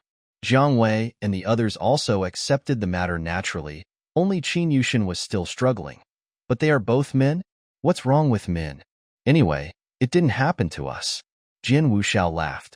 What's wrong with you, young man? Why are you so pedantic? Qin Yushin. After all, Morong, the person involved, has accepted it. And there is nothing much for them, the spectators, to say except to respect and congratulate him. Mingyu Yi and Juzi continued to go to Kurengang to complete the mission of forming a bond. Jianwu Weiao went offline in advance due to something, leaving Qin Yushan and Jiang Wei in the team. Jiang Wei was still thinking about Ruan and wanted to teleport back to Yangzhou City. He clicked on the friend list and scrolled to the top. He was slightly stunned and found that Hong Luo had gone offline at some point. Suddenly, an indescribable emotion emerged in his heart. Qin Yushin's voice of complaint came to my ears. It's a pity that Morong could accept it. If it were me, I would have wanted to die if my online love partner was revealed to be a man. Jiang Wei recovered. It's not that exaggerated, right? Even if it's not that exaggerated, the psychological shadow left is not small. Qin Yushin didn't understand. I'm just confused, brother. When Shangguan just revealed his gender, Muron wanted to break up on the spot, and then he was so angry that he beat someone in public. He doesn't look like a homosexual at all. Why is he suddenly able to accept it now? Jiang Wei was absent-minded and guessed casually. Maybe he was angry not because Shangguan was a man, but because he had been deceived for so long. Qin Yu was confused. What's the difference? Jiang Wei moved his lips and was about to explain when the system popped up a clear reminder tone. Your apprentice Ruan 326 is online. Suddenly, Jiang Wei lost all interest in chatting and left a vague sentence. One cannot be forgiven and the other can be forgiven. Then he said goodbye and quickly left the team, leaving Qin Yushin alone and confused. Jiang Wei clicked on Hong Luo's avatar and clicked on Team Teleport. After a few seconds, the screen changed and the character returned to Yangzhou City.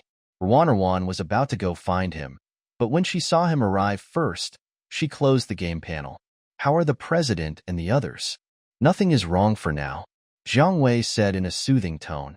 He glanced at the surroundings. The two were still standing on the bluestone street where they parted half an hour ago. He couldn't help but ask, didn't you do any other tasks? Wait for you. Ruan paused. Go and take care of some things.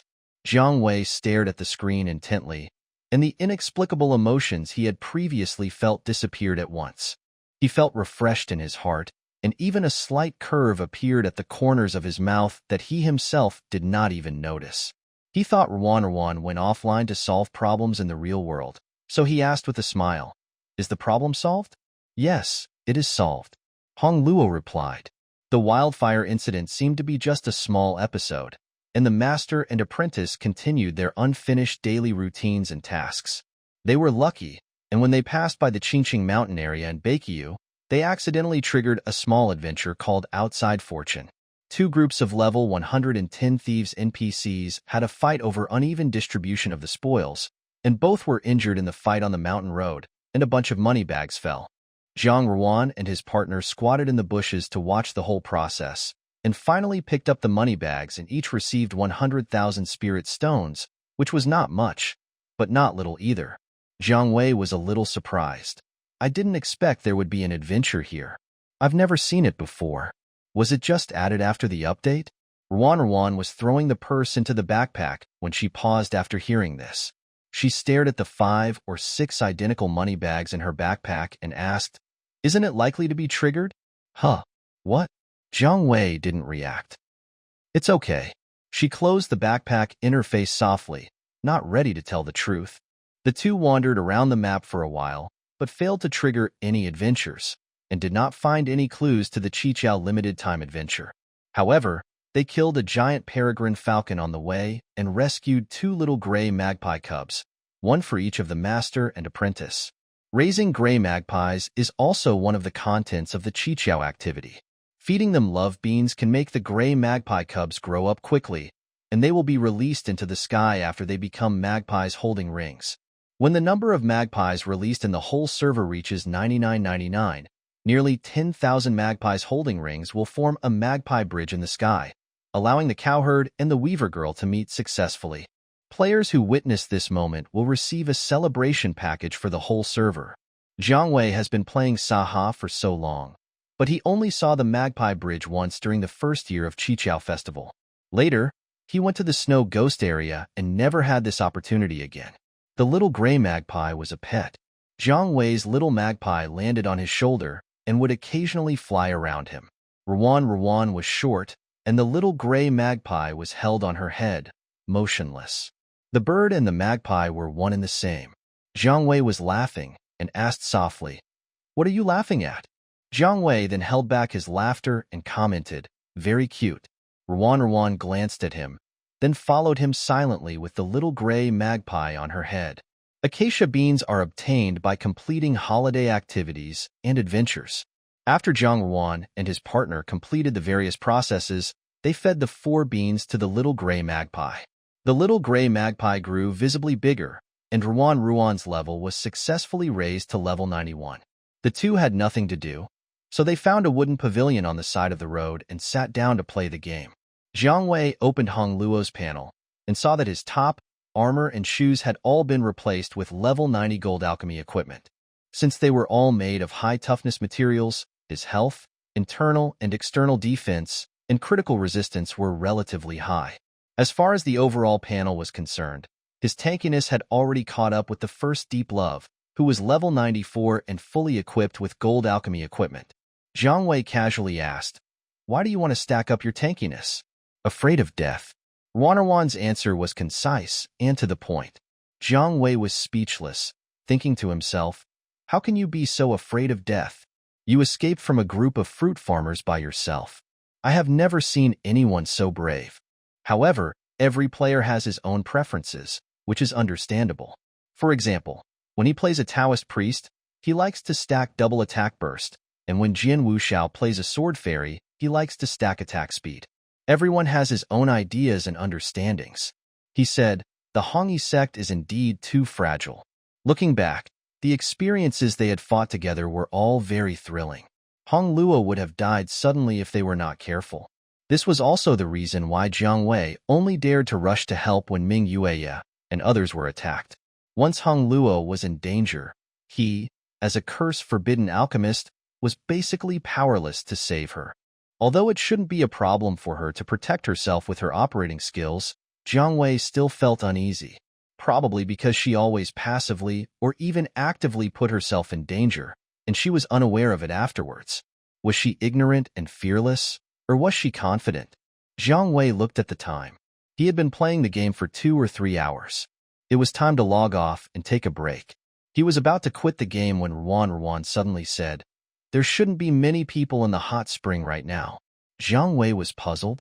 The wildfire massacre had just ended not long ago, and most of the players in the area were still in a wait-and-see state. Indeed, few people dared to do the quest in a short period of time. Ruan then asked, "Are you really not going to take a hot spring bath?" Jiang Wei. Seeing that he didn't say anything, Hong Luo opened the affinity mall and said, 250 affinity points can be exchanged for 1 Qingfeng feather, 1 piece of Han Tai, 3 Linglu. It's time to eat. Jiang Wei looked blankly and pretended not to see it, then quickly logged off and fled. Wildfire Station. On the way out of Luofu Bay, Rulai received the news that his house had been robbed. When they arrived, the people from Huajianji had disappeared without a trace, leaving only a dilapidated and messy settlement. All the defense facilities were damaged, the loyalty of the retainers was greatly reduced, the spiritual enclosure was downgraded, the warehouse was damaged, and most of the contribution points of the faction were looted. Tathagata opened the maintenance panel and took a look. His face suddenly turned as black as the bottom of a pot. Who the Hades is the bandit? The voice chatter was filled with noise, and Tathagata couldn't help asking, "How many people from Huajian did you kill in the hot spring just now?" "Not many. I looked at the kill list and there were only 2 or 3, and they were not important members." Another elder of Wildfire cursed. "Why did these people from Huajian suddenly go crazy?" Tathagata asked the members who were stationed at home. "How many of them came?" The member replied, "There were only about 10 people. They came quickly and left quickly." 10 people beat you all? Tathagata frowned. Who led the team? He was soft-hearted. The member recalled the situation at that time and sighed. You didn't see how soft-hearted he was when he came in, stabbing 3 people with 1 sword and piercing 5 with 2 knives, as fierce as if his wife had been killed. At this point, he was very suspicious. You really didn't kill the people in Huajian? Tathagata and another elder. Who the Hades would mess with this evil star for no reason? Didn't you say that the number 1 on the list doesn't like to get involved in these things? Why did you suddenly change your mind today? Then in the future, if you want to kill someone randomly, you have to see if he is from Huajian? This is too aggrieved. The Wildfire members complained continuously, and Tathagata looked unhappy. In fact, a long time ago, Wildfire was raided by Huajian once. The trigger was a core material with the purple attribute Rejuvenation. For this material, Ku Hao led his men to kill Huajian Elder Pian 5 times.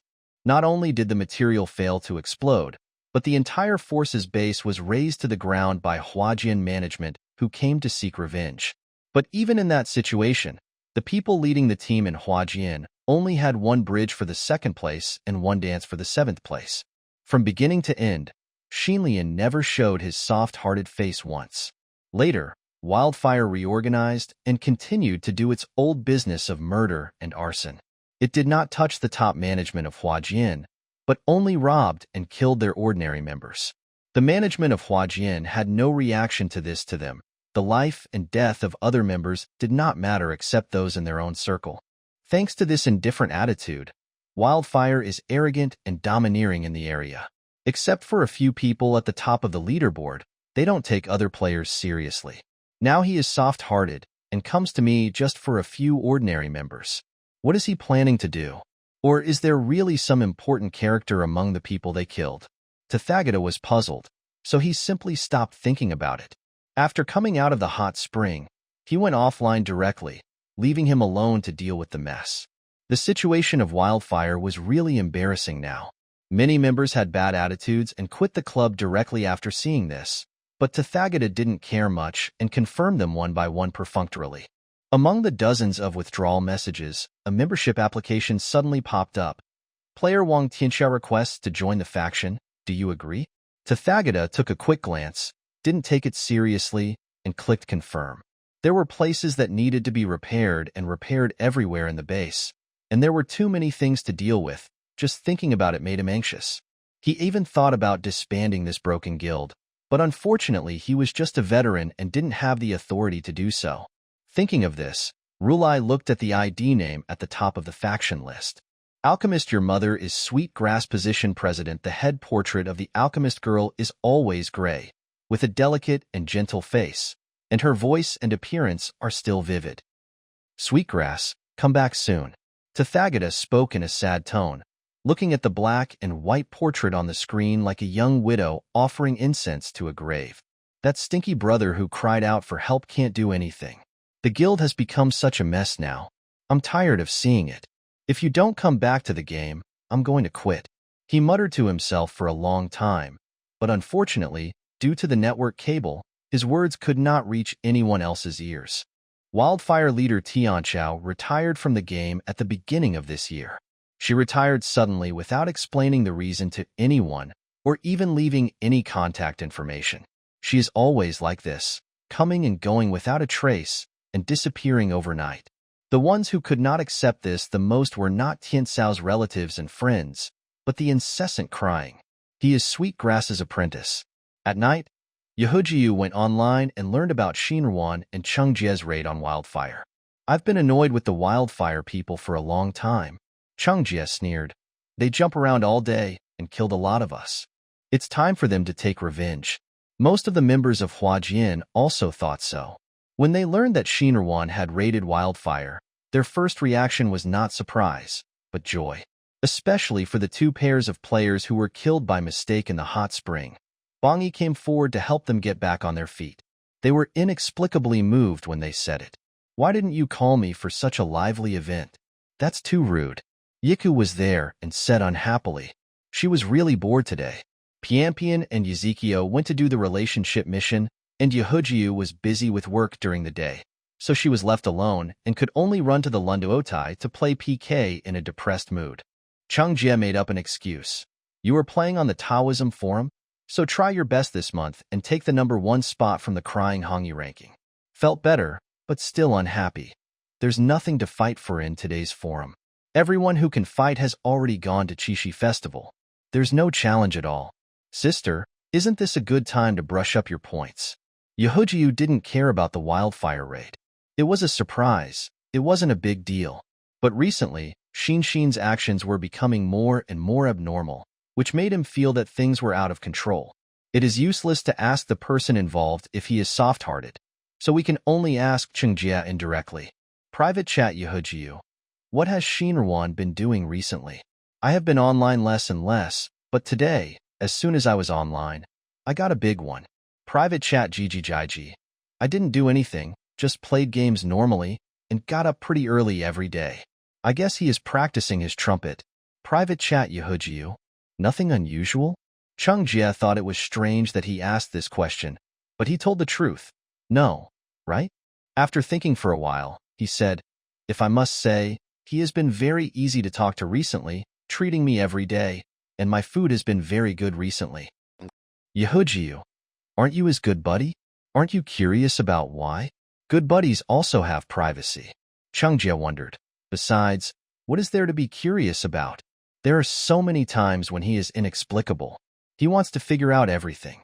I am so exhausted. Yehujiu was speechless and could only change the topic. Why don't you take a look at his trumpet ID? It's so hard for him to train his trumpet alone. It will be faster if we can train our trumpets together. Chungjie said calmly. I wanted to, but he wouldn't let me. A pot of wine. If he doesn't let you, won't you just watch it secretly? The conversation between the two ended here. Chungjie took off his headphones and turned to Ruan Xinchen. I want to ask you what you have been doing recently over a pot of wine. Ruan Xinchen was packing his luggage and answered without looking up. I'm practicing the trumpet. Chungjie knew he was going to say that and continued to relay. He also wanted to ask what your Smurf name was. Don't bother with him. Ruan Xinchen's tone was calm, and he put the computer into his backpack, closed the suitcase, and put it aside. Chungjie looked at his movements and pretended to be reluctant. Are you really going to move out? Then I will have to eat in the cafeteria alone in the future. Seniors can apply to live off campus, and Ruan Xinchen's application has been approved. School is about to start, and the other two roommates in the dormitory will be returning to school soon, so he wants to move out before that. Ruan Xinchen glanced at him and said, I rented Suite 2. You can come. Chungjie was indeed a little tempted, but after thinking about it, he said angrily, forget it. The place you rent is a bit far from the hospital building, and I can't get up in the morning. I'll come to find you when I'm free. Ruan Xinchen did not comment, which was regarded as his tacit agreement. After cleaning up, it was almost 11 o'clock. Ruan Xinchen took a shower and prepared to rest. He opened his mobile phone and received a message of special concern. Jiang, good night. Go to bed early. Ruan Xinchen lowered his eyes and looked at the screen, typed a reply good night, then put the phone on the pillow and closed his eyes after turning off the screen. The next morning, Chungjie got up early, which was rare for him, and sent Ruan Xinchen off the campus. The place he rented was in a riverside residential area on the other side of the river. The surrounding environment was quiet and green. Most importantly, the landlord allowed cats. It's good to keep cats. There are several wild cats downstairs in our community. They are all very well behaved. The landlord was a kind-looking middle-aged woman, about 40 or 50 years old. She looked left and right and saw that they had nothing in their hands. Didn't you bring anything here today? I'll pick it up later. Ruan Xinchen replied. Ruan Xinchen's family is planning to travel abroad in the second half of the year, and there is no one to take care of Siam at home, so the burden falls on him. Hearing this, the landlord's wife felt a little regretful and handed the keys to Ruan Xinchen. She then explained the daily living matters and payment channels again, and finally pulled him into the property group. She explained enthusiastically, there are a lot of students renting houses here. Most of them are from Chengda University. You might even run into a classmate when you go out one day. Ruan Xinchen nodded and thanked him. After the landlady left, Chungjie looked at the time on his wrist. Shall I have dinner before picking up the cat? Ruan Xinchen sent a message to someone on his mobile phone, and then said, let's go. In the mall, Jiang Weijing accompanied Qin Yu to go deep into the school to purchase. There was only 1 week left before the school started, and some daily necessities needed to be purchased in advance. The phone vibrated, and Jiang Wei took it out and took a look. Ruan, I have some things to do in the morning, so I might be online in the afternoon. Jiang Wei smiled and typed a reply. I have something to do this morning, so I'm not in a hurry. The other party responded quickly, yes. It was almost noon when he got home, and it was already 1:30 in the afternoon after he had lunch and cleaned up. Jiang Wei leaned on the bed and read a book. The warm light outside the window was bright, and he started to feel sleepy after reading for a while, so he simply closed the book and fell asleep. When he woke up again, Jiang Wei looked at the ceiling above his head, still a little dazed. Jiang Wei was not used to taking a nap. After waking up from a nap, he always felt a negative feeling of emptiness and loneliness, as if there was a layer of gauze between him and the outside world, and even the sunlight was no longer gentle. Even though he was not the only one in the room and Qin Yushin was only separated from him by a wall, this gloomy feeling was still strong. He lay flat on the bed for a long time until the cell phone on the table buzzed. Then he got up woodenly. Ruan, are you done with your work? Jiang Wei sobered up a little after reading the message from Ruan. He replied slowly. Are you going to do the mission now? The person on the other end paused for a moment, then sent a screenshot of the progress bar during login. Jiang Wei immediately came back to his senses, sat at the table, turned on the computer, entered the password, and logged into the game without wasting even half a second. As soon as he entered the game, he received a team-up request from Ruan. When Hongluo teleported over, Jiang Wei had just put on his headphones. He checked the time and breathed a sigh of relief. Fortunately, he didn't have to wait too long. Yesterday, the wildfire was forced to remain dormant due to Huajian's sanctions. Without this scourge, the atmosphere in the entire district became much calmer and more peaceful. The city of Ji was bustling with carriages and horses, and players traveling in pairs could be seen everywhere. Most of them were lovers, and relationships like master-disciple like those of Ruanjiang and others were rare. Jiang Wei always felt uncomfortable among them, but Ruan didn't seem to think much about it and still stood very close to him. Jiang Wei stared at today's task panel and sighed. Why is it another mansion visit? Didn't the planner consider the feelings of players without houses? Today's mission is similar to yesterday's, with 3 game missions and 1 interactive visit. A few of the game locations have changed, but they are all easy to solve. The most difficult one is the mansion visit. They only completed half of the task yesterday, and if they missed 1 more today, it's hard to say whether they will encounter more tricky tasks in the future. If they continue like this, the points they get may not be enough to exchange for even a blind box of materials. Ruan said calmly, I will go buy a land deed and make one now. At this point, there was no other way. Jiang Wei held his forehead and asked, Do you have enough spirit stones? If not, I have some here. Enough. Ruan counted the money in his backpack. With the money bag he found yesterday, he had just over 1 million spirit stones, enough to buy a piece of the lowest level cave treasure land. The two obtained the land deed from the NPC and teleported into the empty mansion, preparing to cultivate the spiritual field. Ruan stared at the mansion panel and fell silent. The mansion level must reach level 2 to cultivate the spiritual field. Jiang Wei, who knew nothing about the ways of life except cutting down trees to make cabinets, said. So the two of them went to the big map to chop trees, and they carried the wood back and made some furniture. After a busy time, the level of the mansion was finally upgraded to level 2, and the spiritual field was successfully reclaimed. Ruan used the remaining spirit stones to buy a bag of cabbage seeds. After planting them in the field, he crossed the river with a reed and watered the field with a pot. Finally, 2 hard-earned green seedlings popped up in the field. Finding Mission 2 completed. Received 250 bonding points.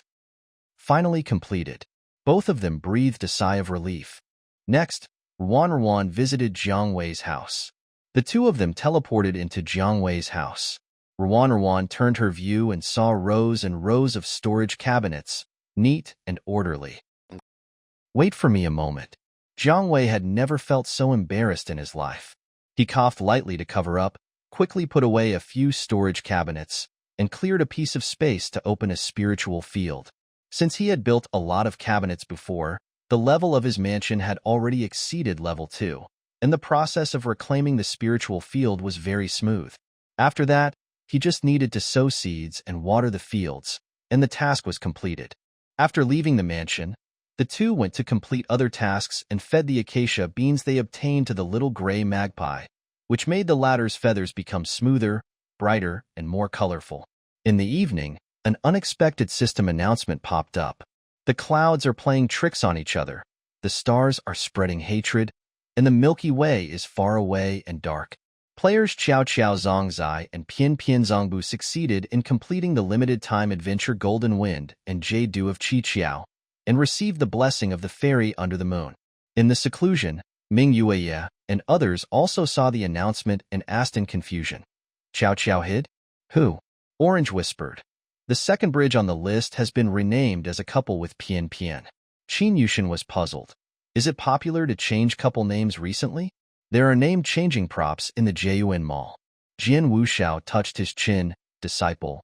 Why don't you change it quickly? Shumi Wanshue is gone.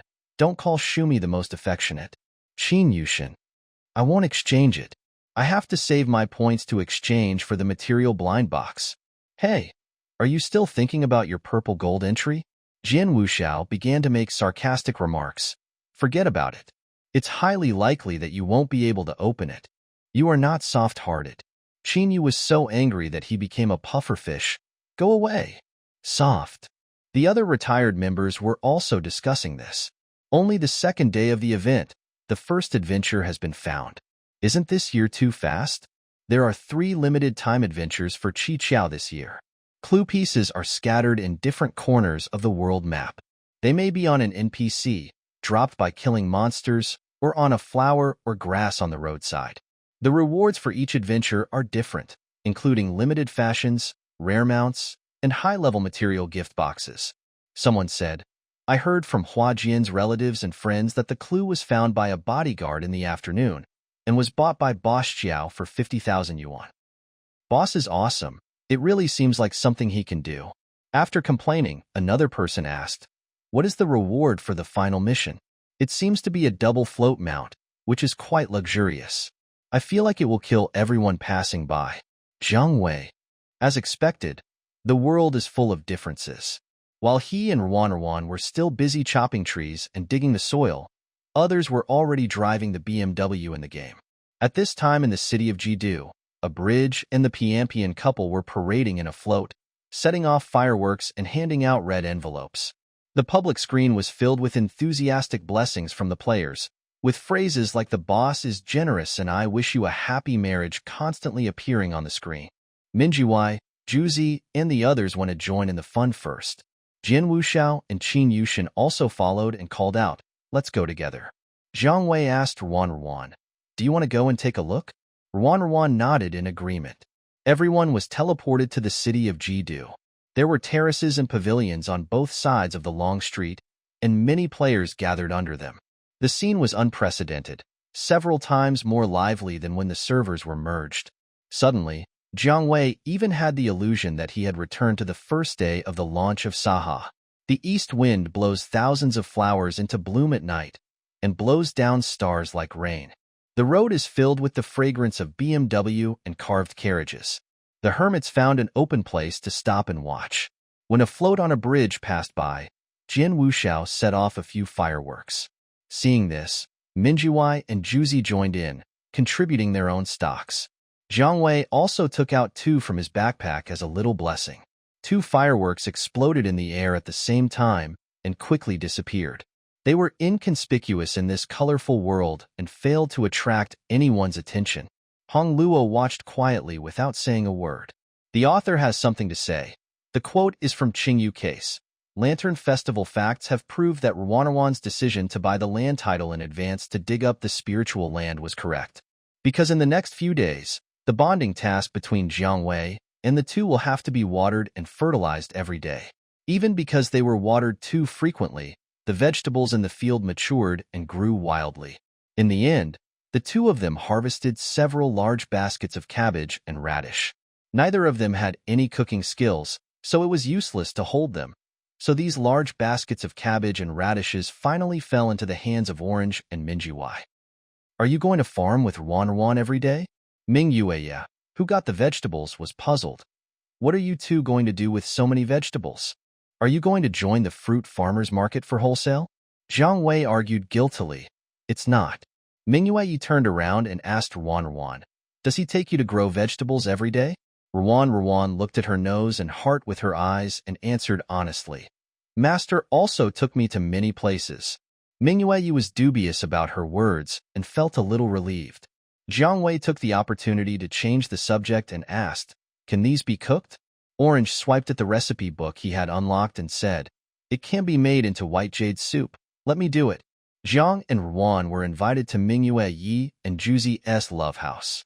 As soon as they entered, Zhang Wei felt ashamed. The area of Yuju's spiritual land is not large, but it is arranged into a retro garden, with pavilions reflecting water, deep paths, and exquisite details everywhere. In comparison, the space in his and Ruan's mansion was as crude as a caveman's habitat. Ruan asked, how much did the president and Orange spend on decorating the mansion? So far, more than 20 million. Ming Yueya said, The interior decoration has not been completed yet. It consumes too much wood and spiritual stones. Our savings have almost been wiped out. He made a soft sound, seeming thoughtful. While Orange was cooking on the stove, Jiang Wei received a small window message from Mingyue. When you take care of others, find more fun and interactive ways to play, and don't always think about doing tasks. Jiang Wei thought about it carefully and found that he and Ruan were indeed doing tasks every day. They were either masters and apprentices on a daily basis. Now they had an additional bond, just like inmates who clocked in together. So he sincerely asked for advice. Sister Yu, do you have any recommendations? Mingyue listed fishing, matryoshka dolls, ensembles, check-in, hide and seek.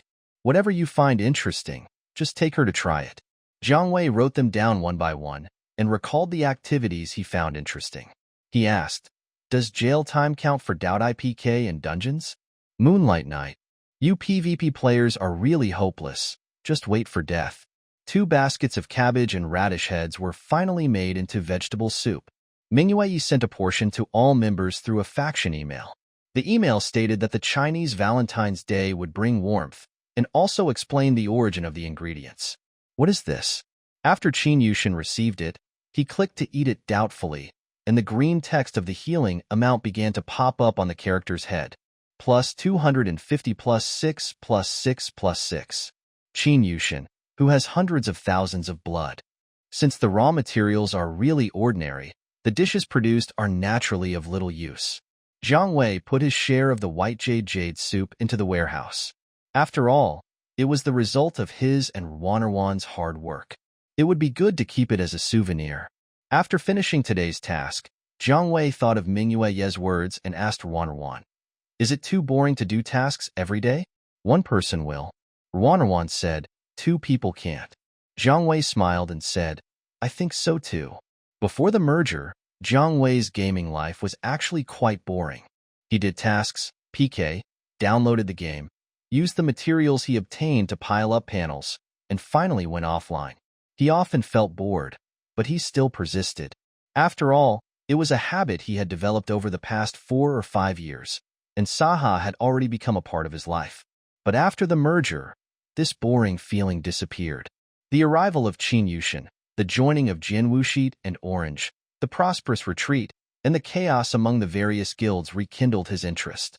Furthermore, he also got to know Ruan, and no matter how boring the task was, it seemed that it would no longer be difficult when the 2 of them walked together. Jiang Wei asked again, is there any activity or gameplay you want to try? Let's go together. Ruan, anything is fine. There must be something you are more interested in, right? Jiang Wei was helpless. Ruan seemed to think about it carefully. Does killing count?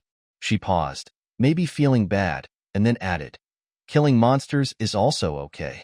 If Mingyue were here, Gao Lu would complain that it was not like a family would not enter the same house, and the 2 of them would be in trouble. Jiang Wei felt that the meaning of these 2 words was similar to that of PK. However, the level of soft was not full, so it was really a disadvantage to fight on the Taoist platform.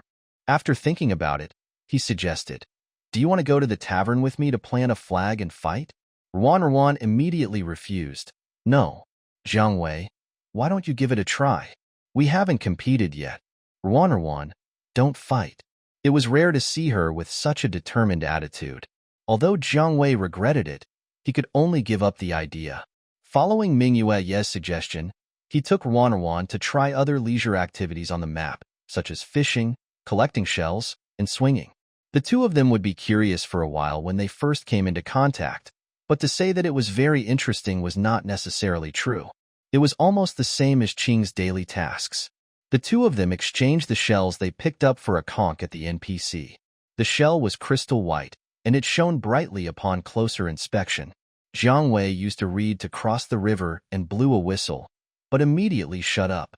Early on the weekend, Qin Yushin was preparing to go out, and he didn't forget to inform Jiang Wei before leaving. Several of his high school classmates were also admitted to Chongming University and arrived in Chongming City one after another in the past 2 days. They discussed and planned to have another party before registering for the start of school. Jiang Wei warned, go early and come back early, pay attention to safety. Okay, brother. After Qin Yushin left, Jiang Wei simply tidied up the house and went downstairs to take out the trash. As soon as he walked out of the unit door, a long gray and white creature suddenly rushed past his feet and swooped into the grass of the green belt. Jiang Wei, is there a monkey in the community? On the way back, he checked out the owner group to ask about the matter and saw a notice posted by a group member half an hour ago. The Siamese cat at home was lost at 8 o'clock this morning near Unit X in building contact number 191. Jiang Wei clicked on the picture and saw that it was a blue-eyed Siamese with blue eyes and a slender body. The hair on the body was off-white, and the face, paws, and tail were gray. It seemed to correspond to the long creature he bumped into at the door of the unit.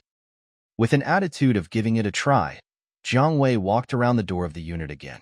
He didn't see the Siamese cat, but he bumped into the dried fish coming out for a walk. Seeing an acquaintance, Xiao Yugan walked briskly over. Jiang Wei touched his body, found the cat strips that he had not finished feeding last time, tore one open and fed it to it. Jiang Wei ate the dried fish with gusto, and Jiang Wei took the opportunity to stroke a few handfuls. He was in a good mood, and his eyes flickered casually, and he caught sight of another furry head in the grass. Jiang Wei. A Siamese cat lowered its body and scratched the ground with its four paws, looking directly at him with blue eyes and its tail raised high. Jiang Wei followed its line of sight and looked at the cat strip in his hand, which had been half eaten by the dried fish. He placed the cat strip in his hand on the ground, tore open another strip, and shook it slightly towards the Siamese cat. Siam remained motionless at first. It wasn't until Jiang Wei's legs went numb from squatting that he cautiously moved over step by step. During this period, Xiao Yugan glanced at it and seemed not to take it to heart, and continued to eat his cat strips with his head down. Siam took a lick of the cat strip, savored it for a moment, and immediately licked it again. His eyes widened, and then he couldn't stop. The two cats were temporarily stabilized. Jiang Wei opened the owner group, added the picture again, and compared it with the Siamese in front of him. After confirming that it was correct, he went to the phone address book and copied and pasted the owner's contact information. After the phone beeped twice, it was quickly connected and a male voice came out. Hello? Jiang Wei. Hello. I found a Siamese cat in the flower bed downstairs of Unit Y in Building Y. It may be the one you lost. Is it convenient for you to confirm it now? The person on the other end of the phone was silent for a while. After a long while, the answer came, Okay, I'll be right over. After hanging up the phone, Jiang Wei continued to wait for the owner to arrive. He stared at the two cats' heads, and then realized that the other party's voice seemed familiar. A few minutes later, a tall young man carrying a cat bag came nearby. Jiang Wei was about to wave, but the other party turned his head in advance and his eyes met his. The moment he saw the other person's face clearly, Jiang Wei was slightly stunned, but he had no time to think more. The Siamese probably sensed a familiar scent and picked up the cat and tried to escape again. Jiang Wei was quick to grab the back of its neck. Siamese struggled with its teeth and claws bared. Xiao Yugan, who was standing next to him, pounced on him and punched him 3 times in the face. Then he breathed a breath as if warning. Only then did Siamese finally behave himself and meowed in grievance. Jiang Wei. The young man not far away. With Jiang Wei's help, the limp Siamese cat was finally put into the cat bag. The young man lowered his eyes to watch him move and whispered, Thank you. You're welcome. It just happened to happen. Jiang Wei tilted his head and asked, Have we met before? The young man paused. Do you still remember? Jiang Wei smiled softly. Why don't you remember? It was just a month ago when you helped me up on the street. The young man said, No. Jiang Wei was stunned. Isn't it? Not a month ago. The young man's eyes seemed calm, but also seemed to be surging with emotions. We met a long time ago. Seeing that Jiang Wei was still confused, he finally moved his lips and revealed his identity. Class of 26, Software 1 class, Wan Xinchen. He stared at Jiang Wei, his tone as light as a feather falling on the water. Senior Jiang, don't you remember me? Hearing this name, Jiang Wei's expression finally changed slightly, and his pupils widened slightly. 3 years ago, he was helping out in the freshman class. The sun was particularly scorching, and dozens of freshmen suffered from heatstroke in one morning. Jiang Wei was called by his friends to the logistics department to help take care of the patients. During this time, the condition of a freshman in software engineering was the most serious, and the attention of several class assistants present was almost drawn to him. Jiang Wei first noticed that the other student who sent the person over was also sweating all over, and his face was also pale. Jiang Wei called him over and handed him the glucose water. "Thank you for your hard work, classmate. You can take a rest here as well." The boy glanced at Jiang Wei, took the cup, and said in a hoarse voice, "Thank you, senior." He found a corner to sit down, lowered his head to look at the water cup in his hand, and took a sip. He didn't look up until Jiang Wei came to find him to register his name. Software Engineering Class 2601. Student number 20. Jiang Wei wrote down his class and student number on the registration form and confirmed. "Is it the star in the sun, moon and stars?" The boy answered, "Hard work means Xin, and the ruler means the minister." Hearing this, Jiang Wei raised his eyes and happened to meet a pair of beautiful obsidian eyes that were looking at him quietly. Just at this moment, Jiang Wei's expression changed from being stunned at first to being surprised. "It's you. Long time no see." Seeing that he finally remembered her, Ruan Xinchen's mouth corners slightly curved. The Siamese cat in the cat bag started to get naughty. Ruan Xinchen glanced at it and said, "Would it be convenient for us to have lunch together later? I'll treat you." "Sure." Jiang Wei agreed readily. Qin Yushin happened to be out, and he hadn't figured out what to do by himself. "But I'll treat you. You should still be a senior, right? This time it's the reward for finding the cat." Ruan Xinchen paused. "Next time." Jiang Wei thought about it and said, "That's fine." He gave the last cat strip in his hand to Xiao Yugan, who held the strip in his mouth and left contentedly. Jiang Wei accompanied Ruan Xinchen upstairs to release the cat. On the way, he casually asked, "What's the name of this Siamese cat?" "Ruan Xinchen." "Ruan Fan." Jiang Wei found it funny. "Why is it called this name? It only knows how to eat." Ruan Xinchen replied indifferently, and running around everywhere. Ruan Fan in the cat bag might have felt that he was being scolded, so he scratched left and right and cried out in dissatisfaction. When Ruan Xinchen went out in the morning, he just opened the door a little, and Ruan Fan took the opportunity to jump out. He spent almost 2 hours trying to find him, and finally received a call from Jiang Wei. Ruan Xinchen originally wanted to withhold its snacks for the next 3 days, but the moment he heard Jiang Wei's voice on the phone, he changed his mind and decided to withhold only 1 day. Ruan Fan home, Ruan Xinchen took Jiang Wei to a Chinese restaurant not far from the residential area. The restaurant is located on the riverside, with classical decoration and a quiet atmosphere. The 2-person seat is by the window, and you can enjoy the riverside scenery. Before serving the food, Jiang Wei went to the bathroom first. After coming out, he dried his hands at the sink and left a message for Ruan. "Jiang, I met a junior student I know today. He treated me to a meal, so I will be online a little later." On the way back, my cell phone rang. "Ruan." "Okay." Jiang Wei glanced at the message and put his phone back into his bag. When he turned the corner, he saw Ruan Xinchen, who was sitting in his seat, put down his phone and turned off the screen when he saw him coming back. Jiang Wei didn't care much and returned to his seat. While the waiter was serving the dishes, Jiang Wei started a conversation. "I don't think I've seen you around here before. Did you come here recently?" "Yeah, I just moved out of the dormitory these 2 days and live alone in a quiet place." Ruan Xinchen paused, looked at him again, and asked, "Where will you work after graduation?" "I'm an art teacher at the middle school next door. I have to go back to school soon." Jiang Wei smiled. "What about you? How are you going to plan for graduation?" The architecture major is a 5-year program. In his senior year, Jiang Wei obtained a teacher's certificate in his spare time. In the second semester of his 5th year, he passed the school recruitment examination and was admitted as a teacher. In fact, based on his professional performance and internship experience, he had more and better options, but he ultimately chose a relatively stable and smooth path. Ruan Xinchen didn't ask much about this, but just answered his question. "I haven't decided yet. I will continue to study in graduate school."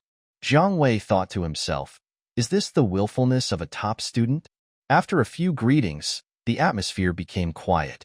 As for reminiscing about the past, there isn't much to talk about. When Ruan Xinchen entered college, Jiang Wei was already a senior. In the following 2 years, they did not stay in school for long. They were in different majors and even different departments, so it was difficult for them to have any interactions. Therefore, after the 26th military training, the two met only a few times, which was also the main reason why Jiang Wei did not think of Ruan Xinchen at the first time. After all the dishes were served, the two finally started eating, looking at each other in silence. During the process, Jiang Wei secretly glanced at Ruan Xinchen a few times. The latter had his eyelashes drooped, and his movements of eating were reserved, dignified, and very natural. In his memory, the last time he saw Ruan Xinchen was at the New Year's Eve party for freshmen half a year after the military training. As a representative of the Department of Software Engineering, Ruan Xinchen sang an English song, which received a very enthusiastic response. Even after leaving the auditorium, many female students in Jiang Wei's class were still whispering and talking about it. Jiang Wei can no longer remember the specific title of the song, but he thought it was very beautiful. There was one line of the lyrics that left the deepest impression on him. When Jiang Wei was thinking about something, his eyes would go blank. Ruan Xinchen had already noticed that he was looking at him, but he remained motionless and let him look. It was not until Jiang Wei had not moved for a long time, staring at the food in front of him, that he asked, "What's wrong? Is the food not to your liking?" Jiang Wei came back to his senses and smiled. "No, it's very suitable." After lunch, the two returned to the residential area together. When they reached Jiang Wei's building, they both stopped. Jiang Wei nodded slightly. "Let's get together again when we have time. Next time it's my turn to treat you." Ruan Xinchen. "Okay." Jiang Wei pushed open the glass door and walked into the apartment building. After pressing the elevator button, he found Ruan Xinchen still standing outside the building looking at him, so he smiled and waved. Ruan Xinchen waved back and watched Jiang Wei enter the elevator before walking towards his own apartment building. After Jiang Wei returned home, he set Ruan Xinchen's number as a note in the call log. Then he found the message about finding the cat in the owners group, clicked on the avatar and added him as a friend. After a while, the system popped up a message. "User R has accepted your friend request." After solving this problem, Jiang Wei finally felt relieved. He lay on the sofa to rest for a while before returning to the bedroom to turn on the computer. 10 minutes later, the social account received a new message. "Ruan, are you home yet?" The moment he saw the nickname, Jiang Wei thought the person who sent the message was Ruan Xinchen. After replying with "I'm here," he realized belatedly that it was Ruan. "Ruan, how was the reminiscing?" "Not bad. My junior is a nice guy," Jiang Wei replied. "I feel like he is a little easier to talk to than before." There was silence on the other side. He was not easy to talk to before? Jiang Wei thought for a moment. Not really, he just doesn't talk much. In my impression, he's always been very cold. I didn't expect that he would still remember me after so long, but I forgot about him. I feel embarrassed. Ruan? It's okay as long as I can remember it. The more Jiang Wei thought about it, the more guilty he felt, and he decided to apologize to Ruan Xinchen the next time they met. He clicked on the game icon of Saha on the desktop and skillfully selected his account to log into the game. As the progress bar slowly moved, Jiang Wei looked at the conversation interface with Ruan, and his eyes finally fell on the other party's avatar and name, and a strange guess gradually emerged in his mind. Blue-eyed Siamese cats all have the surname Ruan. He enlarged Ruan's profile picture, then called up the photo of Ruan fan that Ruan Xinchen sent to the owners group and compared them. Due to the different shooting angles and lighting, the two are almost incomparable. Jiang Wei frowned and looked at them for a long time, and reluctantly came to the conclusion. The one with the soft head seems to look a little smarter. He muttered to himself, "It shouldn't be such a coincidence." While I was thinking, the character had been loaded into the game map, and Iwei Dujiang was still standing on the beach where the two of them picked up shells yesterday. Ruan's team application came in, and the two formed a duo. Jiang Wei opened the bond panel as usual, ready to check today's tasks, but suddenly he saw Ruan said, "The NPC for exchanging shells has changed." He was stunned and turned his view to the seaweed house not far away. A merchant NPC was standing next to the house. Jiang Wei vaguely remembered that the person who was here yesterday was an old fisherman or farmer. He even exchanged the shells that the two of them had picked up for a conch, which was still lying in his backpack. But now, the person next to the seaweed house has become a child holding a fish basket. The two walked over and interacted with him. The child put down the fish basket, took out a box and asked, "Do you want to buy my beads? It only takes 99 shells." After he finished speaking, two options popped up in front of Jiang Wei. "I want to buy your beads. I want to buy your box." Jiang Wei felt that this might be a strange encounter, so he asked Ruan, who was standing beside him, "How do we choose?" "Ruan, I choose beads." Jiang Wei understood and chose the second option. The moment the option was clicked, a maple red exclamation mark immediately appeared above the child's head. At the same time, a system prompt popped up in the chat box in the lower right corner of the two screens. "You have triggered the limited-time adventure Tears of the Lost Pearl in the Sea of Qiqiao. Please complete the guidance task within 59 minutes and 59 seconds and obtain the clue piece." Jiang Wei was really surprised this time. "I thought it was just an ordinary adventure, and I didn't expect it to be a holiday special." He and Ruan wandered around the map for several days without finding any clues. Today, when they went online, they hit the jackpot. "You two are really weird. One wants beads, and the other wants a box," the child muttered, saying, "It's agreed in advance that the box and the beads are the same price. Both are 99 shells. If you want to take them away, you can't take any less." Ding. Get the guidance task. Find enough shells to exchange for the boy's box. Remaining time 59:48. Jiang Wei opened his backpack and took a look. After exchanging conches for shells yesterday, he only had 3 or 2 shells left. He asked Xiaoruan, "How many do you have?" 36. She didn't exchange shells for conches yesterday, so there were a lot left. It was not easy to find more than 150 shells. The countdown was reduced by a few seconds during the conversation. Jiang Wei did not delay any longer and said, "Let's search separately. You go here, and I'll go to the other side." Yes. The two of them split up and began to search for shells along the coastline. There were not many players around, only a few players hanging out on the rocks or under the trees. Jiang Wei walked and searched and gradually left the safe zone. 10 minutes later, a soft message popped up in the team channel. "I have found everyone." Jiang Wei glanced at his backpack. "I'm still 10 short. Wait for me a moment." "Okay, I'm with the NPC." He searched for a long time at the edge of the map and finally found the 99th shell. When he was about to teleport back to Ruan, he seemed to catch a glimpse of a red-named player out of the corner of his eye. But before he could see the other party's message clearly, the game screen switched and Iwei Dujiang had returned to the NPC boy. The two spent half an hour looking for shells, which was much earlier than the deadline.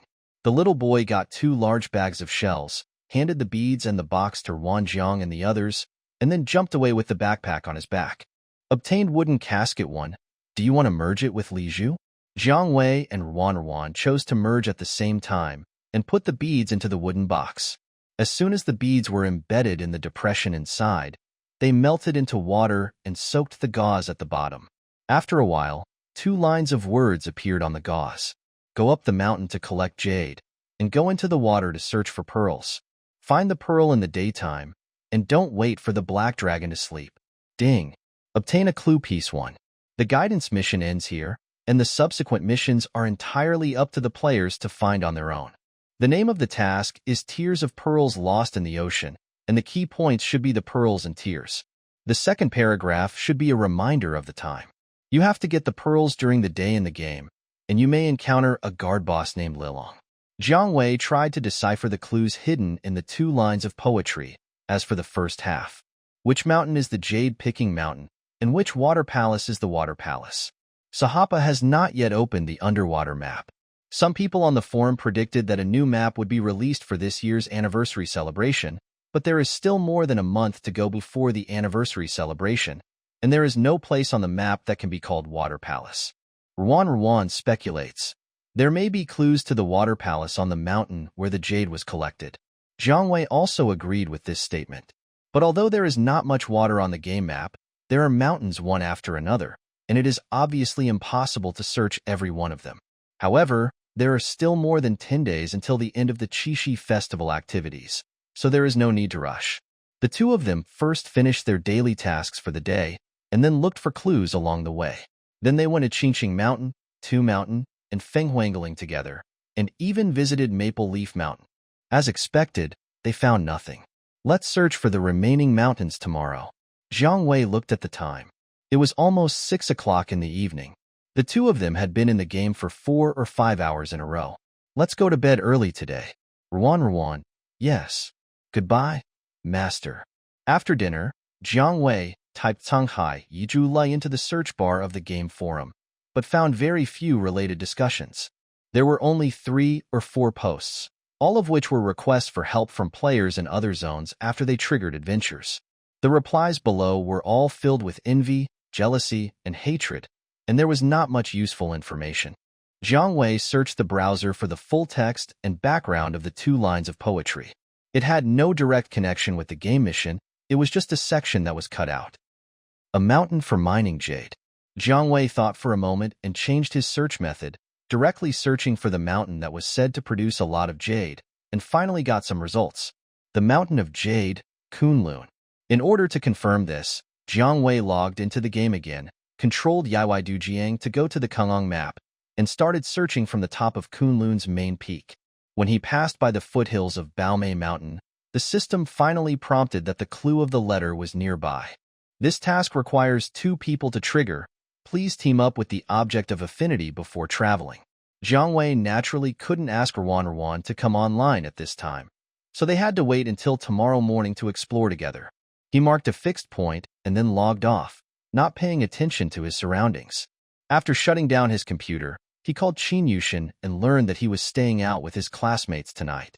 He gave him a few words of advice and then went to wash up and go to bed. The next morning, Jiang Wei sent a message to Ruan. Jiang, there is some progress on the clues to the adventure. Let's go online and take a look together later? Ruan. Okay. After finishing his breakfast alone, Jiang Wei sat in front of the computer and logged into the game. After a while, Yaoi Dujiang's figure appeared at the foot of Baomei Mountain. He opened the friend list and was about to check if Ruan was online, but he didn't notice a cold scarlet light suddenly piercing his back. At the same time, Ruan Shinchin on the other side had just landed in Sahapa. The loading progress bar was stuck at 99% for a long time, so long that he frowned slightly. After finally successfully loading the scene, the pink-skirted Hong Luo standing on the beach had not yet made any move, when a prompt suddenly popped up in the faction channel. Faction member Yaoi Dujiang was brutally killed by the player crying in the Kunlun Baomeishan, 450-234 area. Please rush to support. Ruan Shinchin's movements suddenly stopped. He clicked on the Warlock's avatar to apply to join the team. A few seconds later, the system popped up a cold prompt box. The other party has rejected your team invitation. The time went back to a few minutes ago. Jiang Wei was unprepared within a few seconds after he came online. He suddenly burst out crying and killed him with a sneak attack. At this time, Yaoi Dujiang had just come out of the resurrection point at the foot of Baomei Mountain. When he looked up, he saw that a group of wildfire red names had been surrounded, and he was forced to get into trouble again. He was alone against many enemies. During this period, he saw the application for team formation sent by Ruan and rejected it without thinking. Jiang Wei explained in a low voice on the power channel. "Duant, come over here. The red names of wildfire are all here. Power Ruan 326.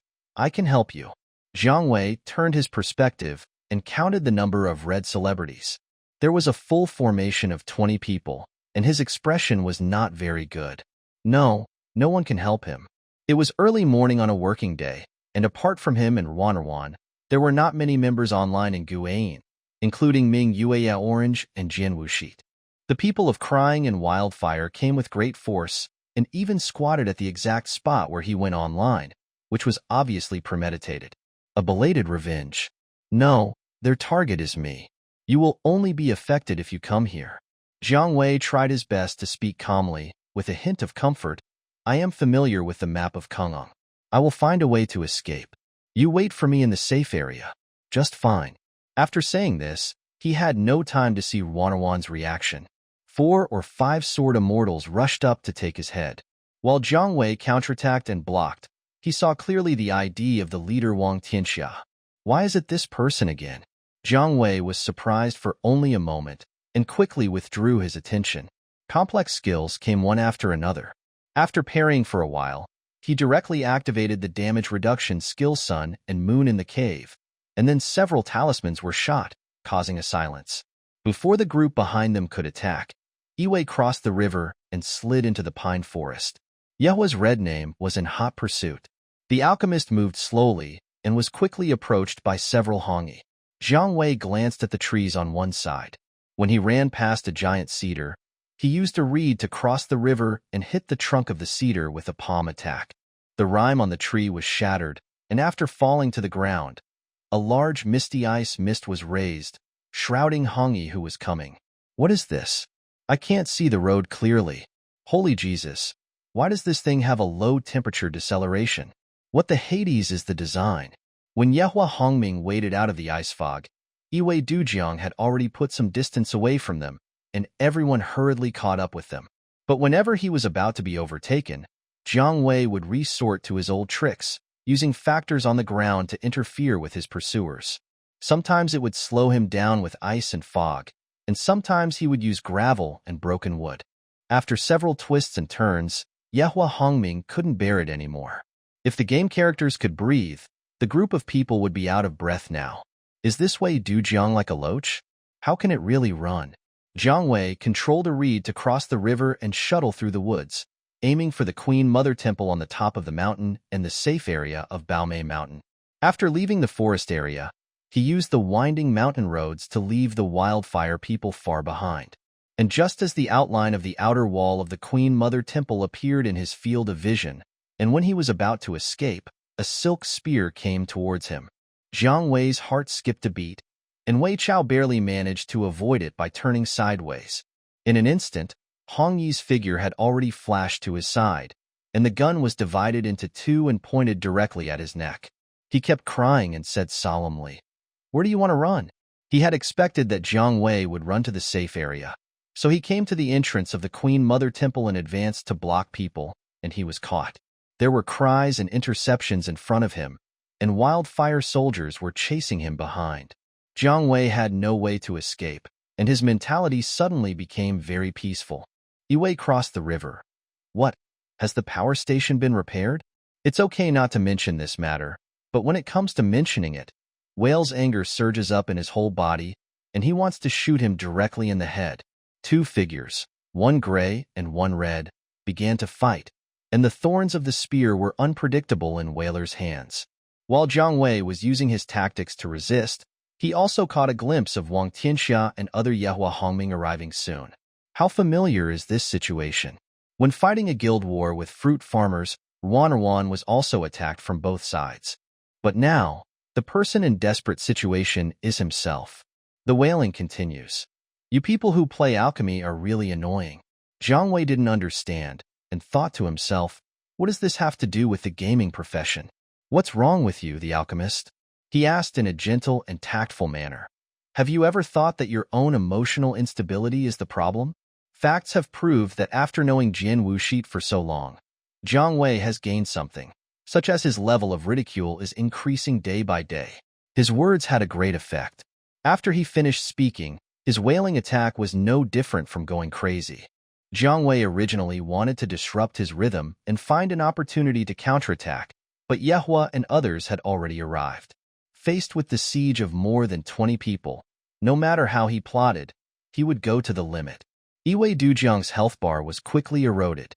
He had been killed by Whale more than once today.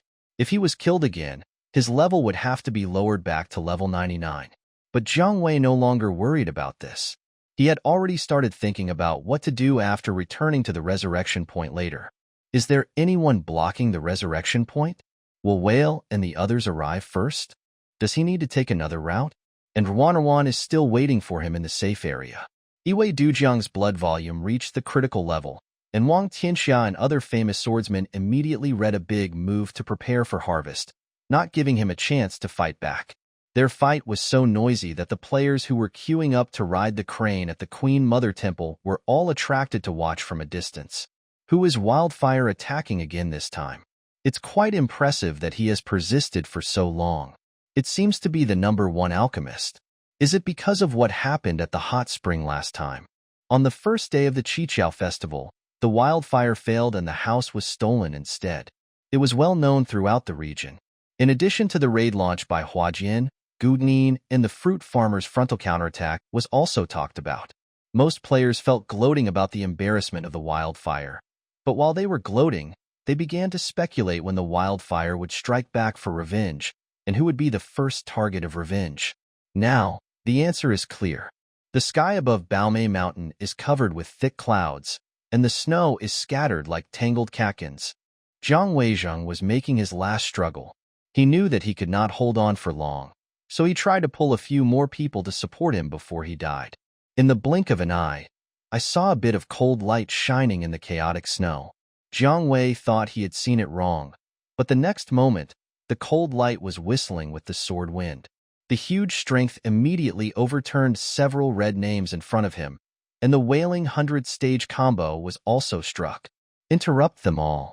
He was slightly startled, and only had time to see clearly a flash of black sleeve horns, followed immediately by the sword immortal's armor-breaking skill destroying mountains and mountains, which greeted the wild red name with the force of wind and lightning. The sudden attack caught the wildfire members off guard, and they all said in shock, "The people who have retreated to the hermitage have come to support? So fast?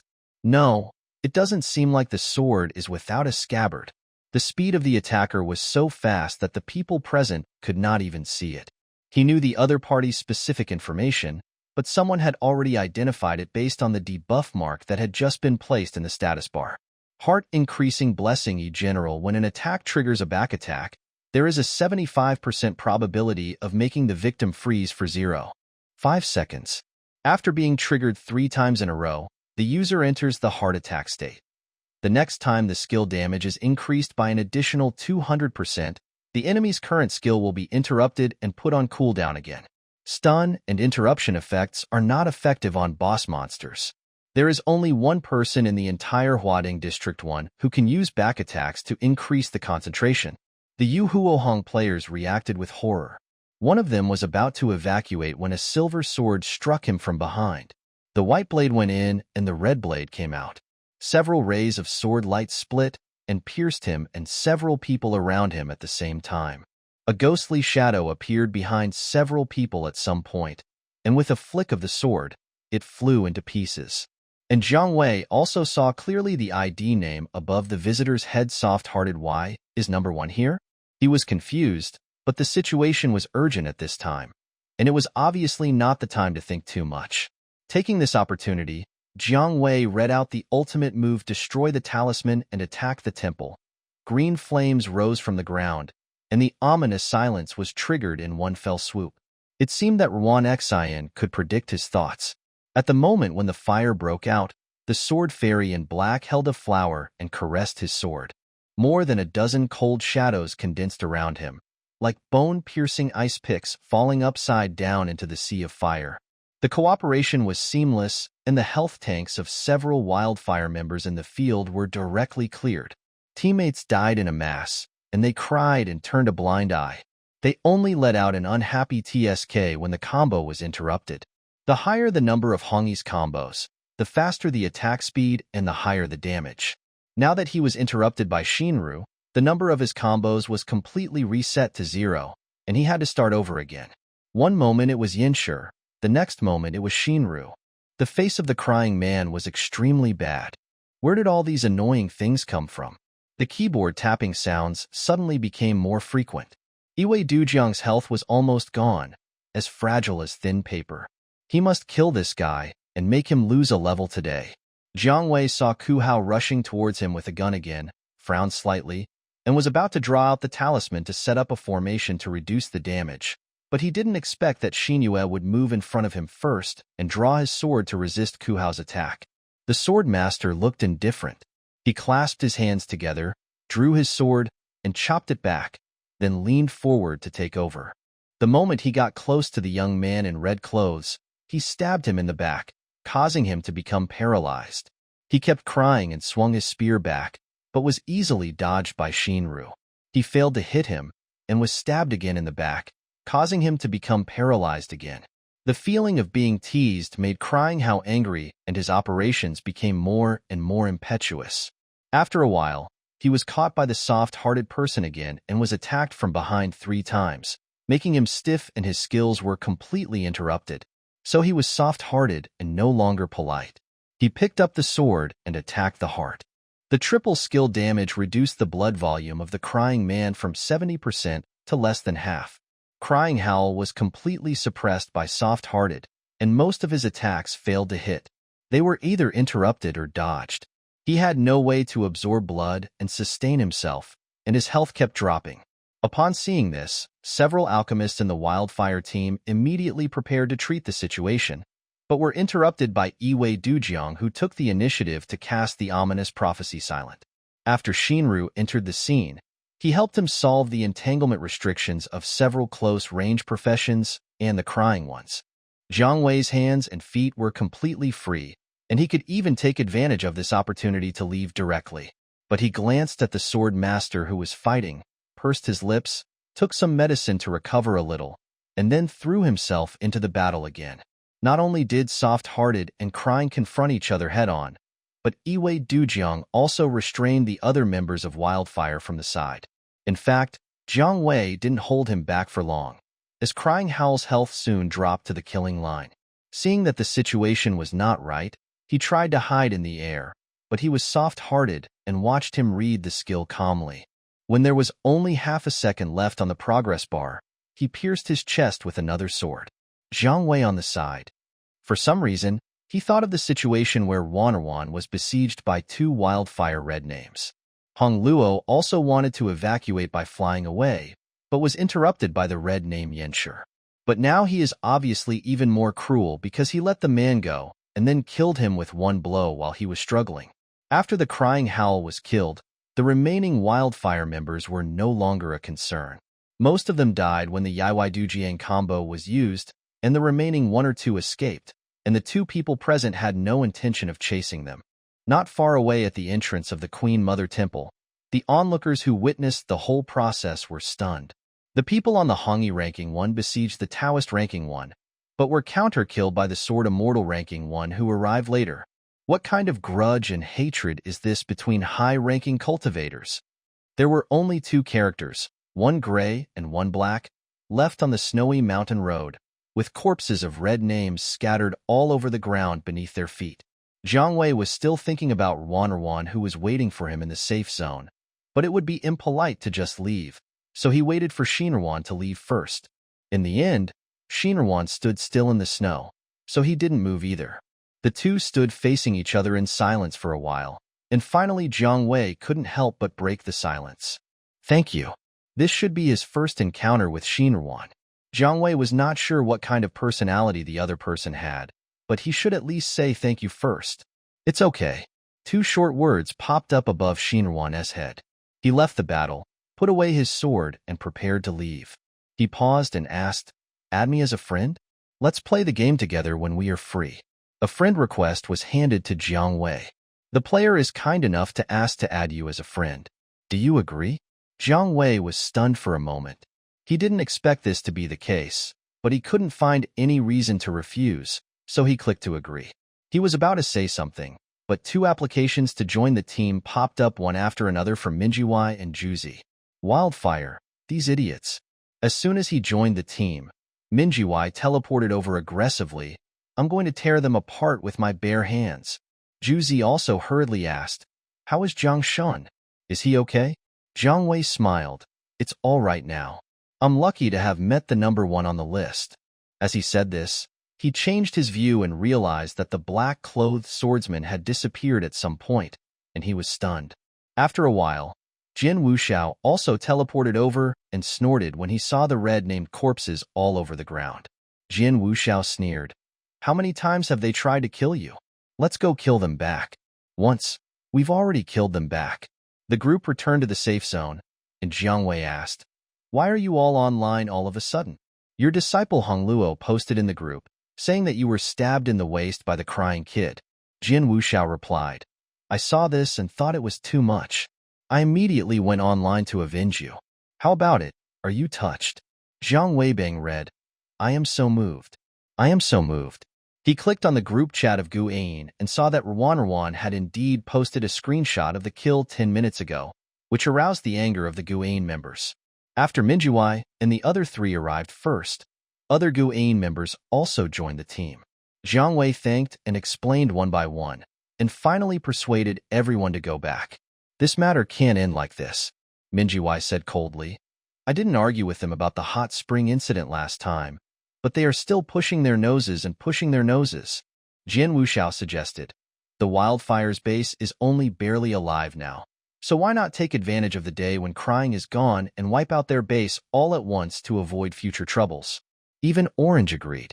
Several people began to discuss a feasible revenge plan. Jiang Wei listened helplessly. At this time, another application to join the team came in, from Ruan. After Hong Luo joined the team, she said nothing. Jiang Wei felt guilty and said to Ming Yueye and the others, Ruan and I have received a limited-time adventure. Let's go check it out first. Ming Yuyi was surprised. You are so lucky. When did you get the call? Yesterday afternoon, Jiang Wei explained, and then remembered the shadow of Hong Ming that flashed by when he was picking up shells yesterday. He thought that he had been followed at that time, but he didn't realize it at all. The limited-time adventure requires 2 people to be alone. Ming Yueye knows this and naturally doesn't want to be a light bulb. Go ahead. Be careful of wildfires on the road. Call us if anything happens. Jiang Wei happily said, Okay. Minjuai and the other 2 left the team one after another, and only Yaoi Dujiang and Ruan remained in the Queen Mother Temple. Jiang Wei glanced at the crane riding point not far away. It happened that today's mission included crane riding for sightseeing, so he asked tentatively, Should we do the sightseeing mission first? Ruan didn't answer, but just clicked auto-follow. After that, the 2 of them lined up, rode the crane, saw the scenery, and finally landed, all in silence. Jiang Wei asked in a low voice, Shaoruan, are you angry? Ruan replied, I don't have one. Jiang Wei didn't believe it and followed his instincts, deciding to apologize first. I'm sorry. Ruan was silent for a while and finally spoke again. Why don't you let me join the team to help? She looked at Yaoi Dujiang, paused and concluded, You despise me. Jiang Wei was stunned. I didn't. Don't blame the master. It's my fault. Ruan seemed not to hear his words, lowering her head and looking at herself in pity. If only I were more powerful. Jiang Wei. He tried to refute. No, you are already very powerful. There are too many people in the wildfire, and I was afraid that you would be injured by mistake. Ruan asked back. If I were to encounter such a thing and shut you out, how would you feel? Jiang Wei was stunned. Ruan said, Don't do this again. Jiang Wei's lips moved, but he couldn't speak. In the end, he could only respond awkwardly. Okay. Hong Luo was finally satisfied. Since they were not sure whether Howl would come back to cause trouble again, the 2 had to put the limited-time adventure on hold and first complete some tasks that could be completed in the safe zone. While working as helpers in the Taiping Tavern, Zhang Ruan and his friend learned from the players in the public chat room that the fruit farmer's superior was also captured and besieged by wildfire and died twice. Now Morong and Bu Qi Xiangcai are leading people to hunt down wildfire Hongming. Dongrong by Yangtou. As expected, they only pick on the weak. The wildfire's base was almost reduced to ruins by Huajian, but they dared not even say a word and only attacked the small guild. Haha, Lan Jueyu. I heard that he cried and caused trouble for Yaoi Dujiang this morning. What was the result? Xiaoji Huan. I was at the scene at the time, and the fight was so intense that the sky was dark. Later, they showed up and fought back. The 2 of them beat the entire team of Crying and Wildfire. I'll give you a discount on my legs. Ha. He has come to this day. The first floor of the pub was bustling with activity, and no one noticed that the person in question was there. Fangshi and Hong Luo sat in the corner and listened for a while. Jiang Wei was silent for a while and asked softly, What are you thinking about? Jiang Wei subconsciously replied, Thinking about the number 1 on the list. Ruan. When I was about to fall to the ground, Shinruan suddenly came in and saved me, and later helped me block a bullet. Jiang Wei didn't think there was anything wrong with what he said, and said to himself, Is this considered a heroic act? I didn't know him before, but he seemed like a good person. Hong Luo acted as if nothing had happened and silently took a sip from the teacup. In addition, Jiang Wei remembered one more thing. He opened the friend list, knocked on Mingyui's window, and asked, "Sister Yu, how did you know Wang Tianxia before?" Mingyu Yi was conspiring with Bu Qi Xiangkai to discuss something. When he saw him sending a message, he dragged Bu Qi Xiangkai's chat box aside. Although Mingyu Yi didn't understand, he answered everything. At the beginning, I was casting a wide net on the public screen and forums to recruit people. Nanbei was the first to come to me. After he came in, he said he wanted to bring a relative or friend. We were short of people at the time, so I agreed without thinking. Why did you suddenly think of him? Jiang Wei.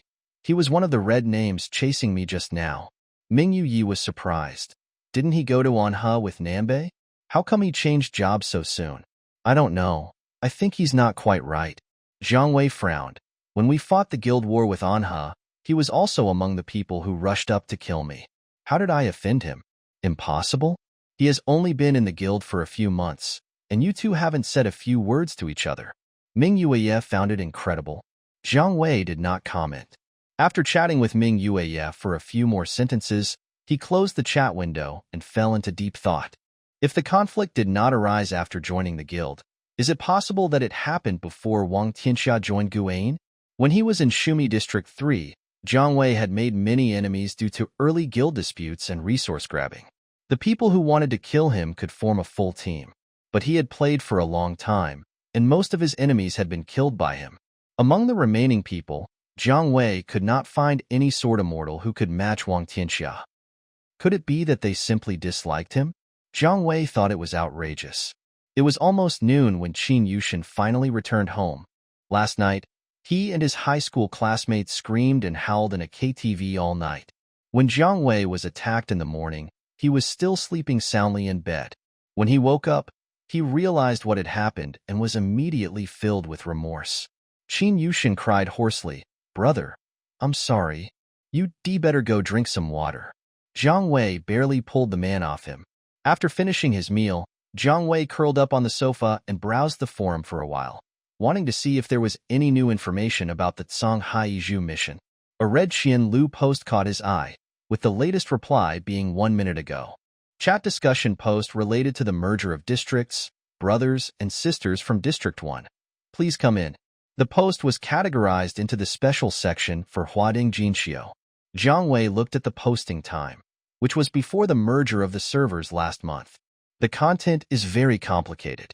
Sometimes it is about the guild war between Huajian and Fenglu, sometimes it is about the ranking list, and there is even emotional gossip about Morong and Shangguan. Jiang Wei didn't read it carefully and just flipped all the way to the last page. The latest topic is the Wildfire S opening red this morning. Someone even recorded the entire fight video and posted the link in the post. By Fengya. 6. The number 1 is here. Who else in the entire zone has not been offended by them? Xuanbian Yumiamian. The offense was not light. The last time Huajian raided the Wildfire base, the leader seemed to be soft-hearted. Mu Fan. Fight. Fight. Amidst the excitement and instigation, there were a few strange comments. What is this? Take a bite. Thanks for the screen recording. I found it again. Hee. Searching and searching.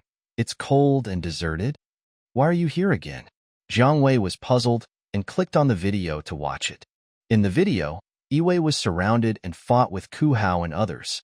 In the middle of the fight, Sinny fell from the sky, and the two of them worked together to harvest the enemy. In the end, the battle ended. The whole process took only a few minutes, and it could be watched quickly with accelerated playback. Jiang Wei watched the bodies of the red-named people lying on the ground in the video over and over again, and was still confused until he exited the post.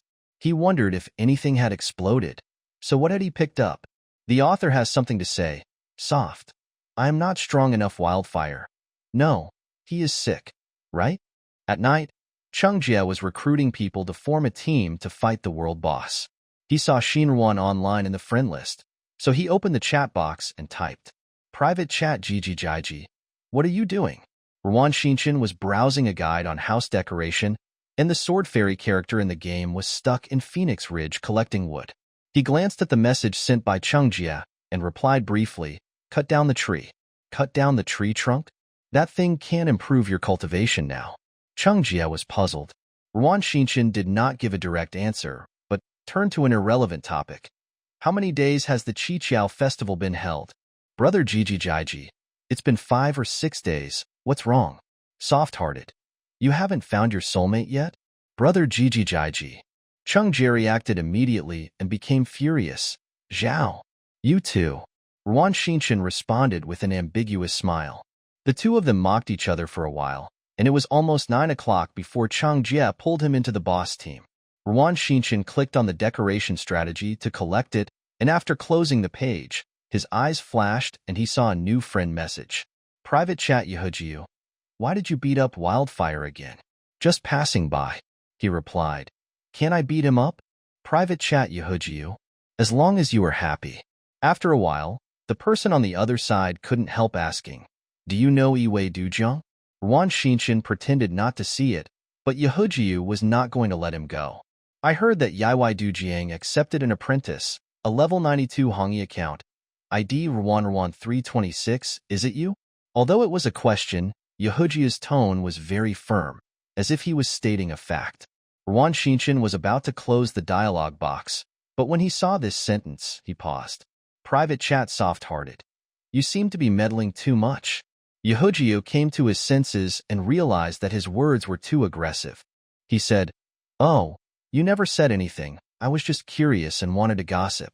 Ruan Shinshin didn't intend to play around with him and said bluntly, As long as Chung Jie is here, I will not quit Huajian. Then he closed the chat box. Yehujiu felt embarrassed and uncomfortable as his thoughts were seen through. But he couldn't do anything to Ruan Shinshin. As the president, Yehujiu has some say in Huajian, but his gaming skills are not as good as Shinruan and Ichiao. These two people are usually willing to listen to his arrangements out of friendship, or they are just too lazy to take care of things. He and Ruan Shinshin were able to meet each other thanks to Chung Jie's introduction. At that time, Huadeng Zone 1 was launched. He saw the potential of this anniversary zone, so he agreed with Yuzukyo and Yiku to move to the zone to open up new areas, forming the original Huajianji. Yiku and Yuzukyo were both high-spending players, and they quickly gained a place on the leaderboard, attracting more members to join. Huajian gradually became a medium-sized guild of 100 people. During a dungeon exploration, Yehujiu met Chung Jie, who was also a bodyguard, and they got along very well. He thought Chung Jie had good gaming skills, so he invited him to join Huajian. Chung Jie agreed generously and also mentioned, I have a buddy who is also a lone wolf like me. Can I capture him as well? Yehujiu was still hesitant at first, but after learning about Shinruan's ranking, he agreed decisively. Shinruan's joining marked a turning point in the development of Huajianji. Soon after he joined the guild, two top-quality gold entries, Chui Xian and Mo Yuan, appeared one after another. As a result, the strength of the two sword immortals, Shinruan and Ichiao, soared to the first and second place on various lists. Yiku was unwilling to lag behind and spent a lot of money to buy the gold entry dia on the black market, and his ranking also rose step by step. The presence of three top fighters quickly pushed Huajianji to the top of the entire region. Afterwards, under the deliberate selection and donation of Yehujiu, the guild eliminated the old and brought in the new, and its strength gradually increased. The gap between it and guilds such as Wildfire and Dark River widened, and it eventually took the lead and monopolized a large amount of resources. But there is also a big gap in the level between these three people. For Yehujiu, Huajian can be without a bridge and a dance, but it cannot be without Banji Xinruan. This is also the reason why he was uneasy when he learned that Shinruan knew Yaoi Dujiang. Crossing the river with a reed belongs to the hermit, and the other hermits include Bang San, Jianwu Sheath. And now, Lien Shinruan has also joined them. Although he is just using a small account, it is enough to make him suspicious. After thinking for a long time, Yehujiu opened the ranking list and found the location of Yaoi Dujiang. No matter how chaotic the fight in the game is, real life must go on as usual. Taking advantage of the good weather in the morning, Jiang Wei and Qin Yushin went out for morning exercise. The two walked out of the apartment building together. On the way, Jiang Wei asked, How many days are left before reporting? 3 days. Qin Yu sighed deeply. Alas, the wonderful holiday life is about to end. Jiang Wei smiled. I thought you were looking forward to the start of school. I am looking forward to it, but I am only looking forward to the start of school, not going to school. Qin Yushin murmured regretfully. A month has passed, and my character has not yet reached the maximum level. The two of them passed the corner of the courtyard. Jiang Wei was about to reply when he suddenly heard a clear voice coming from behind him. Senior Jiang. As soon as he heard the voice, he knew who it was and stopped. Qin Yushin also stopped with him. Looking back, it was indeed the person he expected. Jiang Wei smiled slightly and said, "What a coincidence, we meet again." Ruan Xinshan walked towards him. His eyes naturally fell on him and asked slowly, "So early, are you ready to go out?" Jiang Wei nodded. "Yeah, I'm going out for exercise. How about you?" "I'm going back to school." Ruan Xinshan's eyes moved to Qin Yushin on the side. "Who is this?" "My cousin, Qin Yushin," Jiang Wei introduced. "Speaking of which, he should be considered your junior. He is a freshman in the information college this year, and he is in the computer department." Qin Yushin called out, "Hello, senior brother." Jiang Wei mentioned the incident of picking up a cat downstairs when chatting with Qin Yushin, so he had some impression of Ruan Xinshan. "Hello." Ruan Xinshan smiled at him faintly. After a brief greeting, Ruan Xinshan and Jiang Wei said goodbye to each other.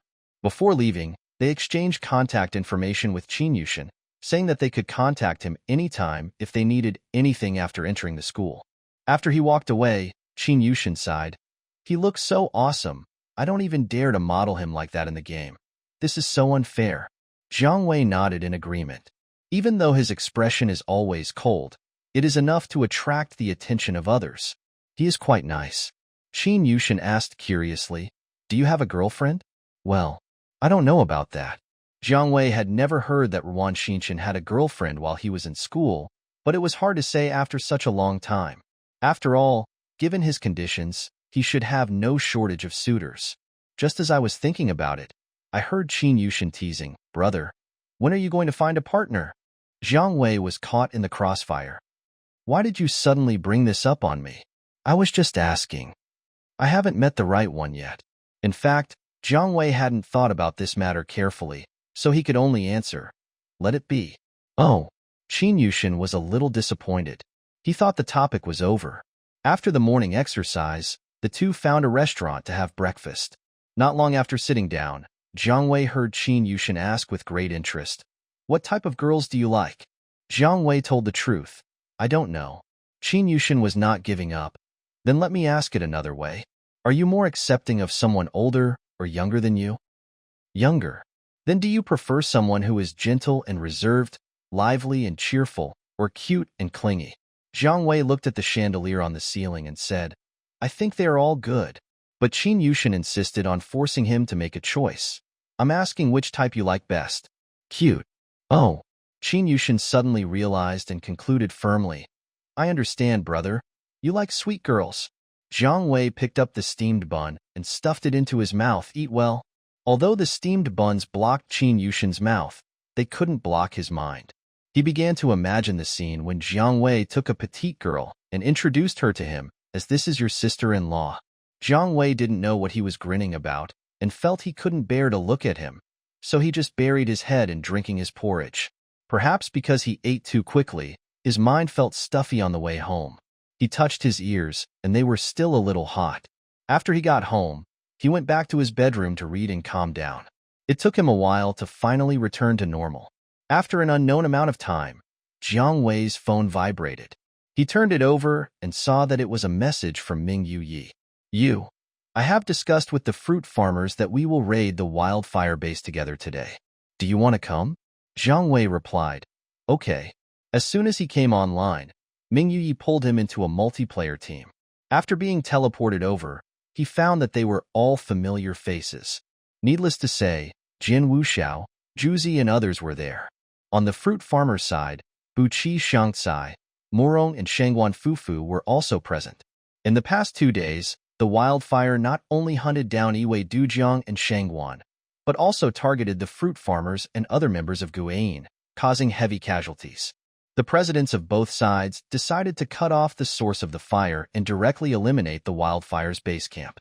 When Shangguan heard about the cooperation with Guayin, he was the first to disagree. Anyone who wants to cooperate with them will be an eyesore. Buqi Xiangkai asked Murong for help, and the latter said, I want to avenge you. Shangguan said in a tense voice, then we don't need them. Murong, wife, is this okay? Shangguan. Eventually both of them came. After Jiang Wei joined the team, he also pulled in Qin Yushin, who had just come online. Then he heard Shangguan suddenly ask, where is the Hongluo apprentice who followed you? He was stunned for a moment, then realized that the other person was talking to him, and replied, she is not free today and cannot come. What do you want to see her for? Before he left the house in the morning, he received a message from Hongluo, saying that she had something to do during the day and would be online only at night. What can I do? Shangguan sneered with an unclear meaning and changed the subject. I heard that when you were being chased by Ku Hao, it was Bang Alu who passed by and saved you. It was the same thing in Wengquan last time. Wildfire had just left, and then he was soft-hearted and led people to raid his home base. Don't you think? He was halfway through his words when a noisy female announcer's voice suddenly came out from the team voice chat, drowning out his voice. I was reborn on the day when I pushed my mortal enemy into the pond. He was soaking wet, staring at me, and said to me, Shangguan, others in the team? What? Buqiankai shouted, who was watching short videos out loud. Turned down the volume. Someone apologized. Oh, sorry. My. The female voice announced disappeared, and the team's voice returned to silence. Jiang Wei politely said, sorry, I didn't hear you clearly just now. What did you say? Shangguan suddenly lost interest, said nothing and left, leaving him confused. Ming Yuyi was discussing the details of the division of labor with Buqi Xiangkai. Jiang Wei was listening, his eyes fixed on the alchemist character standing alone on the screen, his mind absent-minded. Jiang Wei was a little uncomfortable without Hongluo by his side, and always felt that something was missing. Logically speaking, he had been a lone wolf in the old district for 3 or 4 years, and he should have been used to it. In order to divert his attention, he began to think about what Shangguan wanted to say just now. After a while, he thought about the surprise attack, and then recalled Qin Yushin's questions. For some reason, he thought of Rwan again. Various problems piled up together. Jiang Wei's thoughts gradually became complicated and confused, and his ears were buzzing. Until a crisp ding prompt sound came from the headset. Rwan, what are you doing? After seeing this message, Jiang Wei felt like he had found a thread in a tangled ball of wool.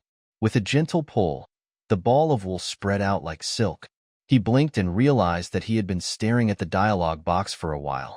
Prepare to raid the wildfire. Jiang Wei tapped the keyboard. Are you still busy outside? On the Chengda campus, Wan Xinchen was helping Cheng Jie and several freshman assistants set up the reception area. The sun was scorching, and he had been busy for almost 2 hours, sweating all over.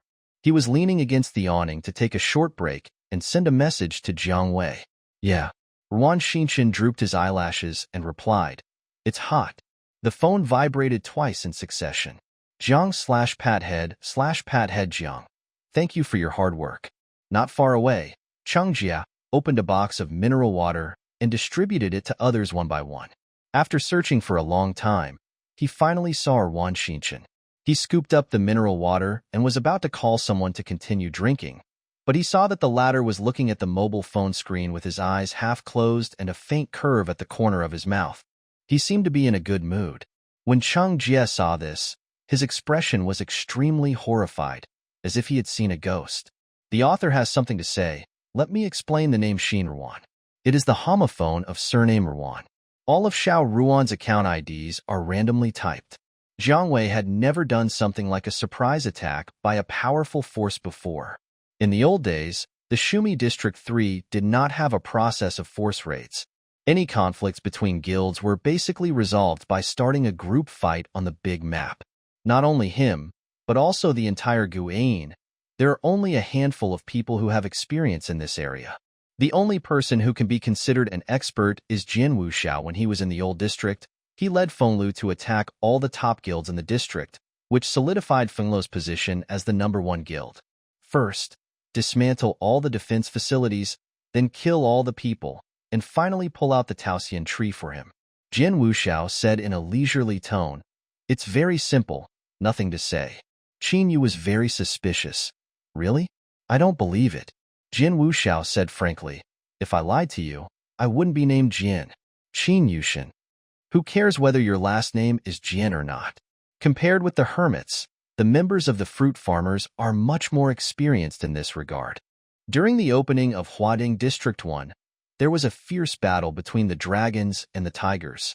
The guilds that survived were all survivors who had experienced many storms. They were often attacked and attacked. Last time, Huajin should have almost dismantled the defense facilities of the wildfire, so we don't need to spend too much effort. Buqi Shangcai said, after entering, we only need to deal with the members of the wildfire. Divide into 2 groups, Team 1 kills and breaks through, and Team 2 takes the opportunity to pick peach trees. The station of a faction is equivalent to a fantasy world, and the core of the illusion is the peach fairy tree in the center. As long as the peach fairy tree is successfully destroyed, the entire station will collapse, and the faction that loses its physical support will be forcibly disbanded by the system. After the detailed division of labor, everyone in the retreat force channel began to discuss and chat. I looked at the list of wildfire members, and there are only 2 opponents worth noting. One is Ku Hao, and the other is Tathagata. Minjiwai pondered. But Ku Hao has not been online these 2 days. With Brother Jin and Jiang Shan here, it shouldn't be too difficult to fight. Qin Yu was very puzzled. It seems that Ku Hao and Rulai are only vice presidents and elders, so what about Yehua's president? Mingyu Yi, a nurse, ranked 27th on the alchemist cultivation rankings, but not ranked on the PK rankings. I guess she hasn't been online for a long time, so she is not considered. Zhang Wei also clicked on the member list of Wildfire and saw the row of IDs at the top. Your mother is Tian Xiaoqiao. Jin Wuxiao expressed his appreciation. It's an interesting name. Zhang Wei. Strange taste. I remember. This nurse named Tian Xiaoqiao should have retired from the game at the beginning of this year. Orange said. In fact, the wildfire was not like it is now. It seems that since she left, there are more and more red names. Mingyu Yi was slightly surprised. It wasn't like this before? I thought wildfire has always been like this. Orange didn't know how to describe it. After thinking for a long time, he could only say, the crying is always like this, but the wildfire is not. While chatting, Zhang Wei took a look at the team list and saw that 3 full teams of 20 people were about to be assembled. He left a message to Wan. Now that we have all the people, let's talk again in the evening. After a while, there was a reply, yes. Come on. Zhang Wei calmly closed the chat window, adjusted the equipment panel, and then confirmed that it was ready. Wildfire Station. Tathagata was building a wall with several other wildfire elders. Not only did crying cause trouble outside every day, but other people in the guild also joined in the fun. No one was willing to stay and do the repair work, so they had to rely on just a few of them to remedy the situation bit by bit. After repairing for more than 10 minutes, a female Yinshur elder with the ID Qinghe Lusha finally threw down the brick. I want to quit the association, she said coldly. I don't know what the point of staying here is. Tathagata sighed. Just wait a little longer until the anniversary celebration. Maybe Tian Chao will come back to take a look. Qinghe laughed when he heard this. You said the same thing before the summer vacation. But where is he? The other people around were silent. They are all old members who have followed Wildfire all the way, and are relatives and friends of Wildfire President Tian Xiaoqiao. They planned to quit the guild shortly after Tian Chao quit the game for no reason. The only reason they can hold on until now is thanks to Rulai's repeated wait a little longer. As a result, after waiting for half a year, I didn't see anyone, but only saw the guild becoming more and more chaotic. Tathagata didn't answer, but asked, you had such a good relationship with her at that time. Why didn't you leave a contact number? When Tian Chao wanted her to join Wildfire, she begged her with all her might, calling her sister left and right and Hihi to trick her into joining. But in the end, she just walked away. Qinghe felt resentful about this and waited for half a year, wanting to wait for someone to come back and ask for an explanation. But compared to the sweet grass that abandoned the wildfire for no reason, she hated the crying and Tathagata more. One of them took the lead and made enemies everywhere. The other one let it go and helped the evildoers. It was because of these two that the wildfire became a hated existence in the area. Crying How opened the red and killed everyone he saw, which attracted many like-minded red names to apply to join Wildfire. After Tianqiao retired, a large number of old members in the club resigned. In order to fill this vacancy, Rulai accepted everyone who came and opened the floodgates. She asked Tathagata why he let so many red names in, and the latter replied nonchalantly, "If someone applies, I will agree. It's better to have someone in the guild than no one." Gradually, more and more people joined Wildfire, and its ranking was even higher than before, but the entire guild had changed beyond recognition. A puddle of mud. Qinghe looked at him coldly. In her mind, even if the Wildfire had so few members that it disbanded directly, it would still be better than the current terrible situation. Recently, Ku Hao and others have been hitting a wall and jumping up and down. She applauded. Although Huajian is not a good person, it is also a pleasure to make Ku Hao lose face. At this moment, Tathagata finally had nothing to say, and Qinghe was too lazy to argue with him anymore. She had already decided to quit the guild after the base was built. What happened to Wildfire, Crying Howl, and Tathagata afterwards had nothing to do with her. As for Tian Xiaoqiao, whoever wanted to wait could wait. Anyway, she didn't have the patience. As she was thinking, she suddenly saw a system reminder pop up in the faction channel. The faction's retreat and fruit farmer wholesale market launched a surprise attack on our faction. Please rush to the base to provide support. The others present were stunned at first, but Tathagata was the first to react and cursed. Why did it have to be at this time? As soon as he finished saying this, Jin Wuxiao and Bu Qi Xiangcai rushed in with a large crowd. After seeing the few people, they said nothing more and unleashed a variety of skills. Everyone was forced to fight back. While Tathagata was busy dealing with the siege, he found the contact information of the crying man and typed impatiently, "Where are you? The base has been attacked. Get online quickly." A gray system prompt popped up in the chat box. The other party is offline. Rulai couldn't help but curse again.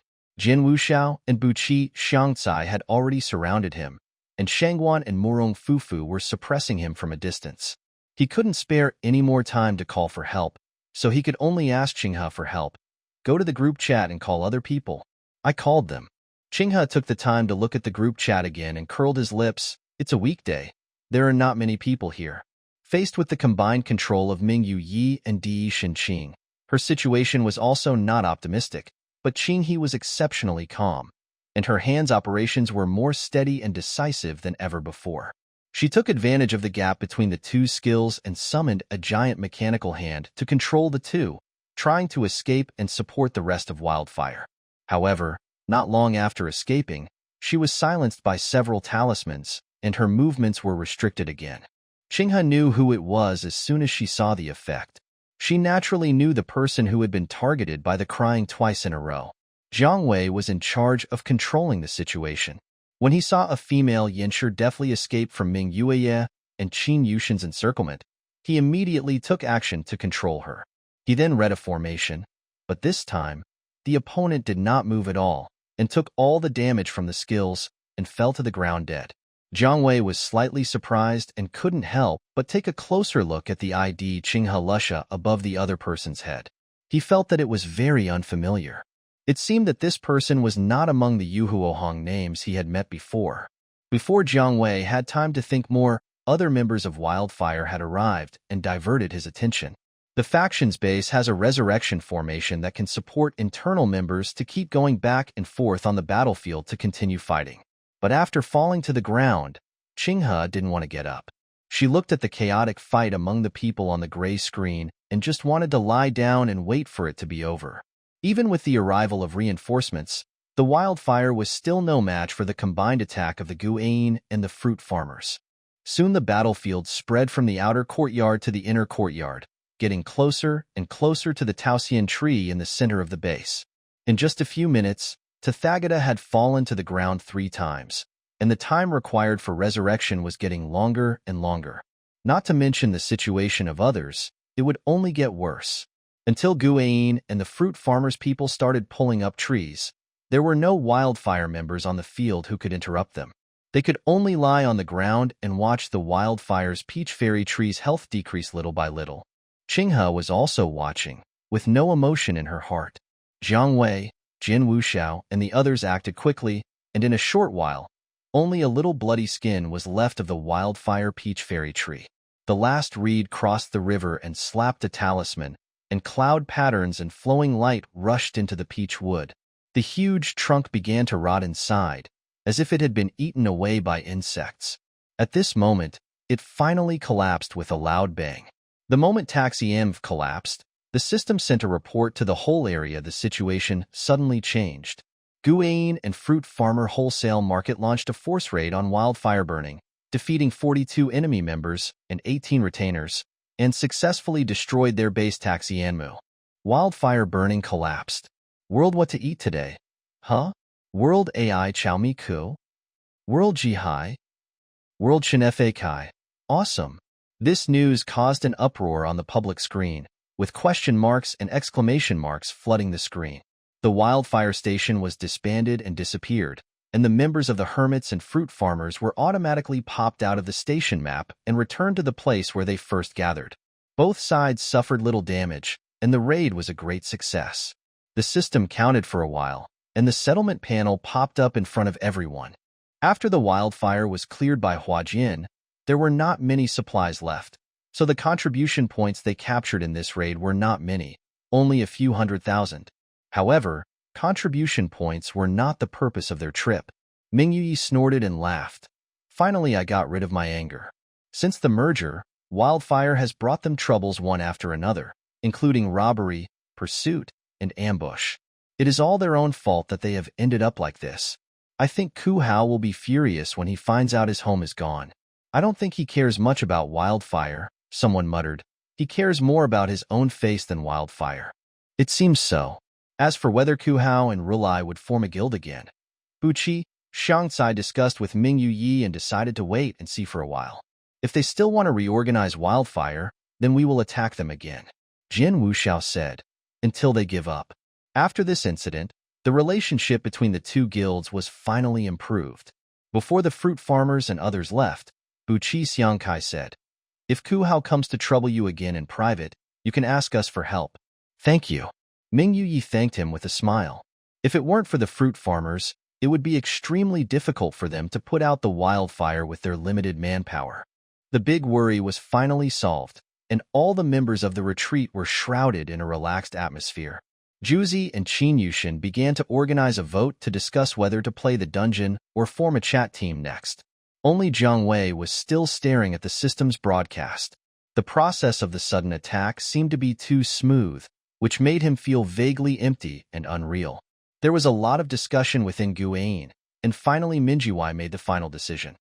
Since Rwanawan is not here, let's form an escort team to chat first, and then clear the dungeon when everyone is together in the evening. Others agreed. During the transportation process, Jiang Wei listened to everyone chatting and eating melons while thinking about what to do next. A major cancer in the area has been eradicated, and all the players in Huading Area 1 are overjoyed. However, although wildfire collapsed and disbanded on the surface, a number of red-named members still exist, and they are dead but not yet in place, posing a hidden threat. Especially the crying that never stops. Judging from the other party's style of doing things, they will definitely come to provoke trouble afterwards. Just as he was thinking, a small red dot flashed in the friend message. Jiang Wei casually clicked it and saw an unexpected friend request. Player Yehuji requests to add you as a friend. Do you agree? President Huajin? Jiang Wei was slightly surprised. He didn't rush to accept this sudden friend request, but clicked on the temporary conversation window. Private Chatty Wei Du Jiang. Hello, what's up? The message on the other side was being input, and Jiang Wei waited patiently. 10 seconds later, Yehuji sent a sigh. Brother, this is awesome. It just extinguished the wildfire. Jiang Wei responded with a smile. The dissolution of wildfire this time had little to do with him personally. The reason why it was successful was, on the one hand, that wildfire had been ambushed once before by Huajin, which seriously damaged its vitality, giving them the opportunity to take advantage of the opportunity to break in. Secondly, Mingyue Yi and Buqi Shangcai took advantage of the absence of Ku Hao and the small number of people in the Wildfire Guild to attack them by surprise, and they chose a good time. From the beginning to the end, Jiang Wei was just an ordinary participant, and the result would be the same with or without him. But Jiang Wei naturally wouldn't say these. He was waiting for a pot of wine to make his intentions clear. As expected, he didn't express his opinion. He didn't want to beat around the bush over a bottle of wine, so he continued. But don't think I'm being nosy, brother. Although Wildfire is gone, Wildfire's red name is still there, and he will definitely come after you again. Having said that, Jiang Wei vaguely guessed his intention and smiled slightly. It's like sending a pillow when you're sleepy. Indeed, I'm also worried about this. He followed up on Yehujia's words and asked politely, does President Hujio have any suggestions? There's hope. Yehujia's eyes lit up. Alas, actually we in Huajian have also disliked Yehua for a long time. Yehuji sighed. I don't know if you have heard of this, but our elders were also targeted before. We finally managed to destroy Yehua, but they turned around and built a new one. Yaoi Dujiang, yeah, I've heard a little bit about it. Is it very similar to the current situation? Maybe after a while, they'll come out again in disguise. Yehuji felt that the groundwork had been laid, so he finally got to the point. So I think, why don't we cooperate and take this opportunity to root out Wildfire and Howl and put an end to the trouble forever? What do you think, brother? After sending the message, Yehuji felt that the matter was almost certain. But after a long time, there was no response from the other side, and he became uneasy again. Shouldn't it be? Yaoi Dujiang must have known that he was being targeted by the Wildfire, and retreating alone would not save him. Even with the help of the fruit farmers, he could only barely fight back. But if Huajian was added, the situation would be very different, and the other party would definitely not refuse. A pot of wine determined this, so I came to Jiang Wei to discuss cooperation at this critical juncture. But for him, solving the Wildfire was just a side job. More importantly, he could take the opportunity to win over Yaoi Dujiang and Jian Wuweo. But at this time, Yaoi Dujiang didn't say a word, which made him a little unsure. He was hesitating when a reply finally popped up in the dialogue box. Crossing the river with a reed. I'll think about it. Although he didn't agree directly, Yehuji still breathed a sigh of relief and expressed his understanding. No problem. Brother, if you have thought it over, just contact me anytime. I'll wait for your news. Jiang Wei thanked him, accepted Yehuji's friend request, and told Minjuai everything. Huajian wants to discuss cooperation with us. Upon hearing this news, everyone in the hermitage was surprised. Well, but I think he has other plans. Jiang Wei hesitated. There are so many powerful guilds on the leaderboard, and many of them dislike Wildfire. It's not our turn to choose a partner for a pot of wine. Jian Wuxiao taunted. Huajian's reputation in the district isn't much better than Yehua's, right? He's not popular either, so who would want to work with him? Jiang Wei actually thought it made sense. It seems so. As for whether or not to cooperate with Huajian to put out the Wildfire, the Guan members generally hold reserved views. To completely eradicate the Wildfire red name, there is only an overwhelming pursuit and encirclement, killing everyone until they are downgraded, their equipment is broken, or they can no longer stay in the zone, and they directly transfer to another zone or quit the game. The previous grievances between Guan and Wildfire have been fully avenged through this force raid, so they don't have to do it so ruthlessly. But if the Wailing and Tathagata continue, they don't mind working with the Huajian fruit farmers to eliminate the harm to the people. Wildfire. After the guild was forced to disband, the chat group was filled with curses. Rulai patiently tried to mediate for a while, but the situation only got worse, so he simply gave up. Qinghe sneered, resigned from his management title, and left the group. I don't know how long it took, but he finally came online after crying non-stop. Seeing him, Tathagata seemed to have seen a rescuer from heaven and immediately pulled him into the voice chat. There was a lot of noise in Miley, and people were crying and wailing. What are you arguing about? The noise died down a bit. When you were away, the base was attacked by the hermits and fruit farmers. Tathagata explained, the guild is gone. After he finished speaking, the voice was silent for a few seconds, and then a cold reply came out. If it's gone, build another one. If it's attacked, attack it back. What's the point of arguing? Tathagata reminded him quietly. Tian Cao's spirit tablet is gone too. After your mother Tian Xiaoqiao quit the game, her account remained in the guild, and Rulai used it as a memorial tablet for her old friend. If a member of a faction is not online for a long time, they will automatically quit the faction. Loli was originally worried that Tianxiao's account would be kicked out by the system, but now that the guild is gone, he doesn't have to worry about it anymore. When this name was mentioned, the temples of the crying man began to throb, and he said angrily, "This game can't be played without her. I don't care if she dies." Tathagata was startled and said in a cold sweat, "I just mentioned it. Why are you so excited?"